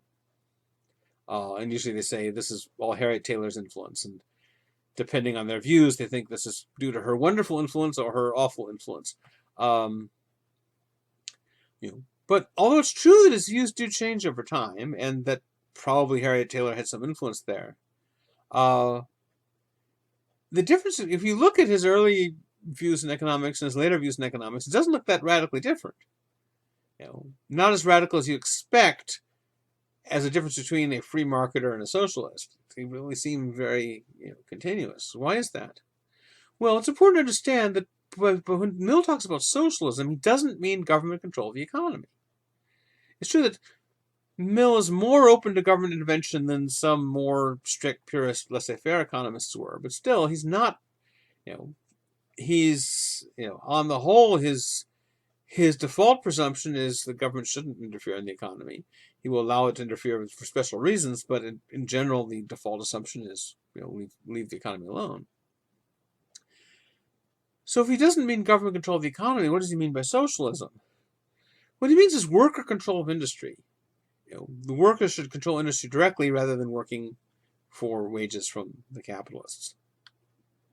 Now, there are some versions of socialism that just equate worker control of industry with government control of the economy. So Marx, for example, Marx favors worker control of industry, but what Marx means by that is the working class as a whole, collectively, should take charge of the government democratically, and then the government, controlled by the working class, will then plan the economy. And so for Marx, worker control of industry means that the workers as a collective class control collective industry through government. But that's not what Mill means. Mill's a fan of competition. He's distrustful of centralized power, so that version of socialism is not going to grab him. Rather, what Mill has in mind when he talks about socialism is workers' cooperatives, that is, organizations that are controlled by workers, but not all the workers in society controlling the government collectively, but many local individual cooperatives where each individual group of workers joins together and they control their own capital rather than working for a capitalist, and they're competing with each other on the open market. Now, this vision of socialism, if that's the term for it, is very similar to what a lot of the individualist anarchists, talking about some people like Thomas Hodgkin in England, Josiah Warren in America, and then some people we've looked at, Spencer and Spooner and Tucker and Voltaire and de Cleyre, Stephen Pearl Andrews, who we haven't looked yet, but he was another American similar to Warren. These people all favored free markets but opposed capitalism. And if you're used to identifying free markets and capitalism as being the same thing, that's going to sound weird to you. But by capitalism, they meant having the means of production, land, factories, capital, equipment, monopolized by a particular class, the capitalist class, so that everyone else to survive has to work for wages for them. That's what they mean by capitalism. And so they were against that, but they weren't against free markets. They wanted individual independent workers' co-ops competing on a free, unregulated market. And Mill's vision is very similar to that of the individualist anarchists. Now, he wasn't an anarchist. He does mention Warren as one of the inspirations for On Liberty, since he got the concept of the sovereignty of the individual from Warren. But, as I said, Mill was not a pure laissez-faire guy. He was always open to arguments for government intervention in particular cases, so that he wouldn't be aligned with the anarchists. But I think that if you want to make sense of Mill's economic views, if you place him alongside the individualist anarchists, you are going to make better sense of his views if you try to squeeze him into a conventional picture of what a capitalist or what a socialist is supposed to look like. All right, one more work of Mill's, The Subjection of Women. In this work, he returns to the dimension of politics that's sort of this competitive idea that's partly economic and partly epistemological. So the purpose of the book is to defend the equality of the sexes. And he starts off by granting that at the very start, it looks like there's a strong objection to equality of the sexes, which is the inherited traditional wisdom of the human race. Throughout all passages we know of, male dominance seems to have been the universal practice. It looks as though men have been in charge and women have been subordinate to them throughout all history. And that seems to represent the inherited wisdom of the human race. And remember, Mill thinks we should take seriously the inherited wisdom of the human race. He doesn't think it's infallible, but he thinks that the inherited wisdom of the human race is a result of past experience.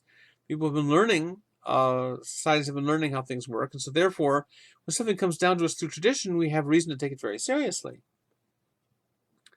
So isn't this a reason, then, to think that we should be very slow to challenge male dominance. Here, Mill at this point asks a question. He says, all right, so the prevalence of a tradition is often an argument in its favor, but why is it when it is? What is it about the prevalence of a tradition that makes that a good reason to think that there's some truth to the tradition? And his answer is, if a certain way of doing things becomes prevalent as a result of competition, it achieves that position by outperforming its rivals, that's evidence in its favor. If you become dominant because you outcompeted your rivals, that suggests that your way of doing things was better than the rival's way of doing things, and that's why it came to prevail. So if we're taking an example nowadays, when I was your age, music and movies were stored on those horrible snarled things on the left, and now we store them on, among other things, those nice, shiny, convenient discs on the right. Not that things can't go wrong with those discs too, but things tended to go wrong much more often with these, audio and video cassette tapes. And so once CDs and DVDs came onto the market, they outcompeted these other things. People found that they did things much better. People stopped stopped buying these other things, and they became much less. They still make them for certain purposes, but they're the market for them is dwindled greatly compared to the discs, digital storage of information, and so that's a case where the predominance of CDs and DVDs over audio and video cassette tapes is a result of the fact that they outcompeted them, and so they proved themselves to be superior. That's why they came to displace their competitors, even though initially they were more expensive than those other things. They're not now. So suppose male dominance had arisen in that same way. Suppose that there had been different social forms tried out. So maybe some societies had male dominance, some societies had female dominance, some had equality. All these different ways of doing things were tried out. And as a result of that competition, male dominance emerged as the most successful. So female dominance was like audio cassettes, and equality was like video cassettes, and male dominance was like CDs and DVDs, and just outcompetes the others. It clearly works better, and everyone switches to it. That would be strong evidence that male dominance was the superior system. It wouldn't be decisive evidence, because lots of complicated things can happen along the way. When something wins out, there can be complex contingent historical reasons for it that aren't always the result of its superiority. But still, that would be pretty good evidence that male dominance is a good way of doing things, if it had arisen in that way. But the very fact that when we look back in history, it seems as though male dominance is universal, that very fact, which the defenders point to as evidence that it's part of the inherited wisdom of the human race, that's precisely what makes us suspect. Because that suggests that male dominance didn't arise through outcompeting rivals. Instead, it looks like we don't see the rivals. We don't see any evidence that there ever were rivals. We don't see any evidence that male dominance ever had to face fair competition from either female dominance or from equality. So it looks like it's the wrestler that's never had to wrestle anybody. It claims to be the best wrestler. Maybe it is, but we've never seen any evidence for it. As long as women aren't allowed to compete on an equal level with men, then we have no evidence that the prevalence of male dominance is not evidence in its favor. So, by analogy, suppose that everyone buys Whammo cereal.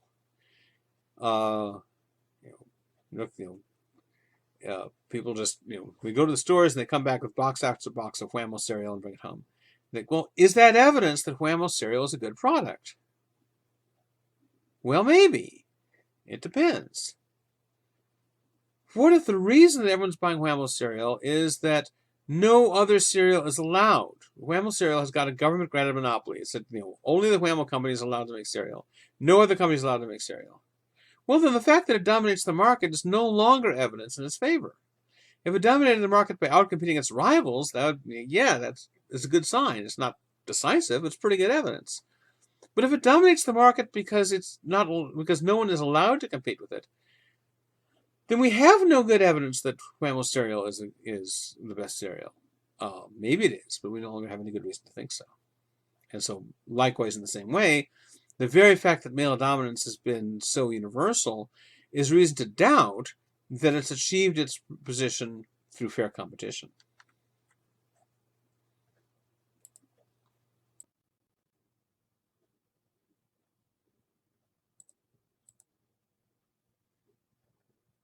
Okay, Kant, morality and imperatives. Okay, so now we come to deontology. Remember, we've looked at virtue theory and consequentialism as two main versions of ethical theory. Now comes deontology. And deontology is particularly, particularly concerned with the kind of criticism of utilitarianism we've seen. So you've seen criticisms of utilitarianism, or more broadly of any kind of consequentialism. The worry is that they seem, at least in some cases, potentially, to justify sacrificing innocent people or ordinary moral rules for the sake of some greater good. And we've seen running all the way back to Socrates' conversation with Glaucon that this is a problematic feature of certain kinds of consequentialism. So deontology comes from the Greek word deon, which means what must be done, that which is to be done, and then more broadly comes to mean duty. Deontology holds that what makes an action right or wrong is not its consequences, but it's the inherent nature of the action, in particular the category or rule the action falls under. So that actions that correspond to certain rules or categories are just inherently right or wrong, not because of their consequences. So one deontologist we've looked at already is John Locke. Now, Locke's ethical views are complicated, so it's controversial whether he's best understood as a deontologist or not. Trying to sort out his ethical foundations is very complicated. But at least there's one natural reading of Locke, where he's a deontologist. So Locke's explanation of why it's wrong for me to kill you is not, or at least not primarily, that it would have bad consequences, either in this particular case or in general. Rather, the main reason is it would violate the law of nature. The law of nature is based on God's commands. Though for Locke, these aren't commands we necessarily have to get from revelation or scripture. These are commands that are, in a sense, encoded into our nature. We look at the way that God has constructed us, and we can discover through the way he designed us what his intentions are, just as when you look at a watch. You can figure out what the watchmaker's intentions were. Now, God's reasons for what he commands may very well have to do with the consequences of what he commands. But Locke makes reasonably clear that our reason for obeying God is not those consequences. Our reason for obeying God is simply respect for God's authority. So that's a kind of deontological view we've seen in Locke. Now, the most influential deontologist is Immanuel Kant. He's Prussian. He came from an area that was, he came from the town of Königsberg, which has occasionally been part of Germany. All the countries in Europe, their borders have shifted around various times. He's often been part of Germany. Right now, Königsberg is called Kaliningrad, and it's in a little strip of Russia that's separate from the rest of Russia. So you can see the wages of history there. But anyway, Kant wrote a bunch of works in all the major areas of philosophy. He dealt with metaphysics, epistemology, ethics, politics, aesthetics, logic. All these areas he worked in. His main ethical works are the Metaphysics of Morals, the grounding or groundwork or foundation for the Metaphysics of Morals, which is a different work than the one we're looking at, and the Critique of Practical Reason. But he also wrote a number of shorter ethical works as well. All right, Kant thinks the most important thing to understand about morality is that it's a system of imperatives. So, think back to learning the different kinds of sentences. So you have a declarative sentence. A declarative sentence describes how things are. So the door is shut. That's a declarative sentence. It describes a fact or a purported fact. Then there are interrogative sentences. Those are ones that ask questions like, is the door shut? Then there are exclamatory sentences, sentences that don't assert anything or ask anything, but they express an attitude. Like, what an ugly door. If I say, what an ugly door, it's not the same as saying the door is ugly. The door is ugly is an assertion. What an ugly door isn't really an assertion. It shows that I think the door is ugly, but I'm not actually asserting that. Now, some of the more recent grammar books will say that if you take the sentence, the door is shut, and you put an exclamation mark at the end of it, that turns it into an exclamatory sentence. Well, that is crap. That is a confusion. That is not how the distinction is traditionally understood in grammar. The difference in these different kinds of sentences is not the punctuation. If you write the door is shut with an exclamation mark or 50 exclamation marks, it's still it's still a declarative. It makes an assertion. It makes a statement. This thing is that. What an ugly door doesn't make a statement. Obviously, if someone says what an ugly door, you can infer that they believe that the door is ugly. But what an ugly door is exclamatory. It's not declarative. But the door is ugly is declarative, however you punctuate it. So if you have one of those grammar books that tells you that the door is shut becomes exclamatory when you put an exclamation mark into it, burn the book, rip it apart, have some kind of public ceremony where you destroy it, find the people who wrote it or published it, and publicly shame them for their wickedness. Okay, onward. Okay, imperative sentences. These are the kinds of sentences that Kant thinks are central to morality. Those are sentences that tell you what to do. So, shut the door is an imperative sentence. It also does not become exclamatory if you put an exclamation mark at the end of it. Still an imperative. It tells you what to do. So that includes commands, but also requests. If you stick a please in front, it's still an imperative sentence, or instructions generally.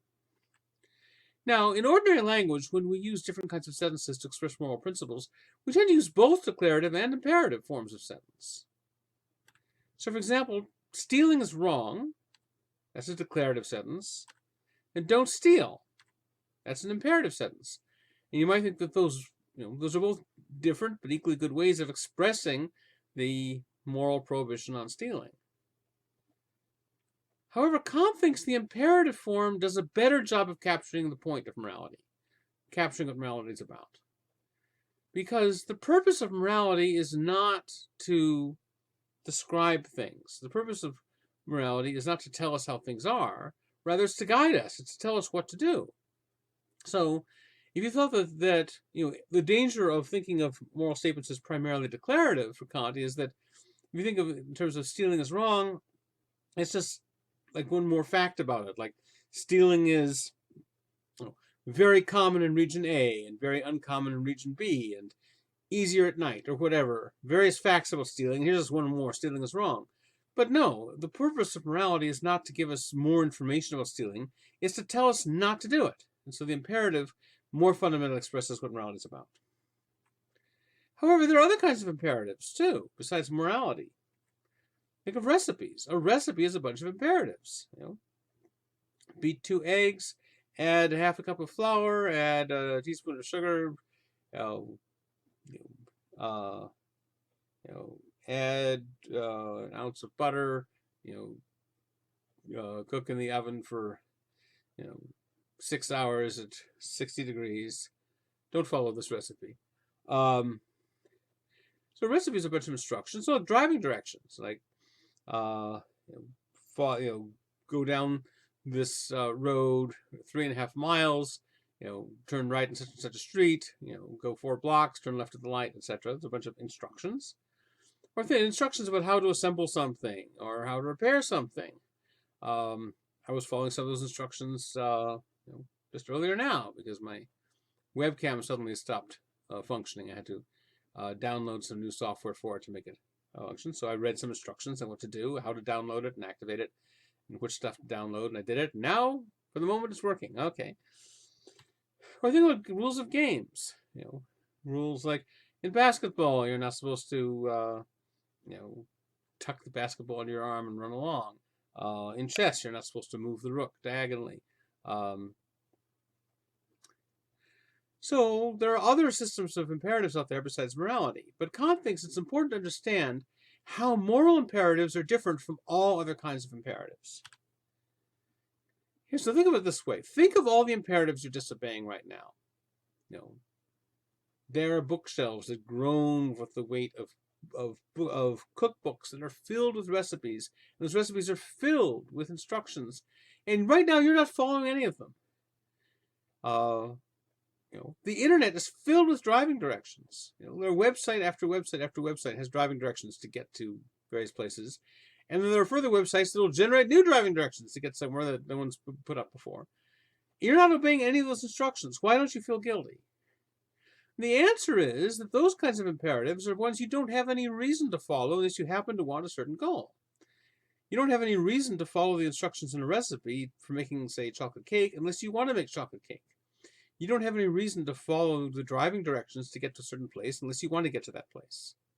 So you're completely off the hook for not following the instructions, so long as you don't happen to desire whatever it is these are instructions for getting. And likewise with the rules of the game, if you're violating, there's nothing inherently wrong with tucking a basketball under your arm and running off with it. That might be what you do after you're done playing basketball. There's nothing wrong with moving a rook diagonally on a chessboard, as long as you're not trying to play chess. There's nothing wrong with carrying the basketball, as long as you're not trying to play basketball. You only have reason to follow the rules of that game if you're trying to play that game. But when you're carrying the basketball to put it away, or when you are just idly playing around with the chess pieces without playing an official chess game, the rules don't apply to you. You don't have to follow the rules because you don't want to do what the rules are something for doing. But morality is not supposed to be like that.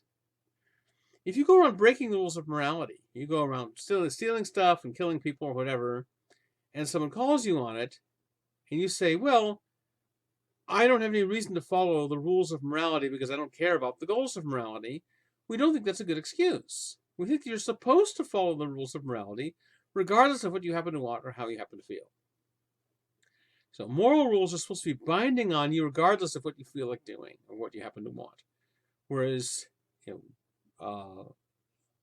instructions for fixing your webcam or instructions for making a cake or for playing chess, those are rules that don't apply to you unless you happen to want certain things. So Kant wants to draw a distinction between these two kinds of imperatives. So he's going to call one set of these hypothetical imperatives and the other one's categorical imperatives. Kant loves opaque terminology, to warn you about that. So the hypothetical imperatives are the ones like recipes and so forth. Those are the ones that you have reason to follow only if you happen to desire a certain goal. Hypothetical imperatives are instructions for helping you achieve some goal. And if you want the goal, it makes sense to follow the instructions. If you don't want the goal, the instructions have no importance to you. By contrast, a categorical imperative, like morality, is one you're supposed to have reason to follow regardless of what goals you desire. The commandment, don't steal, is not supposed to be dependent on how you happen to feel that day. So the reason that the first ones are called hypothetical is one of the meanings of hypothetical is conditional. So think of it this way. Hypothetical imperatives are ones you have reason to follow only on a certain condition, only on a certain assumption, only on a certain hypothesis, namely the condition or assumption or hypothesis that you have a certain goal. And the reason categorical imperatives are called categorical is that they're unconditional, meaning that your reason to follow them is not supposed to depend on or be conditional on what you happen to want. So think about when someone says, I deny this categorically. They mean I deny it without any ifs, ands, or buts. I deny it without any conditions. I deny it unconditionally. So hypothetical can mean conditional, categorical can mean unconditional. In this context, conditional means conditional on your happening to have a certain goal, and unconditional means not depending on that. So all those recipes and driving directions and game rules, all those things you have no reason to follow unless you happen to have a certain goal, those are all hypothetical imperatives. Well, the moral instructions are the categorical imperatives, the ones you have reason to follow regardless of how you happen to feel or what you happen to want. Moreover, in saying that morality is a set of categorical imperatives, not hypothetical ones, Kant isn't just offering this as his own personal point of view. It wouldn't be philosophy in that case, it would just be autobiography. Kant is claiming that it's already part of everyone's concept of morality. When you think about it, you'll think that what you mean by a moral imperative is one Well, you're not off the hook for it simply because you happen to want some different goal from what other people want. So he's claiming that he's uncovering what's implicit in everyone's conception of morality. That's his claim. Now, this distinction between hypothetical and categorical imperatives is also going to be important to determining whether an action has moral worth. So think about these people who do the right thing for the wrong reason. So you don't steal, but the reason you don't steal is you're afraid of getting caught, which implies that, if you had Geisy's ring, you'd steal all you like. Well, in that case, if you don't steal, you're acting in accordance with duty. That is, you are doing the thing duty requires. But you're not acting from duty. That is, duty is not the reason that's making you do it. Now, it's not that doing something for the wrong reason, doing the right thing for the wrong reason is doing in accordance with duty, and doing the right thing for the right reason is doing it from duty. Both cases, you're doing it in accordance with duty. As long as you're doing the right thing, you are acting in accordance with duty, whether you do it for the right reason or the wrong reason. If you do the right thing for the right reason, then not only are you acting in accordance with duty, you're also acting from duty. So actions from duty are a subset of actions in accordance with duty. So, if your only reason for not stealing is you're afraid of getting caught, then you're treating honesty as a recipe for avoiding bad consequences. And so you're acting in accordance with the hypothetical imperative. And so your action does not have moral worth. Your action, even though it's externally the right action, you don't get any moral credit for it because you had the wrong motive. Kant says at the beginning of the book that the only thing that's unconditionally valuable is a good will, that is, having the correct motive. He's concerned more with your motives than with your external actions. Now, there could be cases where the thing that you ought to do is also something that you have strong independent inclination to do. So let's say you find some lost property. So you ought to return it to the owner, morally. But also, the owner has offered a large reward. And so in addition to your moral reason for returning it to the owner, you also have a self-interested reason for returning it to the owner. In cases like that, Kant says it's going to be very hard to tell whether someone's acting from duty or not. And it's not just that it's hard to tell about other people, but even about yourself. It's hard for us to be certain of what our own motives are. Even when, in cases where the thing we ought to do is also the thing we very much want to do for independent reasons, there's always the worry that maybe we're really being motivated by our inclinations and not by duty. The only time we can really be sure that we're doing the right thing for the right reason is when duty conflicts with our inclinations. So cases where you're acting against your self-interest to do the right thing, those are cases where you have better reason to think that you really are doing it for the right reason. Now, this is a point that Kant is often misinterpreted.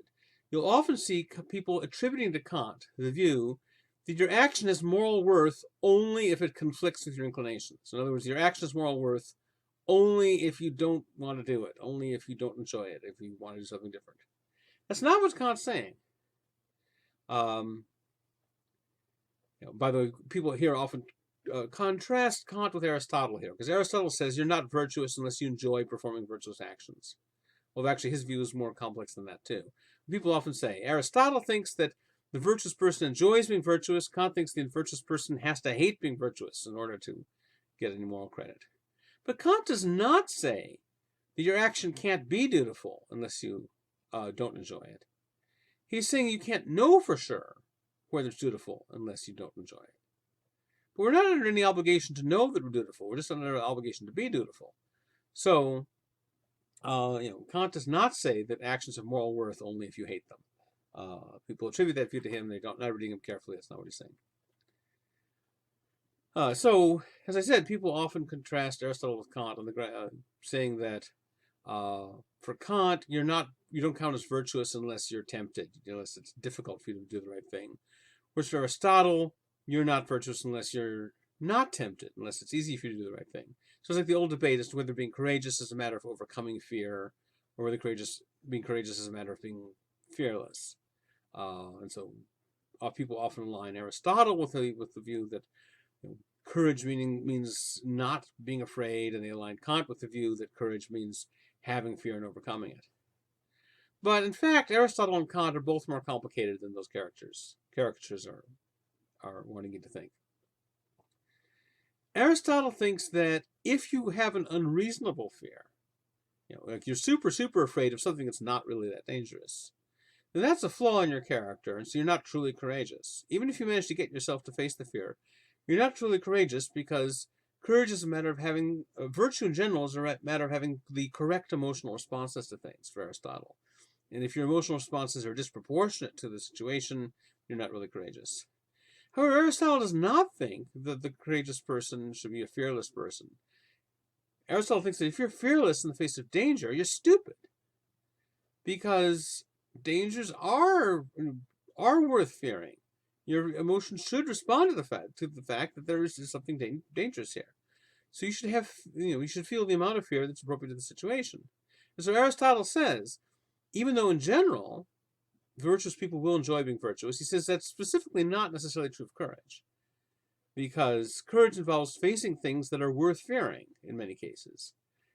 And therefore it's going to be unpleasant to face them. And you can think of other cases where you might think a person doesn't count as virtuous unless they don't enjoy the thing that they're doing. For example, suppose it's your job to break bad news to someone. You've got to do it, but you shouldn't enjoy it. That would be, that'd be sicko.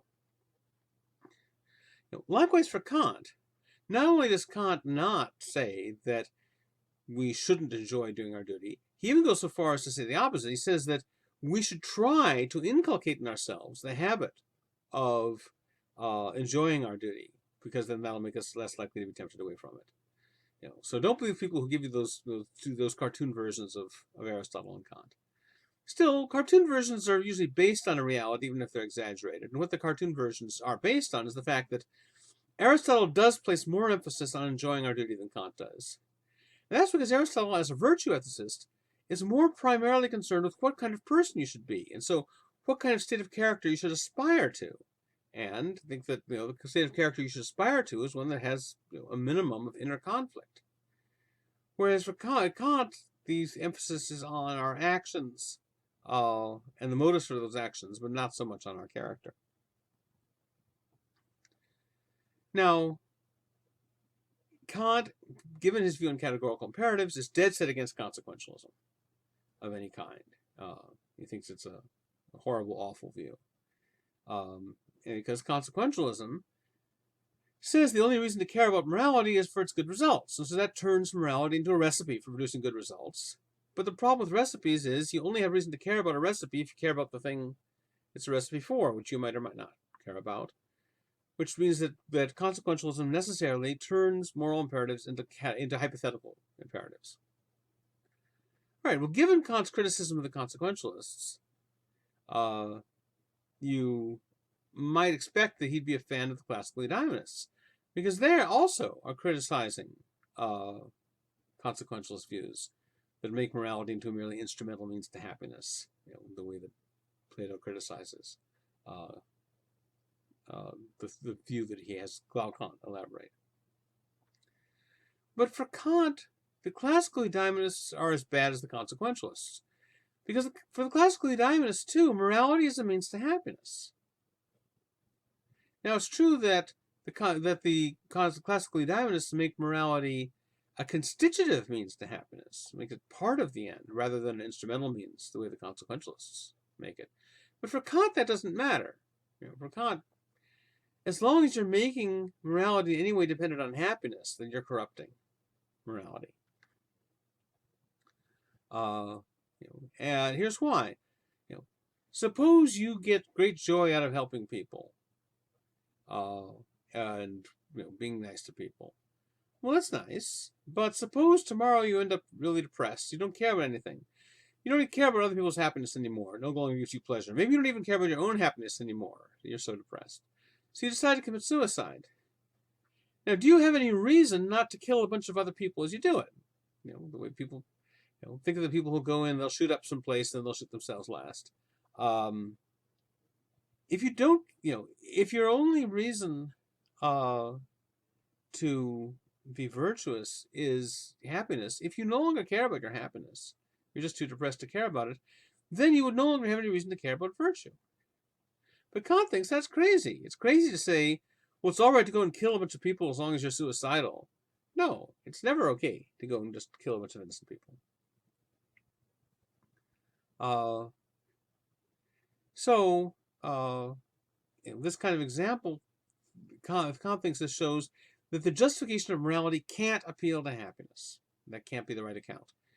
Even if you make an intrinsic component of happiness, that's still not good enough for Kant. Moreover, Kant draws a distinction between autonomy and heteronomy. Now, the word autonomy is fairly familiar in English. Heteronomy is a less common term, but autonomy literally means giving a law to yourself or following a law that arises from yourself. So, the nomos, it means law, and hetero is the same hetero as in heterosexual and heterogeneous. Hetero means other or opposite. And so heteronomy is when you're following a law that arises from something external to you, not from yourself. So it's the opposite of autonomy. Now, I think that when you're acting morally, you're following your own true judgment, which is your reason. Then you're acting freely and autonomously because you're following the law that arises from your own rational judgment. When you follow your inclinations, your desires, then you're doing something other than your own rational judgment. And so you're letting yourself be pulled around like a puppet. In that case, you're acting heteronomously. So there's a kind of inherent dignity in morality. Now, this sounds a lot like both Plato and the Stoics. Both Plato and the Stoics say that when you follow your reason, then you're truly being free because you're following your own true judgment. And when you go against your reason to follow your appetites and emotions, then you are sacrificing your freedom and autonomy and your dignity as a human being. Well, Kant agrees with him about that, but here's the difference.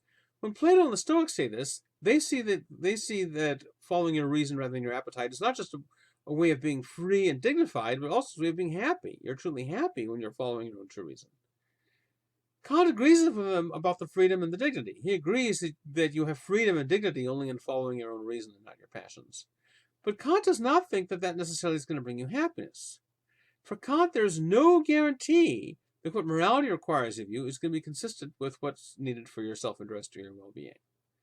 And Kant thinks that previous moral thinkers have tried to connect morality and self-interest together, and Kant thinks there is no guarantee those are going to go together. It's nice if they do, great, but you cannot count on it. You should not base your moral commitments in any way on any kind of hope that somehow your self-interest is going to get gratified out of it. So he thinks that most previous moral philosophers have gotten this wrong. Most moral philosophers have either been consequentialists or eudaimonists. And therefore, most of them have hooked up morality with happiness in a way that turns morality into a hypothetical imperative. So Kant thinks he's the first person to really say, okay, fully let's grasp the fact that morality is a categorical imperative. Let's really consistently work out the implications of that. Now you might wonder if, as Kant claims, being a categorical imperative is part of everyone's conception of morality, why would so many people get it wrong? Why are so many people getting wrong their own conception of morality? Well, his answer is that it's really easy to figure out how to justify hypothetical imperatives. And what justifies this recipe? Well, if you follow it, you'll get a cake if you want a cake. But how do you justify an imperative that isn't for getting you something you want? It just tells you what to do and doesn't promise you anything. How do you justify that? People haven't known how to do it. And so they've slid back into hypothetical imperatives instead.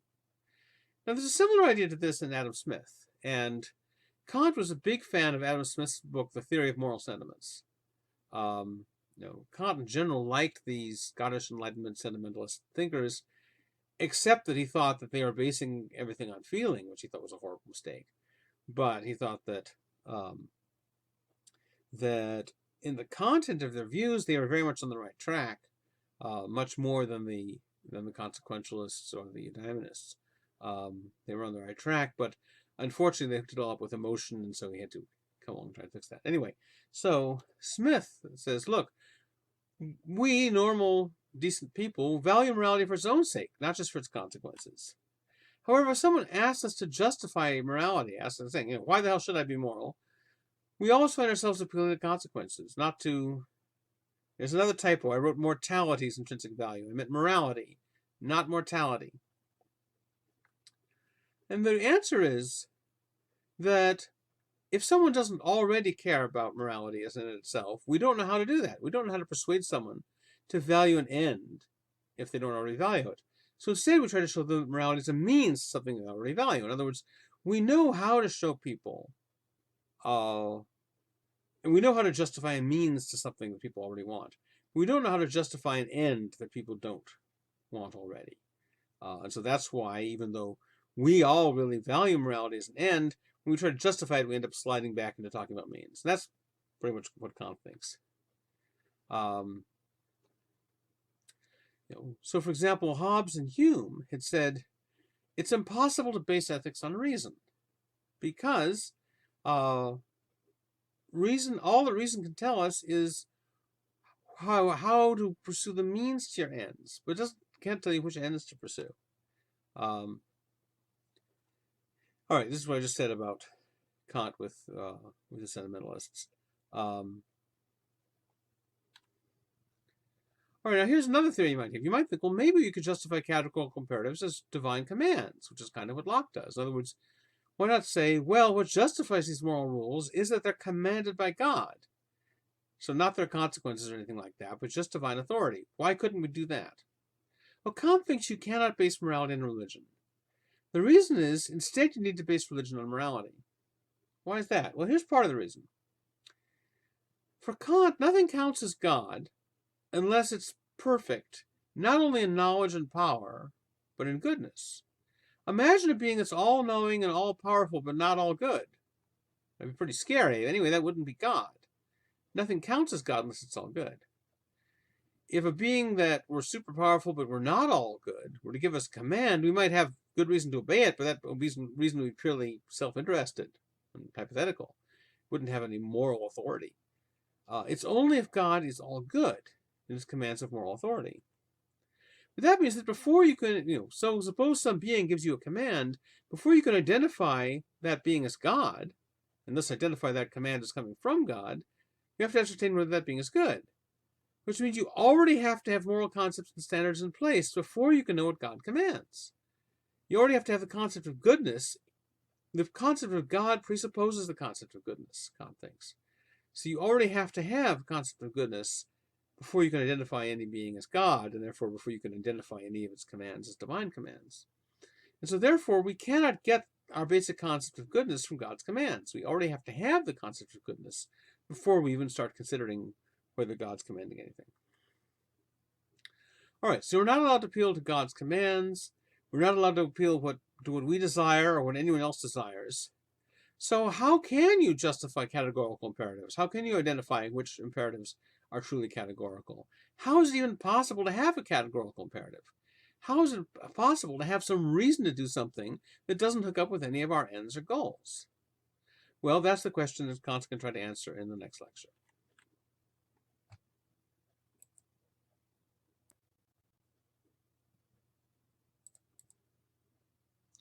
Okay, second of 3 lectures on Kant.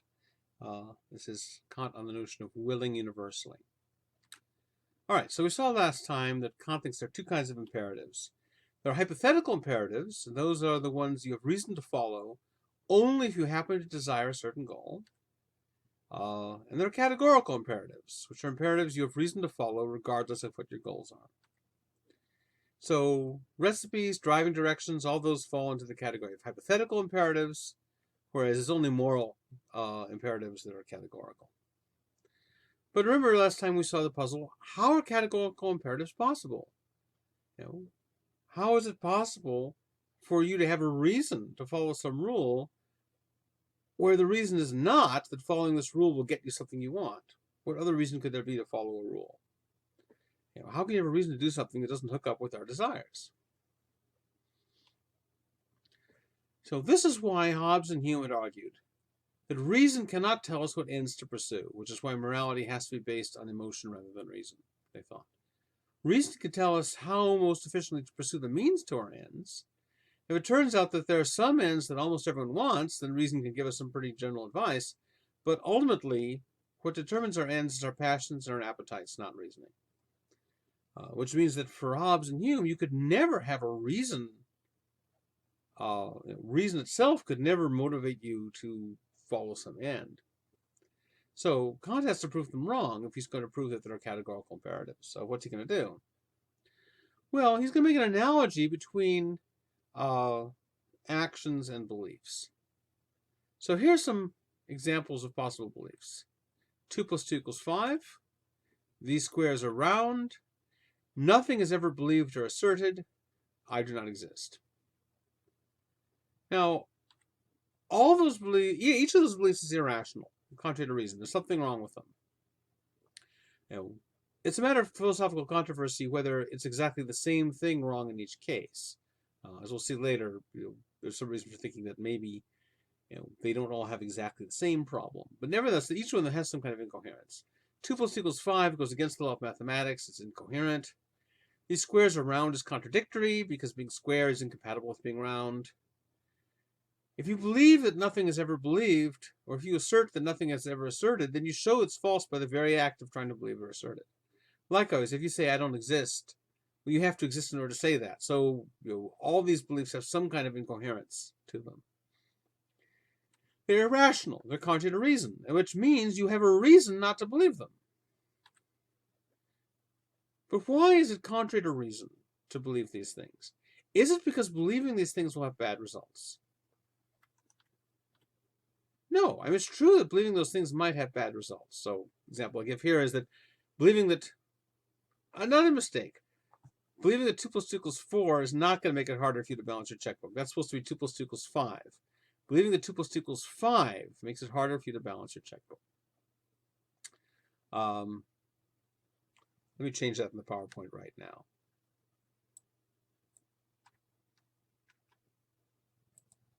There, all fixed. So believing that 2 plus 2 equals 5 would make it harder for you to balance your checkbook, but that's not why it's contrary to reason to believe that 2 plus 2 equals 5. Even if believing that 2 plus 2 equals 5 had good results, you can imagine, suppose someone says, take this pill, I'll give you $1 million to take this pill, and this pill will make you believe for 10 minutes that 2 plus 2 equals 5. We can figure, all right, it couldn't cause me too much trouble for 10 minutes. So you might be willing to take a pill that would make you believe for 10 minutes that 2 plus 2 equals 5. And then after the 10 minutes are over, you get $1 million. So that's the case where believing that 2 plus 2 equals 5 could actually have beneficial results for you. But it still would be contrary to reason in itself. Not because of its results, just in its inherent nature, it goes against reason. So here's what Kant is suggesting. Suppose that there are cases where an action can be irrational or contrary to reason in the same way that those beliefs are. That is, suppose that there are actions that you couldn't commit without endorsing some sort of contradiction or some kind of conceptual incoherence. So those actions would be against reason. So you'd have a reason not to do them. But the reason wouldn't be based on the action's consequences. Instead, the actions would just be inherently contrary to reason, which means that you would have an inherent reason not to do them, which means that the command not to do them would be a categorical imperative, and then we would have justified a categorical imperative. So that is Kant's approach. So in order to prove that there are categorical imperatives, in order to identify which claims are categorical imperatives, what Kant needs to do is to find examples of actions that are inherently contrary to reason. All right, so here's his strategy for doing that. He says, first of all, whenever we act, we're always treating the motive of that act as a good enough reason to perform that act. So if I drink because I'm thirsty, then I'm treating thirst as a good enough reason to drink. And so by doing that, I'm endorsing a general rule, a maxim. Kant uses the term maxim for this implicit rule that you endorse whenever you act. Namely, you're always treating your motive as a good enough reason to perform that action. So you drink out of thirst, you're endorsing the maxim, treat thirst as a good enough reason to drink, or equivalently, drink when you're thirsty. But the maxim is general in form. It doesn't say drink if you're thirsty and you're me, it says drink when you're thirsty. And so by drinking when I'm thirsty, I'm endorsing the maxim not just for me, I'm endorsing it for everybody. Which means that if you drink when you're thirsty, I can't consistently condemn you for that so long as I drink when I'm thirsty. Because by drinking when I'm thirsty, I've showed that I regard thirst as a good enough reason to drink. And so I can't condemn you for doing the same thing. Now suppose that I somehow want to fiddle with my maxim in such a way that it will authorize me to drink when I'm thirsty, but won't authorize you to drink when you're thirsty. Well, then I might say, okay, my maxim isn't to drink when I'm thirsty, it's drink if you're thirsty and you're a philosophy professor named Roderick Long, and you're overweight, and you have a beard, and you're born in Los Angeles, etc., etc. You can, I would try to come up with some description that singles me out. Well, I could say that's my maxim, but just saying it doesn't make it so. So, for example, suppose I claim my maxim is treat being a thirsty philosophy professor named Roderick Long as a good enough reason to drink. And so, therefore, if I endorse that maxim, that permits me to drink when I'm thirsty, but doesn't permit you to drink when you're thirsty. Well, suppose that I'm really thirsty, I'm just about to have a drink, when someone comes running in to tell me some bad news. I've just been fired from my job. They found out about that thing, and so I'm fired now. So I'm no longer a philosophy professor. So I no longer fit that part of the maxim. Or suppose someone else comes running in and tells me, hey, there's a mistake in your birth certificate. Your name isn't really Roderick Long. Well, so suddenly this maxim I claim was my maxim doesn't really apply to me anymore. Would I then stop drinking when I'm thirsty? Probably not. Well, if I wouldn't stop drinking when I'm thirsty, even though I was no longer a philosophy professor and no longer named Roderick Long, that shows that I wasn't really treating those things as part of my motive. It was just being thirsty that was part of my motive. Your maxim isn't what you just say it is. Your maxim is, you show what your maxim is by what you do in various situations. If you keep drinking when you're thirsty, even when you no longer fit certain categories, then those categories are not part of your maxim. Never were. So really, it's just the thirst that's motivating me. In that case, I really am giving permission to everyone else to drink if they're thirsty. Okay, so whenever you act, you're endorsing the maxim of your action for everyone. Well, what if there are some actions where you can't endorse the maxim for everyone without some kind of contradiction or incoherence? In that case, those actions will be contrary to reason, inherently, not because of their results. And so we'll have an example of something the categorical imperative will forbid. So take the case of lying. What is lying? Is it just asserting something false? No. If I tell a joke, like, all right, a horse and a rabbit walk into a bar, and the horse orders a martini, etc., etc. Don't worry, I'm not going to give you the whole joke. That's a series of false statements. So no horse ever ordered a martini. But I'm not lying, because I'm not trying to fool you into thinking this happened. The purpose of a joke is not to make you believe that a horse and a rabbit walked into a bar and ordered drinks. Likewise, I write a novel. A novel is a bunch of false sentences about things that never happened. Or if I play a role on stage or on the screen, I'm saying lots of false things, but it's not lying, because I'm not trying to deceive anyone into believing that the false things are true. I'm just trying to entertain or whatever. So in order to lie, there has to be an attempt to deceive. But there are limits to what we can coherently attempt. Now that might be a surprise. You might think, look, there are limits to what I can succeed in doing, but there are no limits to what I can try to do. But actually, Kant thinks that's wrong. There are some things you can't even coherently try to do. For example, suppose I would like to be able to fly to the moon by flapping my arms. Does that mean I could then try to fly to the moon by flapping my arms? No. No matter how hard I flap my arms, as long as I don't think there's any realistic chance that flapping my arms would get me to the moon, I don't count as trying. In order for doing something to count as trying to achieve something else, you have to believe there's some realistic chance that the thing you're doing could achieve it.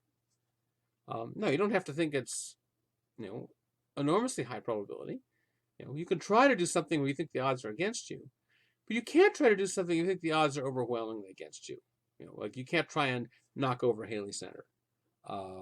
Not knock over in the sense of robbing. Maybe you could do that, but literally, push on it and knock it over. You can't try to do that because the odds of success are so small. Maybe they're not zero. And given quantum physics, there's a slight, very tiny, but non-zero probability that all the particles in Haley Center will rearrange themselves in such a way to make it weaker for just an instant, where you could just hit it at the right instant and knock it over.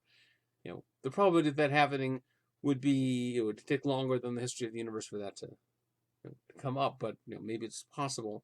But still, that's not a big enough probability for you to really count as being able to try it. All right, so lying involves an attempt to deceive. So false statement counts as a lie only if I could believe there's a realistic chance that my false statement could convince you. So suppose I tell you right now, I look just like Tom Cruise. Well, assuming that I successfully fixed my webcam, you can see I don't look quite like Tom Cruise. So even if I would like you to believe that I'm Tom Cruise, my saying I look like Tom Cruise, I don't want you to believe I am Tom Cruise. No. I would want to look like him, but I wouldn't want to be him, but that's another story. I don't want all his beliefs, just his appearance. Even if I wanted you to believe that I look like Tom Cruise, my telling you I look like Tom Cruise isn't going to convince you, because you can see me, and there's no realistic chance my statement will deceive you. I suppose there's a non-zero chance that maybe you've just taken some drug that blurs your critical faculties, and so you believe me instead of your eyes. That's possible, but it's so improbable that I can't count on it enough to really be trying. So why do lies successfully deceive when they do? It's because there's a general habit of people believing what other people tell them. Ordinarily, if someone tells you something, you believe it, unless there's some special reason to doubt it. If there's someone who lies to you a lot, or if what they're saying just sounds inherently implausible, you might not believe it. But ordinarily, if you don't have any special reason to doubt someone and they tell you something that's not too implausible, you'll generally believe it. Why is that? Well, the reason for that is that most people, most of the time, tell the truth. Even dishonest people, even pathological liars, still say more true things than false things. How many people go into a restaurant and sit down and when someone asks them what they want to have for lunch, they lie? No.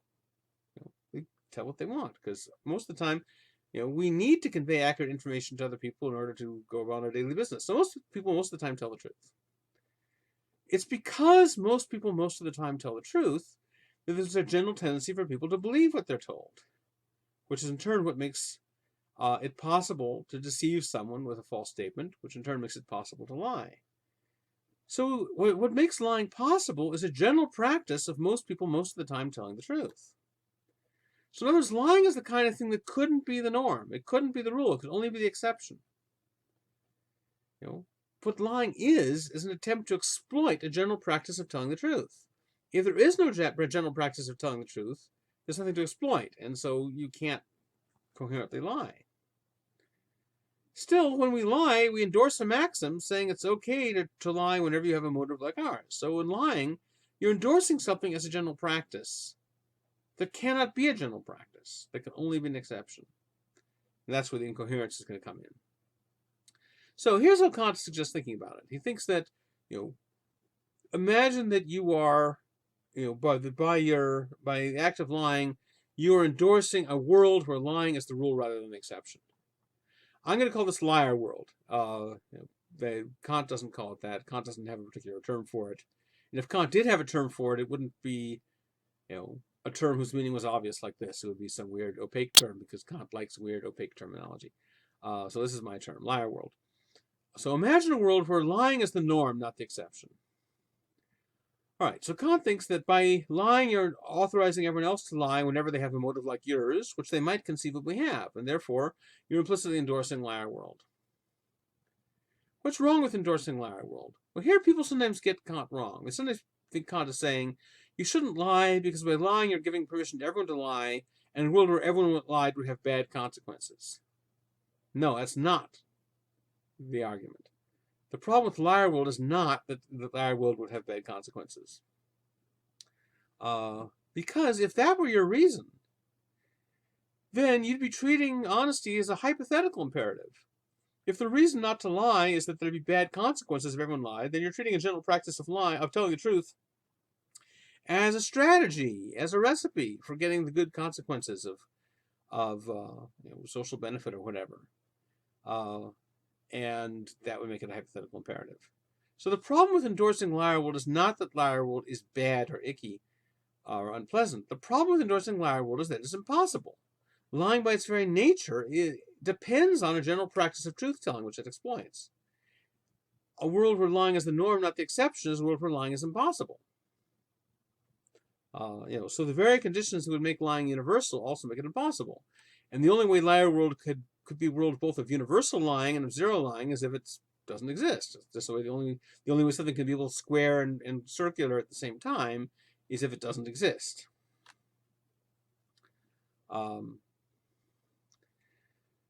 So, by lying, you endorse liar world. Liar world is incoherent, it's contradictory, so by lying, you endorse something contradictory, and so by lying, you are endorsing something that goes against reason, which means that you're doing something that reason itself tells you not to do, and so lying violates a categorical imperative. And that means we have a categorical imperative to be honest. Now, does this mean that lying is always wrong? Not necessarily. For Kant, what you have to be able to universalize is not the action, but the maxim of your action. In other words, I'm sitting in this chair right now. You might think that's not universalizable because not everyone on earth could sit in this chair right now. Yet by sitting in this chair, am I authorizing everyone else to sit in the chair? No, it's not the action that you're universalizing, it's the maxim. Now, if my maxim is sit in this chair no matter what, well, I can't universalize that. But if the maxim is, sit wherever is most convenient and useful to do what you need to do, or something like that, then other people can do that by sitting somewhere else. Given that it's the maxim that has to be universalized, Kant's argument hasn't ruled out the possibility that there might be some lies whose maxims can be universalized, even just lying for any old reason can't be. Now, does Kant himself think that there are okay lies? It looks like he doesn't. He wrote a short article called On a Supposed Right to Lie from Philanthropic Motives. The origin of this article is sort of odd. So there's a Swiss philosopher named Benjamin Constant, or Benjamin Constant is how it's spelled in English, who mentioned in one of his articles, there's some crazy German philosopher who thinks it'd be wrong to lie if a murderer came to the door asking where your friend was hiding. So one of Kant's friends wrote to him saying, is Constant talking about you? Are you the one who said this? And Kant said, no, I didn't say that. I've never talked about that case. But heck, I'll try to defend it. So Kant writes a short piece defending it, but he defends it as in response to this challenge from Constant, who may not have had him in mind at all. Sort of odd anyway. So it's not clear whether we're supposed to really give a lot of canonical weight to this essay. But in this essay, Kant does defend the claim that if a murderer comes to your door asking where your friend is hiding, it's wrong to lie. You don't have to tell them the truth, but you can't lie. However, the argument that he gives for thinking it's wrong to lie in this case doesn't depend on showing that there's some kind of maxim you can't successfully universalize. Instead, he gives the following argument. He says, well, look, we hold people responsible for the unintended bad effects of their actions only when those actions are independently wrong. In other words, if I do something wrong and it has an unintended bad result, you're going to hold me responsible for that. But if I do something right and it has an unintended bad result, because the action I performed was right, I'm not to be held responsible for the bad result. That's what Kant says. Second, he says, well, suppose that you tell a well-intentioned lie and it ends up having bad effects. Like he says, suppose that you think that your friend is hiding in place A, so you lie to the murderer and tell them your friend's really hiding in place B. But unbeknownst to you, your friend really did go over to B, and so you've accidentally led the murder to your friend. And Jean-Paul Sartre has a short story, The Wall, in which he basically dramatizes this case from Kant. Someone is captured by the Nazis, and he's trying to lie to them about where the head of the resistance is hiding. But unknown to him, the head of the resistance really is hiding in that place, and so he ends up betraying him without intending to. Anyway, so Kant says, if that happened, you would hold the liar responsible for those bad effects. And, so since we don't hold people responsible for the unintended bad effects of their actions, except when we think the actions are wrong, but we do hold the liar responsible for that unintended bad effect, that shows they're committed to regarding the lie as wrong, even in this case. So Kant says. But, you might be skeptical of either of those premises. Those premises you might think are not blindingly self-evident. Moreover, a lot of Kantians are skeptical of those premises. You can be a Kantian without thinking that all of Kant's particular judgments are right. It's one thing to think that Kant has the right general principles or the right general approach. It's another thing to think that he's actually applied it successfully in each case. And so a lot of Kantians want to sort of dismiss this particular essay and think, this essay is not Kant at his best. It's Kant responding, sort of off the cuff to as part of a polemic, and you don't have to believe this to be a Kantian. Incidentally, this his example, we're not allowed to lie, but you don't have to tell the truth. You can just refuse to answer. There's a similar incident from the life of Athanasius, as one of the fathers of the Christian Church, who was being chased by some soldiers, and they came across him but didn't recognize him, and they said, "We're looking for Athanasius. Can you tell me where he is?" And Athanasius thought it'd be wrong to lie to them on his Christian principles, but his principles were more lax than Kant's. He thought it would be okay to deceive them, as long as he didn't actually lie, which I think Kant might disagree with that. But anyway, Athanasius said he deceived them by telling them something true, but which he knew they would misinterpret. What he said is, Athanasius is very nearby and you've got a good chance of catching him, which is true, because he was right there and he was Athanasius. But they took him to mean that Athanasius had just gone by, and they said thank you and ran off. Anyway. All right, so Kant comes up with what he calls the first formulation of the categorical imperative. So since whenever you act, you're endorsing the maxim of your action universally, and sometimes that leads to conceptual incoherence, and we have a reason to avoid conceptual incoherence, not because of its results, but because just inherently it's against reason to get yourself into a conceptual incoherence. That means you can now endorse the following general rule. Always act so that you can at the same time consistently will the maxim of your action as universal law. So in other words, the way you apply this test is whenever you're acting, figure out what your motive is. Whereas Kant thinks that can be hard to do, to figure out what your motive really is, but you try to do it. Identify your motive, and then see whether the maxim, that is the rule that says it's okay to perform this kind of action for this kind of motive, see if you can endorse that for everyone without any kind of contradiction or incoherence. If you can, then your action is okay. It passes the categorical imperative test. If it doesn't, then your action is wrong and you shouldn't do it. Now, this idea, people often think this is a lot like the golden rule, because one says, do what you what everyone else could consistently do, and the other one says, treat other people the way you'd want other people to treat you. So in both cases, they're saying only act in a way that someone is consistent with everyone else acting in the same way. But Kant does not identify the categorical imperative with the golden rule. Kant thinks the golden rule, as it's at least traditionally stated, is not an adequate moral rule. Because what it says is treat other people the way you want them to treat you. Now, people often misinterpret Kant's categorical imperative as saying that too. Only act in the way that you would want everyone else to act. No, he's not saying that. He doesn't want morality to depend on what you happen to want, because that would make everything a hypothetical imperative. He's not saying act in ways that you would want everyone else to act. He's saying act in ways that you could, without inconsistency, will that everyone act. So there's a famous example from Robert Ringer. He says, suppose I'm a crocodile worshiper, and I crave the honor of being thrown into the pit to be devoured by my gods. Well, if I really follow the golden rule, I want to treat other people the way I would want them to treat me. Well, I'm going to throw you into the pit, because I want to be thrown into the pit. And so I'll throw you into.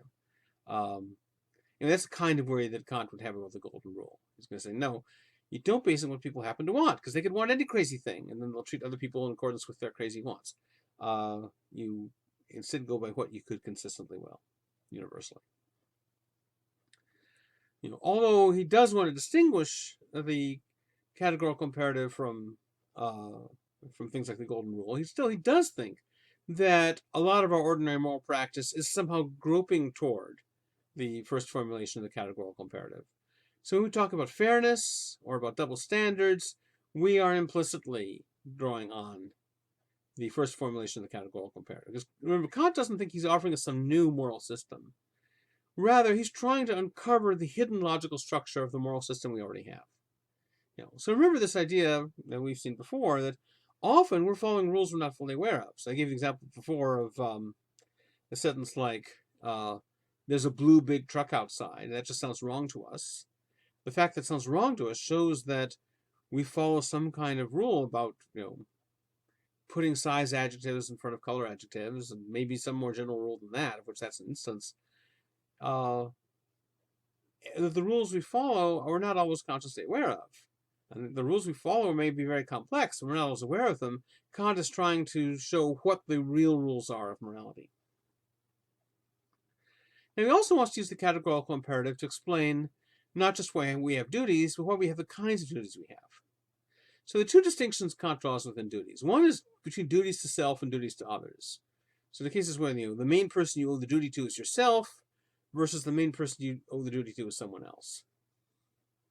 People often think that morality is mainly about your duties to other people, but Kant thinks, no, you have duties to yourself too. Another distinction is one he uses different terminology in different places for. Sometimes he calls them perfect versus imperfect duties. Sometimes they're strict versus meritorious duties. Sometimes they're necessary versus contingent duties. I'm going to use the language of perfect and imperfect, but just keep in mind he uses these different words in different times. A perfect duty is one that you have to follow whenever the opportunity arises. An imperfect duty is one where you get to pick the occasions on which you do it. It's not an optional duty. To call a duty imperfect doesn't mean that it's, it's just above and beyond the call of duty. It's up to you whether to do it or not. You have to do it. But you don't have to do it at every opportunity. You just have to do it reasonably often, which means you get to pick the occasions on which you do it. So, for example, suppose you believe you have a duty to feed the hungry.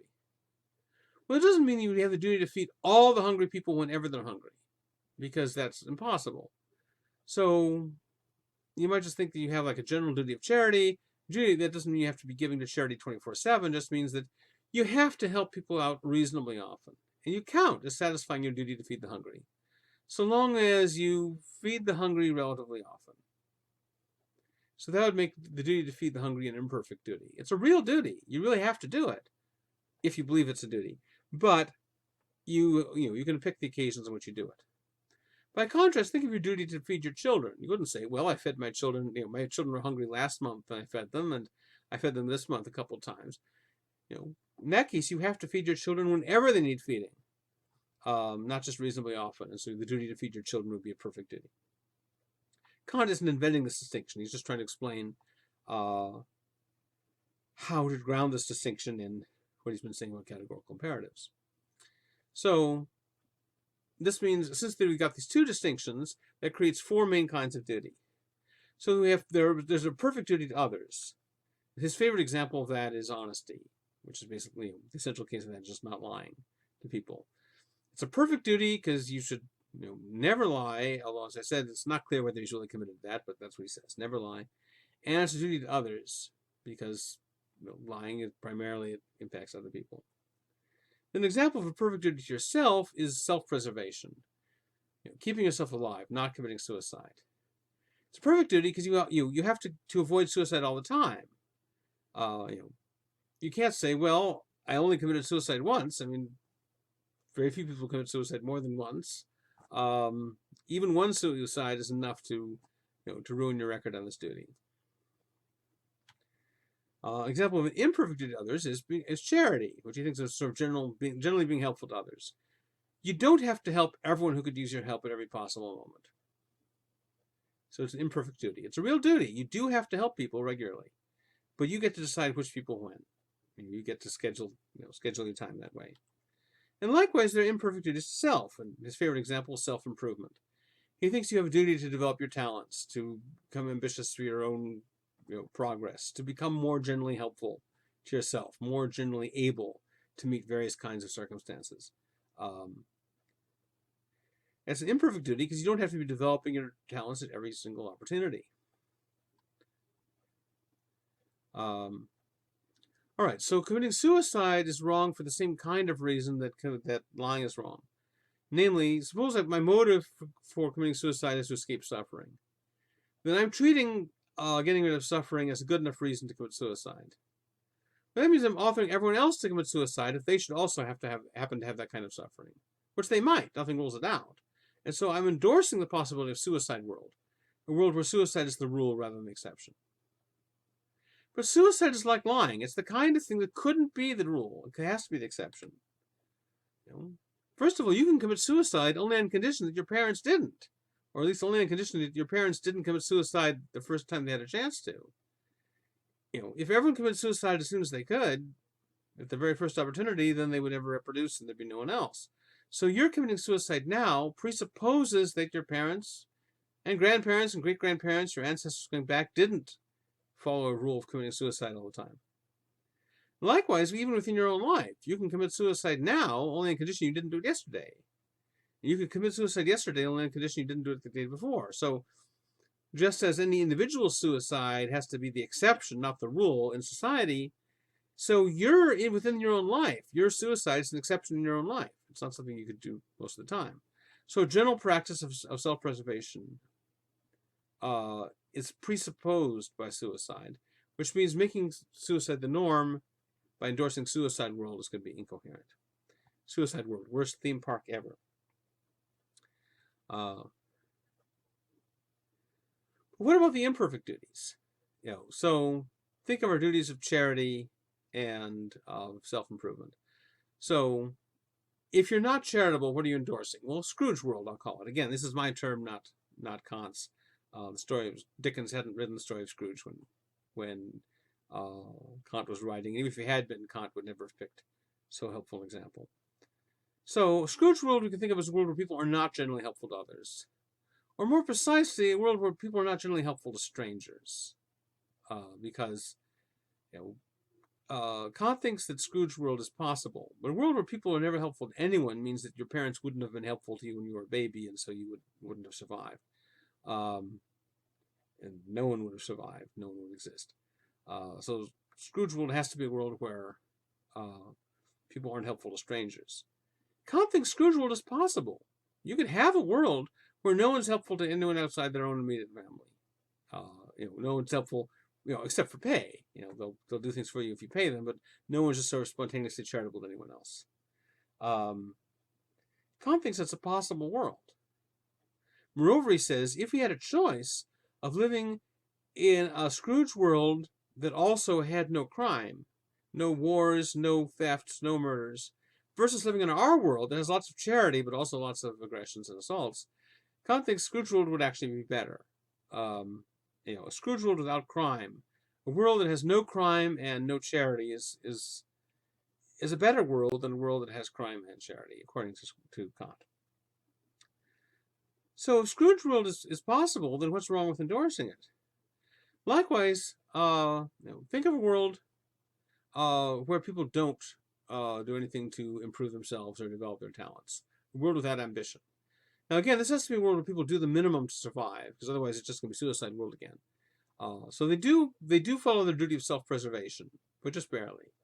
The rest of them just lays around on the beach. They don't make any efforts to develop their talents. Kant thinks likewise this world is possible.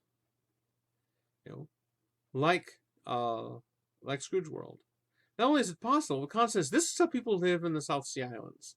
The South Sea Islands, they just lays around on the beach.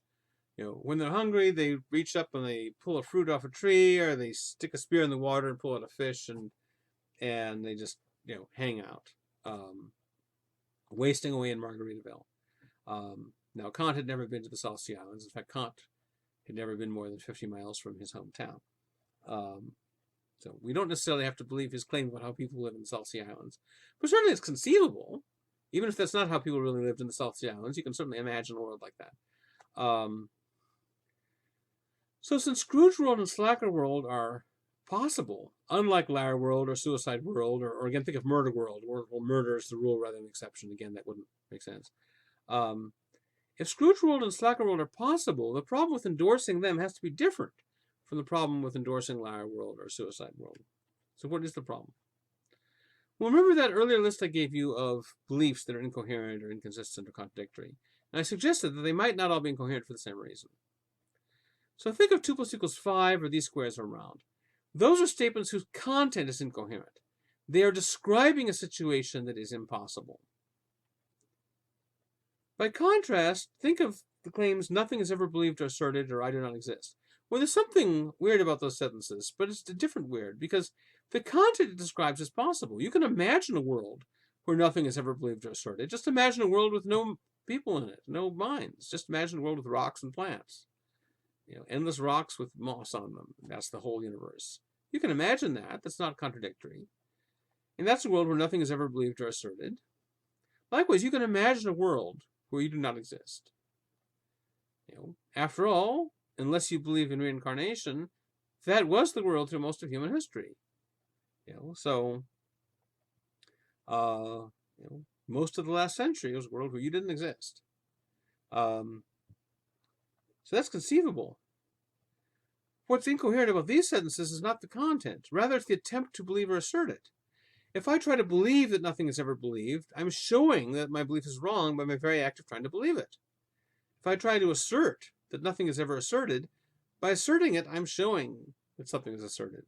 Likewise, if I try to assert that I do not exist, well, I have to exist in order to believe or assert that. So in this case, the conflict isn't within the content of the belief. The conflict occurs in the attempt to believe or assert that content. This might remind you a little bit of Mill on direct and indirect proof. There's a vague connection there. I'm not sure how precise it is. All right, so in the case of liar world and suicide world, the content is incoherent. A world where lying is the norm is impossible because lying is an attempt to exploit a general practice of truth-telling. A world where suicide is the norm is impossible because most people have to not commit suicide in order for you to do it. But in the case of Scrooge world and Slacker world, it's not the content that's incoherent, it's the attempt to endorse it. All right, so what's incoherent about the attempt to endorse Scrooge world or Slacker world? Well, Kant thinks that although some means are very specific to their ends, there are means that would only be useful to that end, there are other means that we might call all-purpose means. That is, those are means that can be useful to achieving any end you might happen to have, regardless of its content. Yeah, this is a little bit like Hobbes's idea of felicity, which is something that you're committed to given almost any ends you have. Though for Hobbes, it's an almost. There's no rational requirement where there is for Kant. So what are these as other people's assistance? Other people assisting you is going to be useful for just about any end you have. Doesn't matter what its content is. And you might wonder if that's true. You might think, what if my end is to be left alone? Or my end is to achieve something without anyone else's help, or something like that. I wonder about that, but I don't know what Kant would say about that. But still, in general, other people's assistance is going to be useful for achieving just about any end you might happen to have. Another one is developing talents in yourself. So Kant thinks every time you develop one of your talents, that increases the range of possible situations you're in a position to deal with. And so you're becoming sort of more generally helpful to yourself. And the more helpful to yourself you are, one analogy I've sometimes seen is like, going for a hike and you take a Swiss Army knife with you. What are you planning to use it for? Well, nothing in particular. It was just sort of generally useful for all kinds of things that might happen to come up. You might want to, there's a corkscrew on it, you might want to open a bottle, or there's a scissors on it, you might want to, cut something. You don't know what you might want it for, but it's just kind of generally useful. Now, as rational agents, we necessarily have to will some ends or other. Because if we had no ends, we couldn't act. If we couldn't act, we wouldn't be agents. So as agents, you've got to have some ends. But being an agent doesn't commit you to have any particular end. It could be anything. But you have to have some ends or others. And in willing an end, you necessarily commit yourself to willing the means. Now, if your end is something very specific that only a very specific means could serve, then in willing that end, you're committed to willing that very specific means. If you were to will a different end, you'd no longer be committed to that means. But all-purpose means are going to be useful to any end you have. So if you switch from one end to another, you're still going to be willing the all-purpose means because those are necessary for any end you might have. So no matter what ends you've got, you're committed to willing the all-purpose means of one, other people's assistance, other people being generally helpful to you, and developing your talents. You're becoming more generally helpful to yourself. If you endorse Scrooge world, you're committing yourself to foregoing other people's assistance. If you endorse Slacker world, you're committing yourself to foregoing your own possible self-assistance. And so endorsing either of those worlds is incoherent because even though the worlds themselves are not incoherent, it's incoherent to endorse them because by endorsing them, you are renouncing an all-purpose means. And yet you cannot coherently renounce all-purpose means because you have to have some ends or other. It doesn't matter which ends, but you have to have some ends to be an agent. And having any ends commits you to valuing the all-purpose means. Now this sounds sort of suspiciously consequentialist, but it's not supposed to be. Kant isn't saying, oh, look at those goals you've got. Those are really valuable, so you better will the means to them. Kant's argument is not depending on the value of your goals. He doesn't care what the value of goals is. Your goal might be to sort of collect as many brown pebbles as possible and pile them up, or something like that. It could be just any crazy goal. He doesn't care what the goal is. It's just that having any goals at all rationally commits you to valuing anything that's a means to all goals. Now, this is supposed to explain why some duties are perfect and others are imperfect. If you lie even once, or commit suicide even once, or commit murder even once, you thereby commit yourself to this incoherent situation of treating that as the norm. But just taking a break from being charitable, not being charitable at every moment, or not developing your talents at any moment, when you take those breaks, you're not yet involved in any incoherence, because those worlds are not incoherent. It's only if you consistently refrain from being charitable, or consistently refrain from developing your talents, that you've made an incoherent endorsement of renouncing all help. So that's supposed to explain why charity and self-improvement are merely imperfect duties. Now, how clear an argument that is, it's hard to say. If it doesn't completely convince you, there may be good reason for that. A lot of people worry about this argument, whether this argument is as convincing as it's supposed to be. Kant has another argument later on for the distinction. We'll see in the next lecture, a different argument for distinguishing between perfect and imperfect duties, and a lot of people like that argument better. But all right, so I've referred to Kant's first formulation of the categorical imperative. When I said that, that should have been a warning. If there's a first, that means there's going to be a second one. And the next lecture, we're going to look at his second formulation of the categorical imperative, which a lot of people find more straightforward and more easy to make sense of than the first. So there's hope.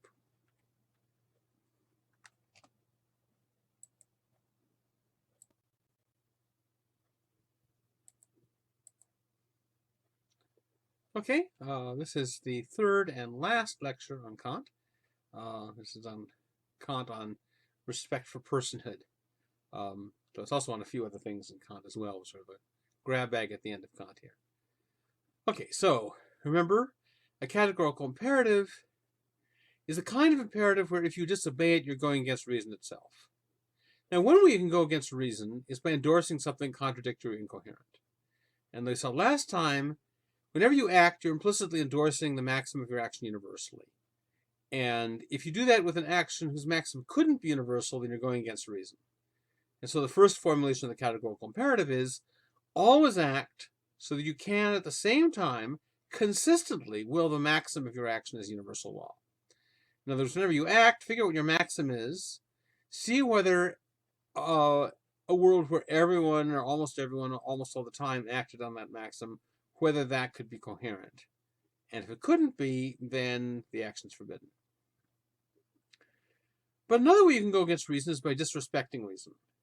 For Kant, reason is the ultimate source of all moral value, because it's reason that gives us these imperatives, that tells us what to do. And you'll be disrespecting reason if you treat it as a mere means to some further end, rather than being an end in itself. So you've got to respect reason. That's a categorical imperative. But you never encounter reason as this abstract thing with a capital R. The only form in which you encounter reason is in the form of individual rational agents. That's the form that reason comes in the world. So in practice, what it means to respect reason is you have to respect rational agents. That is, people. Which means you have to respect other people, but you also have to respect yourself, because you're also a rational agent. So you have to respect other people's personhood. You have to respect your own personhood. And so as we see in this next formulation, Kant's going to treat the phrases rational agency, personhood, and humanity as interchangeable. He sometimes will use one, sometimes he uses another. When he says humanity, he doesn't mean the whole human race. He doesn't mean humanity is a collective group. By humanity, he means humanness, the property of being human. So it's the same thing as personhood. So the second formulation of the categorical imperative says, always treat rational agency, or personhood, or humanity, whether in yourself or in another, as an end in itself and never as a mere means. So when you're dealing with other people, make sure you're treating their personhood as an end in itself and not just as a mere means to some further end. And likewise, when you're dealing with yourself, make sure you're treating your own personhood as an end in itself and not just as a mere means to some further end. Now, although Kant uses the phrase humanity as a synonym for rational agency, it's sort of odd that he does this, because his official view is that there could be rational agents who aren't biologically human. He raises this possibility. Who knows what's out there on other planets? And if there are beings out there who aren't biologically human, but they are rational agents, then we have to respect them. And morality applies to them just as it does to us. But that was one of Kant's beefs with so many philosophers who wanted to base morality on human nature. Then it would only apply to human beings, only apply to beings biologically like us. If we run into aliens, then we'd have no moral duties to them, and they'd have no moral duties to us, even if they're intelligent. Kant thinks that's wrong. If they're rational, then they have moral duties to us, and we have moral duties to them. So when he uses humanity, he doesn't mean biological humanity in this context. He means, you can think of a difference between being biologically human and being morally human. So when Kant says that we have a duty to respect humanity, he means moral humanity, the property of being a person. It doesn't necessarily mean you have to have human DNA or, 2 arms and 2 legs and 2 eyes and 2 nostrils and 2 ears and ruining the pattern in 1 mouth. All right, well, if the foundation of morality for Kant is going to be respect for personhood or respect for rational agency, what about animals who, in Kant's view, are not rational agents? They don't possess reason, which means they're not persons. Not only are they not biologically human, they're not morally human. Now, if we encounter creatures that are different from us biologically, but they have rational and moral agency, then we have to respect them. But if they don't, if they're not rational moral agents, then morality doesn't seem to apply to them. Unlike the utilitarians, lots of utilitarians thought that the welfare of animals matters, because if you think that pleasure and pain are what morality is all about, well, animals can certainly feel pleasure and pain. And that's why so many utilitarians did extend their ideas to animals. But if you think, as Kant does, that rational agency is the foundation of morality, that's not so clear that we have any duties to animals. But then if morality doesn't apply to animals, if we don't have duties to animals because our duty is a duty to respect personhood, and animals don't have personhood, does that mean that you can do whatever you want to animals? You could just torture puppies for fun. Would that be okay? Well, no, Kant says. It's wrong to torture puppies for fun. However, the reason for that is not that it violates any obligation you have toward puppies. You have an obligation to respect personhood. Puppies are not persons. You don't have any obligation to respect the puppy. However, if you torture puppies for fun, that's going to develop a habit of cruelty in you that's likely to eventually lead you to hurt human beings too. And you do have obligations toward human beings. So therefore, if you torture puppies for fun, you're disrespecting persons, not the puppies. You're disrespecting the persons because you are carelessly doing something that might produce in you a habit of enjoying torture. And if you enjoy torturing animals, there's a good chance you can enjoy torturing people too. So it's risky in the same way that playing myth matches is risky because I'm carelessly doing something that might cause a bad result in someone else. If you do something that might create a habit in yourself of harming other people, then you are disrespecting other people. So torturing puppies for fun is disrespectful to the people you're endangering by building a habit of cruelty in yourself. But a lot of people worry about this argument. A lot of people say, well, look, what that would mean then is, suppose there's some way we could indulge in our desire to torture puppies without it creating in us a habit of wanting to torture people too. Suppose you could somehow rig up our brains so that we get lots of fun out of torturing puppies, but this has no tendency to create in us any general wider habit of cruelty that would apply to people too. In that case, would it be okay to torture puppies then? Given Kant's argument, it looks like he might have to say it is, but a lot of people are going to say that's an undesirable result of his argument. Now, when the second formulation says you shouldn't treat people as mere means, the mere is really important. He's not saying you should never treat other people as means. After all, if I go to the barber shop, I'm treating the barber as a means to getting a haircut. The barber's treating me as a means to getting money. There isn't necessarily anything wrong with that. The mere fact we're treating each other as means doesn't mean we're treating each other as mere means. But if I were to coerce the barber or manipulate the barber, into cutting my hair, if I somehow get the barber to cut my hair, my way of doing it is something that just disrespects him, something that treats him as though he just exists for my own uses, to use Locke's phrase, that would be disrespectful. So it's not that you shouldn't treat people as means, you shouldn't treat them as mere means. The mere is important. Be sure that you remember the phrase is, don't treat people as mere means to do further end. Treat them as ends in themselves. Sometimes students want to write that Kant says you should treat people as means in themselves. There's no such thing as being a means in itself. There's an end in itself, and then something can be a means to that end or not. Okay, onward. Now these two formulations, the first one about universalizing your maxim, the second one about respecting personhood, Kant claims they're equivalent, by which he means that whatever moral duties you can generate from one of them will generate from the other one. You might wonder if that's really true. Certainly it looks easier to generate duties from some of them than from others. But the second formulation is also going to prohibit lying, just like the first one did. Because by lying to you, I'm trying to manipulate you. And by manipulating you, I'm treating you as an object. I'm treating you as a mere means to my own ends rather than valuing you as an instance of reason. That's the idea. Again, this makes it wrong to commit suicide, or at least, given the example he gives, it's wrong to commit suicide motivated by the desire to escape suffering. He says, suppose that I could commit suicide out of a desire to escape suffering. Then I'm disrespecting my own personhood, because by throwing it away in order to avoid suffering, I'm treating it as though it has value only as a means to avoid suffering, rather than recognizing it has value in its own sake. So Kant thinks it's wrong to commit suicide even if you're suffering. But it's not that Kant thinks it's always wrong to do something that will knowingly cause your death.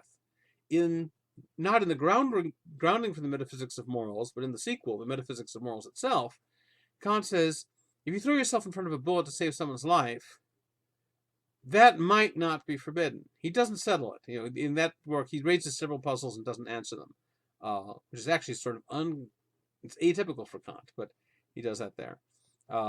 He thinks that maybe that would be different. So, maybe because you're not trying to kill yourself, you're just trying to save the other person, and you foresee it will kill yourself. But still, you might worry, if I'm throwing myself in front of a bullet to save you, how am I not treating myself as a mere means to your ends? It's not clear exactly what argument Kant has in mind here. Now, the second formulation also generates a distinction between perfect and imperfect duties. And a lot of people find the second formulation version of that easier to follow than the first one. So suppose I fail to be charitable to you. I'm not doing anything to you. So it seems reasonable to say I'm not treating you as a mere means.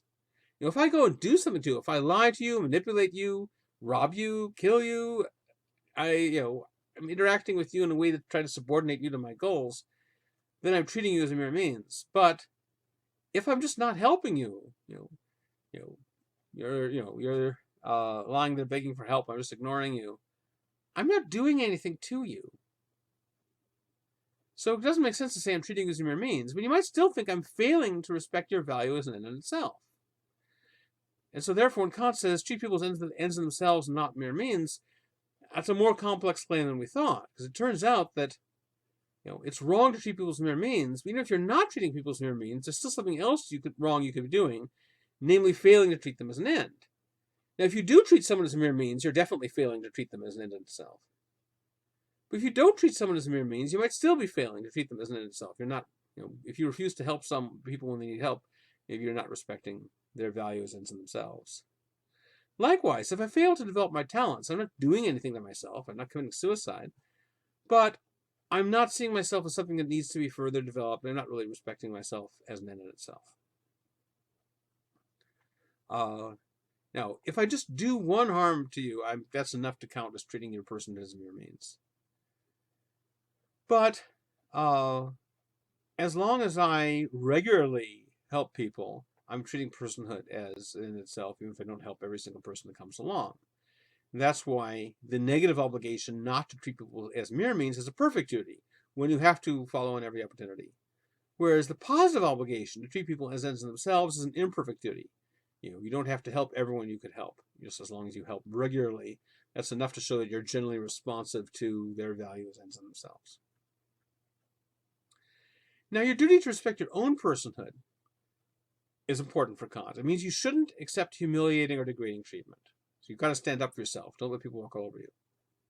But that also means even when you might want to, even when it's in your self-interest to accept this kind of treatment, you shouldn't. So, for example, suppose I offer you $1 million for you to be my doormat. I mean, literally, you lie in front of my door, I invite guests in, they come, they wipe their muddy boots on you and walk in. And for one day, you lie in front of my door and let people wipe their muddy boots on you. And I offer you $1 million to do that. You might think, oh, it's worth it. You might be willing to do it. But Kant would say, no, you cannot do it. Because it disrespects your own value as a person. And if you do it for the $1 million, then you are treating yourself as just a mere means to getting some kind of monetary satisfaction. You're not respecting your personhood in its own right. So here's some other examples of things that Kant thinks are inconsistent with the duty to respect your own personhood. So if you work as a prostitute, if you likewise, if you're a customer of a prostitute, you're disrespecting this person, treating them as a means to your own ends. But if you are a prostitute, you're disrespecting your own personhood, Kant thinks. You're just letting yourself be used. Likewise, if you sell your hair, wait till your hair gets long, you cut it off, you sell it to a wig maker or something like that, you might think that's pretty innocent. Kant thinks no, it's not innocent. I put selling your blood in parentheses. People didn't really sell their blood in Kant's day because blood transfusions weren't much of a thing in his day. They didn't know about blood types in his day, and therefore, when they did try blood transfusions, it was just sort of luck of the draw. They knew sometimes they worked, sometimes they didn't, and they had no idea why. When they didn't, often they just ended up killing the patient. So there wasn't a lot of call for people to donate blood, or either to give it or to sell it.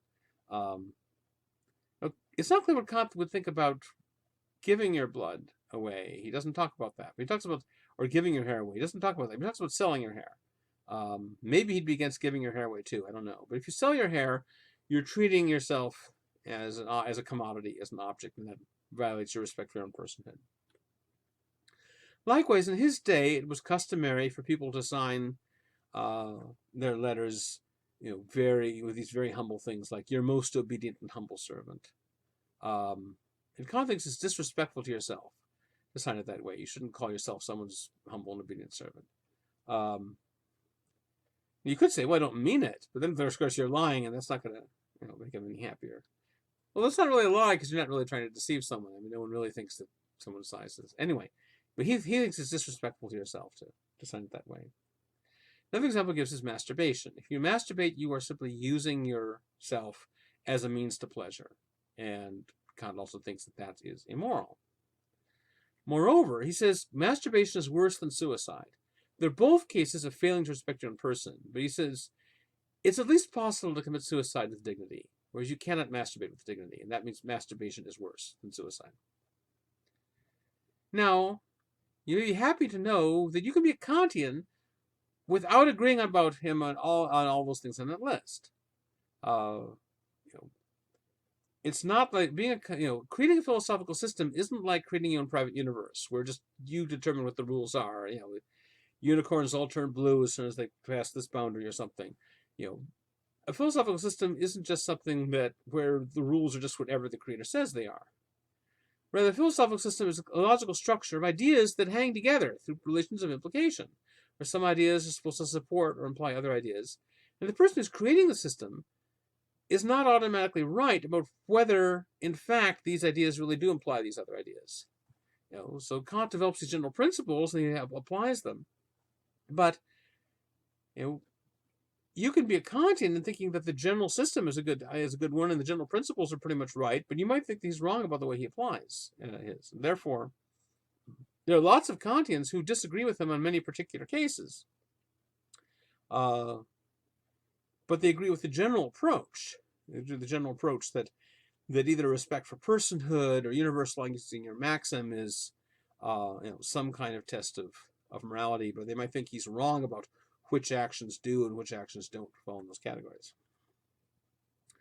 Now, in addition to the first two formulations, there's also a third. I'm not going to spend much time on the third. It's not invoked as often, but I was going to tell you about it a little bit. The third one is, always act so that you may regard yourself as a legislating member of the kingdom of ends. All right, so that's even weirder than the first two, right? What on earth is he talking about? What's the kingdom of ends? All right, so by ends, he means ends in themselves. So a kingdom of ends is it's an imaginary or hypothetical political community consisting of all the creatures that are ends in themselves. That is, all the persons. So all the rational agents. So think of a universal community of all rational agents. That's a kingdom of ends. Further, imagine that these, you might wonder why it's a kingdom, because it seems as though it's more like a democracy of ends. But anyway, it's one in which all the members of this kingdom are jointly legislating the rules of morality. They are the product of it, but they also are the objects of it. They're legislating rules of morality with the understanding those rules will be equally binding on all of them. So all the people together are jointly producing these rules with the understanding that they all have to be subject to them. So it's a kind of social contract. But it's hypothetical. It's not a real one. He's not saying that this is anything that ever happened or should happen. He's just saying that you should think of yourself as though you are a member of this kingdom of ends. And this should remind you of Rousseau's general will. Remember, the general will is what everyone would will if they understood their own true interests. Kant wouldn't like that part about interests, and if whatever you applied to others, you had to apply to yourself and vice versa. Well, that's the universality part that you like. So having to apply to everyone equally gets you the universalization side of it. The fact that we're all ends in ourselves gets you kind of the personhood part of it. So you could think of this as a way of trying to combine the first two formulations into something that looks even stranger. Now, I mentioned previously that Kant thinks you can't base morality on religion. You have to base religion on morality instead. And I gave one of his reasons for it back then, which is namely that the concept of God presupposes moral concepts, because nothing counts as God unless it's moral. But there's more to it. There's more to why he thinks that religion has to be based on morality. All right, so Kant draws a distinction between two kinds of reason: theoretical, or speculative, he sometimes calls it, and practical. Theoretical or speculative reason is about what the facts are. So you could say that lines up with the declarative sentences. Declarative sentences about what's true about the world, what is the case. Theoretical reason helps us find out what the facts are. But practical reason is reasoning about what to do, deciding what course of action to follow. And so therefore it's much more hooked up with imperative sentences. Discover which imperative sentences are the ones we need to follow. Now, Kant thinks religious belief is the province of practical rather than theoretical reason. In other words, the foundation of religious belief cannot be reasoning about the facts. It has to be reasoning about what to do. Why is that? Well, it's because theoretical reason can only deal with what's knowable through the senses, Kant thinks. Whereas when you have a religious belief, what you're believing is about something that goes beyond the range of sensory experience. So it's something the theoretical reason can't deal with. So to see more concretely what he thinks, here are what he thinks are the three most fundamental propositions of religious belief. First is belief that God exists, where God is understood as being, among other things, the creator of the universe. That's the creator of us. Second, we have to have free will. That's what he thinks is an important proposition of religious belief. And third, there's an afterlife. Sometimes he just summarizes these three beliefs as God, freedom, and immortality. But it's not just that there be an afterlife. It's crucial to be an afterlife in which people get rewarded or punished for their deeds in this life. It's an afterlife where people get what they deserve. That's a crucial part of the concept for him.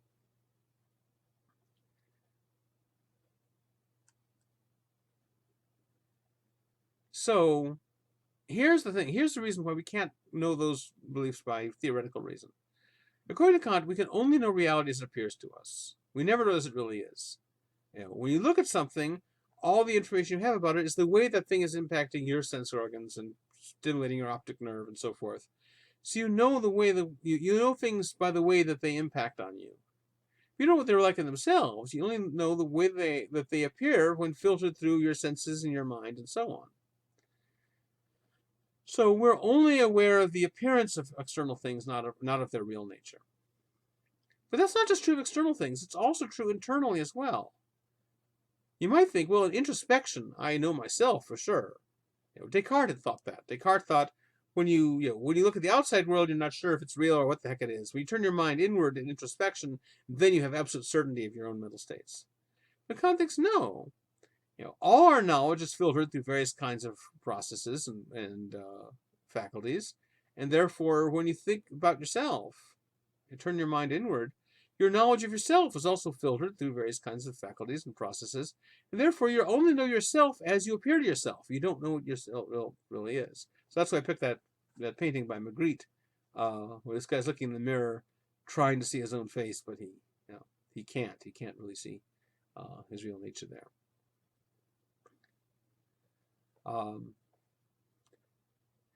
Now, one of the things Kant thinks that we know, and he wrote a long book, The Critique of Pure Reason, where he tries to prove this, is you can't have conscious awareness of anything unless your cognitive faculties process it for you in an orderly way.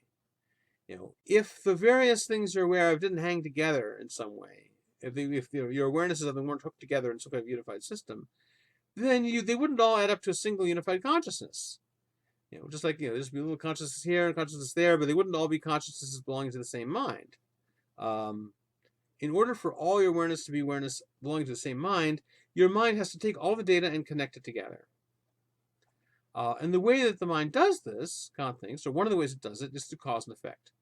Cause and effect are part of the structure that the mind imposes on the data in order to make sense of it, in order to make it a unified whole that we can be aware of.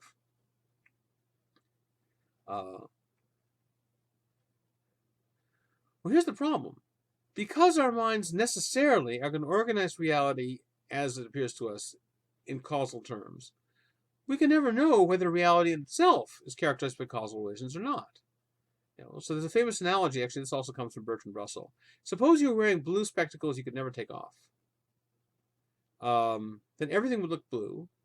Because blue things look blue, but things that aren't blue also look blue through the blue spectacles. So everything would look blue, and you would have no idea which things are really blue and which ones are not. If you couldn't take the glasses off, you'd never know. So by analogy, Russell was using this as an analogy for Kant's view of causality. For Kant, it's though we're always wearing causality-colored spectacles when we look at reality. We're going to see everything in causal terms, but that doesn't settle whether in itself its causality applies to the real world or not. According to Kant, we can never know that. Well, so causal concepts only apply within the world of experience. We have no way of knowing whether they apply beyond it. So take the proposition there's a God. Well, God has to be the creator of everything. God is the creator of the whole world, which means that to say there's a God is to say that the world as a whole is the effect of some creator.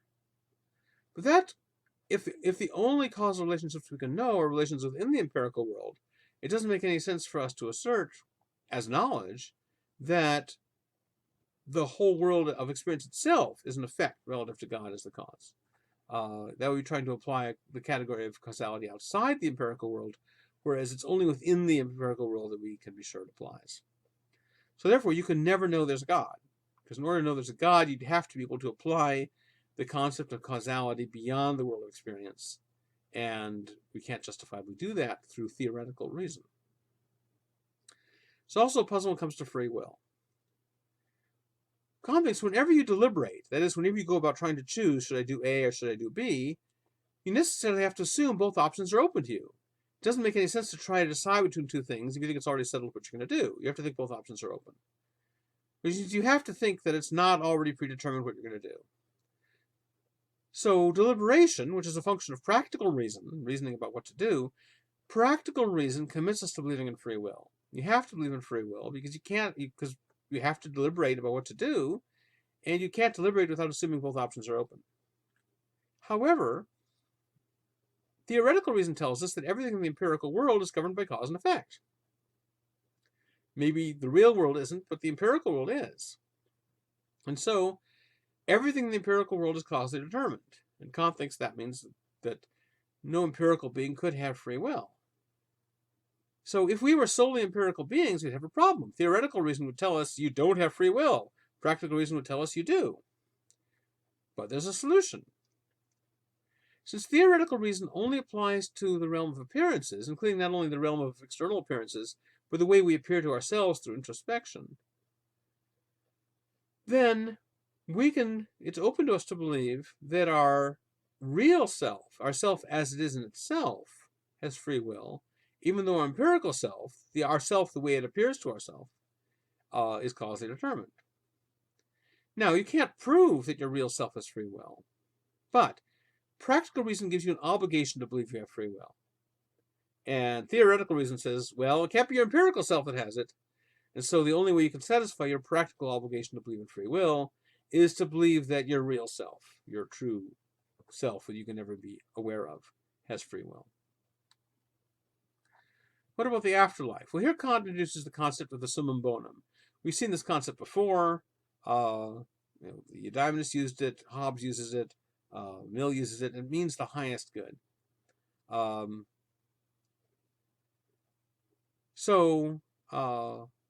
Now, of course, for many thinkers, the highest good is what justifies right action. But Kant doesn't think that. Kant thinks you figure out what the right action is first, and after that you figure out what the highest good is. So good consequences aren't what make actions moral, but still, once you are moral, there are various consequences you're going to pursue as a matter of duty. So the question is, what's the highest, best good you can aim at? This won't be the good that justifies morality, but it's the good that morality will justify. So what is the highest good? You know what Mill would say? The highest good would be for everyone to be as happy as possible. That's the summum bonum. As pleasure is the greatest good, the greatest amount of that for as many people as possible would be the best thing. But Kant does not think that everyone's being as happy as possible would be good. Because for Kant, not everyone deserves to be happy. This is, again, a fundamental disagreement Kant has with the utilitarians. Mill might be in favor of punishing people as a necessary evil. You might have to punish people in order to prevent them from harming others. But ideally, you wouldn't want to punish anyone if somehow you could avoid their causing harm without punishing them, because you just want everyone to be as happy as possible. The more happiness, the better. But Kant thinks, if someone's really bad, they don't deserve happiness. They deserve to be punished. So Kant's summum bonum is not going to be everyone's being as happy as possible. It's going to be everyone being as happy as they deserve, which will mean some people are going to be happy and some people are going to be unhappy. So that's the summum bonum. That's what we should be aiming at. Now, if we have an obligation to aim at this highest good, what does that imply? Well, you can't aim at something unless you believe it's possible. This goes back to what he said about lying, that you can't try to do something unless you think that it could succeed. So you can't aim at something unless you believe it's possible. I can't try to make 2 + 2 = 5. I can't try to flap my arms and fly to the moon because I don't think those are possible.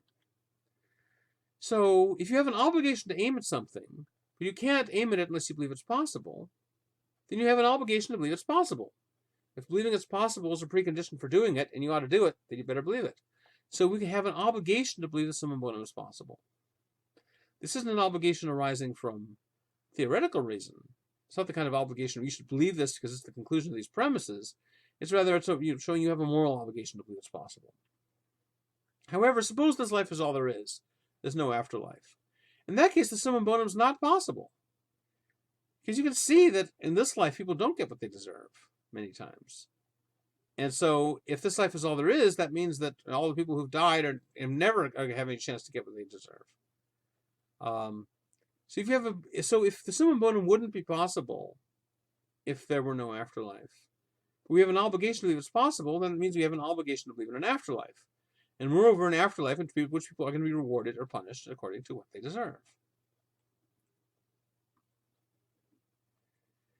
Now, this isn't a theoretical argument. This isn't an argument of theoretical or speculative reason. This isn't an argument that shows that something is true. You can't prove that there's an afterlife. It's an argument of practical reason. It shows that we're morally obligated to believe an afterlife exists. So again, this might remind you of Mill. I mean, Kant wrote before Mill, but this might remind you of this, the difference between arguments that show you something is true and arguments that show you that you're committed to believing in it. So this is similar again to the direct and indirect proof. And Mill may be getting some of these ideas from Kant. As I said, he also gets them from Aristotle. Now, people sometimes misunderstand Kant and think he's saying that you need to believe in an afterlife because otherwise you're not going to be motivated to be moral unless you believe you'll be rewarded for being moral. That's not what he's saying. He would never, ever say that. Because if your only reason for being moral is to be rewarded in heaven or to avoid being punished in hell, then you're just treating morality as a recipe for getting good results, and then your action would have no moral worth. So, the way I put it there is, if the only reason you're doing the right thing is you don't want to sing in Satan's choir, then according to Kant, you deserve to sing in Satan's choir. Doing the right thing out of hope for reward, whether from God or from people, we've seen going all the way back to Glaucon. This is a questionable. And even Mill agrees it's a questionable motivation. So he's not saying that you have to believe in an afterlife in order to be motivated to do the right thing. It's rather you have to believe in an afterlife in order to be able to aim at the summum bonum, not because you won't have sufficient motivation otherwise, but because you can't coherently aim at something unless you think it's possible. All right, so we've seen two of the three fundamental propositions of religion for him, free will and the afterlife, and we've seen his arguments for these. What about the existence of God? Well, Kant doesn't spend much time on why we have a practical obligation to believe in the existence of God. He seems to think it pretty much comes along with the afterlife where we're rewarded or punished. He seems to think you couldn't be rewarded or published, I've written. By published, I meant punished. They're different concepts. In fact, for us in academia, they're really opposite concepts. You can't be rewarded or punished as you deserve unless there's a supreme judge who has the power and authority to arrange things so everyone gets what they deserve. And that it must be God, he's thinking. Now, of course, there are belief systems like Buddhism and Hinduism, according to which there is some reliable way in which people get what they deserve in the afterlife. Although for them, it's usually a reincarnation rather than heaven or hell. But for them, it's not a God who does it. It's the law of karma, which is an impersonal mechanism. It's like the law of gravity. It's not as though when you step off the cliff, God punishes you for stepping off the cliff by slapping you to the bottom. It's rather that the law of gravity just naturally carries with it the penalty that if you step off the cliff, you get crushed. So likewise, the way the law of karma works in Buddhism and Hinduism, or at least for most versions of them, is there's this impersonal causal mechanism that just automatically assigns people the fates they deserve in the next life without anyone in charge of it. But in Kant's day, Eastern religion was not widely known, and so, because Kant knew about a version of reincarnation that we find in the Greeks, but in the Greeks it's not so clear that it's an impersonal mechanism involved. So we don't know what he would say to that case. Now, I should make clear, in case all these things I've been talking about thinking of yourself as existing both as an empirical being and a real being and having free will in one reality and be causally determining the other. If you think that all sounds really weird, well, lots of Kantians agree with you. You can be a Kantian about ethics without being a Kantian about metaphysics, epistemology, theology, all these other fields. Or at least lots of Kantians think that. Now, Kant himself thinks it all hangs together. Kant himself thinks if you buy any part of a system, you're committed to all of it. He doesn't think you can pick and choose cafeteria style. But there are lots of Kantians who disagree with him. Lots of Kantians who think that you can agree with his approach in ethics, but not agree with him about all this other stuff. So it's an interesting question. Can you separate the ethics out from this other stuff or not? Okay, finally, a little bit about Kant's political views. So Kant is a social contract theorist. Now, he's convinced by people like Locke and Rousseau that a social contract is necessary in order for any political system to be legitimate. However, he's also convinced by Hume that realistically you can never expect to have a social contract. So what do you do in that case? Well, because one thing you could do is say, all right, well, that shows that no political community is legitimate. You could become an anarchist. Well, Kant is not tempted in that direction. Rather, here's how he's going to resolve the dispute. By making the contract hypothetical. In other words, in order for the social contract to perform its function, it doesn't have to be a real actual thing. It can just be a thought experiment. So for him, the social contract is not what people actually consent to. It's what they would or could rationally consent to. So, according to him, so Locke would say the government can't exercise any power against you unless you consented to that power. Kant's going to say the government can't legitimately exercise any power against you unless you would or could have rationally consented to it. So it's a hypothetical consent rather than an actual one.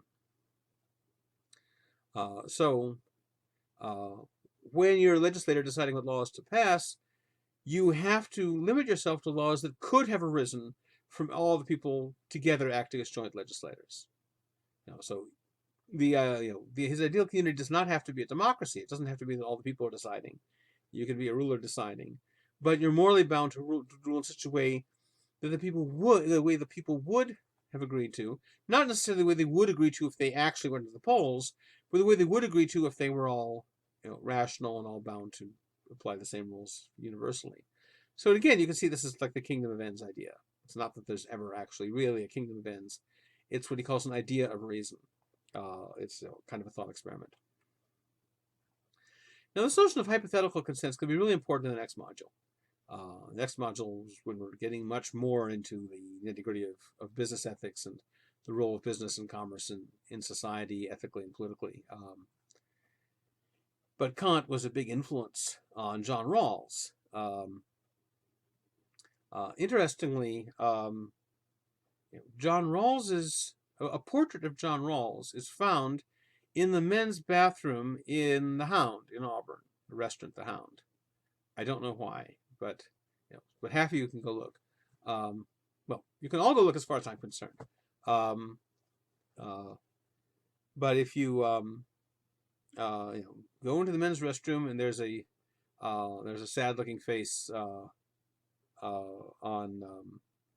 one of the walls there, and it's John Rawls. I have no idea why. Anyway, this Kantian notion of hypothetical consent is going to become important in the next module when we look at Rawls. Okay, more on Kant's politics. Now, as for the content of Kant's politics, it looks a lot more like Locke or Rousseau than like Hobbes. He's not, although it's in some ways a bit more like Hobbes than you might expect, but still on the whole it's more like Locke and Rousseau, and there's a lot of stress on individual freedom. The fundamental principle that for Kant the government has to follow is that everyone has to have as much freedom as can consistently coexist with the equal freedom of everyone else under universal law. So I can't claim more freedom than everyone else could consistently have. So, I can have the freedom to live my own life because that's consistent with you living your life, but I can't have the freedom to impose my will on you because that would diminish your freedom. So I'm claiming more freedom than you. We all have to have equal freedom. And sometimes called the law of equal freedom. And you can see this is influenced by the idea of the first formulation, the idea that you have to be able to will your maxim universally. Now, from this law of equal freedom, Kant draws the conclusion, reasonably enough, that slavery is unjust, that it's wrong to have some people totally subordinated to other people. That's obviously incompatible with the law of equal freedom. However, Kant doesn't draw every conclusion from the law of equal freedom you might expect. So, for example, you might think that he would want men and women to be legally equal, the way Mill does, given the law of equal freedom. He doesn't. He's fine with inequality of the sexes. He never really explains why. He just mentions in passing, well, there seems to be a natural basis for this, kind of like the way Locke did, but Locke sort of said, well, there's some argument for it, some argument against it. Kant just says, well, look, there's a natural basis for inequality, and off he goes. So this is another case where a lot of later Kantians thought that, there's another case of Kant opening a door and not walking through it. Kant opens the door to equality of the sexes through this idea of equal freedom. Even though he doesn't draw the conclusion, he sort of prepared the way for later Kantians to draw that conclusion. Now, the law of equal freedom has often been used to argue for anarchism. Because people like Herbert Spencer and Benjamin Tucker said, look, if you've got a state that claims a monopoly status, saying that you have to be affiliated with it, and that it has rights of legislation and adjudication and enforcement that no one else has, they thought, well, that's incompatible with equal freedom. Agents of the state are claiming a freedom that other people don't have. And so they thought that that if you accept the law of equal freedom, you have to be an anarchist, at least in the long run. And so people have sometimes concluded that consistent Kantian has to be an anarchist. But this was not Kant's position. Kant rejects anarchy. Now, on the question, do we have rights in the state of nature? Remember, Locke thought we had rights in the state of nature. Hobbes thinks we don't. I mean, Hobbes says in a state of nature, everyone has the right to do whatever they want, including kill each other. But that's not a right in the ordinary sense. The ordinary sense, a right is something other people have to respect, and Hobbes didn't think there were those in the state of nature. So the question, do people have rights in the state of nature or not? Well, Kant sort of has it both ways. He agrees with Locke against Hobbes that people do have rights in the state of nature. But he thinks with Hobbes that those rights are sort of non-operative. They exist, but they are temporarily not capable of being put into practice. They're just sort of, placeholders. And here's why: because he thinks that it's not rational. He agrees with Hobbes against Locke that it's not rational to make the first move toward cooperation. It's not rational to cooperate because it's not rational to trust other people to cooperate. And therefore, even though I recognize that you have a right not to be killed, which is to say, if I trusted you, I shouldn't just go and kill you, I might nevertheless be justified in making a preemptive strike against you, because that's self-defense, and I have a right to defend myself. So although people have rights, in the state of nature, the situation is such that it's not rational for anyone to cooperate. Now, a lot of people are surprised by this. A lot of people think that, they're surprised that that Kant would be so Hobbesian in his view of the state of nature. But Kant is very cynical about human nature. That's maybe part of it. So he thinks that if you're in a state of nature, you do have a moral obligation. So for Kant, unlike Hobbes, the reason for setting up a state is not just self-interest; it's a moral obligation. You want to be able to respect other people's rights, but you can't rationally do it while you're in anarchy. Therefore, you have a moral obligation to get yourself in a position where you can respect other people's rights. That is, you have a moral obligation to set up a government.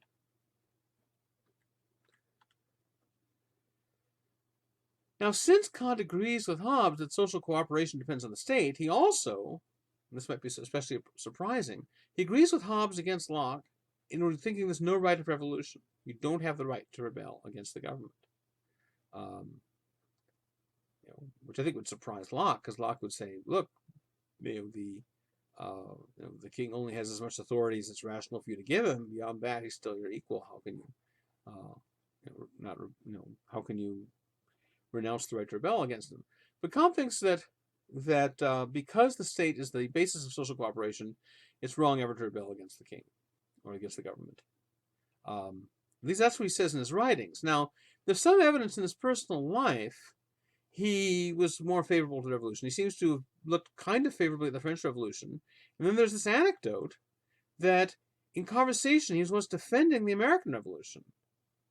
And some Englishman who was there got so offended that he almost challenged Kant to a duel. But Kant managed to talk him down. So there's some evidence that Kant at some point in his personal conversation may have been more favorable to revolution. But at least at the time he writes these particular works, he's against it.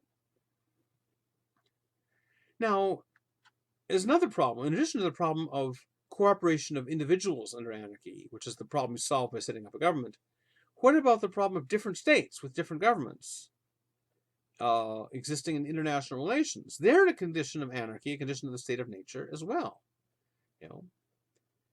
Maybe you and I are in a state of nature relative to each other, and we solve this by setting up the government of the United States. But now the government of the United States and Canada and Mexico and England and France and Australia and Libya and Switzerland and Kazakhstan and Brazil are all in a state of nature relative to each other because there's no authority over all of them.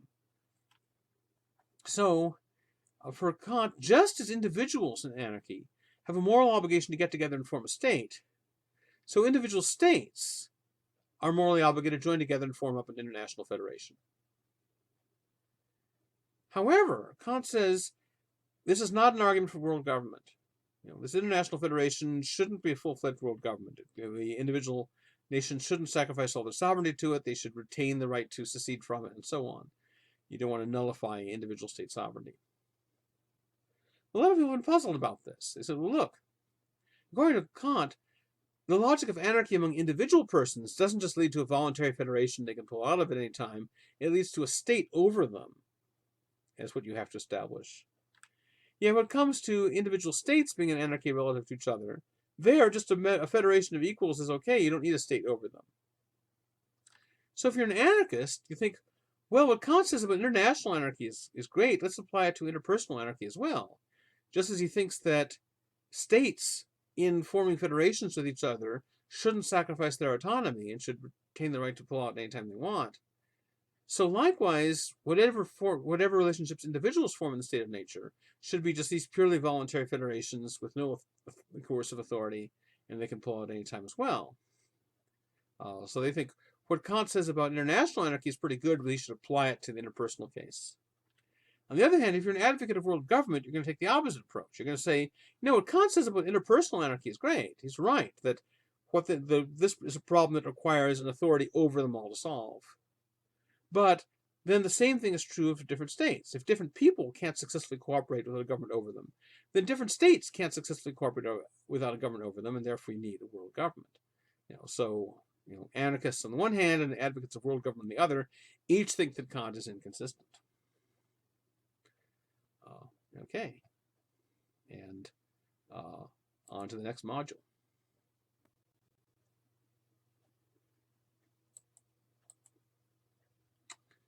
All right, here's our first of two lectures on Jean Rawls, this one focusing on the veil of ignorance.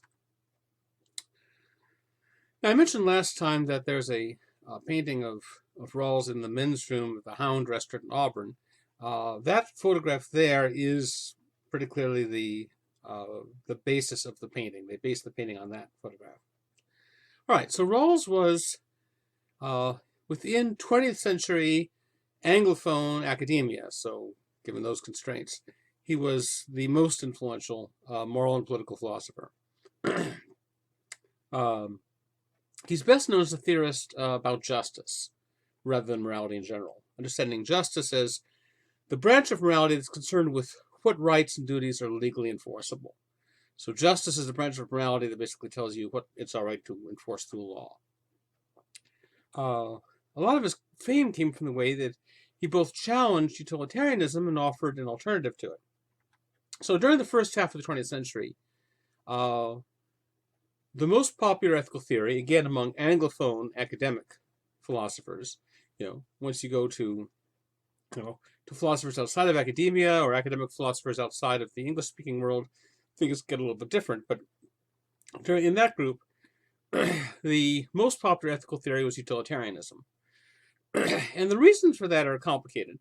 There was a movement early on in the 20th century, a philosophical movement called logical positivism, which was very influential and wildly popular until it turned out that its central thesis refuted itself, and then it lost its popularity. But it was very popular, and one of the upshots that this theory seemed to have was that statements of ultimate value are merely subjective, that they're just expressions of personal preference. If I see something as good or bad or right or wrong, it's just like I'm cheering or booing. Now, this view that statements of ultimate value are subjective is no longer so widespread among philosophers today, but it was quite widespread then. And you might think, well, why would this lead them to be fans of utilitarianism? After all, utilitarianism is a particular ethical theory. It's a theory about what's right and wrong, good and bad. And so if you think that expressions of statements about morality are just expressions of personal preference, you might think that utilitarianism would be rejected just as much as any other ethical theory. Here's the thing. They thought, well, if all there is to value is just our preferences, what's the closest thing we can do in the way of an objective, reasonable ethics and politics? Because you've got to do something. You've got to follow some principles for how you're going to treat other people and what you want government to do. Even if you think it's all subjective, you've got to have some basis to go by. And if morality is just a matter of preferences, well then, what makes the most sense is, well, you try to satisfy preferences. You can't satisfy all the preferences, so why not try to satisfy as many preferences as possible? And so they favored utilitarianism not because they thought it was an objectively true moral theory, the way that Mill did, because they thought there were no objectively true moral theories, but in the absence of such a thing, the next best thing we could do is just try and satisfy as many preferences as possible. So that meant that the most popular form of utilitarianism during this period was not the hedonistic version that you get with Bentham and with the Mills, where the goal to be pursued is pleasure or subjective mental states of some kind. Rather, the form that was most popular was preference satisfaction utilitarianism. It is, you want to satisfy as many preferences as possible. Notice that that this version isn't liable to some of the objections that Mill's version is. For example, for Mill, we saw it's a big puzzle, why you would want to buy life insurance if you're not going to be around to see your loved ones doing well, or why you wouldn't want to plug yourself into experience machine, because for Mill's version, the only goals are subjective mental states. But on preference satisfaction utilitarianism, the goals are just to satisfy your preferences. You can have preferences about things you're not personally going to experience. I can have a preference about my loved ones doing well after I'm dead. I can have a preference that my experiences be real and not fake, and so on. And so that was the version they tended to go for.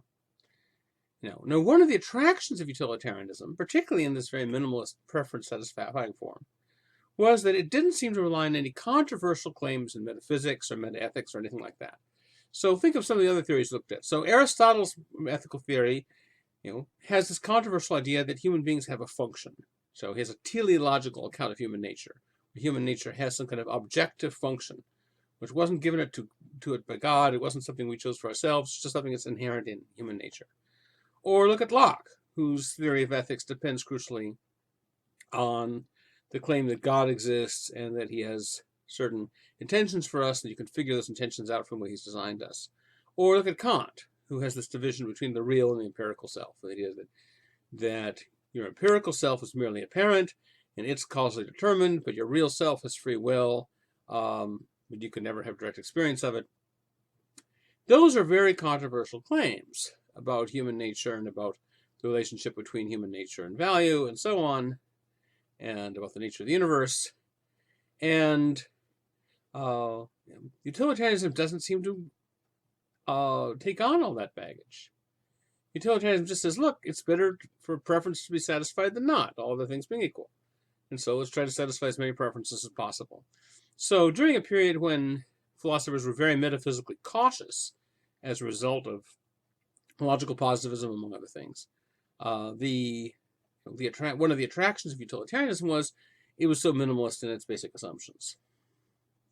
It didn't require controversial claims about the nature of reality, didn't require controversial moral claims either.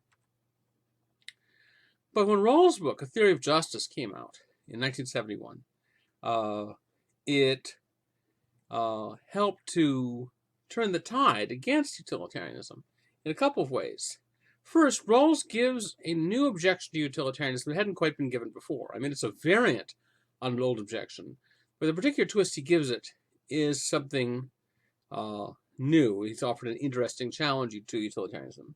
And second, he offers a new ethical decision procedure that appeals not to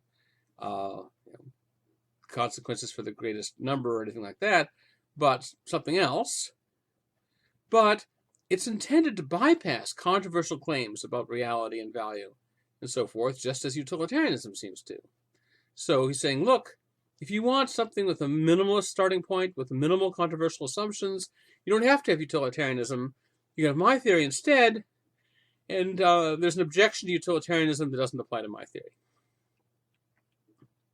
Now, Rawls actually began his career as sort of a rule utilitarian. One of his first publications was a kind of defense of rule utilitarianism. But he soon came to reject it. And he rejects it for the following reason. So remember Philippa Foot's organ donor example, which is just one of many kinds of objections to utilitarianism, where the worry is that, at least in principle, utilitarians are open to sacrificing the few to the many.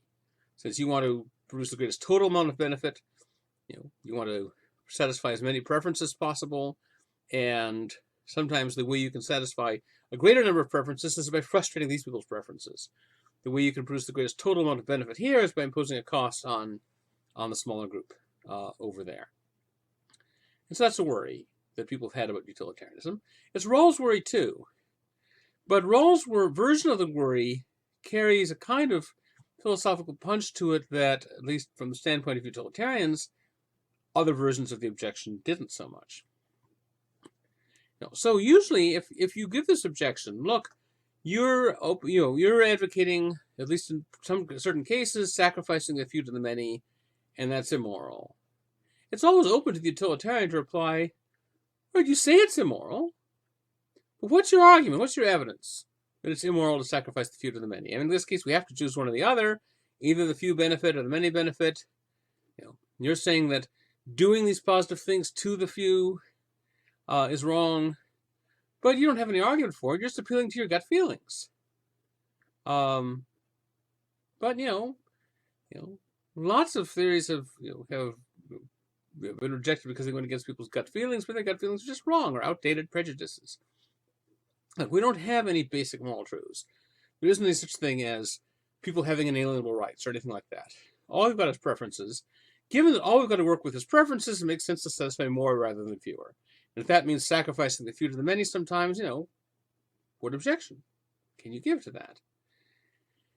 And given that this is during a period when philosophers were reluctant to rely on controversial philosophical theses like divine commands or categorical imperatives or teleological accounts of human nature, any of those things, given that they didn't want to appeal to any controversial claim, what could they say if the utilitarian says, okay, you say it's wrong to sacrifice the few to the many? Prove it.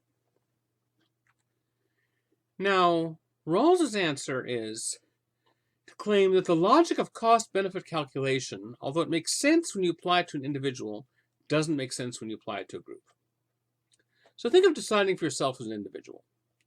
When you're trying to decide what to do, you'll often make a cost-benefit calculation. Not necessarily explicitly in those terms, but figure the various options open to you. How is each one going to benefit you? How is each one going to set you back? So, for example, if I buy a sandwich for $5, that's because, although I like the $5 and don't want to get rid of it, I also like the sandwich. And in this case, I prefer the sandwich to the $5. I like it more. So, giving up the $5 is a cost to me. When I give up that $5, I give up anything else I could have bought with that $5 instead of the sandwich. But although I incur a cost, losing the $5, I get a benefit, the sandwich. And in this case, I prefer the sandwich to the $5, and so the benefit outweighs the cost. That's what cost-benefit calculations apply to individuals. Now, Rawls's objection is that utilitarianism takes the cost-benefit approach as it applies to individuals and applies it to a group instead. So, for example, if you decide to sacrifice the few to the many, you say, well, yeah, there's a cost to the minority, but it's outweighed by the benefit to the majority. Just as like there's a cost to me when I have to give up $5, but I get a benefit from getting the sandwich. So society as a whole undergoes a cost when the few get zapped, but society as a whole receives a greater benefit from these other people, the majority benefiting. But Rawls's claim is that doesn't make any sense. It doesn't make any sense to talk about a benefit to one person outweighing a cost to another person. In the case of individuals, it makes sense because the benefit and the cost are borne by the same person. I'm the one who undergoes the cost of giving up the $5, but I'm the one who gets the benefit of the sandwich. And so, my cost gets canceled out by the greater benefit. But when you're sacrificing the few to the many, you can say, well, society as a whole incurs a cost in virtue of these people getting zapped, and society as a whole gets a greater benefit in terms of these other people benefiting. But really, it's just different people. This group's bearing the cost, that group is gaining the benefit. So he says, look, if I take $3 out of your wallet and I put $5 back in, the amount I took out has been canceled. It's been made up for because I put in more than I took out. So, I take $3 out, there's a $3 deficit in your wallet. I put $5 in, the $3 deficit goes away, and you now have $2 extra. But if I take $3 out of your wallet and I put $5 in your neighbor's wallet, then the amount I took from your wallet hasn't been made up for. There's still a $3 deficit in your wallet. Now you can say, well, when I take the money out of your wallet, there's a $3 deficit incurred by society, and then I give $5 to this person over here, and there's a benefit borne by society. But that's just a fiction. Really, it's just these different people. So the claim is that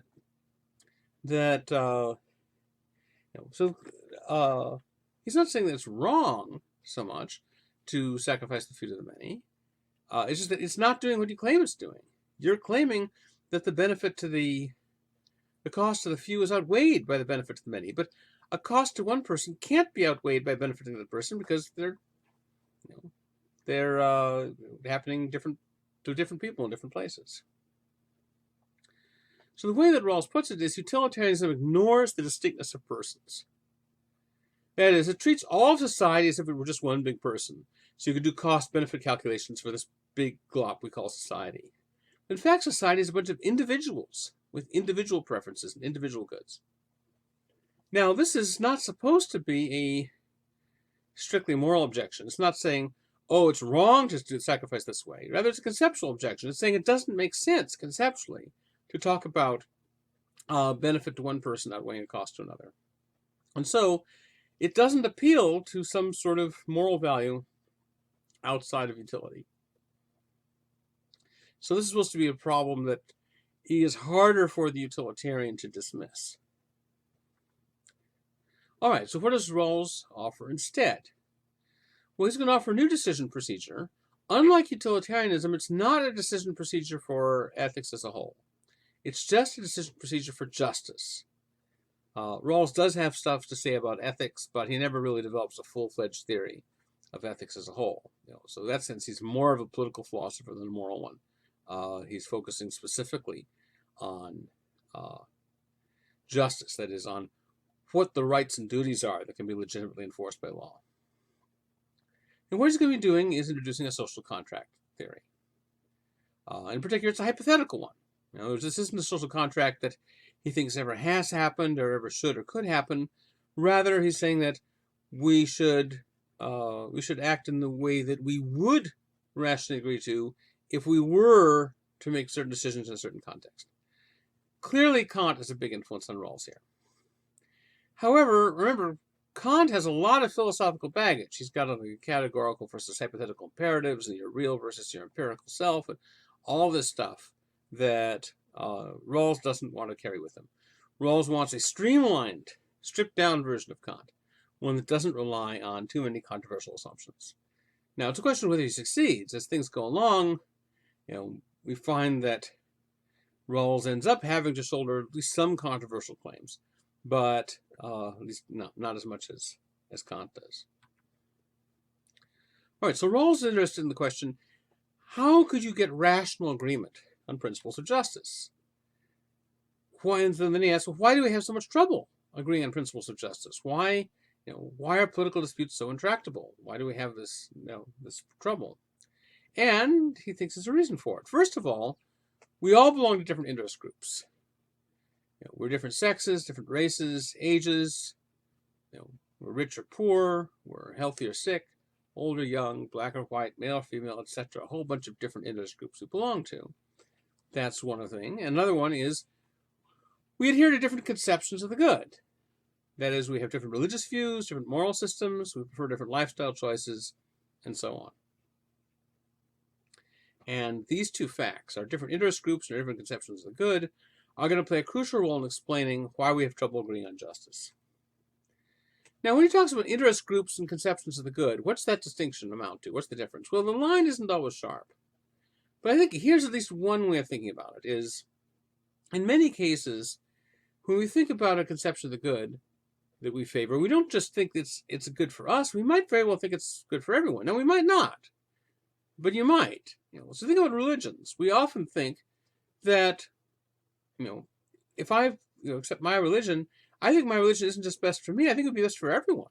I think everyone would be better off being a member of my religion. My religion is the right one. The other religions are wrong. That's why religions often try to convert people to their religion. Whereas in the case of interest groups, if you're a member of a certain interest group, you're not trying to convert other people to your interest group. I don't think that everyone should. If I'm a white male, I don't think that everyone should become a white male, whatever that would mean. And I don't think that what's good for white males is necessarily good for everyone. Whereas I might think that what's good for my religion is good for everyone because everyone should be a member of my religion.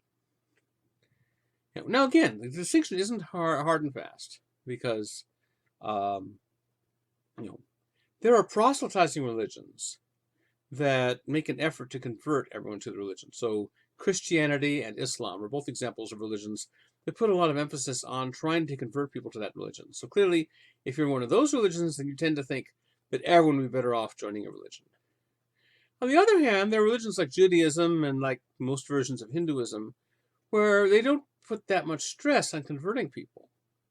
They're not necessarily committed to the view that everyone ought to be a member of their religion. And so in that case, maybe the boundary between being a conception of the good and being an interest group gets more blurry. Anyway, the distinction isn't that important for most of this. All right, so any principle of justice that gets enacted is going to impact some interest groups and some conceptions of the good more positively than others. So in other words, whatever principle of justice you enact, either it's going to benefit the rich more than the poor, or it's going to benefit the poor more than the rich, or it's going to benefit the healthy more than the sick, or the sick more than the healthy, or whatever. And likewise, any principle of justice you pick is probably going to make pursuing and promoting some conceptions of the good easier and others harder. And we have a natural tendency to find a principle of justice more attractive if that principle promotes our favorite interest groups or our favorite conceptions of the good. That doesn't mean that we deliberately, cynically pick it, saying, aha, I'm going to pick this in order to advance my interests of my gang. No, it's just that we tend to find it more natural. He's not saying that we inevitably do. He's not saying that we are prisoners of our bias. He thinks that we can get out of our bias. In fact, this decision procedure he's going to suggest is a way of helping us get out of our bias. But he does think that we have a kind of natural bias that we'll find a principle of justice more attractive if it happens to be one that benefits people like us or advances the kinds of causes we care about.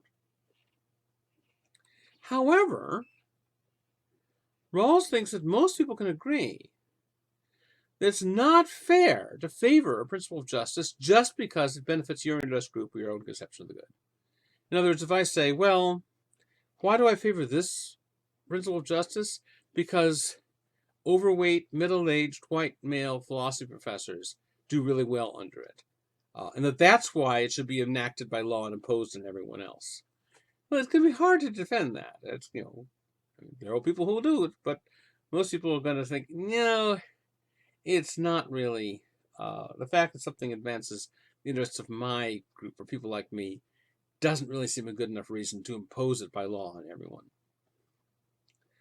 Now, in the case of conceptions of the good, this might be a little bit trickier, because although I can't sincerely claim that everyone's going to benefit from laws that specifically promote the interests of my group, I might think that everyone would benefit from laws promoting my conception of the good, because I might think that everyone would be better off with my religion or my moral views or whatever.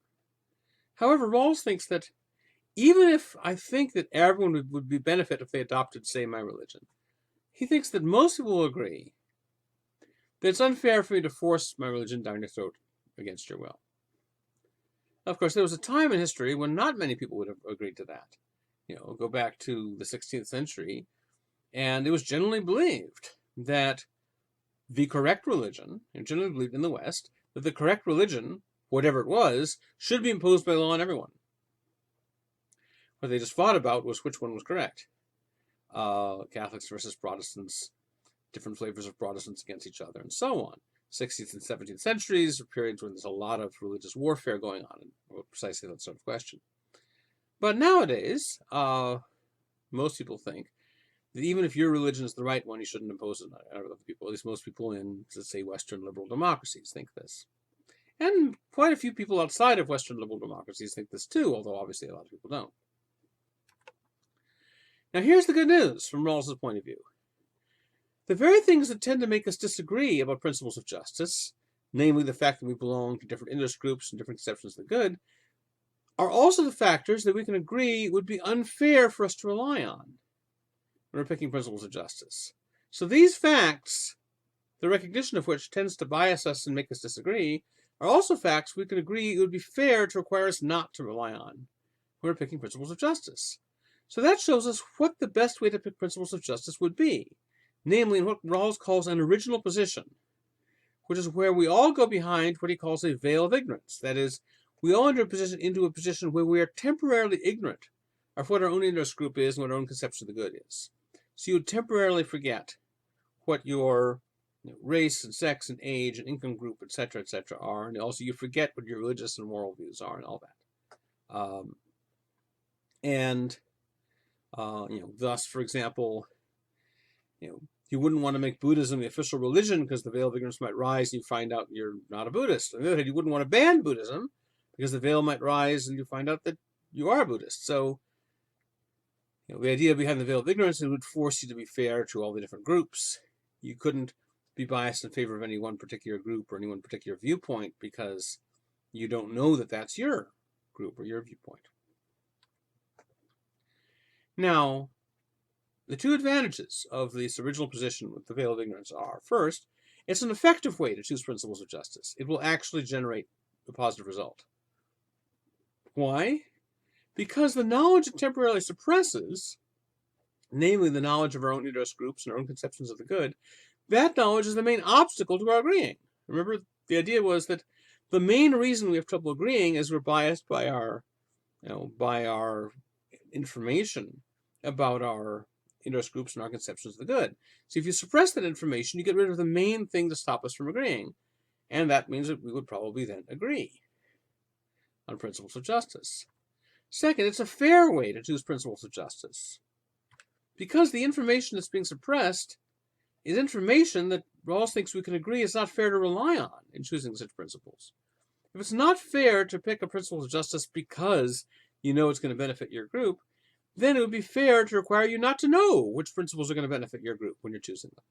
So it's both effective and fair. In other words, it would generate principles of justice, and since this is a fair way to pick them, those principles of justice would be the right ones. So, it's effective, it gives us a consensus, it's fair, and if it's a fair way of picking principles of justice, then that applies that the principles of justice that would be chosen behind the original position are the ones we should choose in real life and base our society on. Now you might think, well, why does it matter? Suppose it's true that going behind the veil of ignorance would be a good way to pick principles of justice. You might think that doesn't matter because it's impossible. We can't really do it. We don't know how to give people temporary amnesia about their own characteristics and their circumstances. So if you can't actually enact the veil of ignorance in real life, why does it matter that doing that would be the best way to pick principles of justice? Well, Rawls' answer is you don't need to do it in real life. You can do it as a thought experiment. All you have to do is just imagine that tomorrow morning you're going to wake up in a society that's governed by principles you're going to pick today. And in that society, you're going to belong to some interest group and some conception of the good. You're going to have a certain race and gender and religion, and you're going to be rich or poor or healthy or sick or whatever. But you don't know which one it is yet. You're designing rules for a society now without knowing what your position in that society is going to be. You won't find that out until you're done choosing the principles. Now, Rawls thinks we can imagine that. Not only can we imagine it, but we can figure out, without actually having to do the experiment in real life, by doing it as a thought experiment, we can figure out which principles it would make sense to choose behind the veil of ignorance. And once we know which principles we would choose behind the veil of ignorance, then those are the principles we ought to follow in real life. Now, some people will object that it's too difficult to imagine not knowing these things about yourself. Maybe some of these things are harder to imagine than others. Like, when it comes to things like your circumstances, it's easy enough to wake up tomorrow and suddenly find out that you're richer or poorer than you expected. It's a little bit harder, but still, maybe reasonably easy to imagine your body is different from what you expected, that you're a different race or gender or age than you expected. Imagining your conception of the good being different might be harder. What does it mean to say that you might wake up tomorrow and find out that you're a Buddhist or an Episcopalian or an atheist or whatever? It seems like, how could you be wrong about that about yourself? Well, Rawls says, look, if you find it, in his later writings, he says, look, if you find it too hard to imagine this about yourself, then suppose instead you're acting as an agent for someone, like you're their attorney, and you've signed a contract where you agree, not the social contract, but you've signed a contract with this individual person, you're going to represent their interests in the social contract. You're going to go and try and negotiate the best deal you can for them. But you don't know any specific facts about the person you've agreed to represent. You don't know their race or gender or religion, etc., etc. You don't know if they're rich or poor or whatever. You know they have some interests. They have some conception of the good. And you know that they'll want to protect and promote those as far as they can, whatever they turn out to be. And so you go into this, representing, this person you've agreed to represent, and you're going to try to do the best you can for them, securing their interests and their conception of the good as far as you can without knowing what it is. And so therefore you'll try and be as fair as possible to all interests and all conceptions of the good in order to represent that person's interests. So Rawls says, look, if you can't imagine not knowing it about yourself, imagine you're like a lawyer, you don't know these things about your client. All right, so remember we saw there were different kinds of social contract theory, actual and prospective and hypothetical. This is clearly a hypothetical one. Remember, there was also a distinction between moral and merely political social contract theories, where a moral contract is one where morality itself is a product of the contract, and political ones are ones where there's already a background moral theory in place, and all that's generated by the contract is something more narrow, like what your obligations are to the government or its obligations are to you. Well, Rawls's version of the contract is moral in one sense, namely, what's being generated by the contract is justice, the content of justice. Rawls isn't assuming a background content of justice going into the contract. Rather, justice is a result of the contract. It's created by the contract. And so justice is a large aspect of morality. You might say, well, in that sense, it's a moral contract. But it's only a contract that produces justice. It doesn't produce all of morality as a whole. In particular, the notion of fairness is something that's supposed to be a background notion that is supposed to be something that this contract relies on. This contract doesn't generate the content of fairness. The idea is, going into the contract, we already have a background conception of fairness, and that's supposed to shape the contract. It's not that while we're in the contract, we're thinking about fairness. In the contract, it's fine if you're just thinking about your own self-interest. It's that setting up the contract the way he has, by denying people this knowledge would be unfair for them to rely on, that's the way in which this fairness plays a role in designing what the original position is. So in that sense, it's more narrowly a political contract. All right, so what Rawls thinks we can figure out behind the veil of ignorance, we can figure out what we would pick if we were in that position. So what would we pick? What does he think we would pick and why? Well, that's what we will see next time.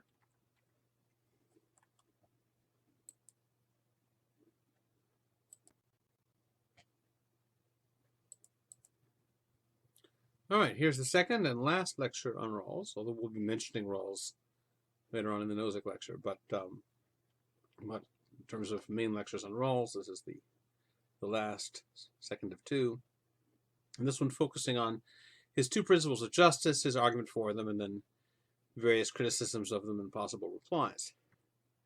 All right, so last time we saw that for Rawls, the best way to pick principles of justice is to choose behind a veil of ignorance, where we're in a position of temporary ignorance or amnesia about what interest groups we belong to and what conceptions of the good we adhere to. So the idea is that if you don't know what your place in society is, what your interests and conceptions of the good are, then you can't subconsciously tailor the principles of justice to advance the interests of your group or to advance your particular conception of the good. And so this temporary amnesia behind the veil of ignorance forces you to be fair to all the different groups. So you can see this is broadly analogous to the idea that the person who gets to slice up a cake shouldn't be the same as the person who decides which people get which slices. Here's why. Suppose that I'm gonna slice up the pie, and I also get to choose who gets which slices after I've done it. Let's say I'm dividing a pie with 3 other people, so I'm dividing it up into 4 slices. But suppose that once I've sliced it up, I can take for myself whichever piece I want. Well, then I might be tempted to slice it up this way on the left, where I've sliced it up into 3 small pieces and 1 huge piece. And then I give the 3 small slices to the other 3 people, and I keep the huge slice to myself. Well, this is a reason to make the person who does the slicing and the person who distributes them different people. And so, if I don't know which one I'm going to get, if I'm worried that someone else is going to distribute it and they might try to slip me with the smallest piece, then I have the incentive to slice it equally.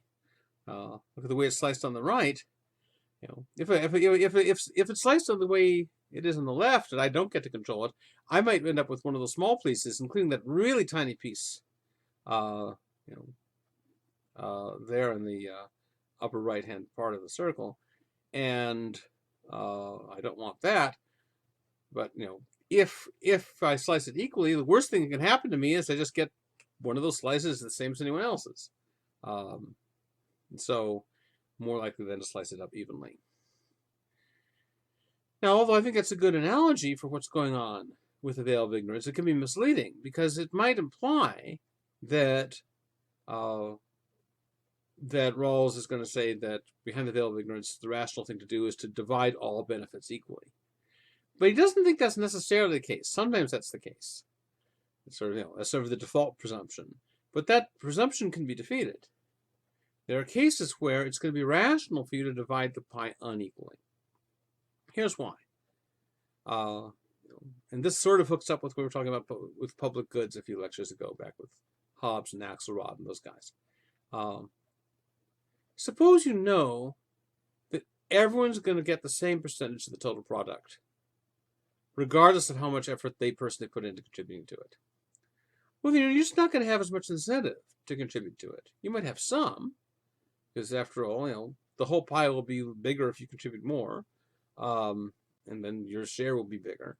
But still, if there are a lot of other people contributing, your individual contribution is not going to make that much difference to the size of the whole pie, and therefore not much difference to the size of your slice. And so there's going to be a tendency for people to under-contribute, in which case the good that gets produced will be pretty small. If everyone gets an equal slice of it, it's still going to be a pretty small slice. Suppose instead it's announced that those who contribute more to producing the product will get a larger share of it.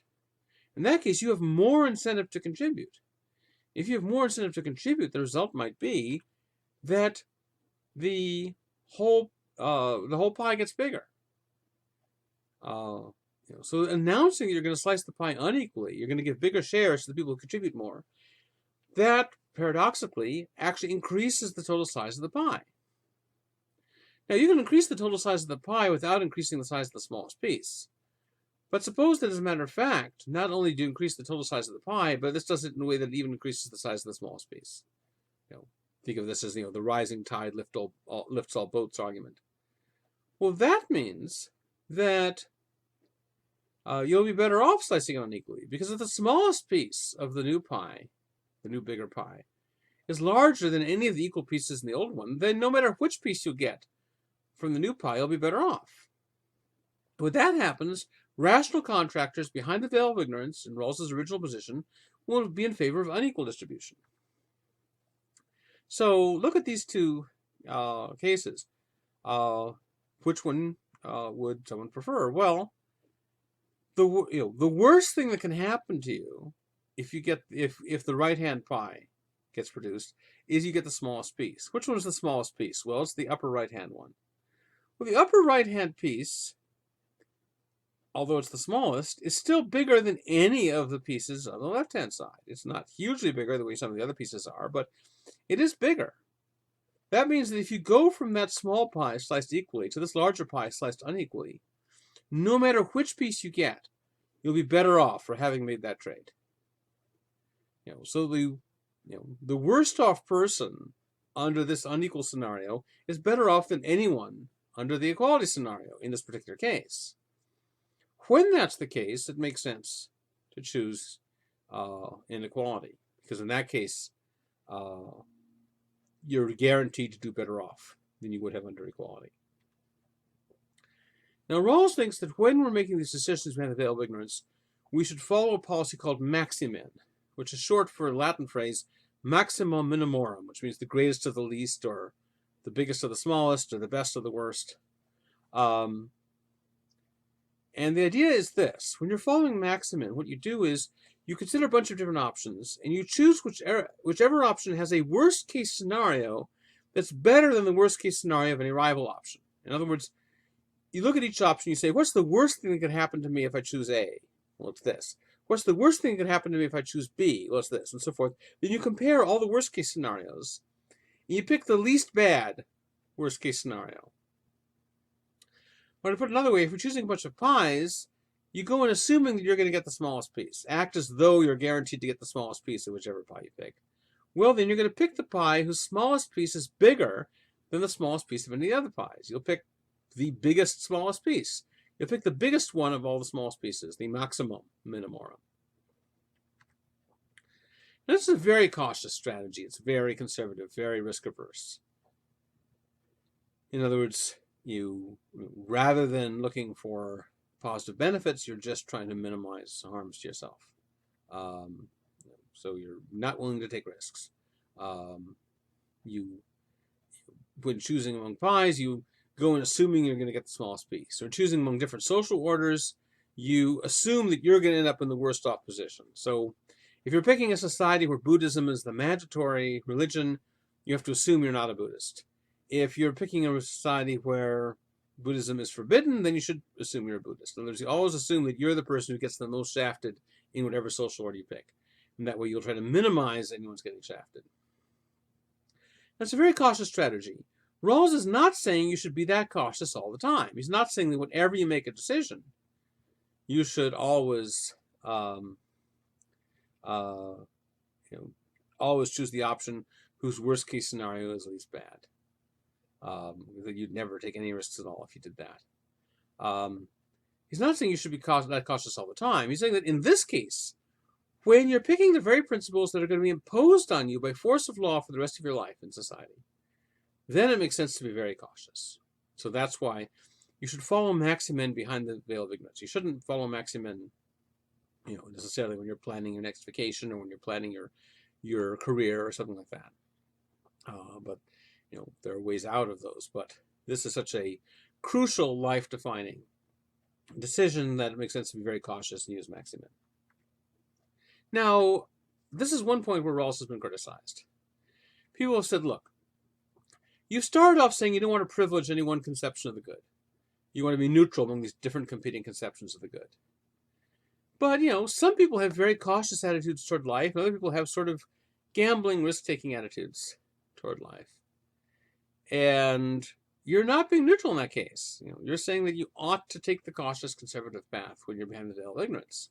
But why? Why is that necessarily a good thing? After all, people often do make choices that, based on their conceptions of the good, that involve high risk to themselves.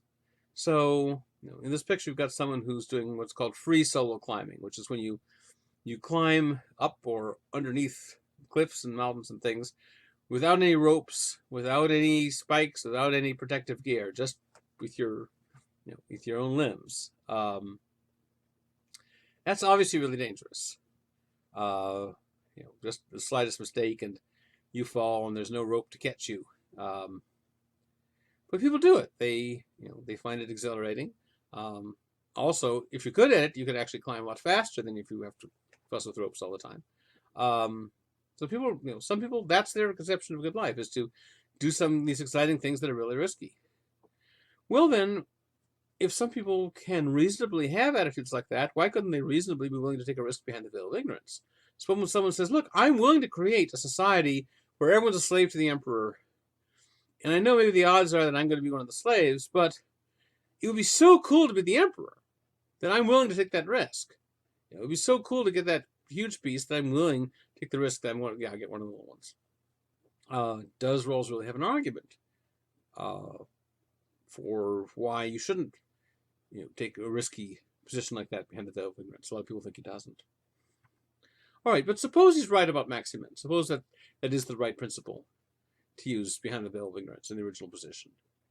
What follows from that? Well, what follows then is that a rational contractor is not going to care that much about how equally the pie is sliced.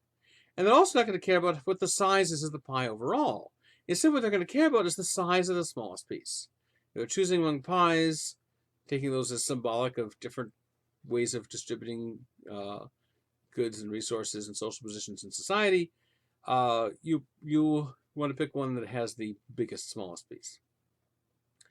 So what's this going to rule out? Well, on the one hand, it's going to rule out egalitarianism, at least the strict version of egalitarianism. There's a broad sense in which Rawls is an egalitarian too, but in the strict sense of egalitarianism, which is everyone has to be equal, what that would mean is that if you're an egalitarian of the strict sort, you think that the only just pie is one that's sliced perfectly equally. Even if the result of that is the pie is really tiny, it's better to have a tiny pie sliced equally than a huge pie sliced unequally, because equality is more important. That view is going to be ruled out for Rawls. That's maybe you have an egalitarian conception of the good, but you don't know that behind the veil of ignorance. And behind the veil of ignorance, you're not going to choose an egalitarian social order. You're going to care more about the size of the smallest piece than about how evenly it's sliced. It's also going to rule out utilitarianism, because utilitarianism says what matters is the welfare of society as a whole, and if a few people get shafted, that's okay. This is the way Rawls is thinking about utilitarianism. If a few people get shafted, that's okay, so long as the greater total social benefit is enhanced. So that means that the utilitarian would be willing to say that that it's all right to have some slices that would be even smaller than they would be under equality, so long as the whole pie is bigger. So here's the diagram. So the left side, on the left-hand side, you see a pie that's divided perfectly equally. In the middle, we see a pie that's somewhat larger, divided, somewhat unequally.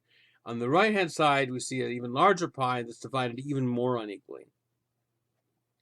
Now, which one would someone favor? If you're an egalitarian, you think that how equally the pie is sliced is more important than the size of the pie or of any piece of it, and therefore you're going to want to slice it as equally as possible. So the egalitarian is going to favor the left-hand side. Sure, they'd prefer it if you could have an equally sliced pie that was bigger. They'd like that, but if these happen to be the options, which they might or might not be, but if these happen to be the options, then of these three, the egalitarian would pick the middle one, the left-hand one. Now, what the utilitarian cares about is how great total social well-being is.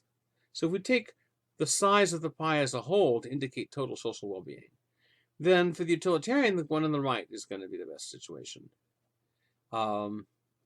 Even though there's one person who gets shafted, the one who gets that tiny little red piece up in the corner there, they're worse off than they would be under equality. Everyone else in the society is better off than under equality, but one person is worse off. So that's the person who's being sacrificed. If you move from the left-hand circle to the right-hand circle, you're benefiting the many at the expense of the one. You're making the many better off, and you're making that one person worse off than they would be under equality. By contrast, if you move from the left-hand one to the middle one, you're making everyone better off, because the smallest piece is bigger than any of the pieces on the left-hand side.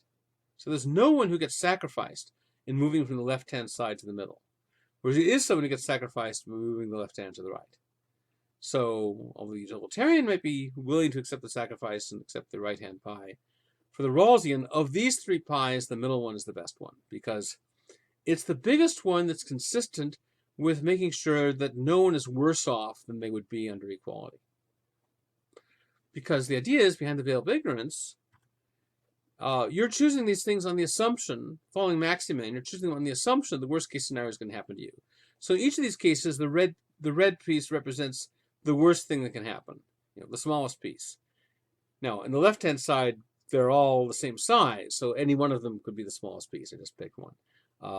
Anyway, so the worst thing that can happen to you in the left-hand case is that you get one of those 4 equal slices. The worst thing can happen in the middle case is you get that upper right-hand one. The worst thing can happen in the right-hand case is you get that upper right-hand one. So by following Maximin, you choose the one whose smallest piece is bigger than the smallest pieces of the others. And so of these 3, you would choose the middle one if you're a Rawlsian. Or rather, Rawls thinks this is what anyone would choose behind the veil of ignorance. Now, this defense of inequality applies only to cases where the benefits being divided up are material resources. Because when you've got material resources, it's always possible in principle that when you've got a pie sliced equally, you could potentially make the whole pie bigger by slicing it unequally with the right incentives. And that, in turn, could be a case where the smallest piece is bigger, which is the operative case. However, when it comes to something intangible, like a benefit like civil liberties, here it's not so clear that there's any way to increase the size of the whole pie by slicing it unequally. Suppose everyone has, maximum freedom to run their own lives, and they've all got equal freedom. At this point, how could you, by slicing the pie of liberty unequally, how could you create more freedom? Seems as though the only way you could give me, if I've got freedom to run my own life, the only way you could give me more freedom now is to give me the right to run someone else's life too. Well, then by increasing my freedom, you've decreased theirs. So the difference between material wealth and civil liberty is a zero-sum game. A zero-sum game is one where there's no way to make some people better off without making other people worse off. So once everyone has, equal basic civil liberties, as the maximum as possible, consistent with equality, there's no way you can make the pie of liberty even bigger by slicing it unequally. Whereas when you've got material resources and socioeconomic position, it's always possible in principle. It may not be practical in any given case, but it's always possible in principle that someone could have more without someone else having less. Now maybe if you think of the total amount of mass energy in the universe as being finite, then ultimately, if we were sharing up all the material resources in the universe, at some point we would come to a point where you couldn't make anyone better off without making someone else worse off. But we're very far from that point. So in ordinary circumstances, it's always possible you could always produce more or get more somehow. Now, given that, what that means is that there's an argument you can make for inequality when it comes to material resources that you can't make when it comes to civil liberties. And that means that behind the veil of ignorance, we're going to choose two different principles of justice. One of them to govern civil liberties, the other one to govern socioeconomic status. Now, Rawls repeats these two principles over the course of the book. He doesn't always word them the same way, and then when he comes back to them in later books, he words them again yet differently. But in essence, they go like this. So the first principle calls for maximum civil liberties for each, so far as is consistent with equal civil liberties for all. So everyone has to have a maximum chunk of civil liberties, but it has to be equal. So make the pie of liberty as big as you can, but you have to slice it equally. And by civil liberties, or sometimes he calls them basic liberties, he has in mind things like freedom of speech and press and religion, the right to vote, Bill of Rights kinds of freedoms. You might think of these as the freedom to pursue and promote your conception of the good. Importantly, it does not include the freedom to do whatever you want with your own property. It does include a right of private property, at least private personal property. Whether you have the right to own means of production is another question, but just personal property for your own use, that is a right. But you don't have the right to do whatever you want with your own property, because the second principle is the one that's going to govern socioeconomic status. And so he wants to leave open to the second principle to govern the economic side of life, and so he doesn't include that here. But he's been criticized for that. People say, well, look, why doesn't maximum civil liberties, why doesn't that include maximum economic freedom as well? All right, the second principle says departures from socioeconomic equality, those cases where you move away from equality, those are permissible only if they meet two tests.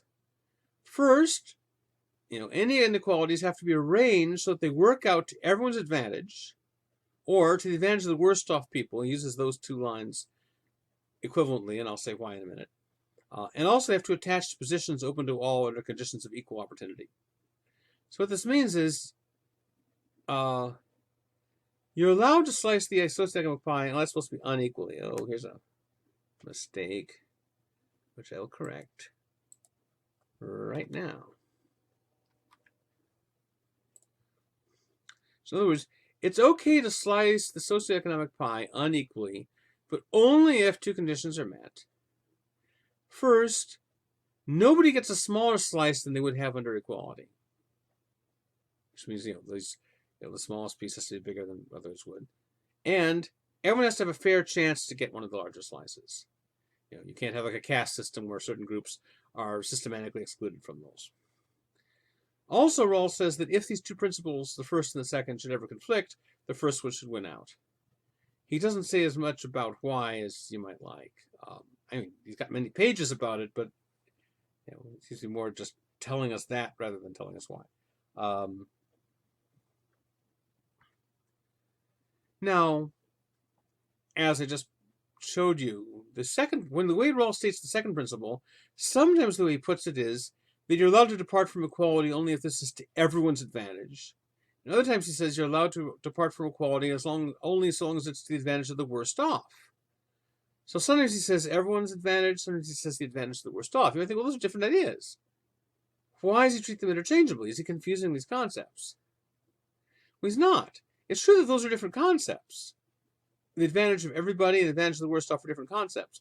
But when what you're talking about is departures from equality, saying that departures from equality have to be to everyone's advantage is precisely equivalent to saying that departures from equality have to be the advantage of the worst off. So the two versions of the second principle are, in fact, equivalent.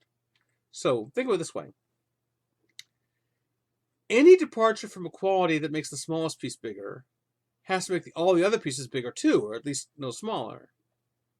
Because otherwise, if one of them became smaller than the smallest piece now being bigger, then that one would be the smallest piece.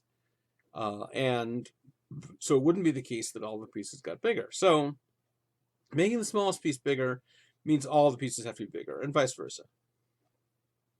So the two tests come to the same thing in practice.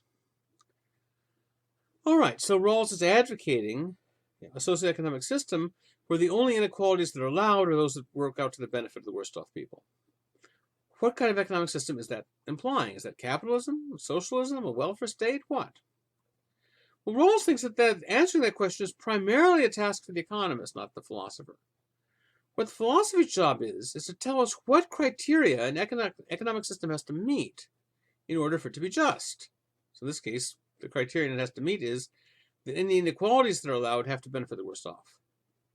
But the question of which economic systems meet those criteria, in other words, under which economic system is it the case that the only inequalities that happen are ones that are beneficial to everyone and to the worst off?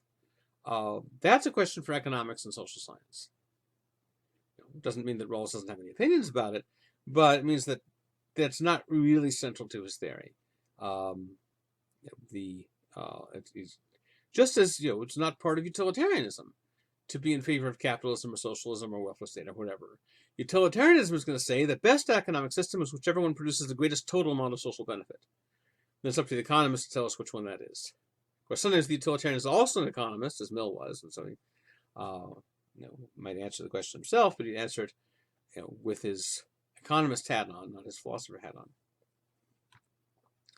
So you can have two Rawlsians who have the same moral views, but they have very different views in economic policy because they might disagree about which system is most likely to benefit the worst off. In fact, we've got a real-life case of this with John Rawls and his son, Alec Rawls. John Rawls was, broadly speaking, a social democrat, and his son is a free market conservative. They have very different views in economic policy. Alec Rawls wants to make government regulation of the economy very minimal, whereas John Rawls, foresaw a much larger role for government in the economy. But their view of economic justice is the same. They both hold the second principle. The difference is this. John Rawls thought that if you had an unregulated market, this would tend to produce inequalities that were not to the benefit of the worst off person. And therefore, you need some kind of government regulation to prevent this. Whereas Alec Rawls thinks that the free market tends not to produce any inequalities except those that really are beneficial to the worst off. The rising tide lifting all boats kind of argument. This is a disagreement they have in economic theory. It's not a disagreement in philosophy. In terms of moral philosophy, they both hold the principle that the most just economic system is whichever one has inequalities working out most to the benefit of the worst off people. They just disagree about how the economy works. Now, a number of objections to Rawls I want to talk about. Here's one that's been brought by communitarian critics. And this includes people like Michael Sandel and Alistair McIntyre. They're the book covers of their most important books there. So what Sandel and McIntyre say is, look, the various social attachments we have, our family relations, what religion we're affiliated with, what political views we're committed to, those are part of our identity. Those aren't just add-ons, just like pins in the pincushion. They're part of who we are. Anyone who didn't have those particular social attachments wouldn't be us. Well, what does that imply about the veil of ignorance? Well, in the veil of ignorance, all those factors are supposed to be stripped away. We're not supposed to know anything about our own, what interest groups we have, what our conception of the good is, so our religious and political commitments, our family relations, all those things we know nothing about.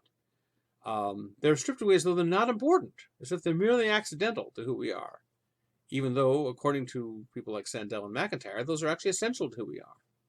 So what Sandel and McIntyre say is, look, Rawls is really relying on a metaphysical conception of what people are like, according to which a person's true self is just a bare, detached individual that doesn't have any qualities or relationships inherently. It's what Sandel calls an unencumbered self, which he thinks is like Kant's notion of this transcendental ego that's beyond any empirical characteristics. But remember, Rawls' theory isn't supposed to rely on any controversial metaphysical assumptions. But the idea that our true self is this detached self, and all these other things are merely accidental to it, that is a controversial claim. Not only is it a controversial claim, but it's correctly controversial because it's just a wrong, highly implausible claim. That's what Sandel and McIntyre say. This is more Sandel's objection than McIntyre's, but it's sort of partly McIntyre's. Now, Rawls wrote a reply to this. He wrote an article called Justice as Fairness, Political Not Metaphysical, which he said, no, my political theory is not assuming the truth of any metaphysical view of the self. All I'm claiming is that these various characteristics and relationships you're talking about, even if they are metaphysically essential to the self, they could still be politically irrelevant. We could have good reasons on the basis of fairness to ignore them, not to consider them for political purposes, even if they are essential to the self. So here's an analogy. This is my analogy, not Rawls's. But, take having three sides. That's a property of a triangle that's essential to a triangle. However, suppose I give you, the various shapes in this picture here, and I said, pick out the three red ones. Well, that's already saying too much. I should say just pick out the red ones. Well, then you would just focus on the color of those things. You ignore the shapes.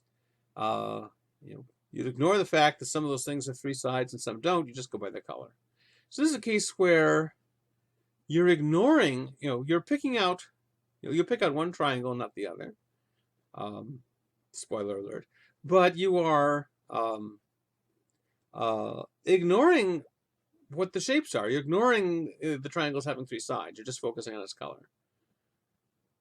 And yet, having three sides is essential to a triangle. So are you doing something wrong by ignoring these three sides and just going for the color? Are you treating the triangle as though its true self doesn't have three sides? No. Even though having three sides is essential to a triangle, there are contexts, namely when I'm asking you to pick out all the red ones, there are contexts in which it makes sense to ignore the shape, ignore the three sides, and just focus on the color. So likewise, even if having these various social attachments is essential to our identity, there are contexts, for example, the political context, where, for reasons of fairness, you have reason to ignore those features, even though that they are essential, you ignore them for the sake of fairness. Now, communitarians often go even farther than the argument I just mentioned from them, and say, well, look, suppose it's possible to know that some conceptions of the good are better than others. And Rawls' theory doesn't either affirm or deny this. Rawls' theory is not committed to the claim that conceptions of the good are objective and knowable, nor is it committed to the claim that they're not objective or not knowable. Because remember, he's trying to avoid resting his theory in any controversial views, even if he doesn't always succeed. So Rawls' theory is supposed to be neutral between the view that conceptions of the good are objective and knowable and the view that they're not. But suppose, as a matter of fact, it is possible to know that some conceptions of the good are knowable. Then why shouldn't we impose those conceptions by law? Because Rawls' first principle says you shouldn't. You should give equal freedom to all conceptions of the good, both the correct ones, the ones that are knowably correct, and the ones that are known to be incorrect. But they would say, why? Now, it may be true that behind the veil of ignorance, you'd give equal freedom to all of them. That's because behind the veil of ignorance, you've temporarily forgotten which conception of the good is correct. So why should we rely on the fact that people who've temporarily forgotten something, why should we rely about their judgments about how to treat it? Any more than, if you were trying to make decisions about what chemical to use in something, you wouldn't go by the advice of people who were behind a veil of ignorance about chemistry and temporarily forgotten all their chemistry knowledge, and were trying to issue advice without knowing, what's true about chemistry. And say, temporarily suppressing your information about chemistry is a lousy way of getting advice about what chemicals to use. Likewise, temporarily suppressing people's views of the conception of the good is a lousy way to decide how to organize societies. And certainly we ought to organize society in the best way. And the conception of the good tells us what that is. Now, Rawls wrote a later book, Political Liberalism, which he tries to reply to this argument. He offers a couple of responses. So the first one is this: all right, so suppose it's true that it is possible to know which conception of the good is the best one. Even if it's possible, it's still very difficult. In trying to figure it out, we suffer under the burdens of judgment, which are a whole bunch of factors of difficulty and bias that make it really hard to know. And that means that people can reach different answers to those questions without being unreasonable. Even if some of them have gotten the right answers, and others have gotten the wrong ones, and even if in principle you can show that the people who got the right answers really are more justified, still, it's hard enough to get the right answer that someone could get the wrong answer without being unreasonable. And so there can be reasonable disagreement about conceptions of the good. Yet, says Rawls, surely it's wrong to impose on someone by force a requirement that they reasonably disagree with. They're going to treat you as unreasonable, and they're going to be right to treat you as unreasonable. From their point of view, that you are unreasonable because they are reasonably holding their view, and you're trying to force them to give it up. So Rawls suggests that if someone reasonably disagrees with you on conceptions of the good, even if they're wrong, it's wrong to force the right conception on them. Now, here's a worry you might have about this argument. Rawls says that it's really hard to figure out which conception of the good is right, and so therefore you can have reasonable disagreement about it. But surely it's also really hard to figure out which conception of justice is the right one. So isn't that also something that people could reasonably disagree about? And yet, Rawls doesn't think that's a reason to say that his favored principles of justice shouldn't be enacted into law. Can't have a theory of justice and not say that it should be enacted into law, because the theory of justice just is a theory about that part of morality that is enforceable by law. So, why is it that when there's reasonable disagreement about the good, that's a reason not to enforce any one conception of the good?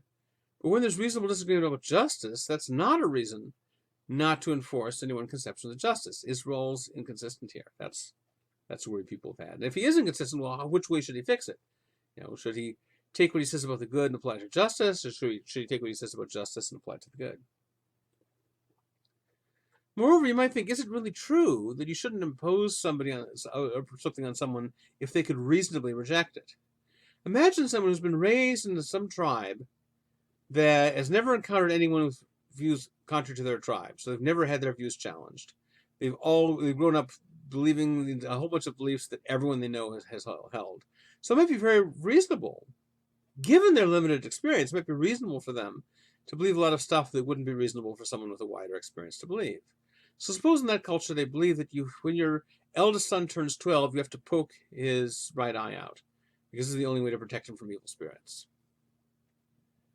Well, this might be an unreasonable belief for someone in our society to have, but it might be a reasonable belief for someone in a certain kind of society to have who's never encountered any challenge to his society's beliefs. Suppose the person's son also believes in this, and so they're not objecting to this treatment. They don't want to give up their eye, but they'd rather give up their eye than get zapped by the evil spirits. Suppose I come along and I want to stop this person from poking his son's eye out.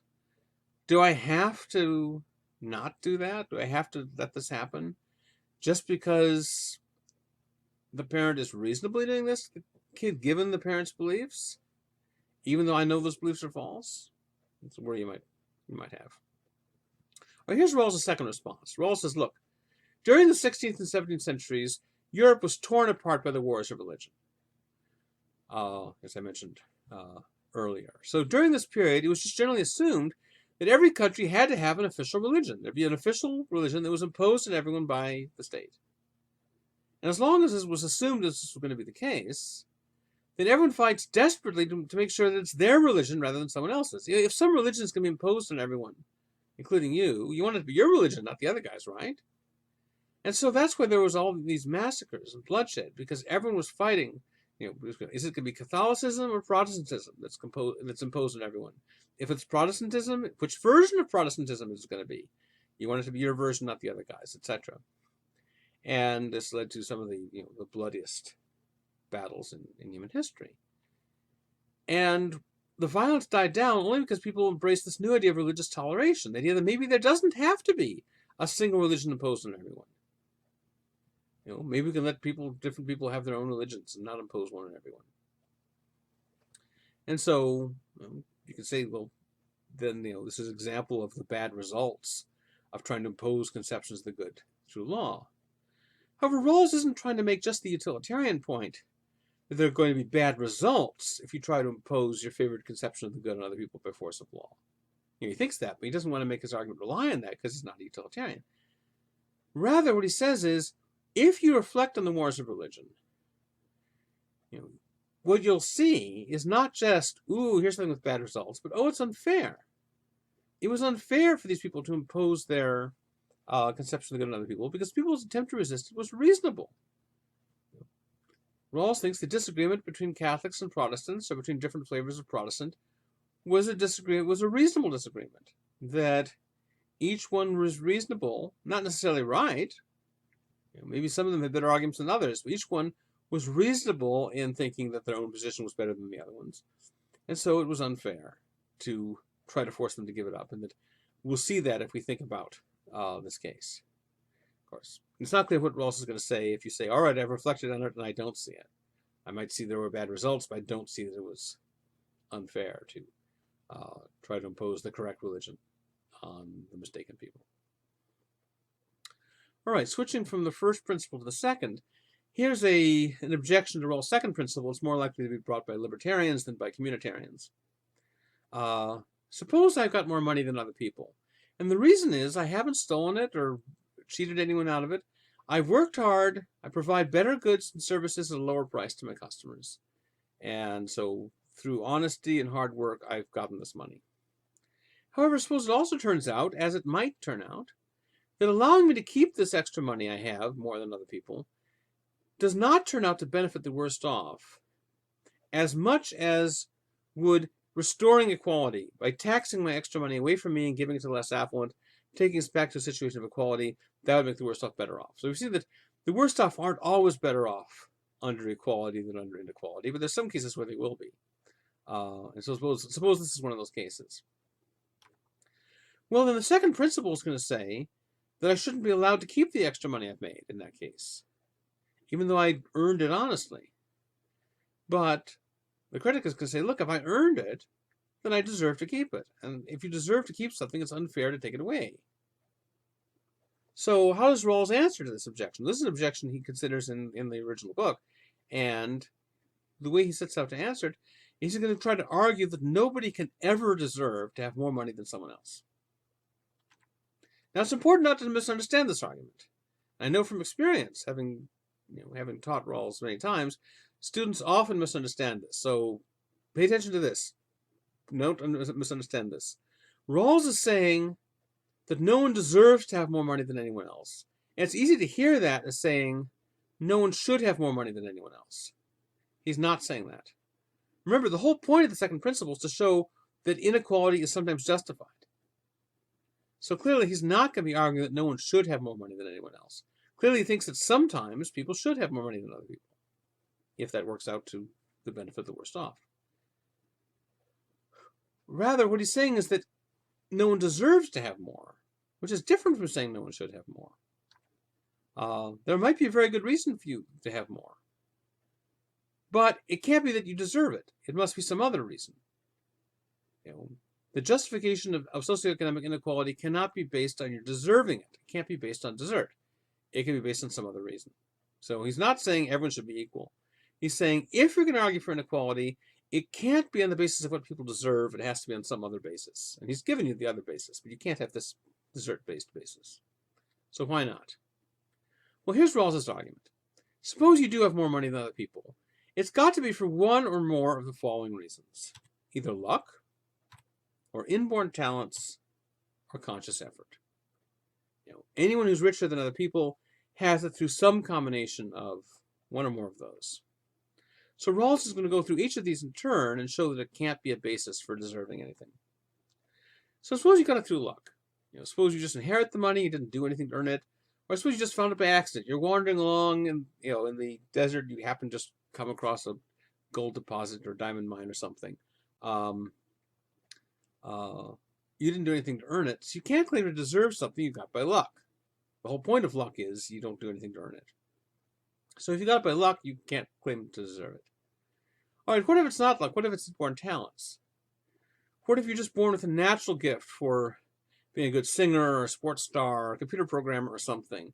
You've got some skill that other people are willing to pay you more than most people get in order for you to do this. Maybe you become a rock star or something. Because of your inborn talent. Didn't you earn it in that case? No, says Rawls, that's still luck. Because you didn't do anything to earn the fact that you were born with the inborn talents. You didn't go out and get those inborn talents, they just came, they were handed to you. You were a winner, you had a winning ticket in the genetic lottery. You happened to be born with positive traits. You didn't do anything to earn them, and so you can't claim to deserve the extra money you get as a result of those talents. So therefore, Rawls says we should regard people's natural assets, which means inborn talents and just sort of any inherent feature of you, as a common resource for all of society. Now, that doesn't mean that you have to be forced to use your inborn talents to benefit society, but it does mean that if you get more wealth as a result of your inborn talents, society can tax that away if doing that is necessary to help the worst off, because you can't claim to deserve that extra money because you got it as a result of inborn talents you didn't do anything to deserve. All right, well, what if instead you make a conscious effort to develop your talents? Suppose you've read Kant and you read that there's a moral obligation to develop your talents and improve yourself, so you do it. So suppose that you and I are both born with the same talents, but you make the effort to develop them. You try to improve yourself, make something of yourself. You practice and take training and educate yourself. I just sit around on the couch, I'm watching TV, smoking weed, and so you end up making a lot more money than I do. Because we start off with the same talents, but you made the effort to develop them and I didn't. Well, in that case, wouldn't you deserve to have more money than I do? All right, this is where Rawls gives what, as I say, is perhaps the most controversial claim in his whole entire theory. What he says is, look, the strongest predictor of whether someone is going to develop their talents or not is whether they're raised in a supportive social environment, one that encourages them to develop their talents or else doesn't. It's not under your control whether you're raised in a supportive environment or not. That's luck. And so if the main predictor of whether you try to develop your talents is the social environment that is out of your control, it's a matter of luck, then whether you make a conscious effort to develop your talents or not is mainly a matter of luck. So you can't claim to deserve something you got through your conscious effort to develop your talents, since whether you made that conscious effort or not is mostly a matter of luck. Now this reply creates a problem for Rawls. What he says he's trying to show is that no one deserves to have more money than anyone else. But if this argument works, it would seem to show that no one ever deserves anything. Because anytime you claim to deserve something, surely, the way you got it was either luck or inborn talents or conscious effort. What else is there? And if he's right that you don't deserve things as a result of luck, and if he's right that the other two reduce to luck, that's going to show that no one ever deserves anything. Now, Rawls never says no one ever deserves anything. He's just saying no one deserves to have more money than anyone else. But if his argument works, it would seem to show much more radically that no one ever deserves anything. And that would mean essentially that the whole concept of desert doesn't make sense. It doesn't make sense to talk about anyone deserving anything. Which means that would be a radical revision in our whole moral outlook, just to get rid of the concept of deserving things. Now, there's some philosophers who are perfectly happy to reach radically revisionary conclusions, ones that require us to sort of toss out what common sense teaches and adopt some very surprising, uncommon view. So we've looked at some philosophers like that. So the Stoics, for example, say that as long as you're virtuous, you should be perfectly happy, even if you're being tortured. You shouldn't care about being tortured because that's outside your control. You should just care about virtue because that's in your control. And so the person who's being tortured on the rack should be perfectly happy. There's an example of a claim that radically revises ordinary moral common sense. Or take someone else who looked at William Godwin. Remember, one of his claims is that he rejects the institution of promise making as immoral. He says, look, either the thing you're promising to do is the thing you should have done anyway, in which case promising is pointless, or it's something other than what you should have done anyway, in which case promising is wicked. Also, remember that he's the one who said that if you have to choose between saving your mother from a fire and saving a stranger who's important to humankind, you have to save the stranger and let your mother die. So in both cases where Godwin is willing to endorse a pretty revisionary view, one that radically revises ordinary moral common sense. Or if we turn from ethics to, say, metaphysics, you get the Greek philosopher Parmenides, who says that time, motion, and plurality are all illusions. There's no such thing as time or motion. Nothing ever changes. No time passes. There's just one timeless moment. And there's no such thing as plurality. There's no such thing as there being more than one thing. Really, it's just one thing. It doesn't even have parts, because those would be many things. There's just one timeless, partless thing, and everything else is illusion. So Parmenides is a philosopher who's willing to radically revise our ordinary common sense about what reality is like. So there are philosophers who are perfectly happy being radically revisionary. Problem is, Rawls doesn't mean to be one. Rawls isn't trying to be a radically revisionary philosopher. He's not that kind of guy. Rawls sees his project as just trying to make a systematic development and streamlining of ordinary common sense. He's not saying common sense is completely wrong, let's throw it out and start over. He's saying, I'm just going to fix up common sense a little bit, polish it a little bit, but just basically trying to systematize what he thinks that most people, or at least most people in liberal Western democracies already think. He sees himself as simply teasing out what he thinks is implicit in the public culture of Western liberal democracies.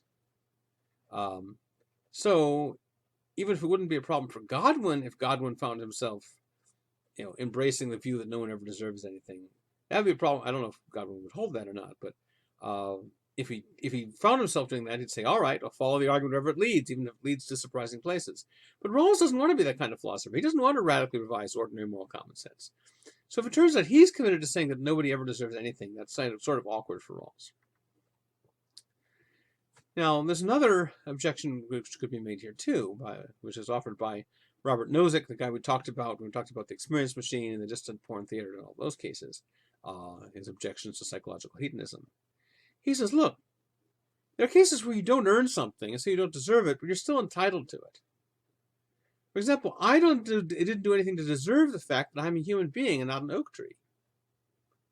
The fact that I'm a human being and not an oak tree was determined by factors outside my control.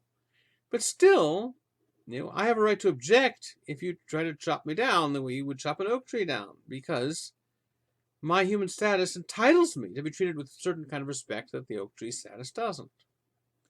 And likewise, I didn't do anything to deserve the fact that I was born with eyes and arms and legs, but I'm still entitled to them. I don't deserve them, maybe, because I didn't earn them. I was just born with them. They were handed to me. But I'm entitled to keep them. You can't come along and pluck my eyes out or chop my arms and legs off. I'm entitled to keep them, even though I didn't do anything to earn them. Now, of course, Rawls thinks that our natural assets should be treated as a common resource. You might think, well, does that mean he thinks that we should think of our eyes and our arms and legs as commonly owned? Well, Rawls doesn't say that, but he does say we should treat them as if they're a common resource. Nozick says, well, look, doesn't that violate your own principle of the distinctness of persons?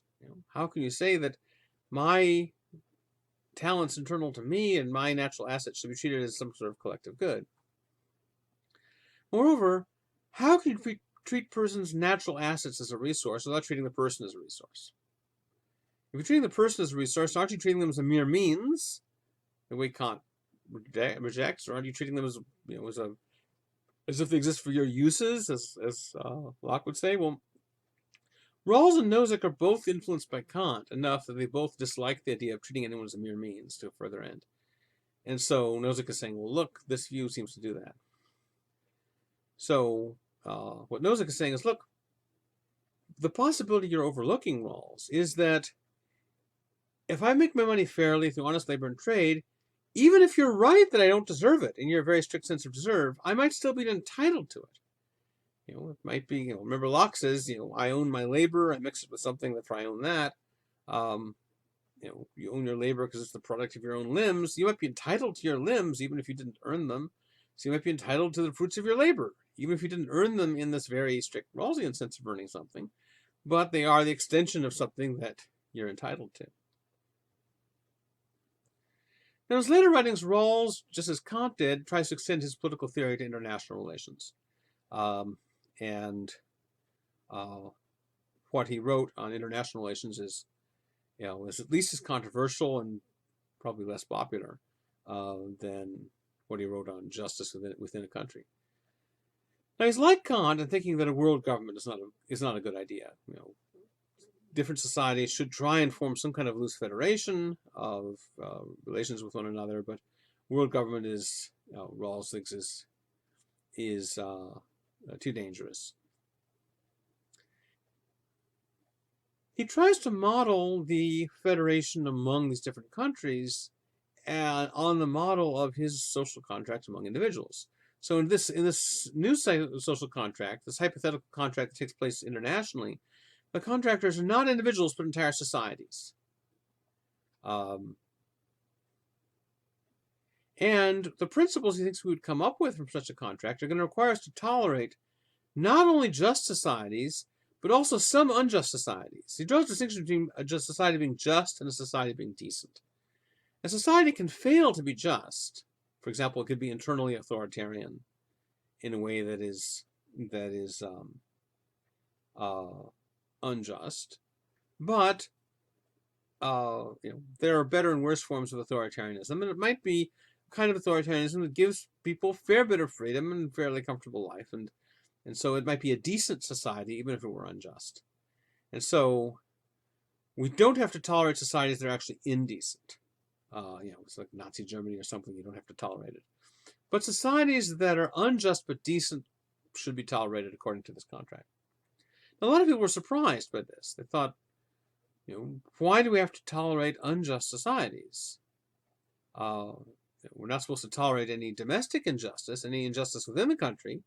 You tolerate people having different conceptions of the good, but when it comes to justice, you're supposed to impose a uniform standard of justice on everyone in society. Why are the standards for international relations so much laxer than in the domestic case?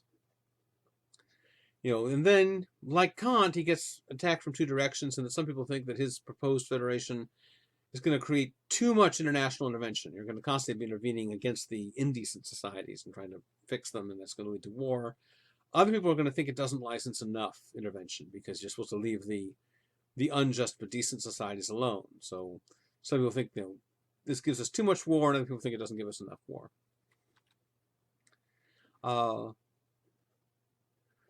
A lot of people have criticized his decision to make societies rather than individuals the contractors behind the veil of ignorance. You might say, look, he stresses the distinctness of persons. So how can you treat an entire society, which is composed of many different people with very different attitudes? How can you treat the whole society as a contractor, having preferences and making decisions? Why not instead say that for the international as for the national case, we should make everything based on the individuals? Why do the regular principles of justice only apply within a nation's boundaries or borders? Why don't they apply globally? So, for example, suppose there's an economic inequality between two members of the same society, and it's an inequality that doesn't satisfy Rawls' second principle. Then we're supposed to redress that and change it. But if there's an economic inequality between two different societies, Rawls doesn't think that, and even if it doesn't satisfy the second principle, Rawls doesn't think you have to change that. So what is so special about national boundaries that changes the rules of justice depending on whether you're talking about relations within them or across them? And in fact, what justifies the existence of national boundaries anyway? It's an important question in politics that Rawls doesn't really address. Well, Rawls is dead now, and so he can't really address all these things, but people who are working broadly in his tradition continue to debate these issues. You'll find people arguing, that his theory of international relations should have gone more in this direction or more in that direction, given his basic principles.